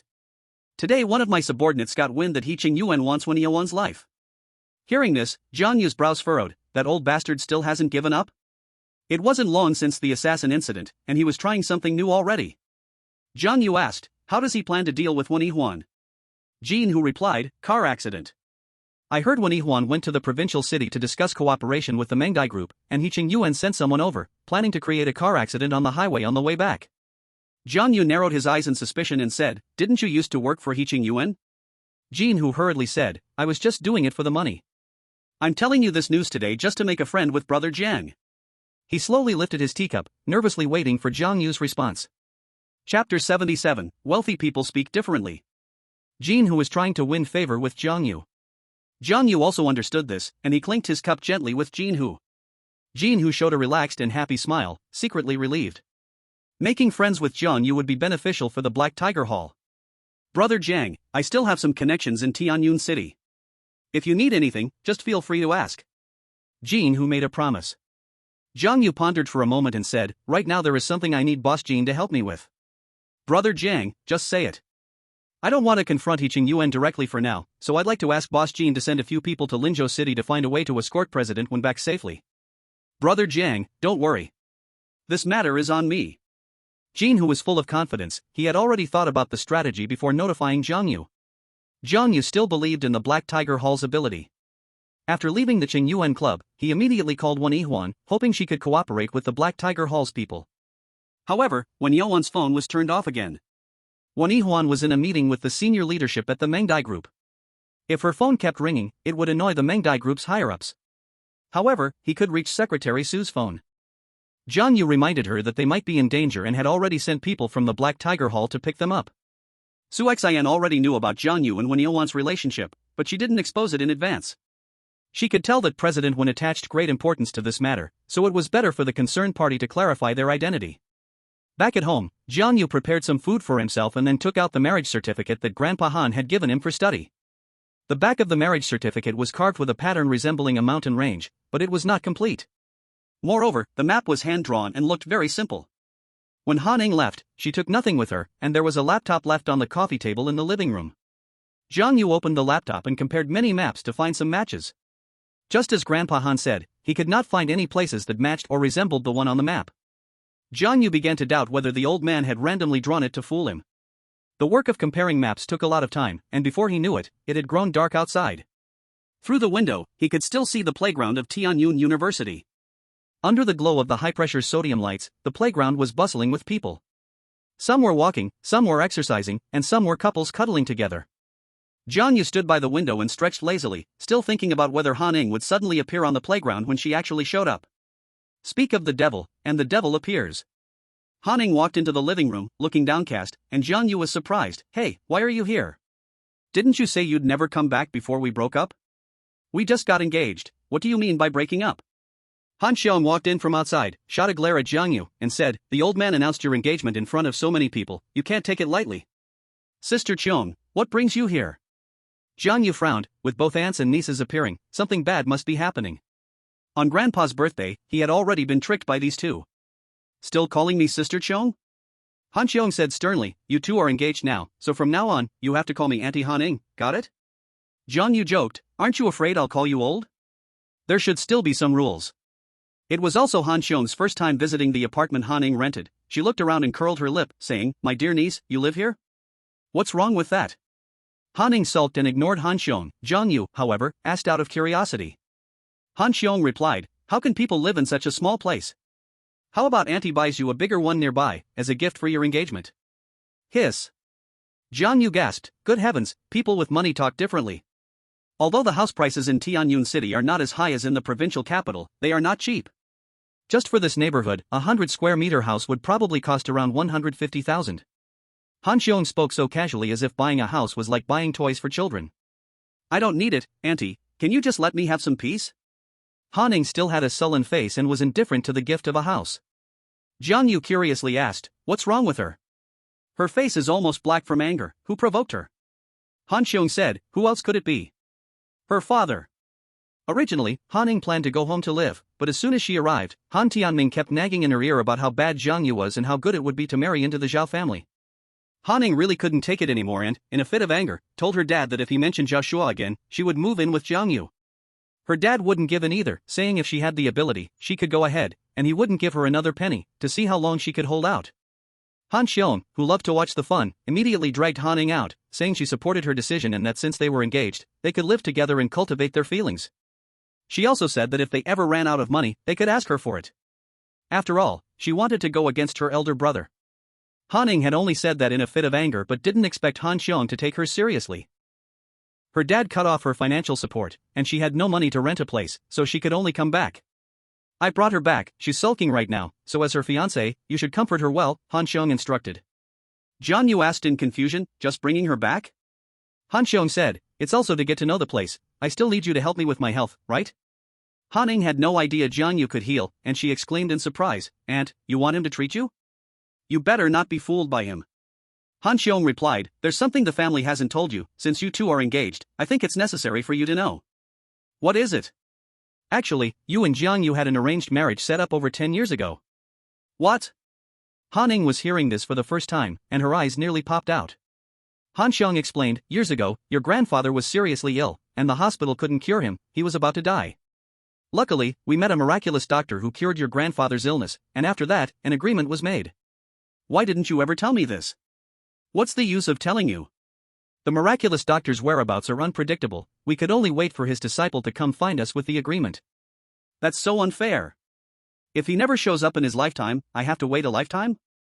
Of course not, the miraculous doctor said that if his disciple doesn't show up before you turn 24, the agreement will become void. There's this thing? Jiang Yu was surprised too, the old man hadn't told him the agreement would automatically become void. But he thought for a moment, the old man might have hidden it from him, worried he would purposely delay fulfilling it if he knew it would become void.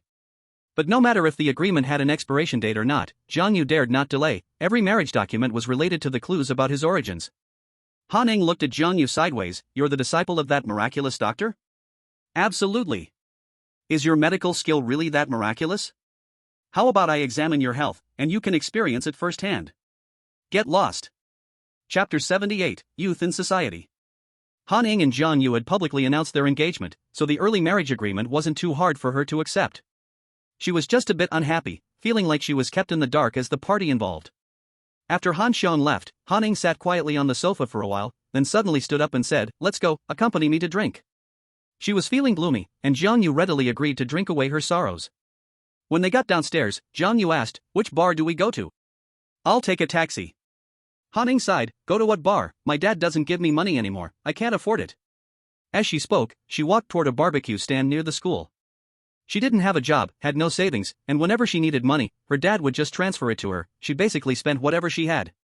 So, when Han Tianming suddenly cut off her financial source, it directly made her a broke person. Luckily Han Xiong supported her with 100,000. 100,000 isn't a small amount, but for Han Ning, sometimes it was just a day's expenses. So she thought 100,000 wasn't much and had to budget carefully. There is a food street near Tianyun University, which is always bustling in the evenings. Before 9, the barbecue stands are already packed with people. She ordered some barbecue and a case of beer, not even clinking glasses with Jiang Yu, and drank quietly alone, finishing a bottle in no time. As the campus beauty of Tianyun University, Han Ning naturally attracted attention when she appeared. Many male students had fantasized about being the one sitting next to Han Ning, so they were envious and jealous of Jiang Yu. But they didn't dare to provoke Jiang Yu. He was a legendary figure on campus, known to take on 7 by himself. Han Ning finished a bottle of beer without saying a word, and feeling a bit awkward, Jiang Yu tried to make conversation. "By the way, why do I feel like your aunt has been going against your dad? Why is the relationship between the two siblings so bad? Isn't it my dad being too overbearing? A few years ago, my aunt found a boyfriend without status or identity, and my dad broke them up. Since then, my aunt has been harboring a grudge and opposing my dad in everything. If your dad breaks us up, will you become the next Han Xiong? Don't get carried away." Han Ning rolled her eyes, thinking, "You are just my tool, okay?" It was unclear where Wei Yong got his information, but he heard that Jiang Yu and Han Ning were on the snack street eating skewers and shamelessly came over to be a 1,000-watt light bulb. Wang Ruoqi disliked Wei Yong, but Han Ning didn't care. Of course, Han Ning had no good feelings for Wei Yong either. She regarded him as a transparent person. With or without him didn't matter, as she and Jiang Yu were not on a date anyway. Wei Yong, however, was unreserved and immediately ordered a lot of meat skewers, eating while saying, "You two chat, don't mind me." But Han Ning felt pain looking at the meat, so it means you can eat to your heart's content because you're not paying, right? I say, how long has it been since you've eaten meat? Can you order something vegetarian? Wei Yong looked confused. Everyone knew Han Ying's family background in class. She was also famously generous. How come now, when eating her skewers, she was unwilling? It shouldn't be. Han Ning wasn't that kind of person.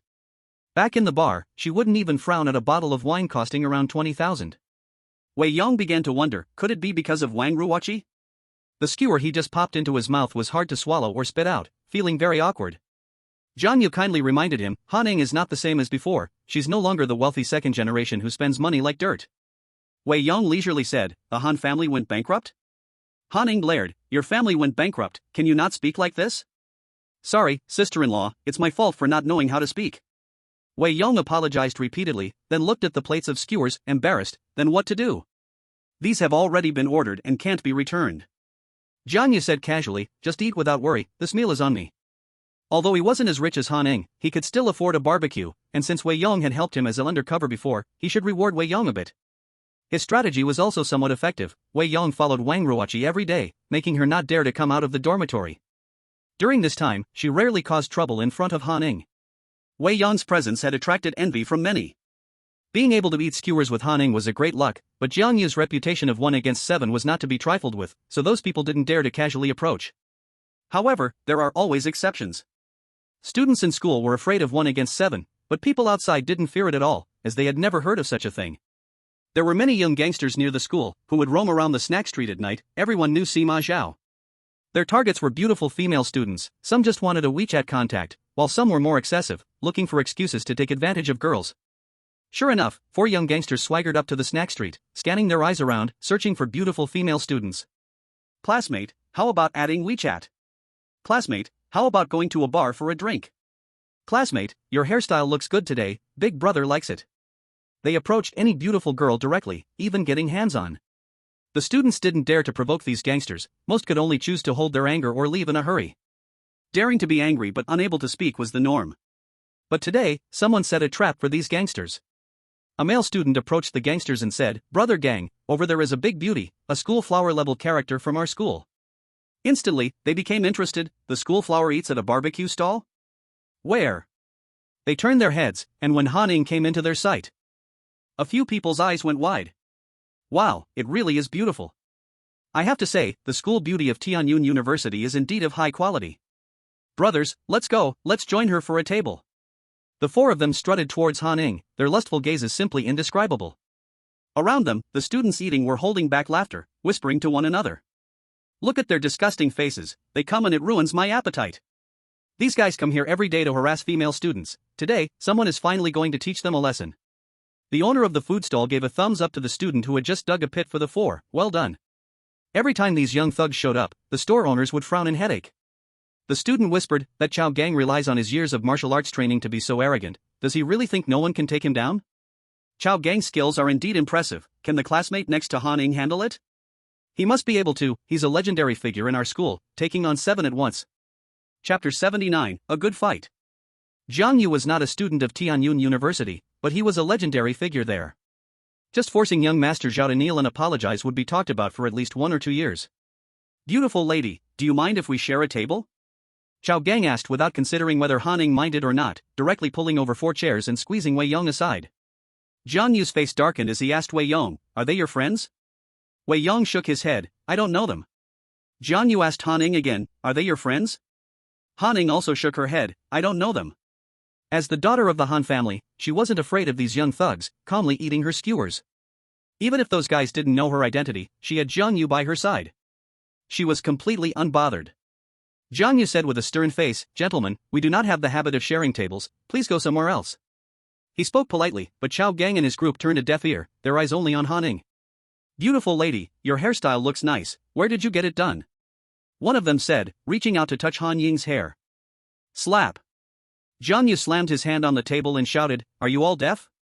Chao Gang picked up a skewer and started eating, saying while chewing, if you don't want to get beaten, you'd better shut up. The one reaching to touch Han Ying's hair didn't stop. Han Ning didn't dodge. She looked at Jiang Yu and calmly said, as my fiancée, is this how you look at her?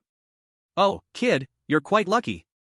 Chao Gang mocked Jiang Yu, with such a beautiful girl, must be quite refreshing, huh? Shut your mouth. Before Jiang Yu could react, Wei Yong. Good.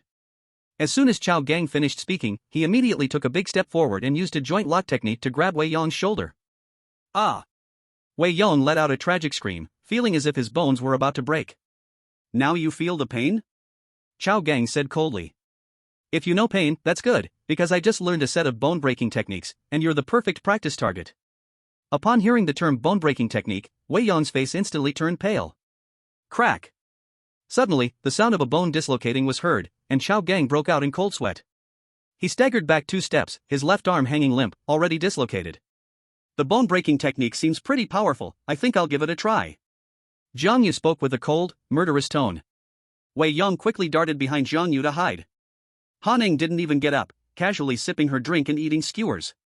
She calmly said, Jiang Yu is treating, sit down and watch while eating. With a single move, Jiang Yu caused Chao Gang's shoulder to dislocate, which terrified the other 3 young men from the society. They all hid behind Chao Gang.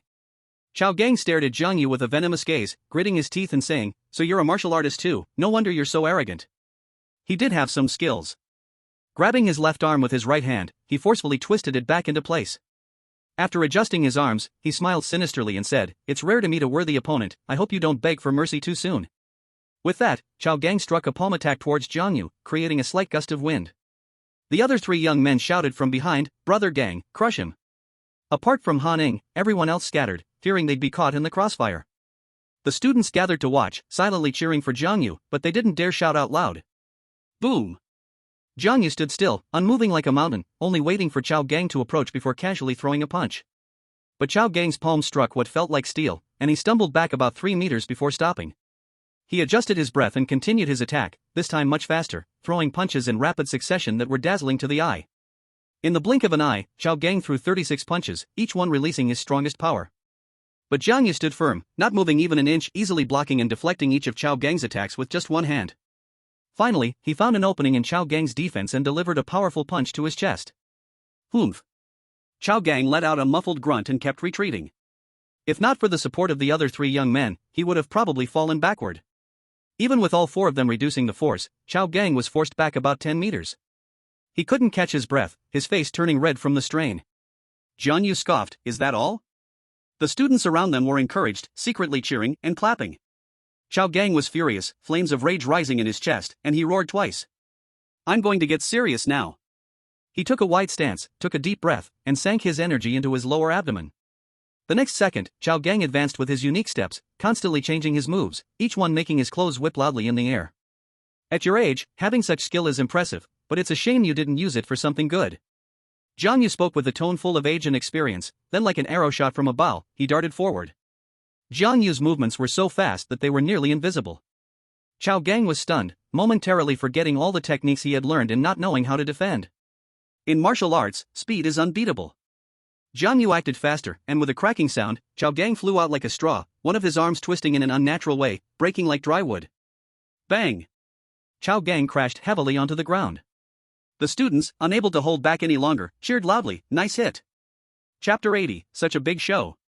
The three young men from the society stood frozen, stunned. They had followed Chao Gang for so long and had no idea how many times they had fought. Whenever Chao Gang made a move, everyone knew to stand aside. No one can stop me. Moreover, Chao Gang often faces many opponents alone and has never lost. It is unheard of for him to be so easily defeated in a one-on-one match like today. With one of his hands broken by Jiang Yu, Chao Gang, enduring extreme pain, crawled up and gritted his teeth, saying, "Today, I admit defeat, we are leaving." He wanted to leave, but Jiang Yu would not allow it. "Did I allow you to leave?" "Kid, don't get too cocky." Chao Gang turned around, glaring with furious eyes. Jiang Yu said slowly, "I indeed want to take more, breaking one of your hands, I feel unsatisfied." He walked slowly forward, and Chao Gang's heart skipped a beat, retreating repeatedly. "Kid, if you dare to touch a single hair on me, I guarantee you will spend the rest of your life in a wheelchair." Chao Gang continued to shout, and the three people beside him also shouted loudly. "Brother Gang is the nephew of the martial arts master Chao Bin of Tianyun City. If you dare to mess around, Master Chao will not let you go." At this moment, Wei Yong sneered, "As if anyone isn't a master. Listen well, the person standing in front of you is the martial arts master recognized even by the president of Tianqing Martial Arts Hall, Master Jiang Yu. Daring to pretend to be a master at such a young age, bah." Chao Gang spat and then turned to run. The onlookers booed, and Jiang Yu picked up a chopstick from the table and instantly threw it. Whoosh! That chopstick shot like a bullet, and Chao Gang let out a scream as it pierced through his right palm, blood flowing profusely. Chao Gang dared not linger and ran away frantically, but he remembered to turn back and curse, "Damn it, you just wait for me." Jiang Yu did not take it to heart and sat down to continue eating barbecue. The people who had dispersed earlier returned to their seats, eagerly discussing how Jiang Yu beat up Chao Gang. At this moment, the kind barbecue stall owner came over to remind him, "Student, you should hurry and leave, this barbecue is on me." Jiang Yu happily said, "There's such a good thing?" "But boss, I am not the kind of person who eats without paying." The owner said, "I'm doing this for your own good. I have heard of Master Chao Bin's name. He is said to be the #1 master of Tianyun City. If he comes, you won't be able to leave." "#1 master?" Wei Yong's heart sank. He believed in Jiang Yu's abilities, but he didn't think Jiang Yu could match the first master. Han Ning was silent for a long time, but suddenly stood up, wiped her mouth, and said, "I'm full, you settle the bill." After saying that, she left. "Boss, settle the bill, pack up the leftovers." Jiang Yu paid the bill and handed the packed things to Wei Yong, then chased after Han Ning. He felt a warm current in his heart. "Worried about me?" he asked with a big grin. Han Ning suddenly said, "How are you so narcissistic? Why would I worry about you?" Although you didn't say it, I understand. If she wasn't worried about Jiang Yu being retaliated against by Master Chao, Han Ning wouldn't have suddenly stood up and left. "You understand nothing, I'm just simply full and want to go home and rest. Actually, you don't need to worry, even the #1 master of Tianyun City may not be my opponent." "Ha, do you really think you are invincible? Just because you beat Chao Gang, you're all high and mighty? Do you think the title of #1 master of Tianyun City is just a name? I really don't know where your confidence comes from. If Chao Gang really wants revenge, there is no way to hide." "Now you know to be scared?" Han Ning shot him a sideways glance. "Now that you are our family's prospective son-in-law, I will talk to my dad and see if he can help you reconcile." "Come on, your dad dislikes me so much, he probably wishes I were dead. Once I die, he can rightfully let you marry Zhao Shua." Han Ning suddenly stopped and turned to look at Jiang Yu, saying firmly, "So you can be assured, I will do everything to ensure you don't die." Jiang Yu chuckled, "See? I told you were worried about me. I'm too lazy to talk to you." Han Ning waved her sleeve and left. The first thing she did when she got home was to call Han Xiong, asking for her help. She was still angry with her dad, and unless it was absolutely necessary, she wouldn't beg him for help. She chatted with Han Xiong in her boudoir for half an hour. The next morning, Han Xiong knocked on the door early in the morning. Jiang Yu and Han Ning were still drowsy. Last night was their first time living under the same roof, and Han was quite worried, afraid that Jiang Yu was not a good person, keeping her thoughts busy until she finally fell into a deep sleep in the late hours. As for Jiang Yu, he was searching for information online for a long time and went to bed late. Both of them got up when they heard the doorbell. Jiang Yu went to open the door, while Han yawned and sat on the sofa in her pajamas. Seeing Han Xiong, Jiang Yu complained, "Sister Qiong, why are you disturbing my dream so early? I told you to call me aunt." Han Xiong said fiercely, "Do you think I want to come here so early? I'm here for you." For me? Jiang Yu was confused. He didn't know about the matter from last night when Han asked her aunt for help. Han Xiong said, "I heard you hurt Master Chao Bin's nephew yesterday? You really have some guts to provoke anyone. Did Han tell you? Then you should know why I hit him, right? If I didn't know, I wouldn't come to help you. After all, you did it for my niece. We are in the right here, it should be easy to reconcile. Wash up, I'll take you to buy something and visit Master Chao. I'm going with you." Han suddenly became lively and rushed into the bathroom first. She also wanted to see the top expert of Tianyun City. Jiang Yu didn't want to go, but Han Xiong's incessant nagging was unbearable. He could only follow along to gain some peace in his ears. Han Xiong also showed enough sincerity for reconciliation, spending over 100,000 on gifts for the visit. Master Chao lived on Lutong Mountain outside the city, where he had built a small courtyard halfway up the mountain, a favorite spot for martial artists who preferred such tranquility. Han Xiong led Jiang Yu and Han to the door, and after knocking, a young man opened it, a disciple of Master Chao. "3 of you, the master is not receiving guests today." They were directly turned away without even being asked who they were. Han Xiong politely said, "Please let him know, just say that Han Xiong from Han Group is here to visit." As soon as he heard it was someone from Han Group, the disciple showed enough respect and immediately turned to report inside. After a while, he came back out and shook his head, saying, "Sorry, the master said you should go back." Han Xiong smiled, "Then please help me deliver these gifts to Master Chao, we will come back to visit another day." After the disciple went in with the items, Han muttered unhappily, "This person is so arrogant." In the small courtyard's main hall, Chao Gang was kneeling properly in front of the hall, his left arm in a cast, and his right hand wrapped in bandages. Standing in front of him was a man nearly 60 years old, with a goatee, wearing a gray practice outfit, his hands clasped behind his back. "Always causing trouble, now you know there are people beyond people, and there is a sky beyond the sky, right? With your little skills, you are simply embarrassing me." This seemingly ordinary elder was the top expert in Tianyun City, Chao Bin, who was both Chao Gang's uncle and teacher. Chao Gang did not admit his mistake, only saying, "Uncle, I was beaten like this, you must help me get revenge." "Revenge? You still have the nerve to talk about revenge? Do you know who you provoked yesterday? Isn't it just a student named Jiang Yu from Tianyun University?" Chao Gang murmured softly, his eyes burning with anger at the mention of Jiang Yu. Slap! Chao Bin took out his phone and threw a photo in front of Chao Gang, shouting, "Look for yourself." The person in the photo was Han Ing. Chao Gang asked doubtfully, "Uncle, do you know that girl student?" "Humph." Chao Bin coldly snorted, "Do you know who she is?" "She is the daughter of Han Group, how dare you provoke her?" Chao Gang chuckled, "So she is the young lady of Han Group, no wonder she's so beautiful." Slap! Chao Bin slapped Chao Gang's face and scolded, "What kind of messy things are you thinking? Just now, someone came looking for us." Chao Gang didn't care, "So what? Do you think they dare to do anything to you, uncle?" "They can't do anything to me, but do you think violence can solve everything?" "At least it can solve most problems," Chao Gang whispered. "Uncle, it's not just the daughter of the Han family, even Han Tianming has to show you some respect, right? I don't mind being beaten like this, but the bad thing is your reputation, uncle. You're causing trouble every day, do I still have a reputation? So what? Should we just swallow our anger and live with our tails between our legs?" Chao Bin turned away, hands behind his back, whispering, "Revenge is needed, but the time is not yet right." Chao Gang immediately leaned forward to ask, "Uncle, when will the time be right?" Chao Bin's face darkened, "Did I tell you to get up?" Chao Gang obediently knelt on the ground again. Chao Bin squinted his eyes, looking at the distant mountains like ink, with a hint of coldness in his gaze. On the way back, Han Ing kept complaining about Chao Bin's arrogance.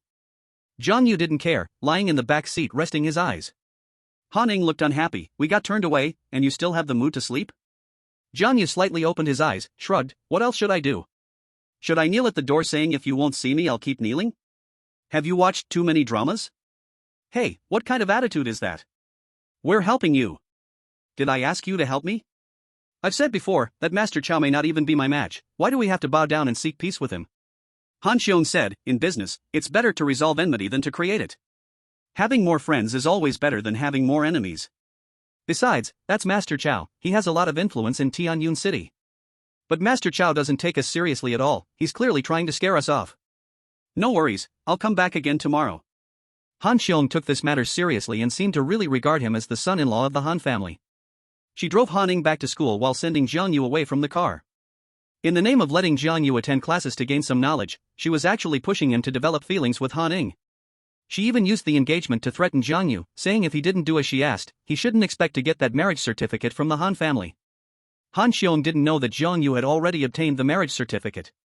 But Jiang Yu didn't dare to reveal that. Once revealed, the old man's matter would inevitably be exposed early. He had promised the old man to find a suitable opportunity to give the letter to the Han family and had to keep that promise. Jiang Yu accompanied Han Ning to the teaching building. Their return rate was very high. Han Ning was the school beauty of Tianyun University, always catching attention. Jiang Yu was the legendary figure of Tianyun University. After beating Chao Gang last night, he added an even more glorious stroke to his legend. In front of the teaching building, they ran into Wang Ruoqi. Wang Ruoqi looked particularly haggard these days, but as soon as she saw Jiang Yu, she seemed to be rejuvenated. She directly came over, linking arms with Han Ning, pulling her away from Jiang Yu. You really have no shame, you're just a tool, okay? Is it interesting to cling to my Han Ning every day? Interesting, of course, it's interesting. In this fun, probably Wei Yong and I feel the same. As soon as Wang Ruoqi heard Wei Yong's name, she exploded like a furious rooster, immediately alert and looking around. Hey, Ruoqi, good morning. Wei Yong popped up like a ghost and waved to Wang Ruoqi with a big smile. Wang Ruoqi instantly collapsed, releasing Han Ning and rushing into the teaching building. Jiang Yu gave Wei Yong a thumbs up. The old saying is true, every creature has its nemesis. Han Ning helplessly advised, Wei Yong, can you tone it down a bit? If it goes on like this, I fear that Ruoqi will really go crazy. Chasing girls isn't done like this. She shook her head and walked into the teaching building. Jiang Yu patted Wei Yong's shoulder and said, don't listen to her nonsense, just do it like this. Look, aren't you already seeing great results? Wang Ruoqi isn't scolding you anymore. Wei Yong chuckled, I will definitely keep up the hard work. Jiang Yu only sent Han Ning to the entrance of the teaching building. He wasn't in the mood to attend classes. He had important matters to attend to. He had originally planned to visit Ji and company to find Wen Qiyun, but Jin, who called and informed him that Wen Yihuan was already on her way back, expected to arrive at the company around 11 o'clock. So Jiang Yu went directly to Yuyan company to wait, keeping his phone on at all times.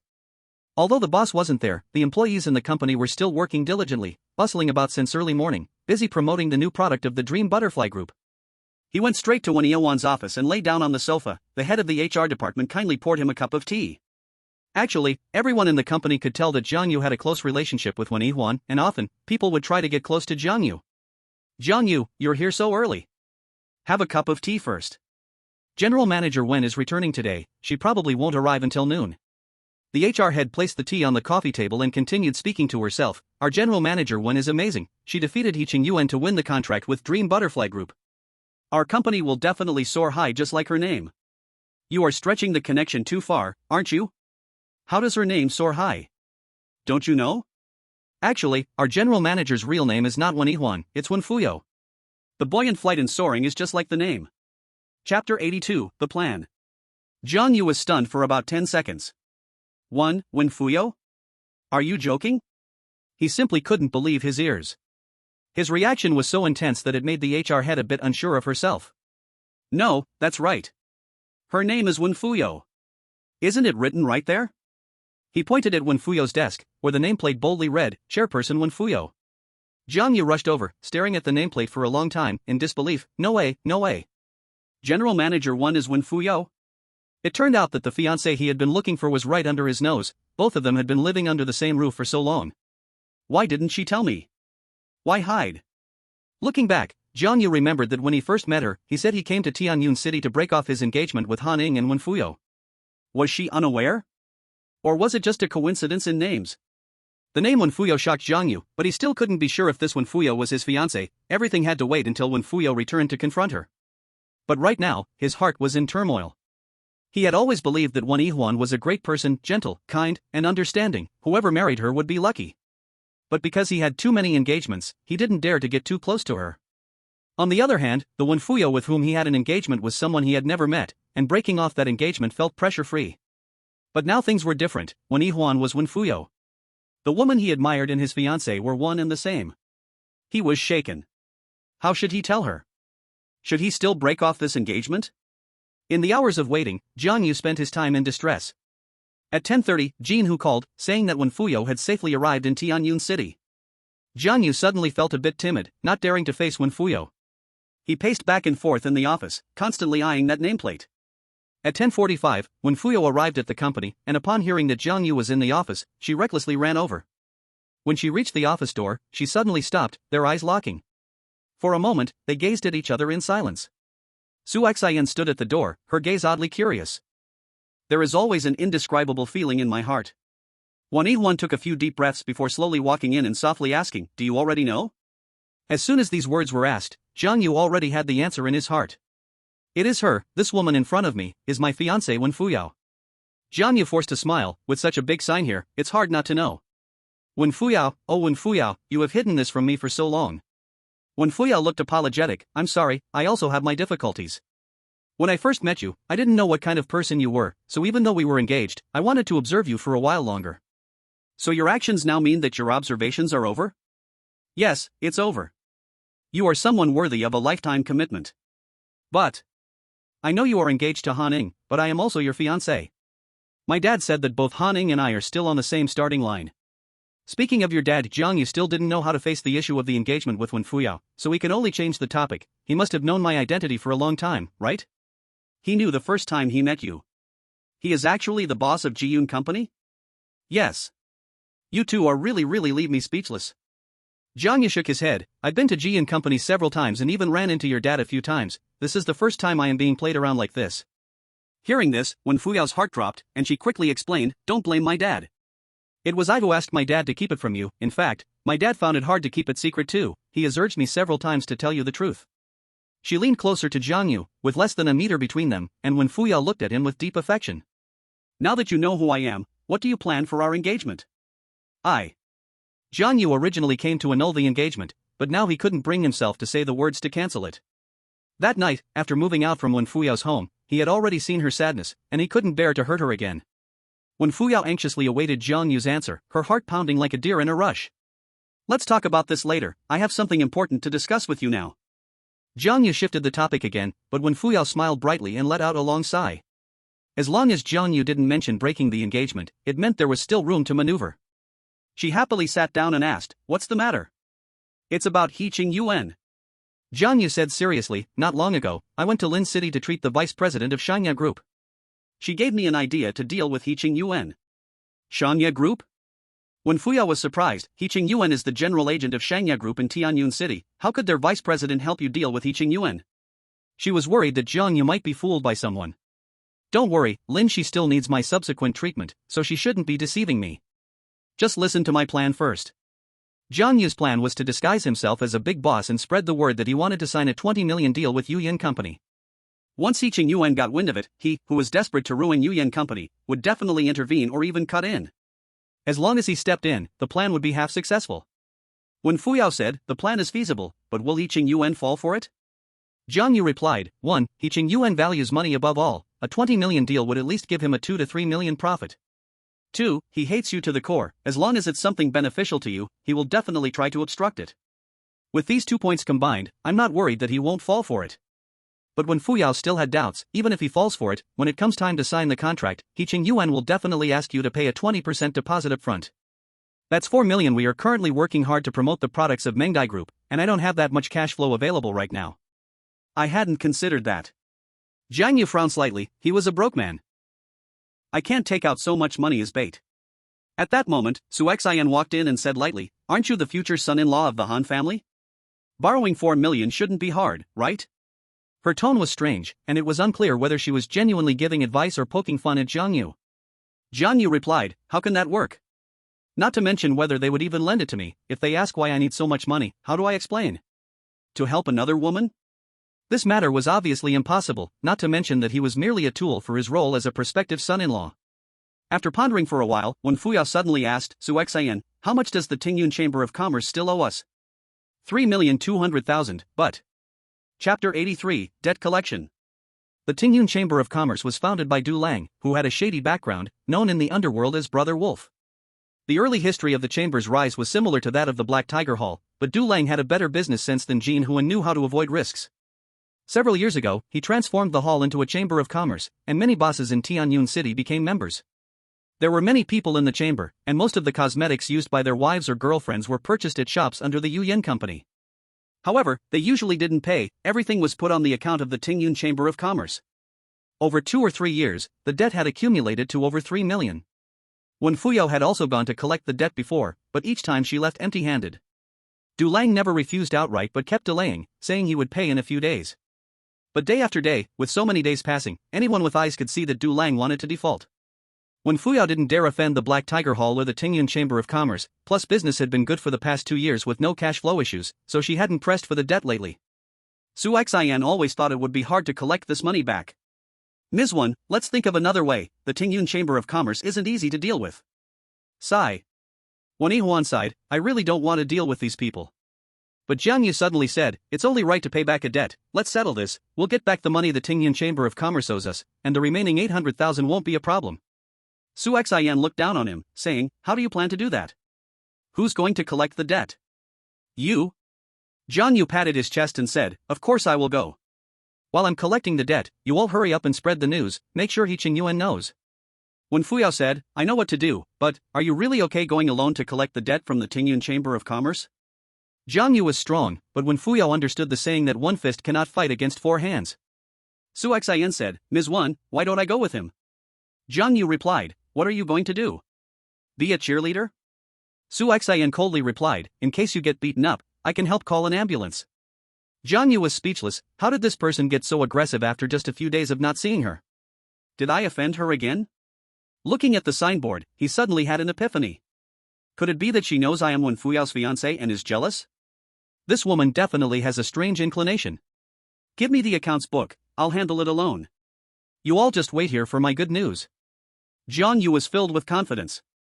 If I can't even collect a debt, then all my years of martial arts practice would be for nothing. Wen Fuyao then took the accounts book from the drawer and advised, be careful. If you really can't collect it, just let it go, we can think of other ways. Your safety is the most important. Now that his identity was clear, Wen Fuyao didn't hide her concern for Jiang Yu at all. I'm off to do my business. Su Xian snorted lightly and turned to leave. Jiang Yu took the accounts book and walked out, only to meet Su Xian's hostile gaze, which made him shiver. A jealous woman is truly frightening. After lunch, Jiang Yu took a taxi to the end of Mingyang Street at 3 in the afternoon, where there was a 6-story small building. In front of the first floor hung a sign of the Tingyun Chamber of Commerce, black with golden letters, with dragons soaring and phoenixes flying. A few idle people were chatting and smoking at the entrance. As Jiang Yu had just walked over, a few people surrounded him, their expressions unfriendly. Who are you looking for? Jiang Yu politely said, I'm from Yu Yen Company. My name is Jiang Yu. I'm here to find Boss Du to settle the account. Jiang Yu? Here to collect a debt? Several idle men burst into loud laughter. Kid, do you know what kind of place this is? You dare come here to collect a debt? Tired of living? Owing debts and repaying them is only right and proper. Jiang Yu's face did not change, he spoke calmly. One person said, get lost. The money we owe is to the boss of Yu Yen Company, Wen Yihuan. What does it have to do with you? Want the debt? Let her come in person. Jiang Yu said indifferently, President Wen has already given me full authority to handle this matter. Hey, giving you face and you don't want it, huh? Brothers, teach him how to behave.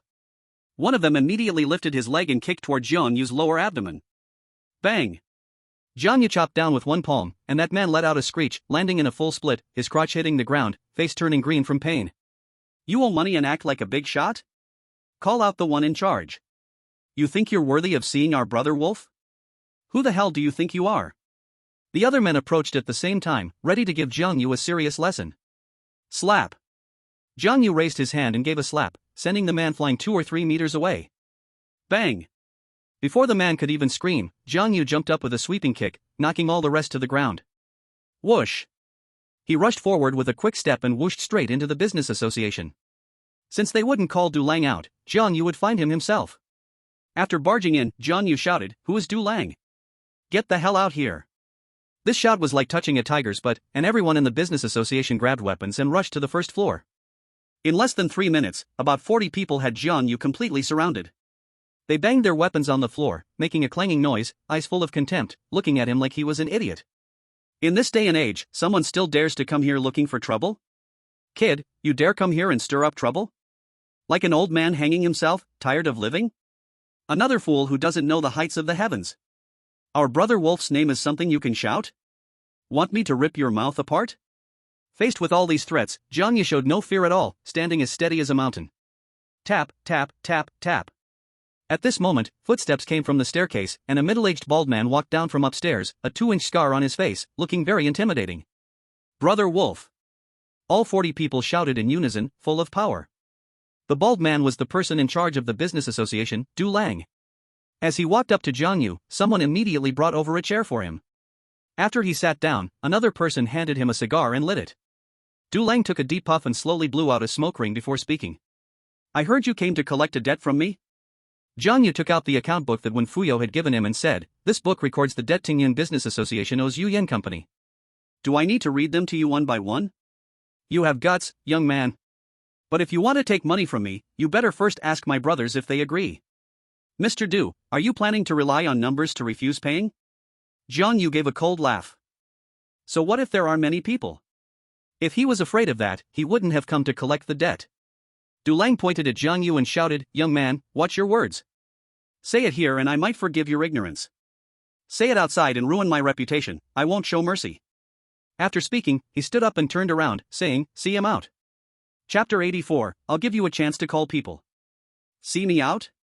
Jiangyu's face turned cold. If you do this, Mr. Du, I'm afraid I can't give a proper report when I go back. Someone mocked, kid, don't toast and refuse the wine. If you don't leave now, you'll be carried out later. So, Mr. Du, this is a threat? Hearing this, Du Lang turned around, with a bit more killing intent in his brows. I'll give you 10 more seconds. As he spoke, he raised his hand and looked at his watch, 10, 9, 8, 7. The chamber was unusually quiet. Jiangyu didn't disturb him, just stood there waiting for him to finish counting. 3, 2, 1. Du Lang finished counting, and without saying another word, hooked his finger. Immediately, 2 men swung baseball bats at Jiangyu. He had already given Jiangyu a chance, but Jiangyu didn't cherish it. After confirming that Du Lang wasn't someone who listened to reason, Jiangyu didn't bother talking either. With a burst of power, he dodged the bats and slammed forward with a powerful shoulder strike. Bang! The young man with the baseball bat was sent flying on the spot, crashing into the crowd, knocking down a bunch of people. The man himself immediately lost consciousness. With just one move, Du Lang was shocked. Du Lang was experienced. He had seen martial arts masters in Tianyun City, and even trained a bit himself when bored. He could tell at a glance that Jiangyu was a trained fighter. He steadied his mind and said, no wonder you're so fearless. Turns out you've learned some moves. Young man, how many of us do you think you can beat? I'm not sure how many I can beat, but however many of you useless fools come at me, I'll take care of them all. These words angered the crowd. Damn! I've never seen someone as arrogant as you. Take care of us? Are you still dreaming, bastard? Damn it, you really deserve a beating for talking like that.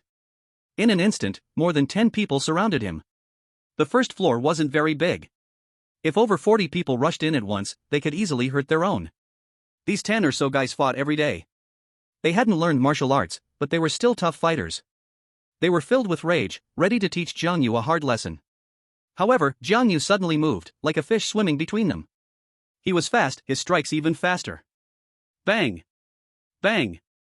Bang! In just a few breaths, 5 men were already on the ground, holding their stomachs, rolling in pain, cold sweat pouring from their foreheads. Gulp!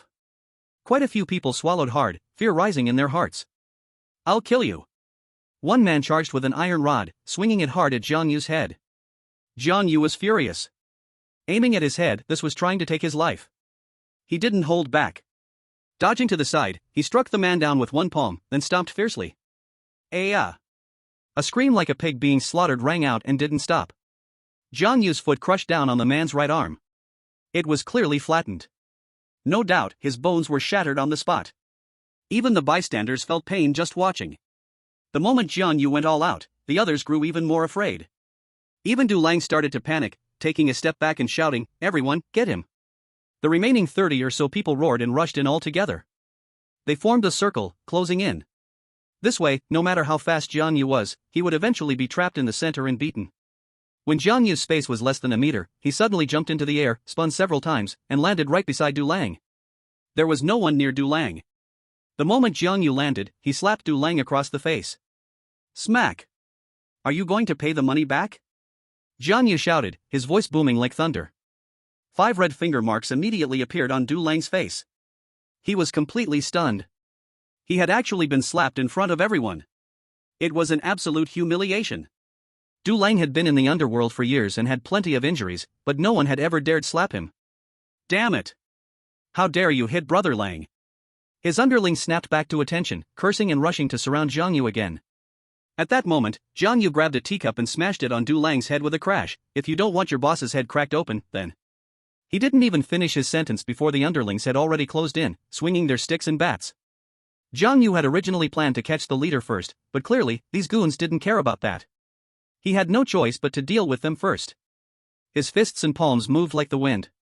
Every strike carried a fierce force.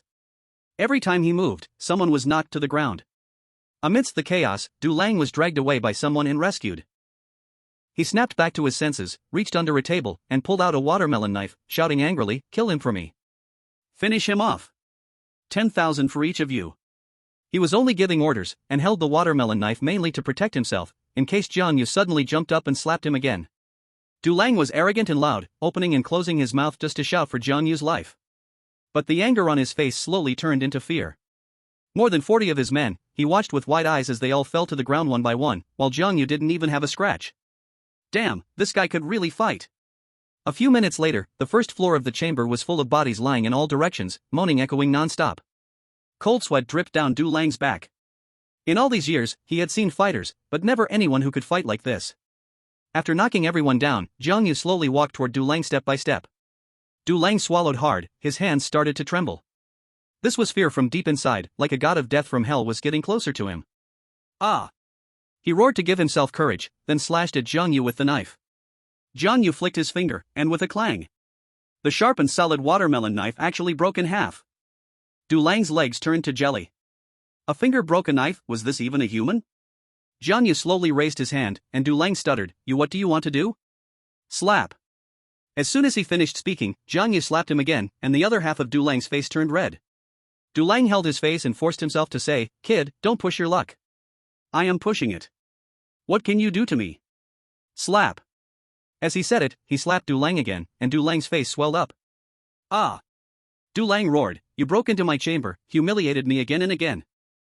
Du Lang, swear Tingyun chamber will never let this go." Never let it go? Slap. Jiang Yu slapped again, "You think numbers matter? Come on, I'll give you a chance, call more people. I want to see how many Tingyun chamber has for me to beat."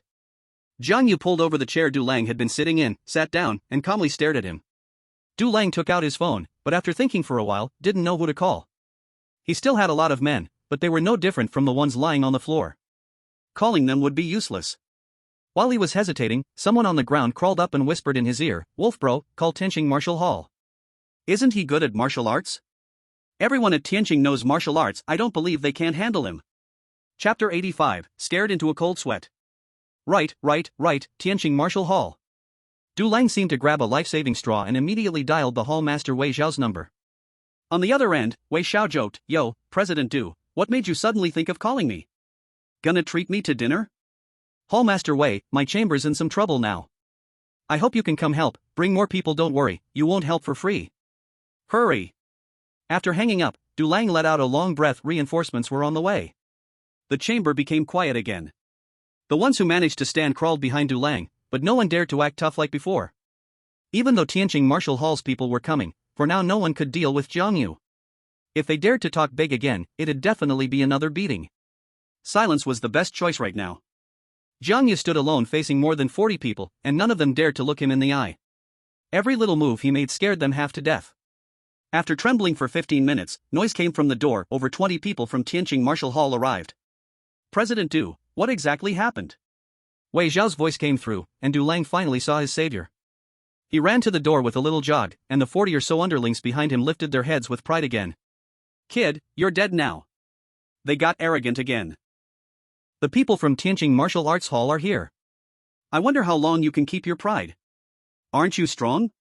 If you're capable, take down the people from Tianqing Martial Arts Hall." Damn it, just now he almost knocked me out with one punch. After Tianqing Martial Arts Hall takes him down, I'm definitely going to kick him while he's down. Du Lang explained the situation to Wei Xiao, who was very shocked. President Du, are you kidding me? More than 40 people can't beat one? Master Wei, that kid's skills are truly impressive. I really have no way to deal with him, otherwise, I wouldn't have asked you for help. Where is he? He's just sitting over there. Jiang Yu had his back to Wei Xiao. Looking at his silhouette, Wei Xiao felt an overwhelming sense of déjà vu. At that moment, Du Lang whispered, Master Wei, don't hold back when you strike. If someone dies, I'll take responsibility. Wei Xiao did not respond, but a sense of foreboding lingered in his heart. The disciples of Tianqing Martial Arts Hall were one by one pounding their chests, assuring him, President Du, don't worry, with more than 20 of us from the Martial Arts Hall, we will definitely help you get your revenge. Who does this wild kid think he is? Just because he learned a little martial arts over the years, he dares to come challenge the Tingyun Chamber of Commerce. President Du, just tell us how you want him to die. The disciples from Tianqing Martial Arts Hall were full of confidence, appearing as if they had already made a promise. Master Wei, it's been a long time. Jiang Yu's voice suddenly rang out, and Wei Xiao's heart jolted. Why does this voice feel familiar? He stood up and slowly turned around. Wei Xiao's expression changed drastically, exclaiming, It's you. The disciples from Tianqing Martial Arts Hall suddenly fell silent, each of their faces looking paler than bitter melon. Jiang Yu calmly said, So the reinforcements President Du called are you all? I thought it was someone else. So, Master Wei, do you want to spar with me again? Wei Xiao forced a smile. Master Jiang is joking. Our martial arts hall people are just passing through this place and absolutely have no intention of getting involved. What? Du Lang almost spat out a mouthful of old blood. Just passing through? Damn it, can you at least lie with some skill? Master Wei, you can't just stand by. Du Lang grabbed Wei Xiao's arm, his face full of pleading. Wei Xiao directly shook him off, coldly saying, Du Lang, it's not that I don't want to help you, but this matter. I really can't assist. Why did you have to offend someone like Master Jiang? Master Jiang? Master Wei, do you know him? Wei Xiao whispered, President Du, don't blame me for not reminding you, his name is Jiang Yu, and he is also a martial arts master, even stronger than me. Stronger than him? Du Lang broke out in a cold sweat at that moment. After saying that, Wei Xiao turned around and waved his hand, shouting, What are you all crowding around for? Aren't you going to practice? Continue your morning run. The people from Tianqing Martial Arts Hall retreated like a tide, each one running faster than the last. Du Lang was almost cursing. It's already afternoon, yet they are still running as if it's morning? The Chamber of Commerce members, who were just feeling proud, now looked as uncomfortable as if they had eaten a dead rat. Even the people from Tianqing Martial Arts Hall could only run away upon seeing him. Who exactly is this person? Du Lang forced out an ugly smile, weakly saying, Master Jiang, please forgive me for not recognizing greatness. Jiang Yu suddenly asked, What? Aren't you going to call for more people? Du Lang was almost in tears. If even the people from Tianqing Martial Arts Hall couldn't help, who else could he call? The strongest in Tianyun City? He would have to hire them first. Master Jiang, please don't joke with me. If I had known you were a martial arts master, even if you gave me 100 times the courage, I wouldn't dare to owe you money. Listen carefully, what you owe is the account of Yuyan Company, not my personal debt. Yes, what Master Jiang said is correct. Master Jiang, please come with me. I'll settle the outstanding payment for you right away.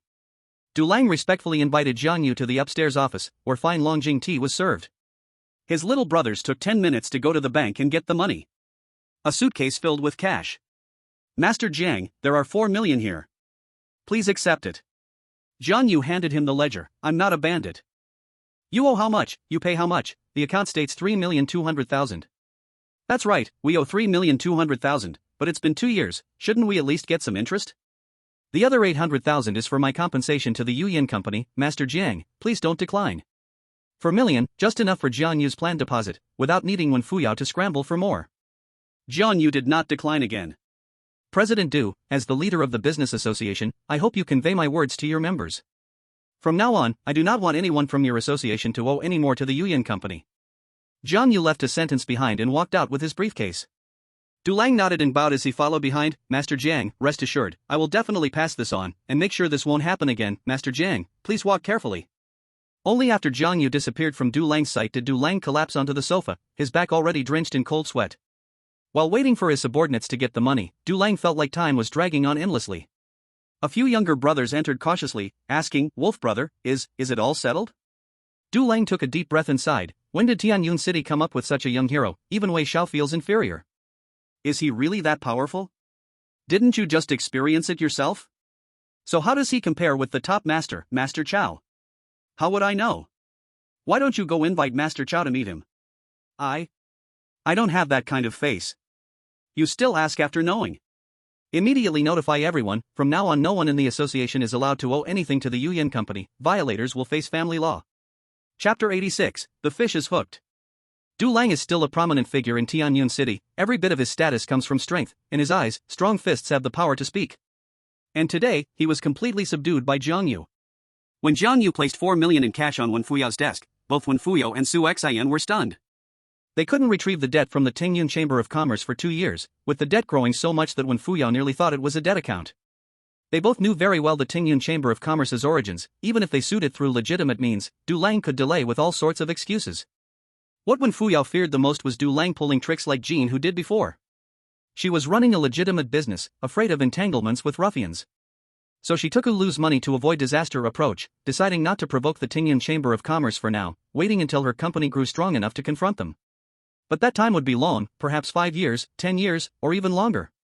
They could never have imagined that such a debt account would be reclaimed by Jiang Yu in less than an afternoon. What's more, he even brought back 800,000 in interest. Who is Du Lang? He had always taken others' money, who could take his? Just being able to return the debt was worthy of thanksgiving. Who would dare hope for interest? 4 million, how did you persuade Du Lang? Su Xian stared at the 4 million, her eyes nearly popping out. It felt like a dream, but a box of money was undeniably real in front of her. Jiang Yu waved his fist and said, with this, dealing with someone like Du Lang, reasoning does not work. As long as your fists are harder than his, that is the truth. Su Xian smirked and said, keep dreaming. The Tingyun Chamber of Commerce has more people than the Black Tiger Hall. Do you think you are Zhao Zilong, entering the enemy's ranks with a silver spear? Let me correct you, Zhao Zilong did enter and exit, but taking the enemy general's head among the thousands was Guan Yu. Don't get mixed up. Am I discussing history with you now? Su Xian rolled her eyes, thinking to herself, you, someone who didn't even go to university, are lecturing me. Wen Fuyao never asked about the reasons. It's a good thing to get the money back. Since the money is coming back, we can implement the first step of our plan. Jiang Yu asked, has the message been sent out? Su Xian coldly replied, are you questioning my work efficiency by asking that? Jiang Yu's mouth twitched, thinking to himself that it was a waste not to be an editor with that kind of thinking. He didn't argue with Su Xian and said, let's send out another message saying that I'm staying at the Star River Hotel. I will head over shortly, and let's not meet for the next few days. If anything, contact me by phone. Su Xian questioned, do you really think He Qing Yuan will believe your identity as a young entrepreneur? Jiang Yu confidently replied, with money, all doubts can be cleared. Besides, I am now the potential son-in-law of the Han family. This identity is worth believing, right? Pa, scumbag. Su Xian had a completely unsympathetic expression. Wen Fuyao also looked somewhat strange, and fearing the conversation would shift to the engagement, Jiang Yu quickly headed for the Star River Hotel. He instructed the lobby manager to call him first if anyone was looking for him. That night, inside a villa at the Guanhujing residential area, He Qing Yuan sat on the sofa sipping red wine, while a middle-aged man stood respectfully in front of him. Mr. He, I received news that Yuyan Company is about to negotiate a big deal. Our sales have declined day by day over the past 2 months. If this continues, I'm worried that Yuyan Company will step over us and become the leader in Tianyun City. Humph, a little girl wants to compete with me? I've heard the news too, but hasn't that boss still not signed a contract with her? Exactly. Apparently, that boss is staying at the Star River Hotel and will sign with Yuyan Company tomorrow or the day after. Yuyan Company's scale and strength are not as good as ours. As long as we get ahead, Wan can only watch. Oh right, I heard she changed her name to Wen Fuyao, thinking that just changing her name will let her compete with me? He took a sip of red wine, revealing a disdainful smile on his face. So, Mr. He, what should we do? Organize the company information. You will accompany me to meet that boss tomorrow. Okay. After the middle-aged man left, He Qing Yuan smashed his wine glass on the ground with a loud crash, his face twisted in fury. Wen Fuyao, oh Wen Fuyao, not finishing you off last time is just your luck. The next day, while Jiang Yu was still in dreamland, the front desk called, saying a Mr. He wanted to see him. Jiang Yu knew it was He Qing Yuan and immediately got out of bed, telling the front desk to inform Mr. He that he was unavailable and to ask him to wait. He quickly called Wen Fuyao, the fish is hooked, hurry over. Competition is what stimulates He Qing Yuan to sign a contract without thinking. He Qing Yuan waited for half an hour before Jiang Yu finally let him come upstairs. Jiang Yu specifically had the lobby manager find him a sharp suit, so he looked quite the part. When he opened the door, Jiang Yu pretended to be confused, asking, may I ask who you are? He Ching Yuan forced a smile and bowed respectfully. Hello, I am He Ching Yuan, the boss of Shang Yuan Company. This is the head of our sales department. We are here to pay a visit to Boss Jiang. He Ching Yuan's eyes were unfamiliar, and Jiang Yu deduced that he didn't recognize him. Although the media had reported widely about his engagement to Han Ning, the excitement only lasted a day or two. Not everyone in Tianyun City was paying attention to this matter, and it was evident that He Ching Yuan was not. He only heard that the Han family's daughter was engaged, but only knew the prospective son-in-law was named Jiang Yu, without having seen a photo. The new Su Xian release did not reveal Jiang Yu's real name, instead just saying he was a rich boss Jiang. Come in. Jiang Yu sat on the sofa and poured a cup of tea for He Ching Yuan. He Ching Yuan's sales manager stood upright behind him, holding a briefcase. He Ching Yuan looked around and asked, "Is Boss Jiang not here?" Jiang Yu said, "I am." "You?" He Ching Yuan was quite surprised. Because Jiang Yu is too young. But he has been in the business world for many years and knows that looks can be deceiving. Maybe Jiang Yu is a rich second generation. He said calmly, "Boss Jiang is indeed young and promising." Jiang Yu maintained a serious face and replied indifferently, "There's no need for compliments, Mr. He. If you have something to say, just get to the point. I don't like beating around the bush." He Ching Yuan laughed heartily. Boss Jiang is indeed straightforward. Then I won't beat around the bush. I heard that Boss Jiang wants to buy a large amount of cosmetics. I wonder what you plan to use them for.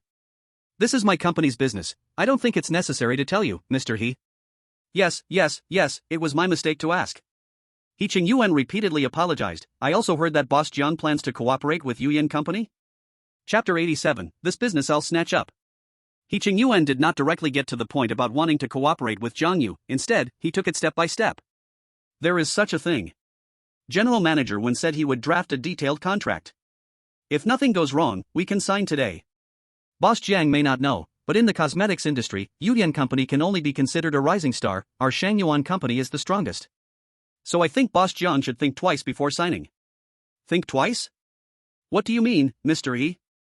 What I mean is that Boss Jiang can consider our company. Please don't rush to reject us, take a look at our company's information first. He Ching Yuan gave a wink to the sales manager, and that middle-aged man immediately took out a document from his briefcase and handed it over with both hands. Jiang Yu took the document and pretended to read it, nodding from time to time. Mr. He's company does indeed have more qualifications than Yu Yin Company. He Ching Yuan felt a surge of joy in his heart. Then does that mean? Jiang Yu closed the document and shook his head. Mr. He, you are in business too, so you should also value honesty. I talked with General Manager Wen first, and your sudden interruption makes it hard for me to explain to him. He did not directly agree but was digging a pit for He Ching Yuan instead, fearing that he might hesitate to sign an unusual contract later. He Ching Yuan, being quite seasoned, immediately said, "Boss Jiang, you are mistaken. Even an average citizen knows to compare items before buying. For such a large business like yours, a comparison is necessary. Regardless of whether the deal goes through, at least our Shang Yuan Company can provide you with a comparison to avoid being scammed." Mr. He makes a good point. Jiang Yu raised his cup and said, "Mr. He, let's have tea." Jiang Yu estimated that Wen Fuyao must have arrived by now. After finishing a cup of tea, the front desk called, saying that Wen Fuyao was looking for him.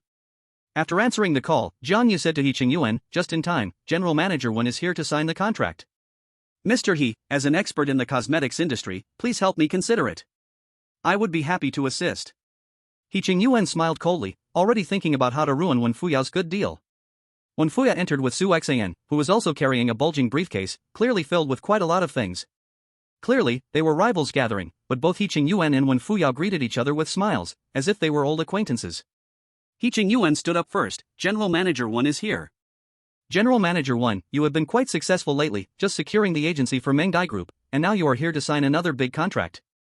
Wen Fuyao replied, "That can't compare to Mr. He, our company still has a long way to go. But today, I came to discuss cooperation with Boss Jiang." "What brings you here, Mr. He?" He Ching Yuan said, "I have long heard of Boss Jiang's fame, young and promising, bound to achieve great things. I just came to get familiar. You should continue your discussion, and I'll pretend I am not here." Su Xian suppressed a laugh, thinking that he has heard long enough. He didn't even know he fell into a pit. After Wen Fuyao sat down opposite Jiang Yu, Su Xian took out the thick stack of contracts from the briefcase. "Boss Jiang, we have drafted the contract overnight yesterday. Do you think there's anything else that needs to be changed?" Jiang Yu glanced roughly and said, "Mr. Wen, the timing seems a bit off. I'm in a hurry, and I can only give you 3 days at most." Wen Fuyao said helplessly, "Boss Jiang, we really don't have that many products in stock at the moment. Even if we rush to the manufacturer, 3 days won't be enough. Please give us a few more days. Jiang Yu frowned, showing a difficult expression. At this moment, He Ching Yuan seized the opportunity to stir the pot, saying, if you don't have the skills, don't take on the big jobs. If you can't even provide 100,000 sets of products, what kind of company are you running? Wen Fuyao angrily replied, as if you have that much stock. He Ching Yuan boasted, I may not have it, but with just one word from me, I can bring in 100,000 sets from Linzhou tomorrow. Do you believe me? Wen Fuyao, in a fit of anger, said, He Ching Yuan, do you really have to snatch business like this? He Ching Yuan smugly replied, this business is mine for the taking. Jiang Yu's eyes lit up, Mister, he really has this capability? He Ching Yuan slapped his chest and said, Boss Jiang, as long as you give me the order, I guarantee it will arrive on time without delaying you for a minute. When Fuyao became anxious, Boss Jiang, we were the ones who discussed this business first. How can you just hand it over to someone else? This is really... What, are you trying to say that Boss Jiang is not being fair? He Ching Yuan said with a gloating expression. Boss Jiang gave you a chance, but it's your own lack of ability. How can you blame Boss Jiang for being unfair? Jiang Yu said casually, Mr. Wen, it's not that I'm unfair, but I truly have a tight schedule. When Fuyao said, Boss Jiang, you need to be cautious. 3 days isn't enough time, even Mr. He might not be able to deliver on time. He Ching Yuan coldly replied, we will draft a breach of contract compensation agreement for Boss Jiang, so Mr. Wen doesn't need to worry. When Fuyao appeared very helpless and stood up to plead, Boss Jiang, our company really values this cooperation. Please give us a few more days, okay? What about 5 days, just 5 days? Jiang Yu shook his head and said, Mr. Wen, I'm really sorry. To put it bluntly, I'm also just helping someone else. If you can't ship on time, my losses will be significant. 3 days really can't be extended. He Ching Yuan raised an eyebrow triumphantly, Mr. Wen, since you don't have that capability, you might as well leave. When Fuyao became furious, without a signed contract, you still might not win. He Ching Yuan immediately told his sales manager, have the company draft a contract quickly. The middle-aged man promptly made a phone call back, they had a template for the contract and could modify it quickly to send over. He Ching Yuan was extremely pleased, Mr. Wen, since you refuse to give up, just stay and watch me sign the contract. When Fuyao looked like he was about to spit blood from anger, grabbed the contract on the table, and stormed out. He Ching Yuan intercepted Fuyao, feeling triumphant, finally relieved his anger, and wore a smile of a petty person who was thriving. Bang! When Fuyao and Su Xian slammed the door and as soon as they entered the elevator, they couldn't stop laughing. Ha ha ha ha. Mr. Wen, did you see how smug He Ching Yuan was just now? Su Xian laughed so hard she was doubled over. I think I will never forget it. When Yihuan said, He Ching Yuan's tactics were despicable, even hiring a hitman to deal with me. He deserves what he gets today. Next, it's up to Jiang Yu. I'm really looking forward to it. Mr. Wen, what do you think it will look like when He Ching Yuan goes bankrupt and ends up on the street? We've only taken the first step. The key still depends on Shanya Group. Mr. Wen, there won't be any mishaps on that side, right? The plan was proposed by him, he should have confidence. It seems the vice president of Shangya Group, Lin Shi, has a good relationship with him. He has a relationship with Lin Shi? Ugh, what a scumbag. Chapter 88, Killing Two Birds with One Stone. In his suite, Jiang Yu suddenly sneezed and wondered who was cursing him behind his back. Jiang Yu couldn't understand the contract, so he asked He Ching Yuan to go back first and wait for him to finish reading it before responding.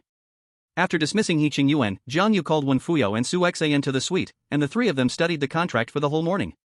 There was no problem with the contract. Su Xian looked at the breach of contract compensation clause and couldn't help but laugh again. A 20 million order, if it's not delivered on time, there's a tenfold compensation. He Ching Yuan is really bold. 10 times the penalty means 200 million. With He Ching Yuan's current wealth, 200 million would be enough to bankrupt him. Jiang Yu said, if there's no problem with the contract, I will notify He Ching Yuan to come and sign. You two can go back first. When Yihuan reminded him, you need to pay attention to Shanya Group, if He Ching Yuan really delivers on time, you'll be in trouble. I know. Jiang Yu couldn't come up with 1,600,000 for the final payment. At 1 o'clock in the afternoon, He Ching Yuan arrived at the hotel with a beaming face and signed the contract with Jiang Yu. Jiang Yu paid him 20% of the deposit, and He Ching Yuan immediately set off to adjust the goods from Shanya Group. Jiang Yu also called Lin Shi promptly. The fish took the bait, but he gave He Ching Yuan 3 days, and he asked Lin Shi to stall He Ching Yuan, not to refuse the adjustment directly, to prevent He Ching Yuan from finding goods through other means. He Ching Yuan found manager Zhu, who had been coordinating with him at Shangya Group, and the manager told him there was definitely stock, but the amount he wanted was too large and he needed to consult with President Lin. He had to wait a little longer. Unexpectedly, this waiting lasted 2 days. It only takes half a day to ship from Linshur City to Tianyun City. At first, He Qingyuan didn't mind, but by the third day around noon, he couldn't sit still. He went to Shanya Group again and found Manager Zhu. Manager Zhu, what's going on? It's the third day, why is the shipment still not out? Manager Zhu sighed helplessly. Mr. He, I'm really sorry. I asked President Lin, she said this year she is considering changing agents in Tianyun City and wants to pause our cooperation. What do you mean? This news fell on He Qingyuan's head like a bolt from the blue. A pause in cooperation means he can't source goods from Shanya Group anymore. Mr. He, please go back. President Lin won't agree, I really can't get you any goods. You'd better think of other ways. Zhu, are you trying to ruin me? He Qingyuan exploded with rage, nearly flipping the table over. Manager Zhu's face darkened as he shouted, He Qingyuan, don't overstep, this is Shanya Group, and you can't act recklessly here. I'll screw your mother. You should have said so about pausing cooperation earlier, why did you have to drag it out to now? There's only half a day left. Where am I supposed to get 100,000 sets of goods? President Lin just got back to me. President Lin? I want to see President Lin. I want to ask her if she is trying to sabotage me. He Qingyuan, I advise you not to do this, instead of wasting time, think of other ways? I think of your mother. I want to see President Lin. Without the support of Shanya Group, even another week wouldn't help. He estimated that he couldn't produce 100,000 sets of products. Each manufacturer has a set amount of goods produced each month, and how much to allocate to various distributors and agents is fixed. It's not like you can take as much as you want. He Qingyuan, what good would it do you to see President Lin? You know very well how many kickbacks you've taken from our group over the years. President Lin is just terminating the cooperation, she has already given you face, now get lost. He Qingyuan raged in frustration until he was finally escorted out by Shanya Group's security. He could only rush back to Tianyun City to plead with Jiang Yu for a few more days' grace. For the past few days, Jiang Yu had been staying in the hotel, but he was well aware of what had happened to He Qingyuan. Just now, Lin Shi had called him, saying to prepare for a celebration. Jiang Yu was very grateful to her, if it weren't for Lin Shi's help. He simply couldn't figure out He Qingyuan. Of course, in the end, he also reminded Lin Shi, saying that after dealing with He Qingyuan, they should find another candidate. Once He Qingyuan falls, the most qualified in Tianyun City is undoubtedly Yu Yan Company. Jiang Yu's plan serves two purposes at once. 3 hours later, He Qingyuan hurriedly knocked on Jiang Yu's door. President, he is here, please sit inside. How's the goods preparation going? Jiang Yu pretended to know nothing and invited He Qingyuan in. He Qingyuan looked haggard, seemingly aged several years in an instant, with somewhat murky eyes. Upon entering the room, He Qingyuan suddenly knelt on the ground and hit his head heavily. Jiang Yu was surprised and exclaimed, President He, what are you doing? He Qingyuan pleaded, Boss Jiang, I have encountered some problems with my supply and really cannot deliver on time. I hope you can give me a few more days. Jiang Yu's face darkened, President He, when we signed the contract, you swore to guarantee me. How is it that you've taken my deposit and now don't want to fulfill the contract? Boss Jiang, I really have encountered difficulties, I was played by people from Shanya Group. President He, I don't care who played you. If you can't deliver on time, then we will follow the contract. Please don't, Boss Jiang. 200 million in breach penalties, I can't afford that. If you can't afford it, can I? Boss Jiang, I beg you. I am bowing to you. Just 3 days, can you give me 3 more days? Impossible. If I give you 3 more days, why didn't I just choose to cooperate with Wen Fuyao from the start? He Qingyuan was left speechless. He had been so confident because he had Shanya Group's strong backing. He had once doubted Jiang Yu, but once the contract was signed and the deposit taken, Jiang Yu would have to pay on time, otherwise he would make 4 million for nothing, with 100,000 pieces of goods. At worst, he could hold some back and return some. But he never expected the house would catch fire. President He, don't say anything. Everything will be handled according to the contract. Tomorrow morning, I will go to your company to pick up the goods. Please leave. He directly issued an eviction order. This was a trap, and he wouldn't give He Qingyuan a single chance. He Qingyuan unwillingly walked to the door but suddenly turned back. Boss Jiang, give me one more chance. Bang! Jiang Yu slammed the door shut. Outside, He Qingyuan's angry roar rang out, you want me dead? You're trying to kill me. Inside, Jiang Yu's face instantly darkened, and he muttered to himself, that's right, I want you dead, I want you to suffer worse than death. Chapter 89, Evil Deeds Lead to Self-Destruction. The second step of the plan has been successful, now there won't be any major issues left, just waiting to demand breach penalties with the contract tomorrow. That night, he unprecedentedly invited Han Xiong out for a meal. In a hot pot restaurant, the steaming hot pot bubbled as Jiang Yu and Han Xiong sat facing each other. Why did you suddenly think of inviting me to dinner? Haven't you always been reluctant to see me? Han Xiong cooked a slice of tripe, curiously staring at Jiang Yu. Jiang Yu poured her a cup and grinned. I haven't offended anyone, it was others who offended me, Jiang Yu explained. I bought some things and signed a contract, but the other party couldn't deliver on time. I want to sue him. If you want to sue, then sue. Why are you looking for me? The amount is quite large, and I think the process might be a bit complicated. I don't know how long it will take from filing a lawsuit to getting a verdict, so I wanted to ask you, Aunt, if you know anyone who can expedite my case. How much is the amount? 20 million in the contract and 200 million in penalties. Ha? 20 million? When did you become so wealthy? If I remember correctly, when you first came to Tianyun City, you were still a broke person who couldn't afford meals. What's this good way to make money? Share with me. I don't have that much money. The contract is for 20 million, but I only paid 4 million as a deposit, and that was someone else's money. You're pulling a fast one? Good for you, kid. Well, that's not exactly the way to say it. Anyway, Aunt, can you think of a way? I'm afraid a long night could lead to more dreams. No problem. I still know a few people at the court and can arrange for your case to be heard quickly. Thank you so much, Aunt. I will file the lawsuit tomorrow, so please help me arrange it. Han Xiong made an okay gesture and continued cooking hot pot.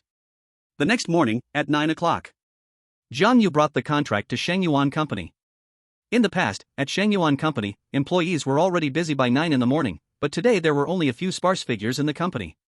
He Yuan couldn't deliver the goods, so his company would be finished. He issued a notice early this morning telling employees not to come to work today. He Yuan sat dejectedly in his office. In front of him lay the company's financial statements.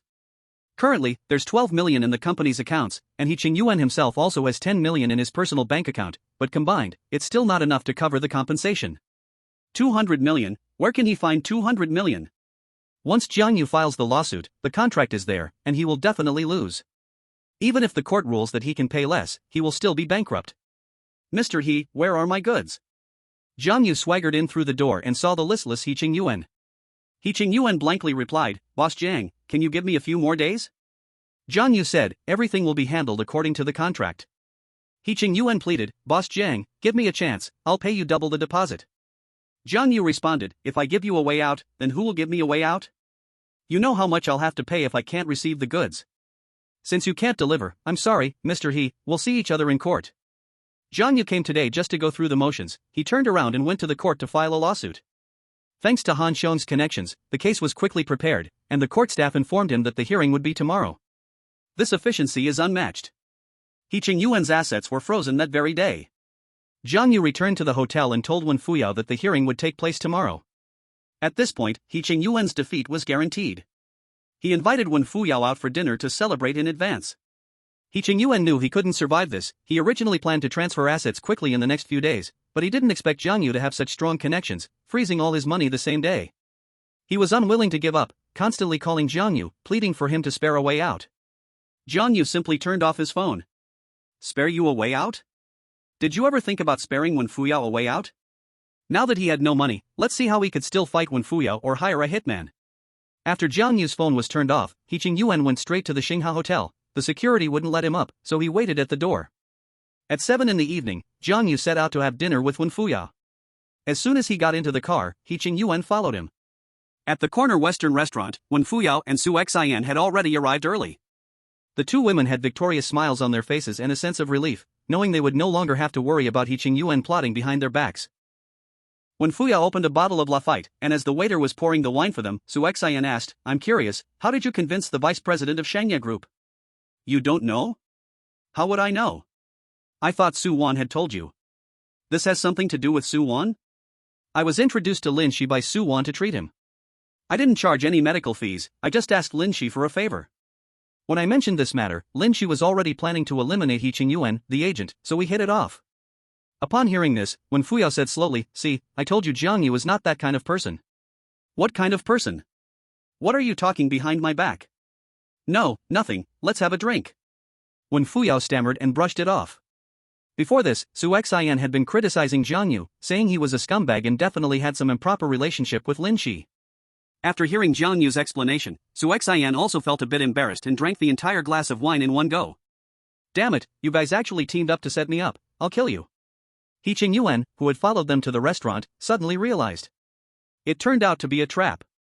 He was furious, lost his mind, and grabbed a knife, charging at Jiang Yu, causing screams to erupt throughout the restaurant. Jiang Yu was quick, using a swift move to pin He Qingyuan to the ground. He Qingyuan struggled and roared, "You bastards dare to set me up! I won't let this go. Those who do wrong will meet their end. Mr. He, you know how you treated President One, and as a boss, you should know your place. Our grudge will be settled in court." Chapter 90, Not even Jesus can stop it. Judge my ass, you and this teamed up to scheme against me. Don't even think about making me pay a penny. He Qingyuan's face turned red, while Jiang Yu was like a mountain, pressing down on him, and he couldn't get up no matter what. Cursing others' mothers every time you open your mouth, and you're supposed to be a boss?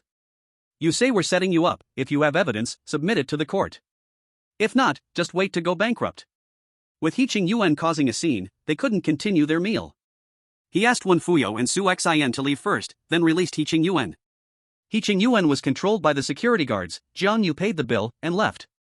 The next day, the court session started, and He Qingyuan showed up on time. There was no choice, his assets were frozen, and if he didn't show up, he wouldn't even have a chance to argue. Although he hired a lawyer, he couldn't provide any useful evidence, and kept angrily claiming that he was framed by Jiang Yu and Wen Fuyao, nearly getting thrown out of the courtroom.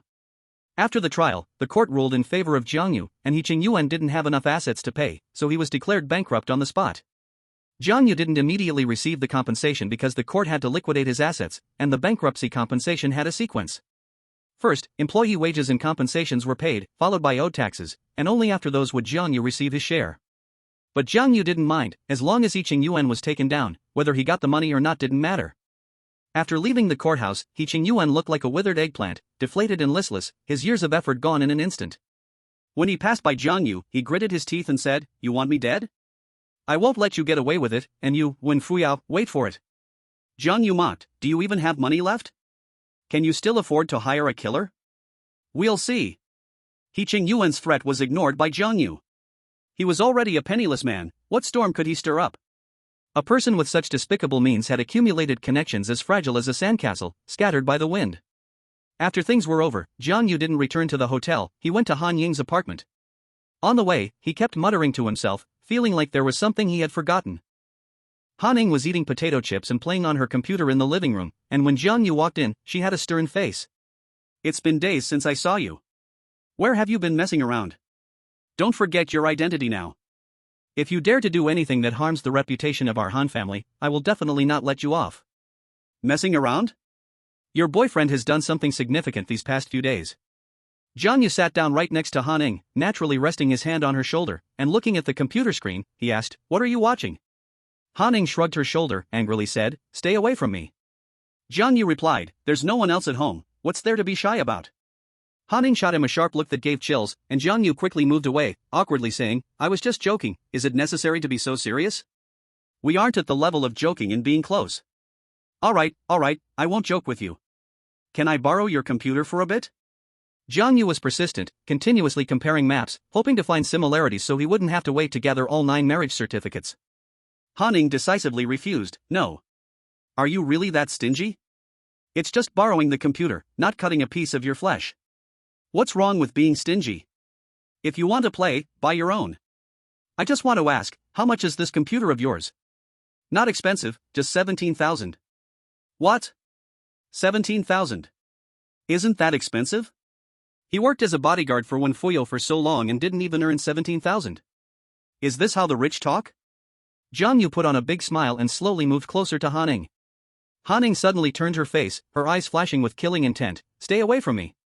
Jiang Yu weakly said, "Well, I want to discuss something." "If you have something to say, say it. Keep your distance from me."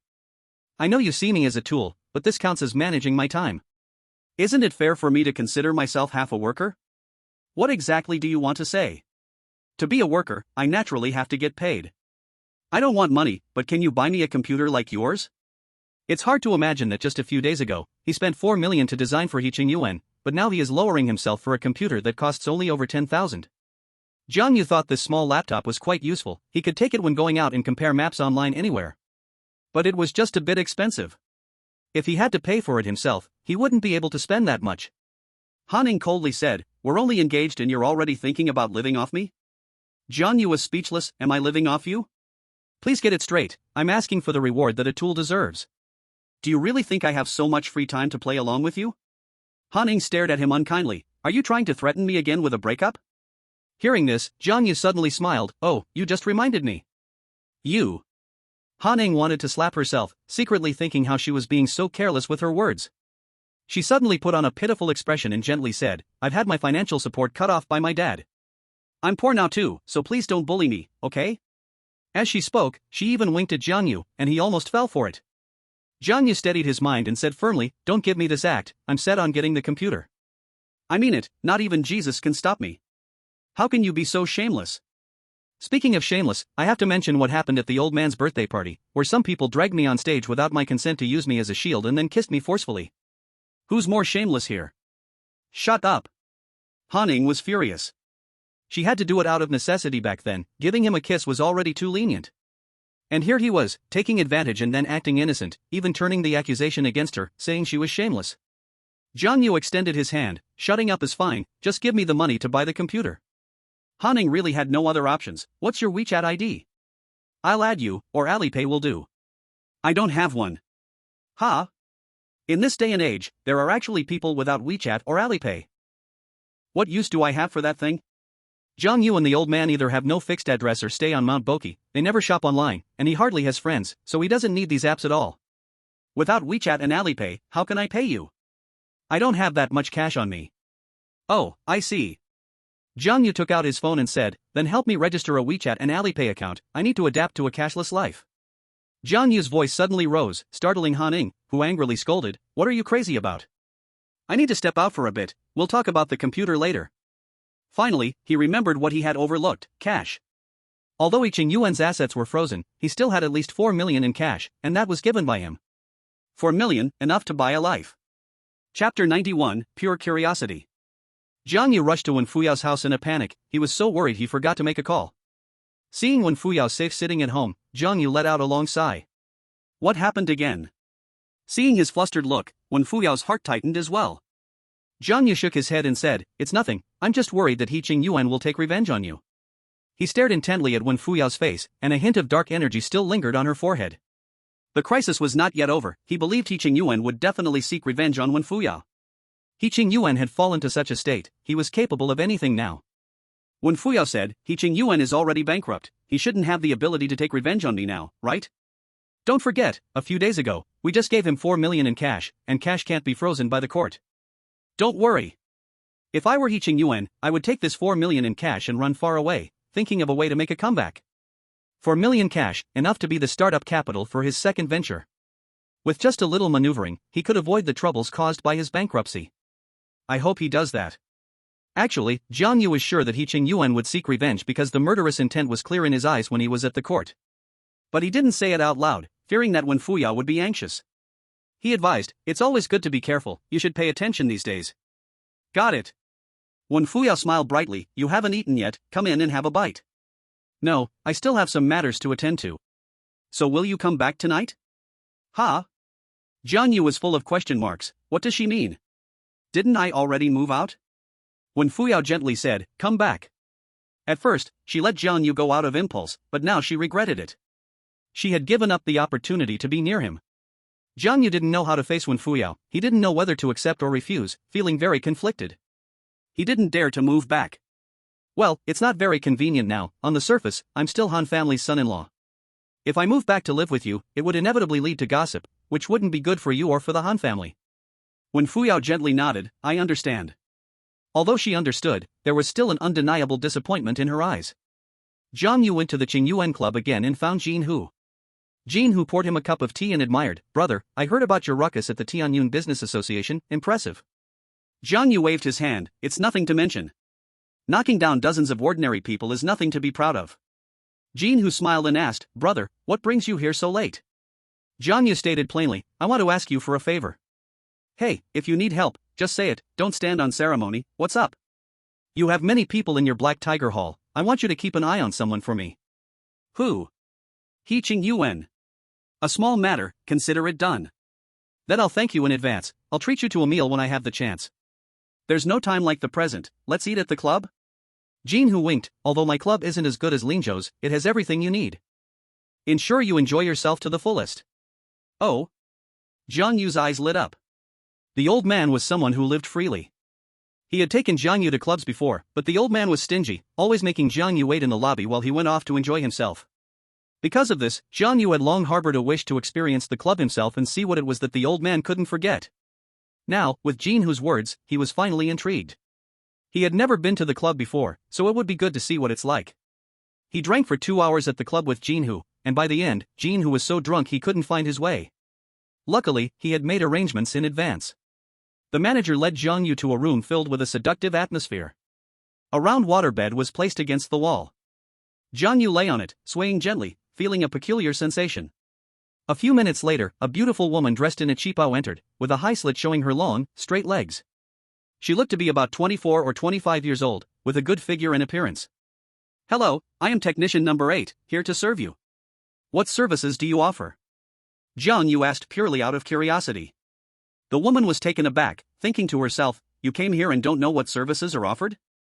If it weren't for Big Boss Jin's personal instructions, I'd suspect you're here to fish for something. Well, we offer services like massage and wellness. Be more specific. This. The woman leaned forward and whispered something in Jiang Yu's ear. Jiang Yu suddenly understood.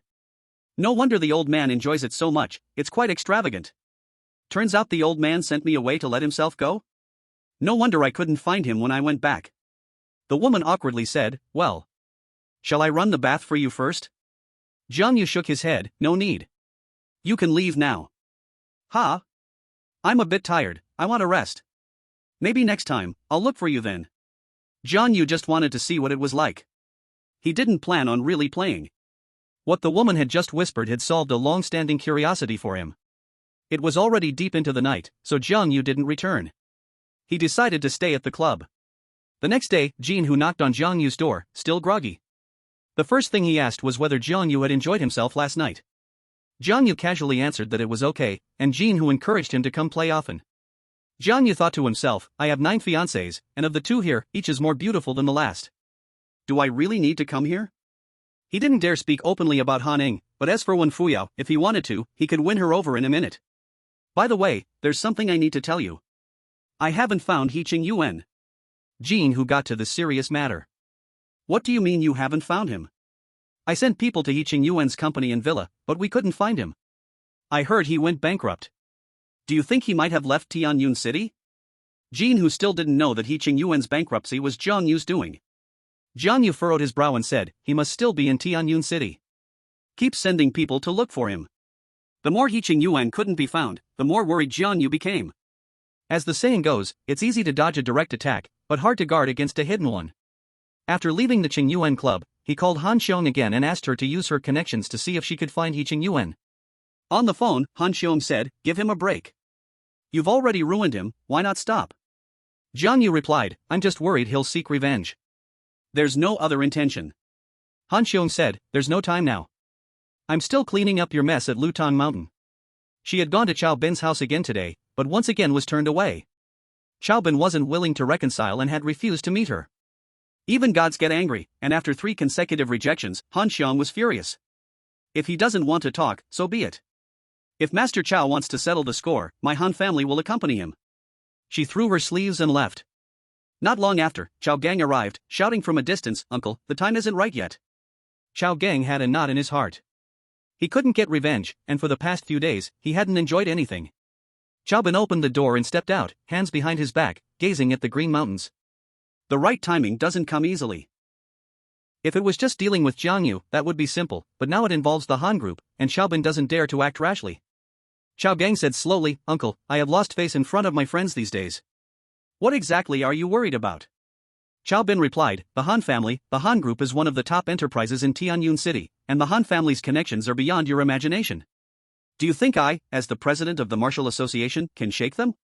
Chao Gang's expression turned even uglier. Does that mean I took this beating for nothing? Uncle, although he hit me, it was also a provocation towards you. Chao Bin shot him a glare, don't try to provoke me. There's an old saying, a teacher must have a justified reason for action. If I act against a young man just because of conflicts among you juniors, how will my peers look at me? They would say I bully the weak, and that would be truly embarrassing. At Chow Bin's level, reputation is more important than anything else. Master Uncle. A voice called from the entrance. A disciple of the Tianqing Martial Arts Hall, Sun Yu, stood respectfully at the threshold. Although the door was wide open, he dared not step into the yard without the owner's permission. Among the disciples of the martial arts hall, Chow Bin didn't know many people, but Sun Yu was one of them. However, the two brothers had clashing personalities and never had much interaction. Chow Gang looked outside and asked, "Uncle, who is he?" Chow Bin brushed his sleeves and sat on the wooden chair in the hall, softly saying, "He is the disciple of your master uncle." "Let him in." Only then did Chow Gang walk to the door, waving his hand outside, saying, "Come in." As he brushed past Sun Yu, Chow Gang saw that he was empty-handed and couldn't help but scoff, coming to visit relatives without bringing any gifts? Sun Yu looked a bit embarrassed and hurriedly explained, "Senior brother, I came a bit in a rush." Chow Gang coldly smirked, "Cut the polite talk. What do you want with my uncle?" The next second, Sun Yu stepped into the main hall, dropped to his knees with a thud, and shouted, "Please, Master Uncle, help us." "Help you? Don't you know I don't get along with your master?" "I know, but Master Uncle, I really have no choice. Originally, my master didn't want me to come, but that guy insulted my master and even disrespected you, Master Uncle. I really couldn't stand it any longer." Chow Bin stood up and asked, "What exactly happened?" Chow Gang also felt curious and slowly came closer. Sun Yu angrily said, "A few days ago, someone came to our martial arts hall to challenge us, overly confident in his strength, injuring my master severely and insulting our school. At that time, I told him that the best martial artist in Tianyun City, Master Chow, is our master uncle and also a member of Hangwu sect. But that guy was so arrogant, saying something ridiculous about Master Chow, that he wouldn't hold back. Sun Yu, in order to provoke Chow Bin to take revenge for them, made up various false accusations against Jiang Yu." Upon hearing this, Chow Gang burst into anger. "Who dares to insult my uncle?" Chow Bin's face darkened, asking, "What is his name?" "Jiang Yu." "Jiang Yu?" Both Chow Bin and Chow Gang were startled at the same time. Immediately, Chow Gang pulled out a photo from his phone and asked, "Is this Jiang Yu?" "Exactly." Just seeing Jiang Yu's photo made Sun Yu's eyes nearly burst into flames. "This person injured my master, insulted my school, I would recognize him even if he turned to ashes. I have to say, Sun Yu's acting was impressive." Chow Gang suddenly laughed, "Uncle, now we can truly act with justification, for he was the one who insulted us first." Chow Bin slammed his palm on the table, instantly leaving a palm print on the wooden surface. "Ignorant child, you are going too far." Chow Bin's power was deep, making his sleeves tremble. "Master Chow." Another voice came from the entrance. Chow Gang walked to the door and looked, quickly saying, "Uncle, President Zhao of the Ding Sheng Group is here." Chow Bin immediately collected his angry expression, tidied his clothes, and quickly walked out to greet him. "What kind of wind is blowing today, bringing President Zhao here?" "Master Chow, long time no see?" Zhao Zhizhong performed a martial arts greeting and then gave his companion, Zhao Shua, a knowing glance. Zhao Shua immediately presented the gift in his hands. "This is my son, Zhao Shua." Zhao Zhizhong simply introduced him, then shot a glare at Zhao Shua, saying, "This person is our Tianyun City's top expert, quickly, greet him." Zhao Shua hurriedly called out, "Master Chow." Chow Bin examined Zhao Shua and praised, "Your son is clearly a dragon among men. Master Chow is being too polite. Mr. Zhao, please come in." Chow Bin welcomed Zhao Zhizhong and his son inside, then instructed Chow Gang, "Make tea." Chow Bin introduced, "This is my nephew, Chow Gang. He is the disciple of my junior brother Wei Xiao." Zhao Zhizhong gently nodded. He knew Wei Xiao but not Sun Yu. After sipping his tea, Chow Bin asked, "Mr. Zhao is usually busy with work, what brings you here today?" Zhao Zhizhong cut to the chase and said, "I came today mainly to ask for a favor." "Please, Mr. Zhao, go ahead." "Master Chow, I want you to help me deal with someone." "Who?" "Jiang Yu." Hearing this, both Chow Bin and Chow Gang were stunned again. "What's going on today? Why is everyone asking him to deal with Jiang Yu?" Sun Yu remained expressionless. He knew there had been past grievances between the Prosperity Group and Jiang Yu. Zhao Shua took out a photo and gritted his teeth, saying, "Master Chow, it's this person." The person in the photo was the same enemy as Chow Gang's. Chow Gang was very excited. Now that Zhao Zhizhong was asking for help, his uncle would surely take action. But Chow Bin asked calmly, "I wonder what grudge Mr. Zhao has with this young man." Zhao Shua spoke first, "He humiliated me first and then took my fiancée, this enmity cannot be shared." Chow Bin asked again, "What does Mr. Zhao want me to do?" Zhao Shua's eyes gleamed with malice as he said emphatically, "I want him dead." Chow Gang was very excited and immediately echoed, "Young Master Zhao, our thoughts align. Chow Ji, do you also have a grudge against him?" Chao Gang raised his hand, plastered, and said, "This is thanks to him."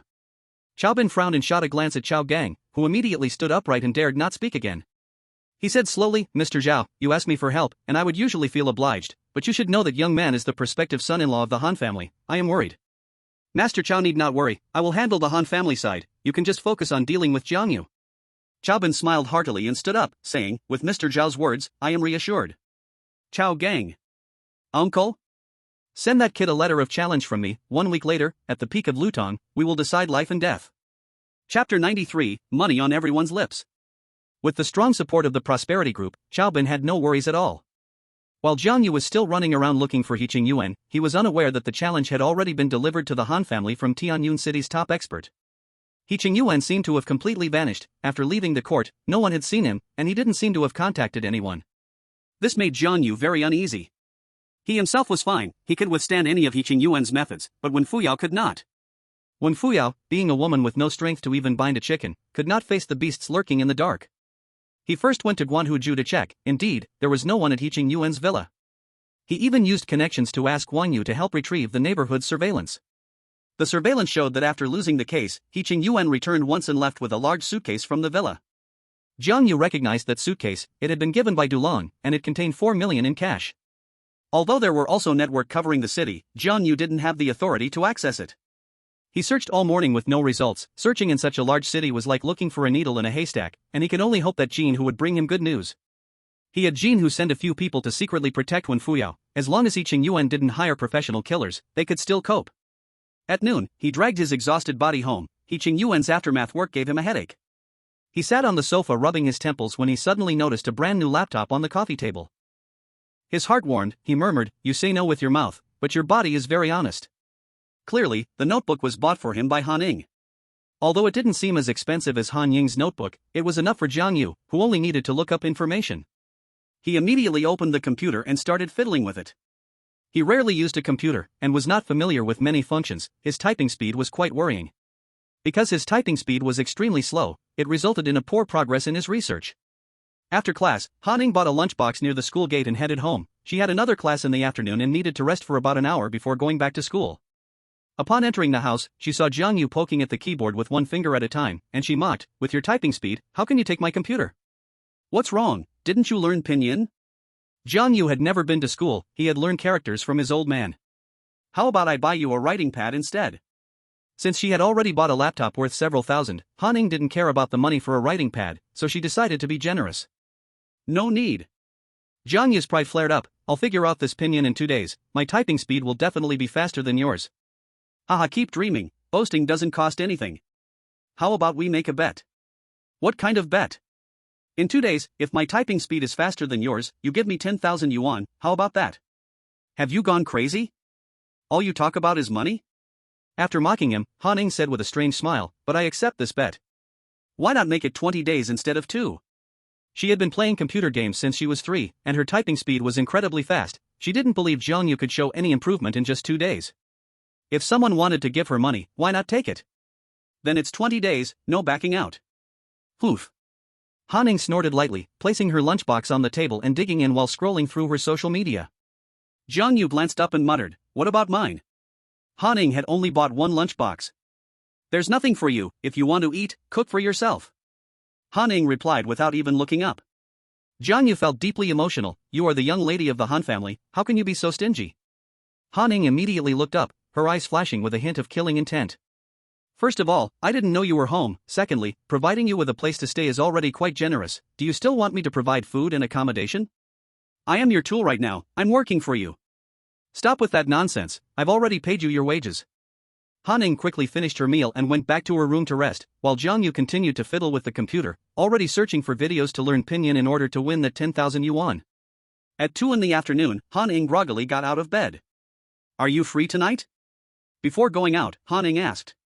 "What's up, do you want to treat me to a meal?" "My dad is inviting you." "Ha?" Jiang Yu suddenly. Suwan gave an awkward smile. "The salary will take some time to come." "Do you need money now?" "If so, I can find a way to pay you back part of it first." Jiang Yu waved his hand. "I don't need money." "What do you want with me?" Suwan said, "My dad's health has improved a lot." Originally, my mom wanted him to rest a bit longer, but he insists on going out to work, so I want to ask you to check on him to see if he can work like a normal person, to avoid them arguing. A follow-up visit, right? No problem. John, you thought it wasn't a big deal. Actually, you don't need to come all the way here. Just give me a call, and I'll go myself. I can find the way, or at worst, let your cousin go with me. I told my mom, but she insisted I come back to invite you personally, saying it wouldn't be polite otherwise. Soo-won slightly lowered her head, her face a bit red. In fact, she probably understood her mother's meaning. Her mother was interested in Jiang. Making her come back was mainly to create an opportunity for her to get in touch with Jiang. Look at you, all flustered, your face is red. Don't just stand there, let's go. Ah, right. Soo-won hurriedly jogged to the street to hail a taxi, her face nearly as red as her ears. Jiang watched it all and couldn't help but feel amazed at how shy and dependent she looked, and then looked at Soo-xian, who resembled a fierce tiger. Were they really a family? Chapter 94, The Grudge Between Men. Silver willows everywhere, lush and green. Most of the fields in Ilu village have been rented out, and most of the young people in the village work outside, leaving behind the old, weak, women, and children. The elderly sit in front of their doors to cool off, waving bamboo fans. As Soo-won passed by, she politely greeted each one. Soo-won is back? Is that your boyfriend? Soo-won, your boyfriend is really handsome. Soo-won, when are you getting married? Whenever the young people in the village come back, the elders basically discuss this matter. Soo-won explained all the way, saying Jiang was just a friend. She didn't say Jiang was a doctor because once the villagers found out that Su Deliang had cheated death and came back, they said he had met a living immortal. If Soo-won said Jiang was the one treating her dad, then today Jiang wouldn't be able to leave. The elders would line up to ask him to check their illnesses. Finally reaching the door of her home, Soo-won finally breathed a sigh of relief. Dad, Mom, Jiang is here. Soo-won called out, and Su Deliang and his wife hurried out to welcome him. After inviting him into the house, they set out all kinds of food, showing great enthusiasm. The village elders were still discussing Soo-won and her boyfriend. Unemployed, Zhu Chao heard this and rushed toward Su's house at a mad dog's speed. Jiang carefully checked Su Detsai's health, and Su Detsai cautiously asked, Dr. Jiang, how is my health? Is everything okay? It's all fine.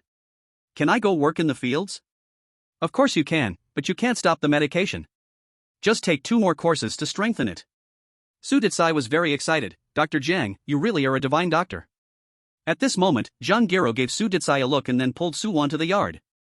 She smiled and said, Dr. Jiang, I want to have a few words with Wanner. In the yard, Zhang Giro glanced into the living room and asked, Girl, what are you thinking? Soo-won's face turned red. What do you mean? I mean your relationship with Dr. Jiang. Dr. Jiang is handsome and skilled, you won't lose anything being with him. Mom thinks it's a good idea. Mom, what are you saying? My cousin told me that Dr. Jiang has a fiancé. What if he has a fiancé? They aren't married yet. Be more proactive, who knows, it might work out. Girl, you're attractive and have the looks, what do you lack compared to others? In the living room, after praising Jiang Yu's medical skills, Su Detsai also asked, Dr. Jiang, what do you think of my daughter? Jiang Yu was taken aback. Uncle, what do you mean? Su Detsai said, when you first came, I heard what my daughter said. Although she reluctantly promised her body at that time, I think Dr. Jiang, you're a good person, this matter is feasible. Ah. Dr. Jiang, although our family's conditions are not great, my daughter is very good, you think about it? Jiang Yu was speechless for a moment. He glanced outside the house and saw Soo-won blushing. He thought to himself that this couple might be doing their work separately. What is this? Is it possible to find a girlfriend while treating a disease? Forget it, just the 9 marriage certificates on me are enough to give me a headache. Uncle, actually I have a fiancé, just got engaged recently. Ah. Su Detsai had a face full of regret and slowly took out a cigarette to light it. The atmosphere in the living room felt a bit awkward. Jiang Yu then stood up and said, Uncle, there's nothing else, so I'll leave first. As he walked out to the yard, Zhang Guizhu immediately came forward and asked, how did it go with your uncle? While speaking, she also made faces at Su Detsai, as if inquiring about the situation. Su Detsai stood at the living room door, took a puff of smoke, and just helplessly shook his head.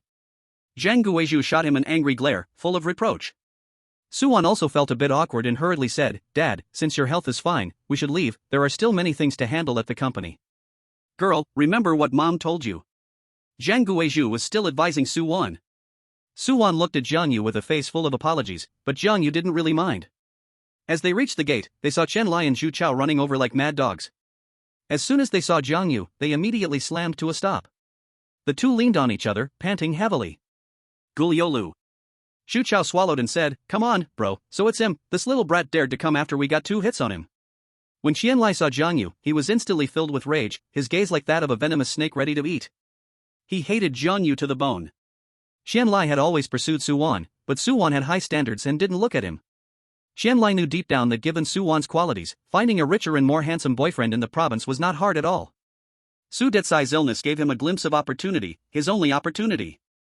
If Jiang Yu hadn't shown up, Su Wan, being filial, would surely have sacrificed her happiness to treat her dad. Qianlai didn't care whether Su Wan's heart was with him, he only cared whether Su Wan's body was in his bed. But Jiang Yu just had to show up, and with a few doses of herbal medicine, Su Detsai was cured, turning Qianlai's fantasy into a bubble. During those days, Qianlai dreamt of hunting Jiang Yu down. Jiang Yu died countless times in his dreams.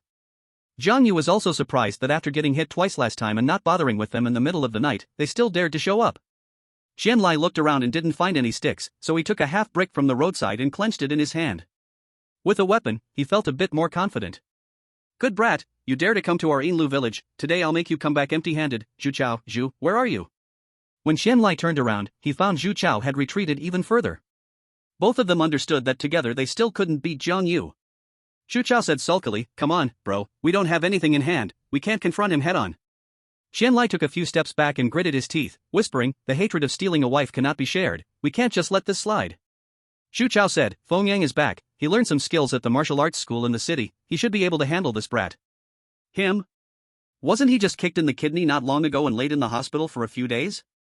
That must have been someone from the martial arts school who was stronger than him, Feng Yang should have no problem with him, right? Jiang Yu watched them whispering and smiled playfully, if you want to fight, come up, if you don't dare, then get lost. Don't you know what a good dog doesn't block the road? Damn it, stealing my girlfriend and still daring to scold me. Su Wan's face was dark, and she said disgustedly, who is your girlfriend? Qianlai, stop talking nonsense, I have nothing to do with you. This matter with Su Wan has nothing to do with you, it's a conflict between men. Saying this, he took out his phone and shouted, kid, if you have the guts, wait for me.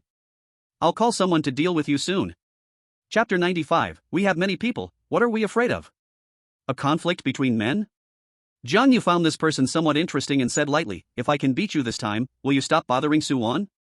Then if I can beat you, will you stop fighting with me? Jiang Yu almost laughed out loud. With what kind of eyes do you see me fighting you for a girlfriend?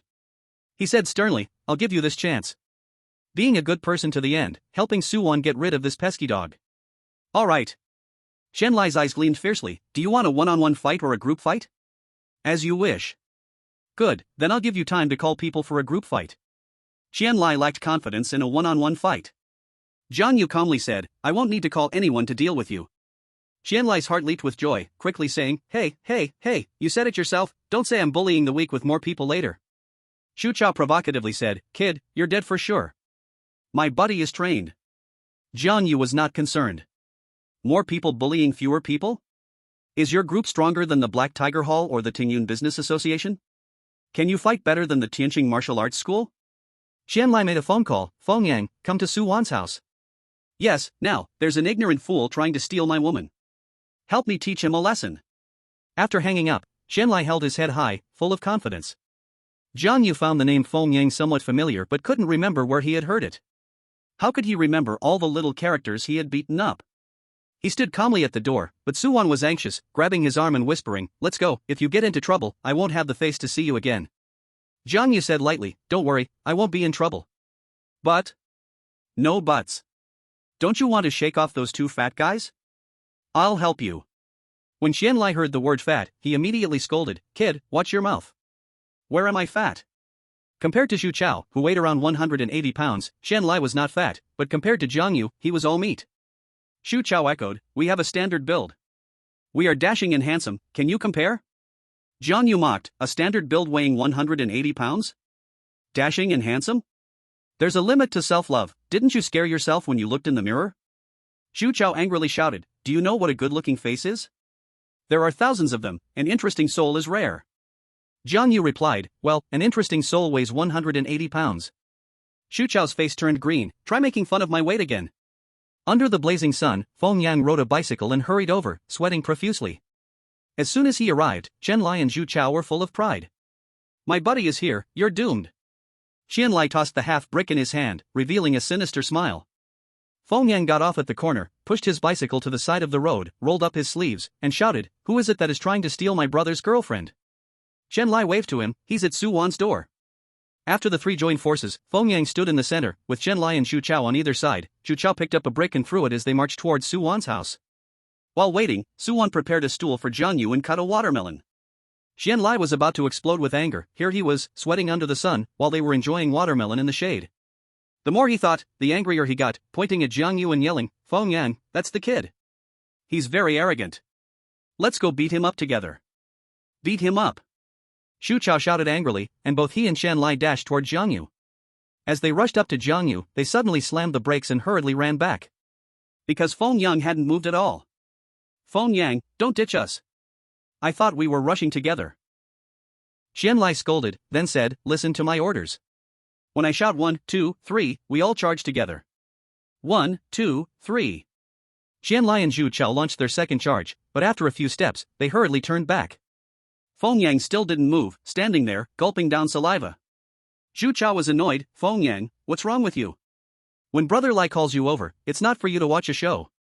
Chen Lai asked, "Is it too hot outside and you got heat stroke?" Look at him, his lips are turning white. Feng Yang's lips were indeed white, but it was due to fear.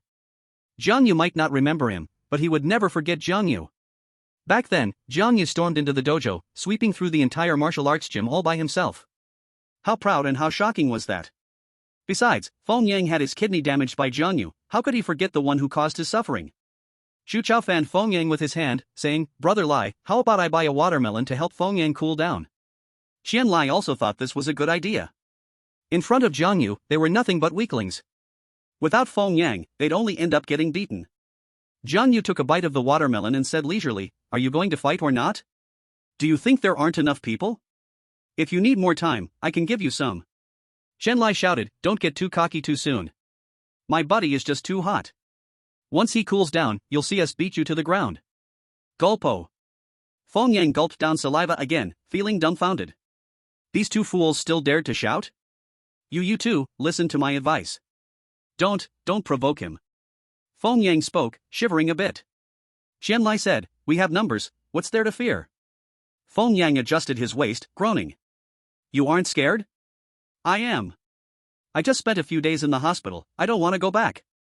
Xu Chao said, "Feng Yang, are you not confident? That guy just said we can call more people. If you aren't sure, get a few senior brothers. I don't believe we can't handle him." Chen Lai said, "No need to worry about money. As long as someone can help me vent my anger, I'll give each of your senior brothers 5,000 as a thank you." Feng Yang, with a bitter face, said, "Should I call my master too?" Upon hearing this, Chen Lai was overjoyed. "If you can, that would be even better. I heard your dojo master is one of the top 10 masters in Tianyun City, right? Top 10 masters? Xu Chao was very excited. "Feng Yang, why didn't you mention this earlier?" Chen Lai immediately raised an eyebrow at Jiang Yu and laughed, "Ha ha ha kid, you're finished. My buddy knows one of the top 10 masters in Tianyun City." Xu Chao laughed along. "Do you know who it is? The master of Tianqing Martial Arts School, Wei Xiao. A well-known martial arts master." Feng Yang was almost in tears and shouted, "Stop laughing." Chen Lai and Xu Chao were taken aback and turned back to ask, "What's wrong with you?" Feng Yang asked, "Do you know who he is?" "We know. Isn't he just some useless doctor?" "Useless doctor? Do you know he's also a martial arts master? Even my master can't beat him. You actually dared to challenge him? Are you trying to get me killed?" Chapter 96, Know the Aspirations of the Youth. Feng Yang looked speechless at the sky, feeling a dull pain in his waist. Chen Lai and Xu Chao felt like they had been struck by lightning, and everything before them turned dark. What? Master Jiang? More powerful than Master Wei, one of the top 10 masters? Is this a joke? He's just a useless doctor, right? After a long while, Chen Lai finally came back to reality and weakly asked, "Feng Yang, are you not joking with us, are you? Do I look like I'm joking? My back injury was caused by him, in front of dozens of people in the dojo." Now that they knew the truth, Chen Lai and Xu Chao almost cried. What kind of bad luck was this to run into such a martial arts master? No wonder others were so fearless. Jiang Yu finished a piece of watermelon and slowly walked towards them. "I don't have that much time to waste. If you don't make a move, then I won't hold back." As he made a starting gesture, Feng Yang suddenly knelt on the ground with a thud, his face full of grievance, and said, "Master Jiang, this matter has nothing to do with me." "You know me? Of course I know you. I am from the Tianqing martial arts school, and I was there when you kicked down the door. You even hit me. Jiang Yu burst into laughter at that moment. The way he said it made it sound like being hit by me was an honor. Qianlai and Zhu Chao were also quick to follow suit, both kneeling down without hesitation. They say there is gold under a man's knee, but they knelt as naturally as if it were second nature to them. There was no way around it. That was someone stronger than the leader of the Wei school. A single punch from him could kill them. How much is a knee worth compared to their lives? Master, we were wrong. Zhu Chao kept bowing over and over. We were just playing around, please don't hold it against us.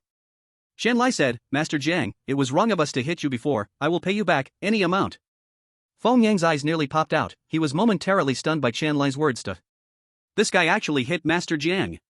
He felt that the person kneeling next to him was not a human, but a pit of fire. Jiang Yu thought he would have to show some skill to resolve the situation, but he didn't expect things to develop in such an unpredictable way. He waved his hand and said, I don't need your compensation. Those two clods were as gentle to him as if they were just scratching an itch. Qianlai raised his thumb, Master Jiang is indeed magnanimous, I admire you. Jiang Yu's expression darkened, stop buttering me up, just remember what I said earlier. What did you say? Ha? Jiang Yu slightly squinted his eyes, his gaze suddenly sharp. Qianlai realized, got it. Master Jiang, don't worry, I will never disturb Su Wan again, why would I dare to interfere with your girlfriend? Jiang Yu couldn't be bothered to explain to him and just nodded lightly. Then he turned to Su Wan and said, it's over, let's go. Qianlai quickly stood up, Master Jiang, are you going into the city? What else? Am I supposed to go to your house for tea? Master Jiang, our village is far from the city, the bus comes every half hour, and it's hard to catch a taxi. Please wait a moment, I will drive you. Jiang Yu thought about how there was still some distance from Su Wan's house to the main road, so he didn't refuse. After he nodded, Qianlai helped Feng Yang up and threw the bicycle on the roadside, riding home like the wind. In less than 10 minutes, a Passat stopped in front of Su Wan's house. Qianlai got out of the car, opened the door for Jiang Yu, and bowed, saying, Master Jiang, please, be careful of your head. Jiang Yu thought to himself that if he worked as a lackey for someone, he would have a bright future, being so arrogant in the countryside made no sense. Jiang Yu got into the car, and Su Wan naturally had nothing to worry about. After saying goodbye to her parents, she also got in the car. The car slowly drove away, and Su Detsai and his wife stood at the gate, feeling deeply moved. Zhang Guerrero said, Dr. Jiang is truly capable, even someone as arrogant as Qianlai has to obey him. Did you not hear? Just now, Qianlai said Dr. Jiang is more powerful than any martial arts master. If only Wanner could marry him. That's hard, Dr. Jiang said he has a fiancé. What's wrong with having a fiancé? If they don't get married, it's not a done deal, our daughter still has a chance? What chance? Do you want our daughter to be a third party? Hey, how can you say that? What do you mean by third party? I'm just letting her pursue her own happiness. Dr. Jiang saved my life, we can't do this ungrateful thing. What's so ungrateful about it? Su Detsai, you have to explain yourself clearly. The couple soon started arguing as they talked. Qianlai was like a chatterbox, talking nonstop all the way.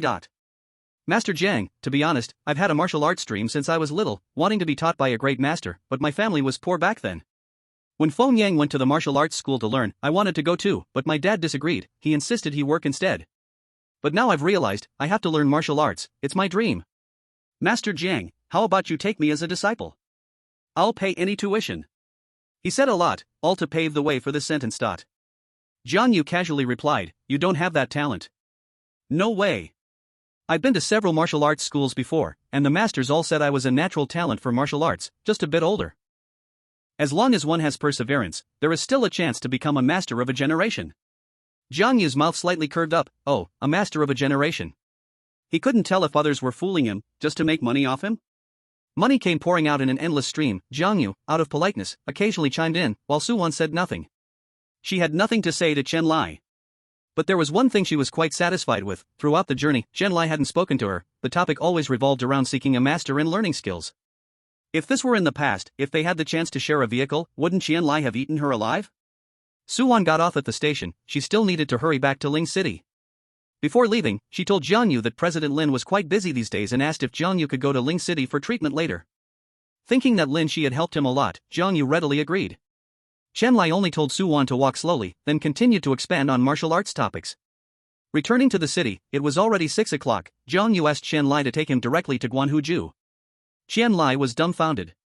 Master Jiang, I didn't expect you to be so wealthy. He saw Jiang Yu's clothes were so ordinary, his clothes and pants together were not worth as much as his pair of socks, thinking Jiang Yu was a poor guy. But unexpectedly, Jiang Yu lived in Guanhuju. Qianlai's family was newly rich, also the richest in 10 miles and 8 villages, but even if he spent all his wealth, he couldn't buy a villa in Guanhuju. Qianlai's dad often educated him saying that one should not judge by appearances, and he always thought little of it. Today, he finally understood what it meant not to judge by appearances. A seemingly inconspicuous poor doctor, his status and position made him unreachable for Qianlai.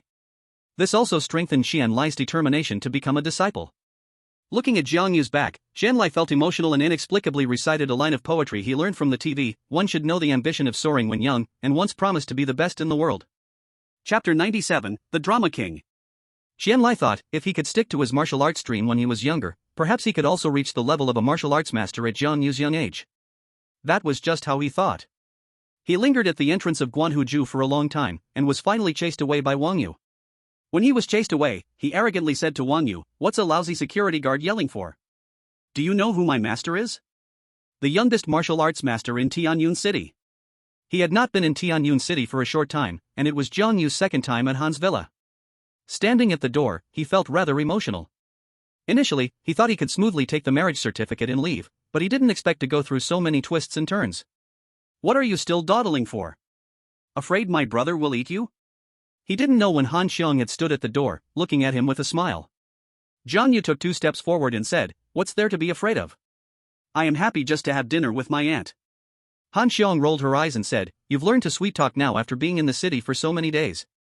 She led Jiang Yu into the house, chatting as they walked. "Don't be nervous, it's just a family dinner, just me, my big brother, and Xiaoying." In the kitchen, the nanny was busy, the aroma of food wafting through. "My big brother is in the study." Xiaoying went back to her room as soon as she got home. "You sit for a bit, I'll go call them." "Wait, just us few? Otherwise? What about the old man?" This was a question Jiang Yu already knew the answer to, but he had to ask. His marriage with Han Ning was facilitated by the old man, and if Jiang Yu came without acknowledging the old man, Han Xiong, this crafty person, might get suspicious. Upon hearing this, Han Xiong became somewhat downcast. "Don't mention it." The day after the birthday banquet, the old man left a letter saying he was going to travel the great mountains and rivers of the motherland alone. At his age, what's with this go when you want like the youth? Jiang Yu smiled and said, maybe as he gets older, he becomes more open-minded and lives freely once he sees through it. He is free-spirited, but do you know how worried we are? We searched for so many days, not a clue at all, it's driving us crazy. By the way, if the old man contacts you, let me know, please. You must notify us as soon as possible. That's for sure.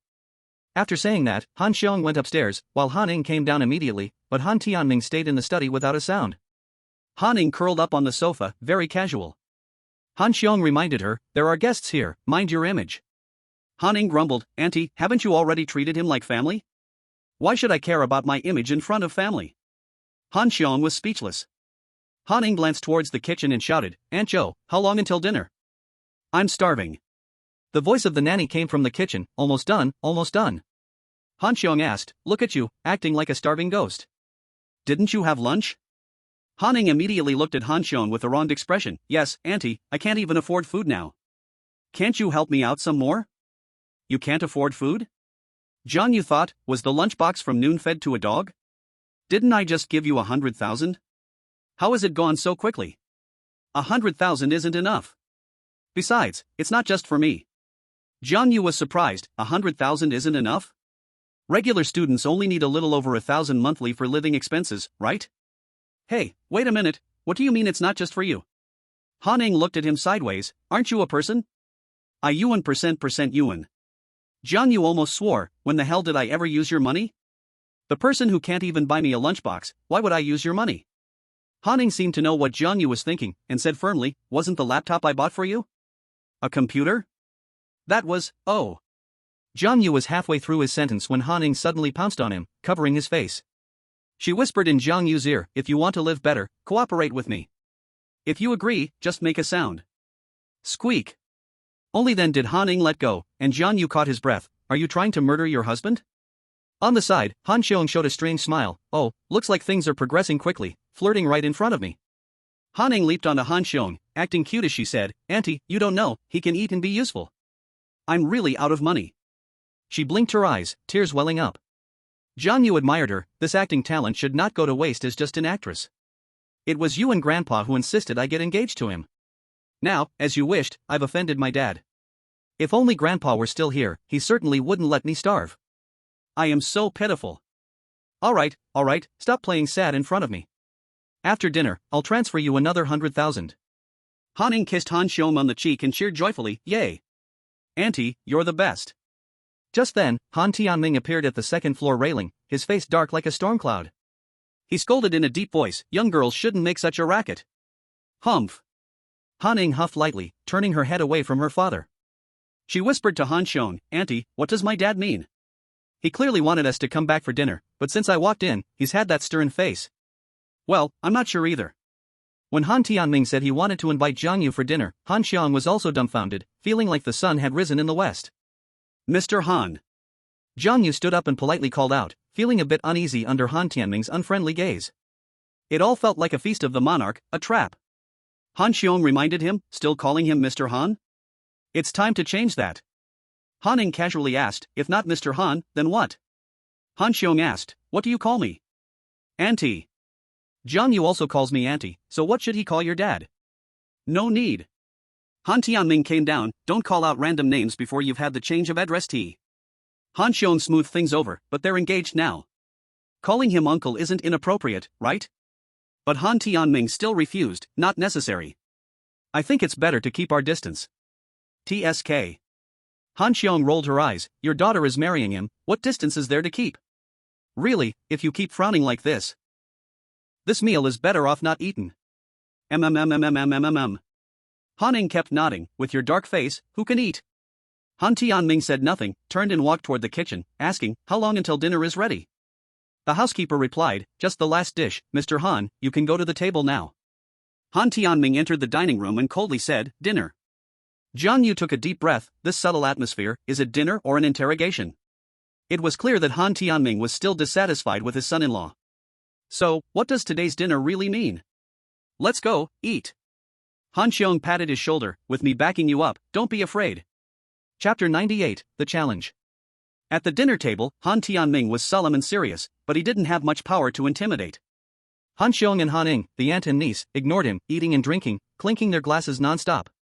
Jiang Yu wanted to be more casual, but Han Tianming didn't pick up his chopsticks and stared hard at him. Who can stand this? If there's something to say, just say it, don't stare at me like this, okay? Jiang Yu put down his chopsticks and looked at Han Tianming, neither submissive nor arrogant, saying, Uncle, if you have something to say, just say it. Han Tianming sipped a little wine and said in a deep voice, do you think that getting engaged to my daughter means you can do whatever you want? Do whatever I want? Uncle, I don't quite understand what you mean. Have you counted how many people you've offended these days? I haven't counted, it shouldn't be many, but I never cause trouble on purpose. Humph. Han Tianming slammed the table, you even dared to offend Master Chow, you really bring glory to my Han family. Han Xiong looked up and said discontentedly, it's just a meal, why are you acting crazy? It's none of your business. How is it none of my business? Don't you know why Jiang Yu offended Chow Bin? Isn't it because of your precious daughter? Dad, this matter isn't his fault. That day it was Master Chow's nephew Chow Gang who caused trouble first. Han Ning was also helping Jiang Yu, though sometimes she hated him, her conscience was still in place. Just because you offended Chow Gang, would Master Chow personally deliver a challenge to our home? Han Tianming's face was full of anger. Han Xiong asked in confusion, what challenge? Jiang Yu also wondered, what challenge? Han Ning was equally curious, what challenge? Han Tianming directly threw the challenge letter at Jiang Yu, look for yourself. Jiang Yu opened it, and two little heads leaned in. Han Xiong read aloud, recently, I have heard you are arrogant, injuring my junior disciple, insulting my sect. Therefore, at the wish of the multitude, I issue this challenge. 7 days later, we will fight at the top of Lu Tang, life and death are up to heaven. Signed, Chow Bin. A few simple words outlined the reason for the challenge, and the time and place for the decisive battle. Han Xiong was furious, Chow Bin, as an elder and president of the Martial Arts Association in Tianyun City, actually wants to challenge Jiang Yu. Isn't this plainly bullying? Han Tianming said, bullying? The challenge clearly states the reason. Master Chow is justified. Jiang Yu said, I admit to injuring his junior disciple, but I don't admit to insulting his sect. Han Tianming gritted his teeth, this alone is enough to make Master Chow take action. You don't realize you're facing death. I heard you were at Qingyuan Club last night, indulging in debauchery? Hearing this, Han Xiong and Han Ning shot him deadly glares simultaneously. Han Ning scolded, "You are tarnishing our Han family's name." Han Xiong helplessly said, "Jiang Yu, you shouldn't." "What's wrong with our little Ing? You needed to go to the club?" Han Ning suddenly turned her head, glaring at Han Xiong angrily. "Aunt, what are you talking about?" Jiang Yu felt wronged. Yes, he did go to Qing Yuan Club, but it wasn't for debauchery. He explained, "I went to Qing Yuan Club to talk business with Jin Hu." Han Tianming pressed, "Talking business takes all night?" Jiang Yu said, "I had a few drinks with Brother Jean and got a little fuzzy. Brother Jean just arranged a room for me to sleep, that's all." "Humph, who would believe that?" Han Ning coldly snorted. She had seen Jiang Yu drink before. Could a mere Jean Hu make him drunk? "So you're still involved with those underground organizations?" "Our Han family is in legitimate business. We can't allow you to mess around." Han Tianming was extremely furious. "For the sake of the elder, I won't argue with you this time. If something like this happens again, I will immediately invalidate your marriage to Han Ning." Han Xiong said, "Let's put other matters aside for now. Let's talk about the challenge letter, Big Brother. Chao Bin has issued a challenge without considering our Han family. I think you need to negotiate about this. It's a mess he made, let him solve it himself." "Big Brother, the opponent is Master Chao, and the challenge letter states that life and death are determined by fate." "What if Jiang Yu gets killed?" "That's his own doing." Han Tianming angrily stood up and waved his sleeves before leaving. He claimed he was inviting them for a meal, but in the end, he didn't even touch his chopsticks. Han Xiong pouted, "This person really has no sense of humanity." Jiang Yu put away the challenge letter and sighed, "What he said is true. The mess I caused, I should solve it myself. Am I not the best expert in Tianyun City?" "You're not just the best expert in Tianyun City?" Han Xiong's eyes nearly bulged out. "You say it lightly. Do you know how powerful Master Chao is? Do you know you could get killed? Aunt, you're just raising others' spirits while lowering your own. He's just a master, nothing to worry about." Han Ning asked, "Aren't you afraid of dying?" Jiang Yu replied, "I'm afraid of dying, but I won't die." He stood up, stretched out. "It's been a long time since I had a hearty battle. Aunt, can you find me a quiet place? I need some days to prepare." Though he spoke lightly, his attitude was still serious. Han Xiong said, "I bought a courtyard outside the city. It's big enough for you to practice. No one will disturb you there." She also understood that saying anything now was useless. She could only do her best to support Jiang Yu. After dinner, Han Xiong took Jiang Yu to the courtyard outside the city, a 15-minute drive from Lutan Mountain. The news of Master Chao challenging a young junior quickly spread wildly in Tianyun City. Master Chao has been famous for many years. He is the president of the Martial Arts Association in Tianyun City, highly respected. Since becoming president, he hardly engaged in sparring matches, and now this challenge letter was like a heavy bomb, stirring up waves in Tianyun City. Many media rushed to interview Chao Bin but were all turned down one by one. This duel was to the death, and he didn't want the media involved. The Dingsheng group had made early arrangements on top of Lutan Mountain, planning to set up checkpoints to limit the number of spectators. Although Chao Bin hadn't fought for years, it had been a while since he practiced, so he felt a bit rusty. Thus, he set the duel date 7 days later. He needed to sharpen his skills before the fight. The news spread, even reaching some big shots in Linzhou, who were keenly interested. Jiang Yu focused on his martial arts practice in the courtyard outside the city. Having been in Tianyun City for some time, he had become a bit lax. Compared to Chao Bin, who had crowds coming to him, Jiang Yu as the other main character faced empty doors and windows. No one paid attention to him. Chao Bin was the only focus. When Fuyao also received the news and couldn't sleep or eat well these days, unable to reach Jiang Yu on the phone. After several inquiries, she finally learned that Jiang Yu was in a courtyard outside the city, and on the eve of the duel, she found him. People say Jiang Yu had been through life and death. There were some things she must say. Chapter 99, I'm in a good mood today.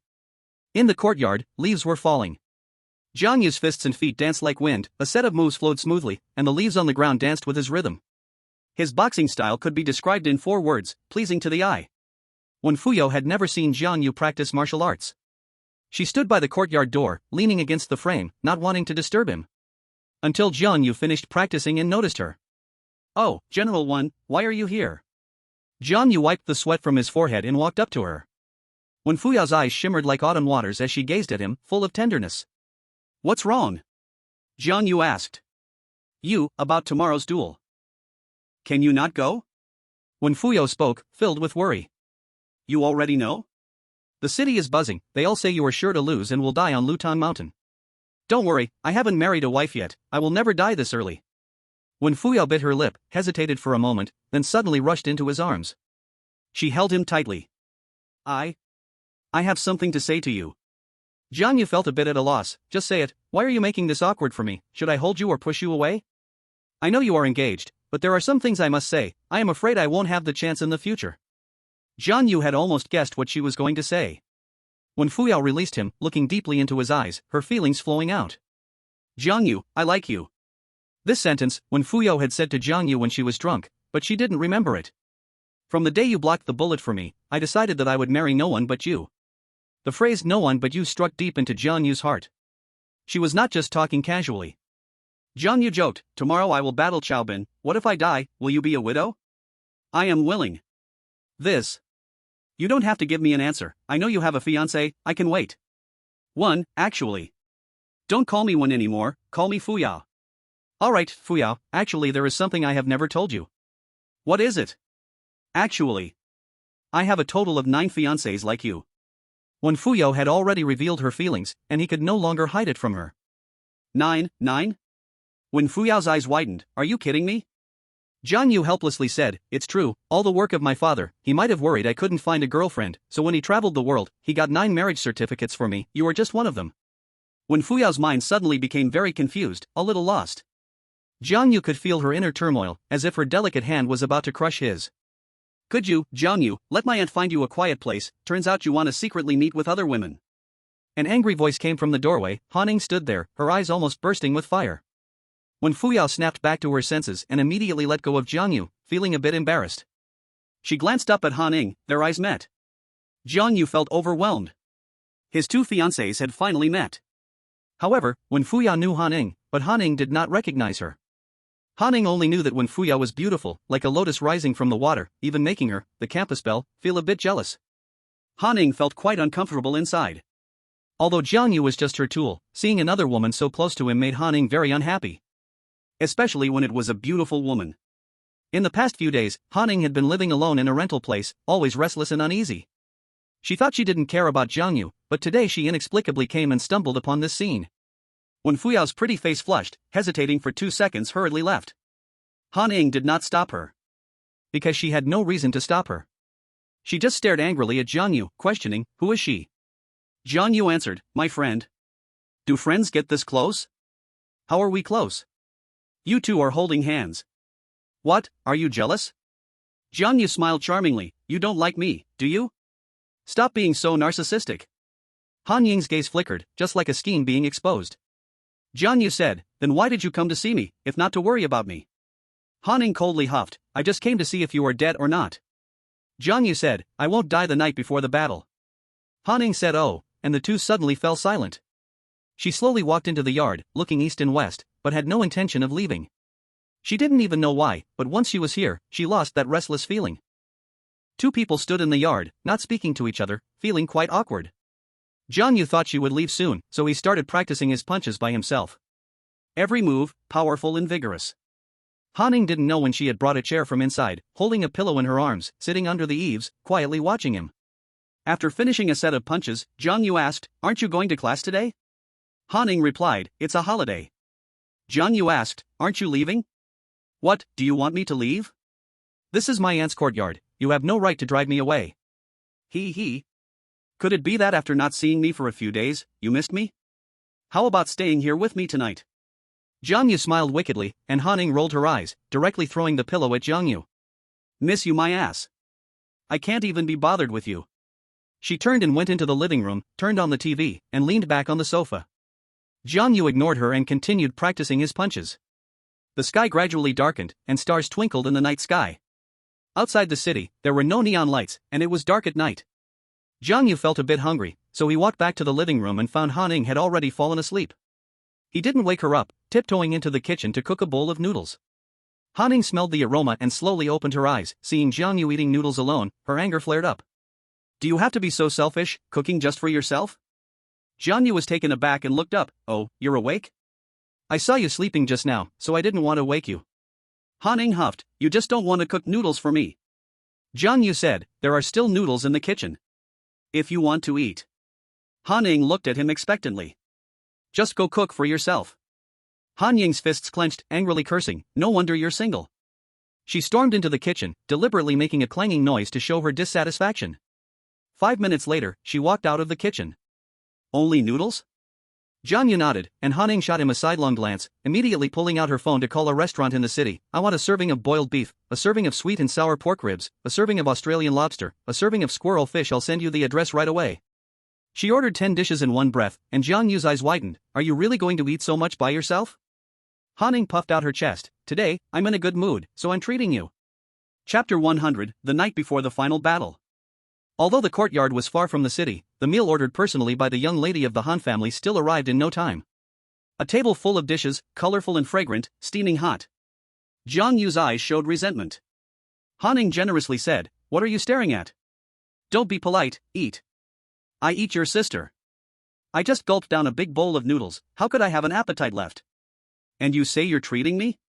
I think this is revenge against me. If you really wanted to treat me, why not say it earlier? Hey, don't look at me with that miserable expression. I'm treating you, and you're still unhappy? Hee hee. Jiang Yu gave a cold smile. Are you really that kind-hearted? Usually, I wouldn't be so kind, but tomorrow you're going to your final battle. Han Ning broke off a lobster leg. Eating and talking. In ancient times, before death row inmates were executed, the prison would usually prepare a good meal for them. So Jiang Yu's face turned pale. Is this meal a farewell party? What's wrong? Promise me, don't die. Now she had a serious face. Jiang Yu stood at the door of the living room, seeing the faint light shining on Han Ying's face. He chuckled, Don't worry, I won't let you be a widow. Surprisingly, Han Ning did not argue with him. After standing quietly in the yard for a while, she said, My aunt and the others will go to watch your duel tomorrow, but I won't go. She did not dare to go, she was afraid Jiang Yu would die. She feared that watching him die right before her eyes would become a nightmare for her whole life. Jiang Yu waved his hand, saying, It's getting late, go back. Tomorrow wait for my good news. If I win, I will treat you to a meal. Han Ning replied, It must be at the Imperial Kitchen. Anywhere is fine, as long as you like it. It's a promise. Her voice became a bit choked. After speaking, she turned and ran away, and in the darkness, a few sparkling tears fell. The dark clouds in the sky dispersed, revealing a starry sky. Jiang Yu moved a Grand Master chair, lying in the yard, looking up at the starry sky, seeming carefree. He was actually very confident. Chao Bin was the #1 expert in Tianyun City, stronger than Wei Xiao, probably a martial arts master. Even if overestimated a bit, if Chao Bin reached the peak of martial arts, Jiang Yu could handle it. The showdown was the talk of the town. On the eve of the battle, Lutang Mountain was already surrounded tightly. But the road up the mountain was sealed. To provide a venue for Master Chao, all entertainment places on Lutang Mountain closed. That night, Master Chao checked into Lutang Villa. Those who had connections to watch the battle basically checked into the villa the night before.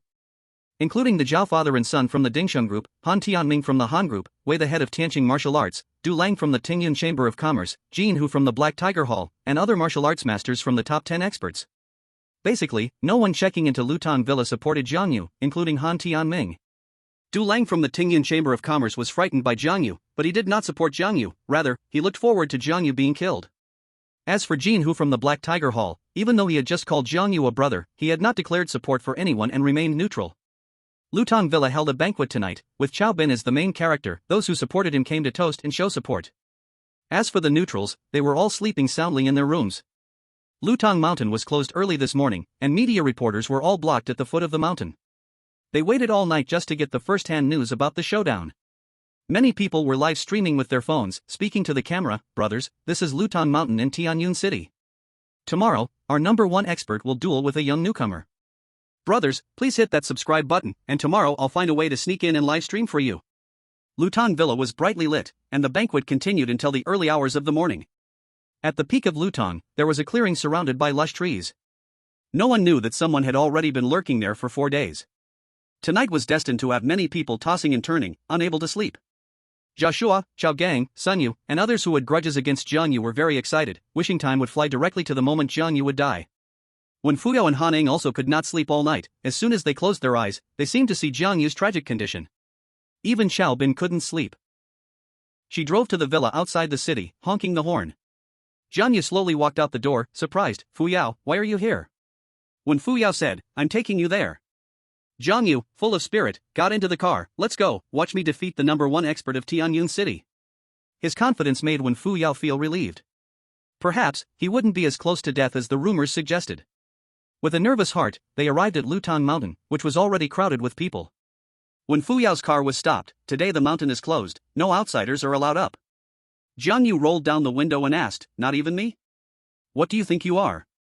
Look around, many rich and powerful people can only stay at the foot of the mountain, and you? The guard at the roadblock didn't recognize Jiang Yu. Jiang Yu asked, do you know who Master Chow is fighting today? Nonsense, Master Chow has a duel with the Han family's prospective son-in-law, Jiang Yu. Everyone in the city knows. Jiang Yu said, I am Jiang Yu, and you're not letting me pass? The guard froze, then another person came over, showed him a photo, and sneered, coming to seek death and still so arrogant. They stepped aside, their eyes looking at him as if he were dead. Chapter 101, Summit of Lutan. At the peak of Lutan Mountain, a cool breeze swept over the hillside, sunlight filtered through the leaves onto the fallen leaves, like tiny stars. Flowers and trees in the mountain competed in beauty, pines and bamboos battled in green, hidden among the Nan bamboo and woods. There was an open space of about 3 acres. Around the open space, a barricade had already been set up. This was the battlefield for Master Chow and Jiang Yu. Though the mountain was closed, nearly 100 people still came to watch. In the center of the open space, Master Chow stood with his hands behind his back, the mountain wind blowing his long gown. At this moment, there was intense anger and dissatisfaction in Master Chow's eyes. Their group had arrived at the battlefield around 8 in the morning, waiting for over an hour, but the other main character of the duel hadn't shown up.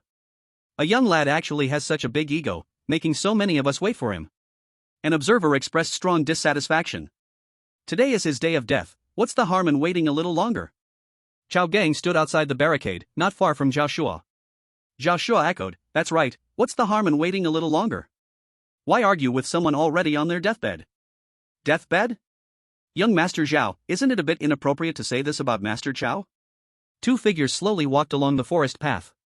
When Fu Yao's car could only go up to Lutang Villa, and they had to walk the rest of the way, which caused a delay. Jiang Yu walked along, and all eyes were on him. When Fu Yao, the stunning beauty, was the first to look a little dimmed. Jiang Yu saw Zhao Zhizhong and his son, Chao Gang, Wei Xiao and his disciples, and also Han Tianming and his sister. He wasn't surprised to see these people there. However, there was one person who surprised him, that was Wu Liang, who he had met once and accused him of being underhanded. Wu Liang squinted, whispering to the person beside him. Jiang Yu gave him another look. The person beside Wu Liang looked young, not seeming like his boss. Beside the young man, there was a girl around 16 or 17, with 2 ponytails, her gaze wandering carelessly over Jiang Yu. Wu Liang, is he the one who injured you that day? The girl raised her eyebrows and asked, her words showing no respect. Wu Liang, looking quite awkward, weakly said, I didn't expect him to use underhanded tricks. The young man said, but he doesn't seem like that kind of lowly person. Wu Liang sighed, you can't judge a book by its cover. Miss, you should be careful if you deal with him in the future. The girl rolled her eyes, is there such a thing as lowly martial arts? As long as it can kill the enemy, that's good martial arts, I actually quite admire him. Wu Liang laughed, you crazy girl have something in common with him, after the duel, you can talk to him. The girl rolled her eyes again, you think he still has a chance to live? Today, everyone present knows in their hearts that this is a battle of life and death, one that will determine both victory and defeat as well as life and death. In Tianyun City, many betting markets have opened up to gamble on the outcome of this match, with Jiang Yu's odds reaching 10-1. It is obvious that almost no one thinks Jiang Yu can survive. Jiang Yu makes his way through the crowd, and as he passes by Han Tianming and his sister, Han Tianming merely gives a soft grunt, indifferent to Jiang Yu's fate. Only Han Xiong cheers him on, you must win. Jiang Yu nods, his gaze resolute. He must win, no one can afford to lose in this match. Chao Gang and Zhao Shua look at him with provoking expressions, especially Zhao Shua, who seems to envision Jiang Yu's death, boasting, this is the fate of those who offend me. Chao Gang glances behind Jiang Yu, mocking, your girlfriend didn't come? TSK TSK TSK. I thought she liked you so much, it seems like you're just a backup. Backup? He's not even a spare tire, just a jack, haha. Chao Gang and Zhao Shua sing in unison, their smiles filled with sarcasm. Jiang Yu ignores them entirely. As he walks past Wu Liang's face changes slightly, feeling embarrassed just thinking about when Jiang Yu kicked him there. The young man looks at Jiang Yu with sharp eyes, unsure of what to think. A little girl lifts the corners of her mouth and says in a familiar manner, you are Jiang Yu, right? They all say you are sure to die, but I hope you can survive. Jiang Yu nods and says thank you. When Fu Yao stands in the crowd, watching him walk out of the woods and into the open space. Her heart is racing wildly, her hands clenched so tightly they turn white. Even before the showdown begins, her cold sweat has soaked her back. At this moment, Han Ning arrives at her aunt's courtyard outside the city, lying in the same armchair where Jiang Yu slept last night, gazing towards Lushan Mountain. Her face shows no joy or sorrow as she lies back in the armchair, slowly closing her eyes. Scenes flashed through her mind, from meeting Jiang Yu to drinking at the bar, then to the awkward moments in the hotel, the underground fighting arena, and the birthday banquet. She once thought she hated Jiang Yu, but after those images passed by, she surprisingly revealed a slight smile. Mountain winds blow gently, and Master Chow stands elegantly. You finally showed up. I thought you were afraid to die, and wouldn't dare to come. It's rare to have a master like Chow seeking me for a match. I could not wish for anything more. Jiang Yu stands opposite Chow Bin, their eyes already locked in a fierce clash. Chow Bin smirks coldly. A match? Do you think today's duel is just a simple spar? You injured my disciple and insulted my sect. Today I will wash away this shame with your blood. Outside the warning line, Wei Xiao knits his brows and instantly looks at Sun Yu. Sun Yu has sought out Chow Bin, which he already knows, but he does not know what Sun Yu told Chow Bin. Jiang Yu did injure him, but how did he insult his sect? He did not mention the name of Hangwu sect from beginning to end. Sun Yu's gaze flickers, not daring to meet Wei Xiao's eyes. Wei Xiao questions, are you lying? Sun Yu stutters, Master, I did this for you in the martial arts school. If he doesn't die, our school will never be able to hold our heads up high. Nonsense. Wei Xiao scolds fiercely, I have practiced martial arts for decades, always upright and never maliciously belittling others. If I lose, it's because I am not as skilled. If my senior brother wants to challenge him, I have no right to interfere, but you cannot fabricate lies in my name. Master, I will settle this with you when I get back. Sun Yu is drenched in cold sweat, greatly frightened. The disciples of Tianqing Martial Arts School all know what kind of person Wei Xiao is. However, the showdown has already stirred up turmoil in the entire city, and it's too late for Wei Xiao to stop it. As for the phrase insult my sect, Jiang Yu treats it as if he hasn't heard it at all. It is said that one can always find a reason to accuse. He also has no intention of explaining anything.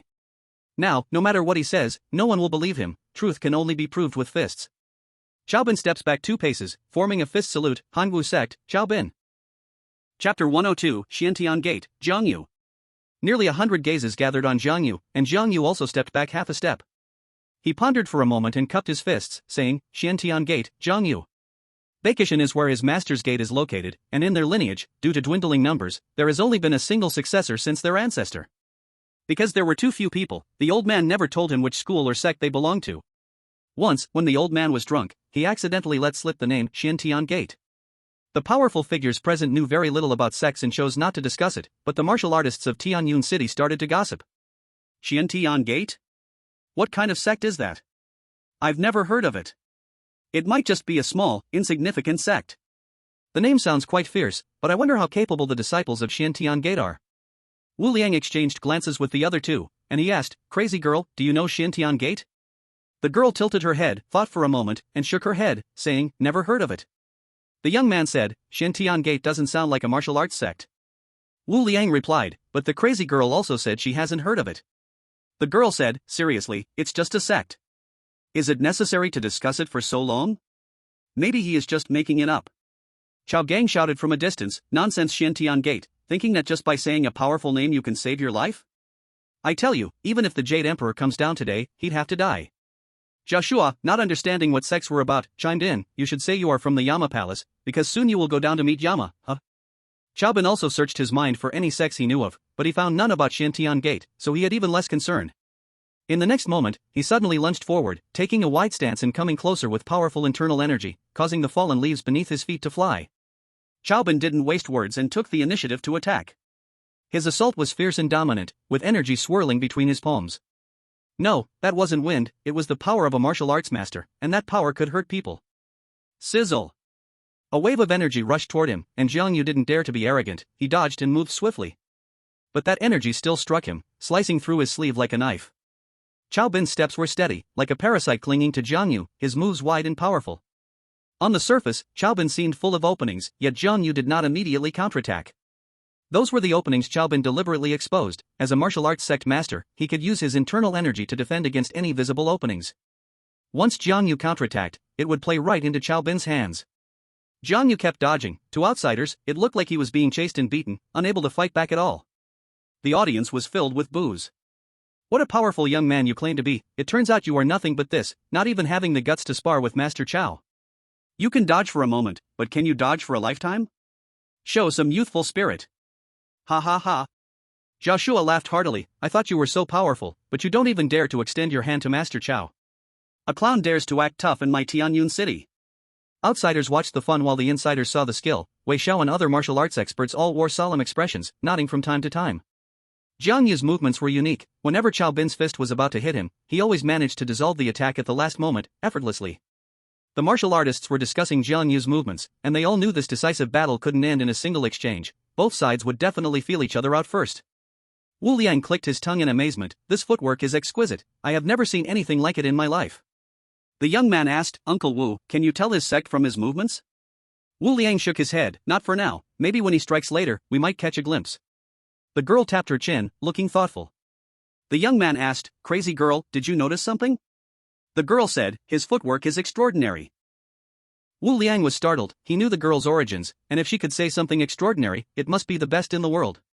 The young man was also quite surprised. Could it be that he has the same background as you? The girl smiled mischievously. If that's the case, that Master Qiao is in for some trouble. Not far away, Qiao Gang heard someone say that Master Qiao was in trouble and immediately became furious. He pointed at the girl's nose and shouted, Little brat, if you keep talking nonsense, do you believe I'll tear your mouth apart? The girl's expression darkened, and she angrily replied, Try pointing at me again. I already pointed, and you think you can scare me?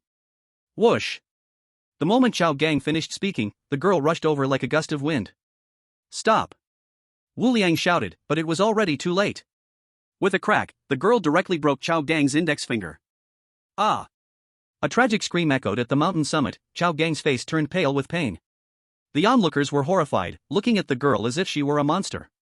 Wu Liang looked helpless, while the young man sighed, Let her be, if we could stop her, she wouldn't be called a crazy girl.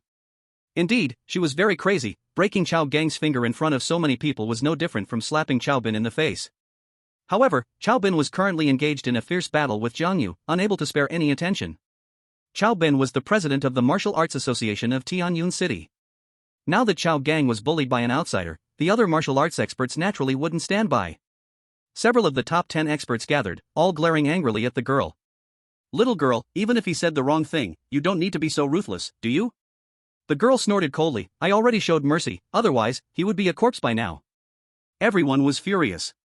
Young and yet so resentful, which family raised such an uncultured girl? I'm uncultured? The girl pointed at a martial arts expert, say one more word if you dare. This line felt a bit familiar. The girl's sharp gaze actually intimidated that martial arts expert. Seeing this, Wu Liang immediately rushed over to mediate. Everyone, I'm really sorry, this girl is young and doesn't understand the rules. I apologize on her behalf. You think just saying sorry will cover it? Please, give me some face. Give you face? Who do you think you are? I am Wu Liang. Wu Liang? The Wu Liang from the suspended sword sect in Linzhou? Several experts were shocked. In the martial world, the name of the suspended sword sect was indeed renowned. Wu Liang slightly cupped his hands, that's right. The anger of those experts instantly dissipated, and they all smiled, saying, Oh, it's Master Wu, a pleasure to meet you. Since Master Wu has stepped in, we won't pursue this matter. Qiao Gang, who was in pain and moaning, almost fainted when he heard that the experts from Tianyun City would not pursue the matter. Another beating for nothing? Chapter 103, The Pinnacle of Martial Arts. Qiao Bin also noticed the situation with Qiao Gang. His anger surged, and he couldn't help but glance at the girl. In that brief moment of distraction, Jiang Yu found an opportunity and turned defense into offense. He struck downward with one hand, unmatched in might, transforming his palm into a blade. A gust of wind surged. Qiao Bin sensed danger and reacted swiftly, pushing off the ground and leaping back 2 meters. Jiang Yu's vertical palm nearly grazed his face as it fell. That moment was indeed thrilling. Everyone held their breath for Qiao Bin, and when he avoided the attack safely, applause erupted. Good. Master Qiao is indeed amazing. Even when distracted, that kid couldn't hurt him. Shameless. Taking advantage of Master Qiao's distraction to strike, how low. Many people were condemning Jiang Yu. However, Qiao Bin felt no joy in his heart because he sensed a stinging pain on his face. He reached out to touch it and found his fingers stained with a hint of bright red blood. His face had a cut, about an inch long and not deep. But he was indeed injured. The crowd immediately erupted into chaos. How is this possible? How could Master Qiao be injured? That kid clearly didn't touch Master Qiao just now. Could it be an ambush? That guy knows hidden weapons? No way, I've been watching closely, and there were no hidden weapons flying by? The crowd was filled with confusion and doubt. Zhao Zhizhong's face was gloomy as he glanced at Han Tianming. Han Tianming had a furrowed brow, and beside him, Han Xiong was the opposite, cheering enthusiastically, Jiang Yu, well done. Among those present, there were probably very few who dared to openly support Jiang Yu like this. When Fuya was anxious, her palms sweaty with tension, her eyes were full of excitement, as if Master Chow receiving a slightly negligible injury was a huge comfort for her. A Grandmaster? I truly underestimated you. Chow Bin's gaze became sharp and more serious. Just moments ago, Jiang Yu's hands had not touched him, his facial injury was caused by Jiang Yu's internal force. The internal force injuring someone was a sign of a Grandmaster. The martial arts masters in Tianyun City were secretly astonished and horrified. They were all martial arts experts, just one step away from becoming grandmasters, so they could see the clues. A Grandmaster so young, how could it not be surprising? Master Chow waved his hands, his sleeves fluttering. The fallen leaves beneath his feet swirled rapidly, as if there were layers of airwaves. In the next moment, the fallen leaves transformed into a long snake, spinning away, a stunning sight. Many people were speechless, this scene could only be seen on television. Am I seeing things? Is there really such martial arts in the world? Master Chow is indeed amazing, deserving of the title of #1 in the world. Even the martial arts experts gasped, some exclaimed, the transformation realm. Master Chow has actually reached the transformation realm, it's incredible. The transformation realm is the peak of martial arts, that kid, even if he is a Grandmaster, will definitely lose. Chao Gang was still far from reaching the Grandmaster transformation realm, but hearing that Jiang Yu would undoubtedly lose, he immediately felt proud. My uncle is definitely powerful, not just anyone can compare. As he spoke, he deliberately glanced at the girl, hinting at something. The girl's eyes flashed with coldness. Are you talking about me? Chao Gang immediately shrank his neck and turned his head away, his fingers still hurt terribly, and he dared not provoke that crazy girl again. The long snake of fallen leaves swirled toward him, each piece as sharp as a blade, even Jiang Yu did not dare to take it head-on. He shifted his feet, sweeping left and right with extraordinary speed, almost leaving afterimages. Master Chow followed the fallen leaves, extending his right hand, and in an instant, a strong wind erupted, the attack was fierce. Countless shadows of palms appeared in the open space, tightly sealing off Jiang Yu's retreat. Cloud-covering hand. Someone shouted out, this was Master Chow's secret technique, the cloud-covering hand. Master Chow once gained fame in Tianyun with the cloud-covering hand, I haven't seen him use this move in many years. With Master Chow reaching the transformation realm, the cloud-covering hand is absolutely invincible. Even Chao Gang's eyes widened, he had never seen Chao Bin perform the cloud-covering hand.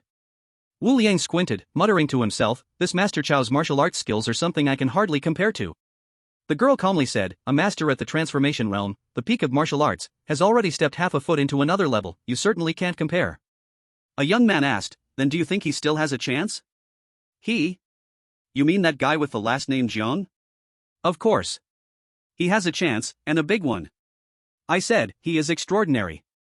As soon as the girl's voice fell, another long snake of fallen leaves shot up, thicker and larger than Chao Bin's, with even greater force. Bang! Bang! Bang! The fallen leaves collided, making a sound like metal clashing, sending sparks flying in the air. A large number of fallen leaves ignited in the air, then turned to ashes. The crowd erupted instantly. That kid can actually use Master Chow's moves. I can't believe it, that kid is actually this strong. In fact, that long snake of fallen leaves was driven by internal force, not a specific technique, similar to Jiang Yu's leaf-plucking strike. The expressions of those martial arts experts changed repeatedly. Everyone's hearts were pounding fiercely. In Tianyun City, there is actually such a young master at the transformation realm. No wonder he dares to accept Master Chow's challenge, he really has the strength of the peak of martial arts. A duel between masters of the transformation realm, a competition at the peak of martial arts, it seems this battle will be even more intense than we imagined. The masters all appeared very excited, such a duel is hard to witness in a lifetime. Jiang Yu was cornered by Chao Bin, with no way to retreat, he could only launch a counterattack. After the leaves collided violently, Jiang Yu and Master Chao also became entangled in a fierce battle. Chao Bin's cloud-blocking hand was indeed mysterious, his attacks flowed like a never-ending stream, with a momentum as overwhelming as mighty mountains, every move filled with deadly intent. After dozens of exchanges, Jiang Yu used each move to dismantle Chao Bin's offensive one by one. The insiders could see the tricks behind the moves and almost all applauded in approval. At this point, they only hoped to see a peak duel between masters of the transformation realm, having long lost any inclination towards winning or losing. Only a few were secretly anxious, thinking that Master Chao was taking too long to subdue Jiang Yu, fearing unexpected changes. In a prolonged battle, Master Chao would definitely lose. After a fierce exchange, Master Chao was already panting heavily. The little girl pouted, is he already this tired after just a few moves? I think he won't last much longer. This remark ignited Chao Gang's dissatisfaction, but he only dared to be angry without speaking. Chao Bin also understood clearly, if this continued, he would definitely lose. Because at this moment, his opponent was calm, breathing steady, as if the fierce exchange just now had not happened at all. Chapter 104, Take My Dear Blood Blade. Bang! Bang! Bang! The sounds of fists and palms colliding echoed, and Master Chow seized the timing, striking Jiang Yu's peep bone with a palm. Jiang Yu felt a surge of pain, his internal energy rolling, instantly agitated. Master Chow was unyielding, with his other hand making an arc, as if an invisible shield, resisting Jiang Yu's internal energy. Boy, you're still too young. Master Chow displayed a proud smile. He had practiced martial arts for many years and had often fought privately in his early years, with rich experience. However, Jiang Yu revealed a strange smile. Is that so? He suddenly exerted force. Chaobin dared to stick so close to him, clearly seeking his own death. His whole body's strength burst forth and abruptly leaned against Chaobin. Bang! Chaobin was sent flying like a kite with a broken string, a mouthful of blood gushing from his throat. He had still underestimated Jiang Yu's strength. Fortunately, he was a master at the transformation realm. His internal energy could protect his body, otherwise, his bones would have been shattered. Master Chow. Zhao Zhizhong was extremely worried. His confidence had vanished, replaced with anxiety on his face. Chaobin waved his hand to signal that he was fine. Although he coughed up blood, he still had the power to fight. Han Tianming's expression was indifferent, hard to tell if he was happy or worried. Speaking of which, for this decisive battle, Jiang Yu's win or loss seemed beneficial to him. If Jiang Yu lost, it would mean death, then he could rightfully reinstate the marriage with the Zhao family. If Jiang Yu won, he would definitely sit firmly on the first seat of Tianyun. With his presence, the Han family would also become immensely powerful, as a master of the transformation realm carried significant weight. Han Xiong directly cheered, "Well done, Jiang Yu, you didn't bring shame to my aunt." Even when Fuya could hardly repress her excitement. Many people were trying to help Chaobin save face. It seems Master Chow was careless, letting that young man find an opening. Master Chow, you can't hold back just because he is younger. This is a life and death battle, not a sparring match. Chao Gang shouted, "Uncle, you can't be lenient with him anymore." Not far away, the little girl sneered, "What nice words. Anyone with eyes can see your uncle is simply outmatched." You. Chao Gang gritted his teeth, but then thought of his broken finger and became intimidated. He still needs to go to the hospital for treatment, of course hoping that Chaobin can deal with the enemy quickly. Chaobin stood in place, adjusted his breath, then reached out his hand and turned to say, "Chao Gang, bring me the blood deer knife." Chao Gang was slightly taken aback, then immediately turned and ran into the woods. In less than a minute, he returned, throwing a treasured knife over. "Uncle, catch the knife." It was a tang knife, with a handle as red as blood, and a blade that was incredibly sharp, shimmering with a cold light. Chaobin caught the knife, and with a slight shake of his wrist, the treasured blade let out a faint tremor. He believed that he was not as strong as Jiang Yu and could only rely on weapons. This was also his backup plan, which is why he had Chao Gang hide the blood deer knife in the woods earlier. Ding! The blood deer knife let out a light sound, and Chaobin brandished the knife, his momentum more imposing than before. The treasured knife was incredibly sharp, dragging along the ground. When it touched the fallen leaves, they instantly split in two.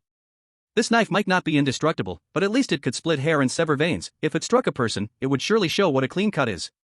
Shameless! The little girl could not bear to watch and sarcastically said, "Using a knife when you can't beat someone, is there no martial arts virtue?" Chao Gang could not hold back and retorted, "This is a fight for life and death, there's no rule against using weapons." Many people echoed, "That's right. Is it strange to see all kinds of weapons in the battle arena? Isn't knife technique also called martial arts?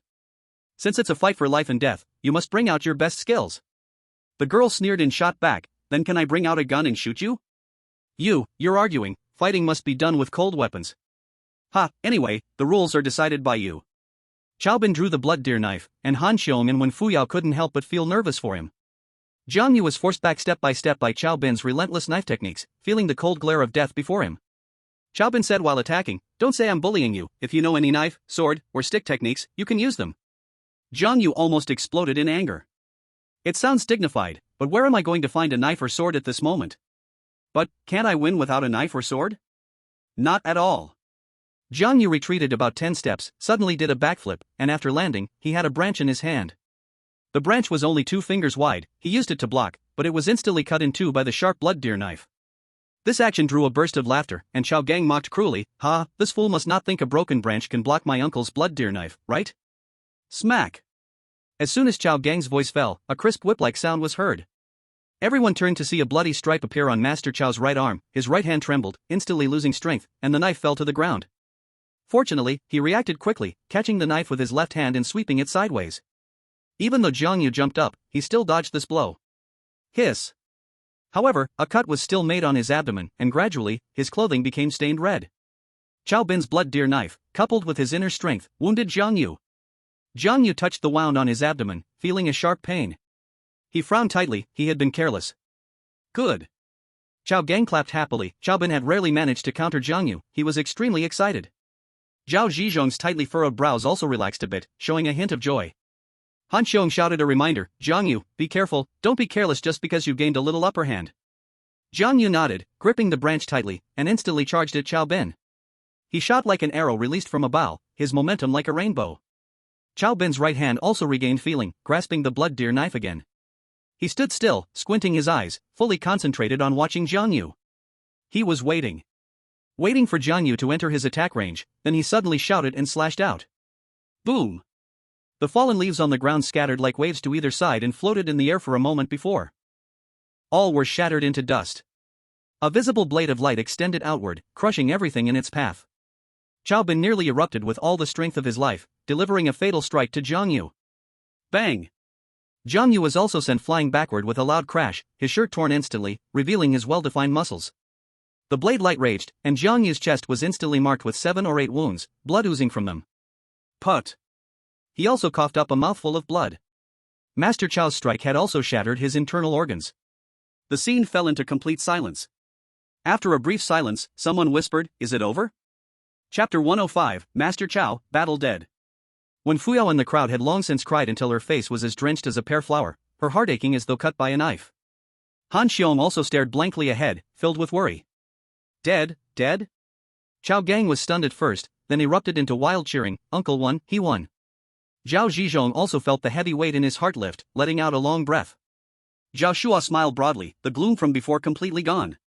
Just as everyone thought it was settled, the little girl suddenly said, "Did you all rejoice too early? You little brat, are you asking for trouble?" Chao Gang cursed angrily, all his previous frustration now pouring out. He thought the duel was over and that his uncle had time to help him, so he wasn't worried about the little girl anymore. Upon hearing this, the little girl's face darkened, muttering to herself, really no memory. In the next moment, she shot forward, striking Chao Gang, sending him flying several yards. Bang! Chao Gang slammed heavily into a large tree, spitting out a mouthful of blood. You! Chao Bin was furious, about to rush over and teach the little girl a lesson, when he heard Jiang Yu's voice from behind, "Master Chao, our duel is not over yet." Chao Bin spun around in shock, exclaiming, "You're not dead." Jiang Yu wiped the blood from the corner of his mouth, his hair a mess. Everyone was stunned. That was Master Chao's full power strike, is he really that tough? At least he's a transformation realm expert, he definitely won't die so easily. Even if he doesn't die, he probably won't have any fighting strength left. Injured, Jiang Yu made the balance of victory lean toward Chao Bin, and everyone felt he was on his last legs, just hanging on. When Fuyao's nails nearly dug into her flesh.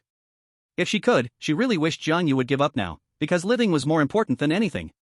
He was still young, there was no need to be obsessed with winning or losing. But when Fuyao also knew very well that this was just her wishful thinking. Now that the final battle had reached this point, one of them, either Jiang Yu or Chao Bin, would have to fall. Han Xiong also let out a breath, patting his chest and saying, "That scared me to death." Jiang Yu looked a mess, his body covered in blood. He calmly looked at Chao Bin, "Master Chao, you are indeed powerful, but to kill me, you're still a bit lacking." Chao Bin frowned tightly, speaking in a deep voice, "Stop pretending to be calm." He was confident in his strength and the power of the deer blood blade. Even facing an expert of the same realm, that last strike should have been enough to deliver a fatal blow. But unexpectedly, Jiang Yu grinned and said, "If I were at the same level as you, I might have been killed by you, but unfortunately." Before he could finish speaking, Jiang Yu leapt up, his internal energy like wind, stirring up fallen leaves into a frenzy. His toes lightly touched the flying leaves, and he shot into the air, attacking Chao Bin. This move left everyone dumbfounded. Such amazing lightness skill. He's been holding back all this time. Chao Bin's pupils suddenly dilated. That last full power strike had drained a lot of his energy, and now, he felt a surge of weakness, stumbling back. Ha! Jiang Yu let out a low shout, flipping twice in the air, then suddenly descending, slamming his palm toward Chao Bin's head. This palm carried the force to move mountains and rivers. Chao Bin hurriedly raised his blade to block, but heard a loud clang. Chao Bin's feet dug 2 inches into the ground, and the tough, sharp deer blood blade snapped in response. His treasured blade, which had accompanied him for many years, was destroyed on the spot. The onlookers all held their breath, staring in disbelief at this scene.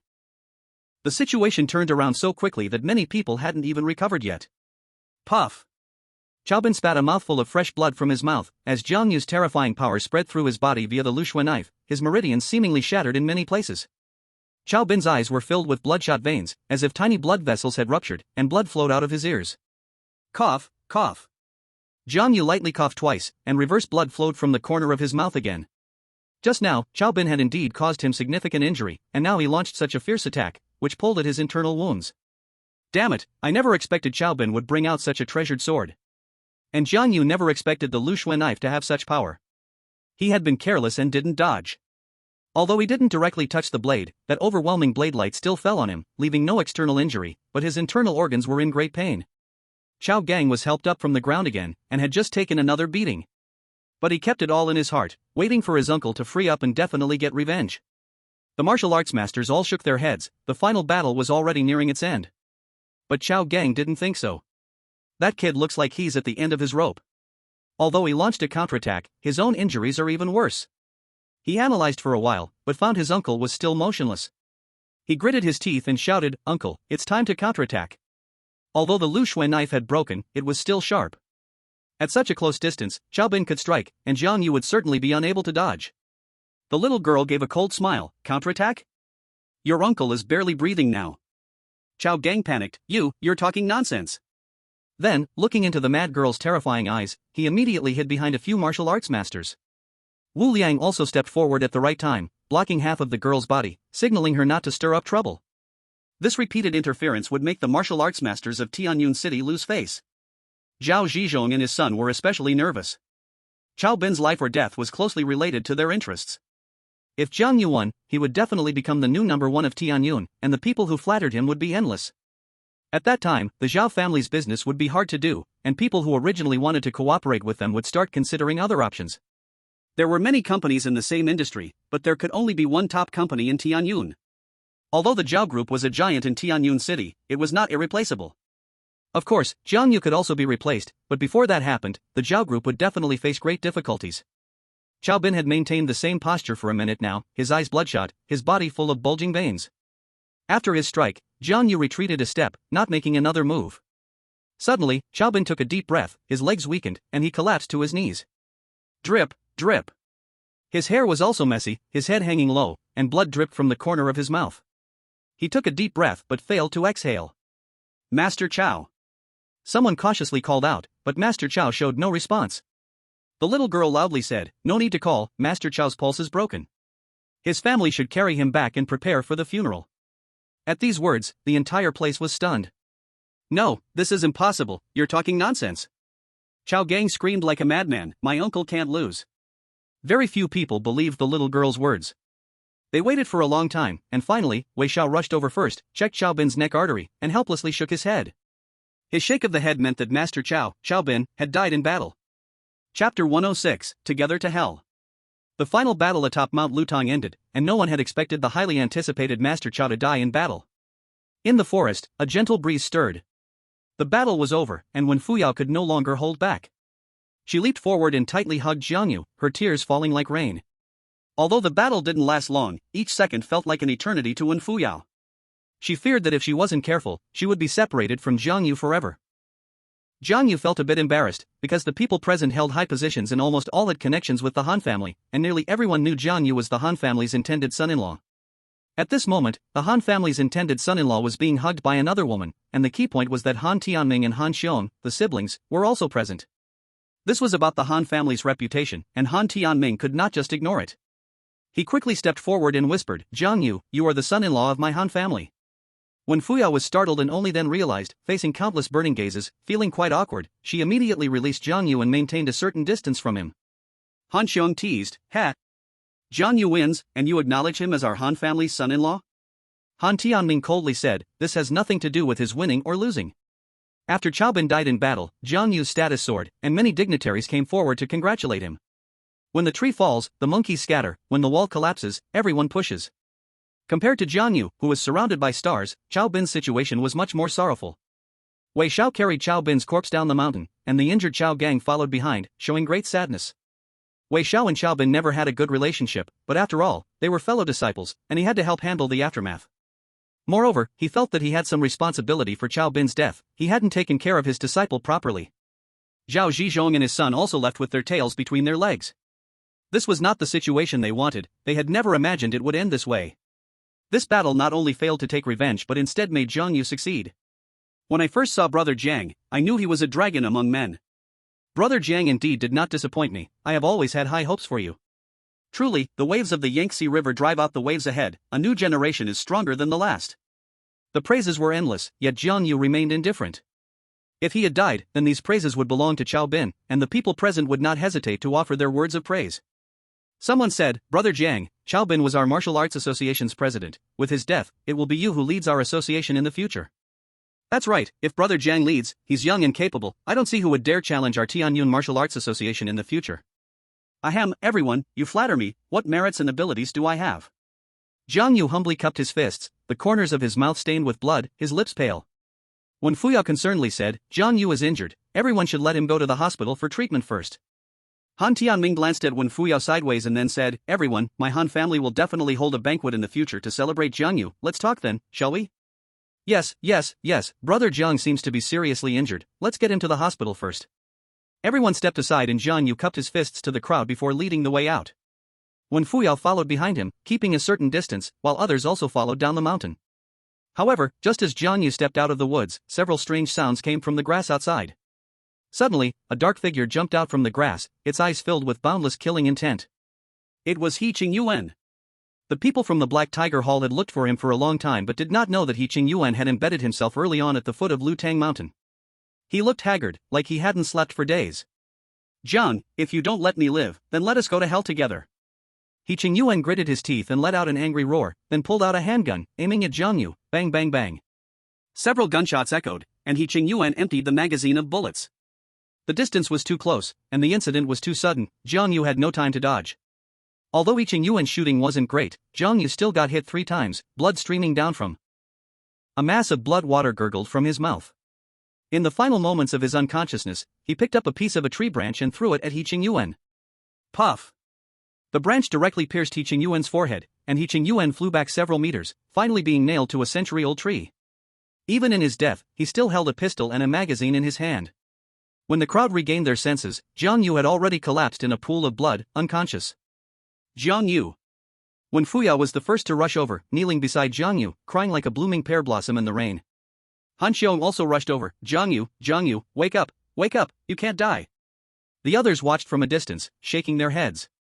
The bullet hit the heart, there's no way he can survive. Alas, such a pity, a martial arts genius like him. At the farthest end of the crowd, Wu Liang also shook his head, I was planning to get in touch with him again, but now it seems. A young man said, he was already a master at the transformation stage, with just a bit more training, he could have taken that crucial step, what a waste. The little girl hesitated for a moment, then took out a red pill from her pocket and fed it to Zhang Yu. Han Xiong exclaimed, what did you give him? The little girl replied calmly, a miraculous elixir. Han Xiong asked, can it save his life? The little girl shook her head, it can only help him hold on until he reaches the hospital. As for whether he can survive, it depends on his luck. She retreated back to Wu Liang's side, and the young man was surprised, your blood elixir is priceless, and you're giving it to him just like that? The little girl said, I think he's quite likable, I don't want him to die so soon. Wu Liang smiled, the crazy girl has a soft spot for talent, but that kid really does have potential. If he doesn't die, he could join the crazy girl's sect. The little girl said, he already said he is from Xin Tian sect, I'm not going to steal people. Wu Liang and the young man exchanged a smile. Han Tianming personally called for an ambulance. Less than 10 minutes later, the ambulance arrived at Lutang Villa, and the medical staff lifted a stretcher, taking Zhang Yu to the hospital. The surgery lasted for 3 full hours. Han Tianming and Han Xiong stood outside the operating room, with Wen Fuyao also present. Zhang Yu's life was on the line, and Han Xiong had no time to question Wen Fuyao's background. When the doctor came out of the operating room, Wen Fuyao was the first to rush up, anxiously asking, Doctor, how is he? The doctor shook his head, it's already a miracle that he survived until the hospital, we removed the bullet, but his life. I'm afraid we can't save him. You should prepare yourselves. What? When Fuyao collapsed to the ground, the world going black before her eyes. Han Xiong frantically questioned, since you've already removed the bullet, why can't you save him? The doctor said, we don't know either, the bullet hit his heart, he should have died on the spot. Perhaps his willpower was too strong, or maybe there are things he still hasn't said. Han Xiong asked, how long does he have left? The doctor shook his head, we don't know. Jiang Yu was still alive only because of the little girl's blood elixir, which kept him alive. Once the elixir was fully consumed, his life would come to an end.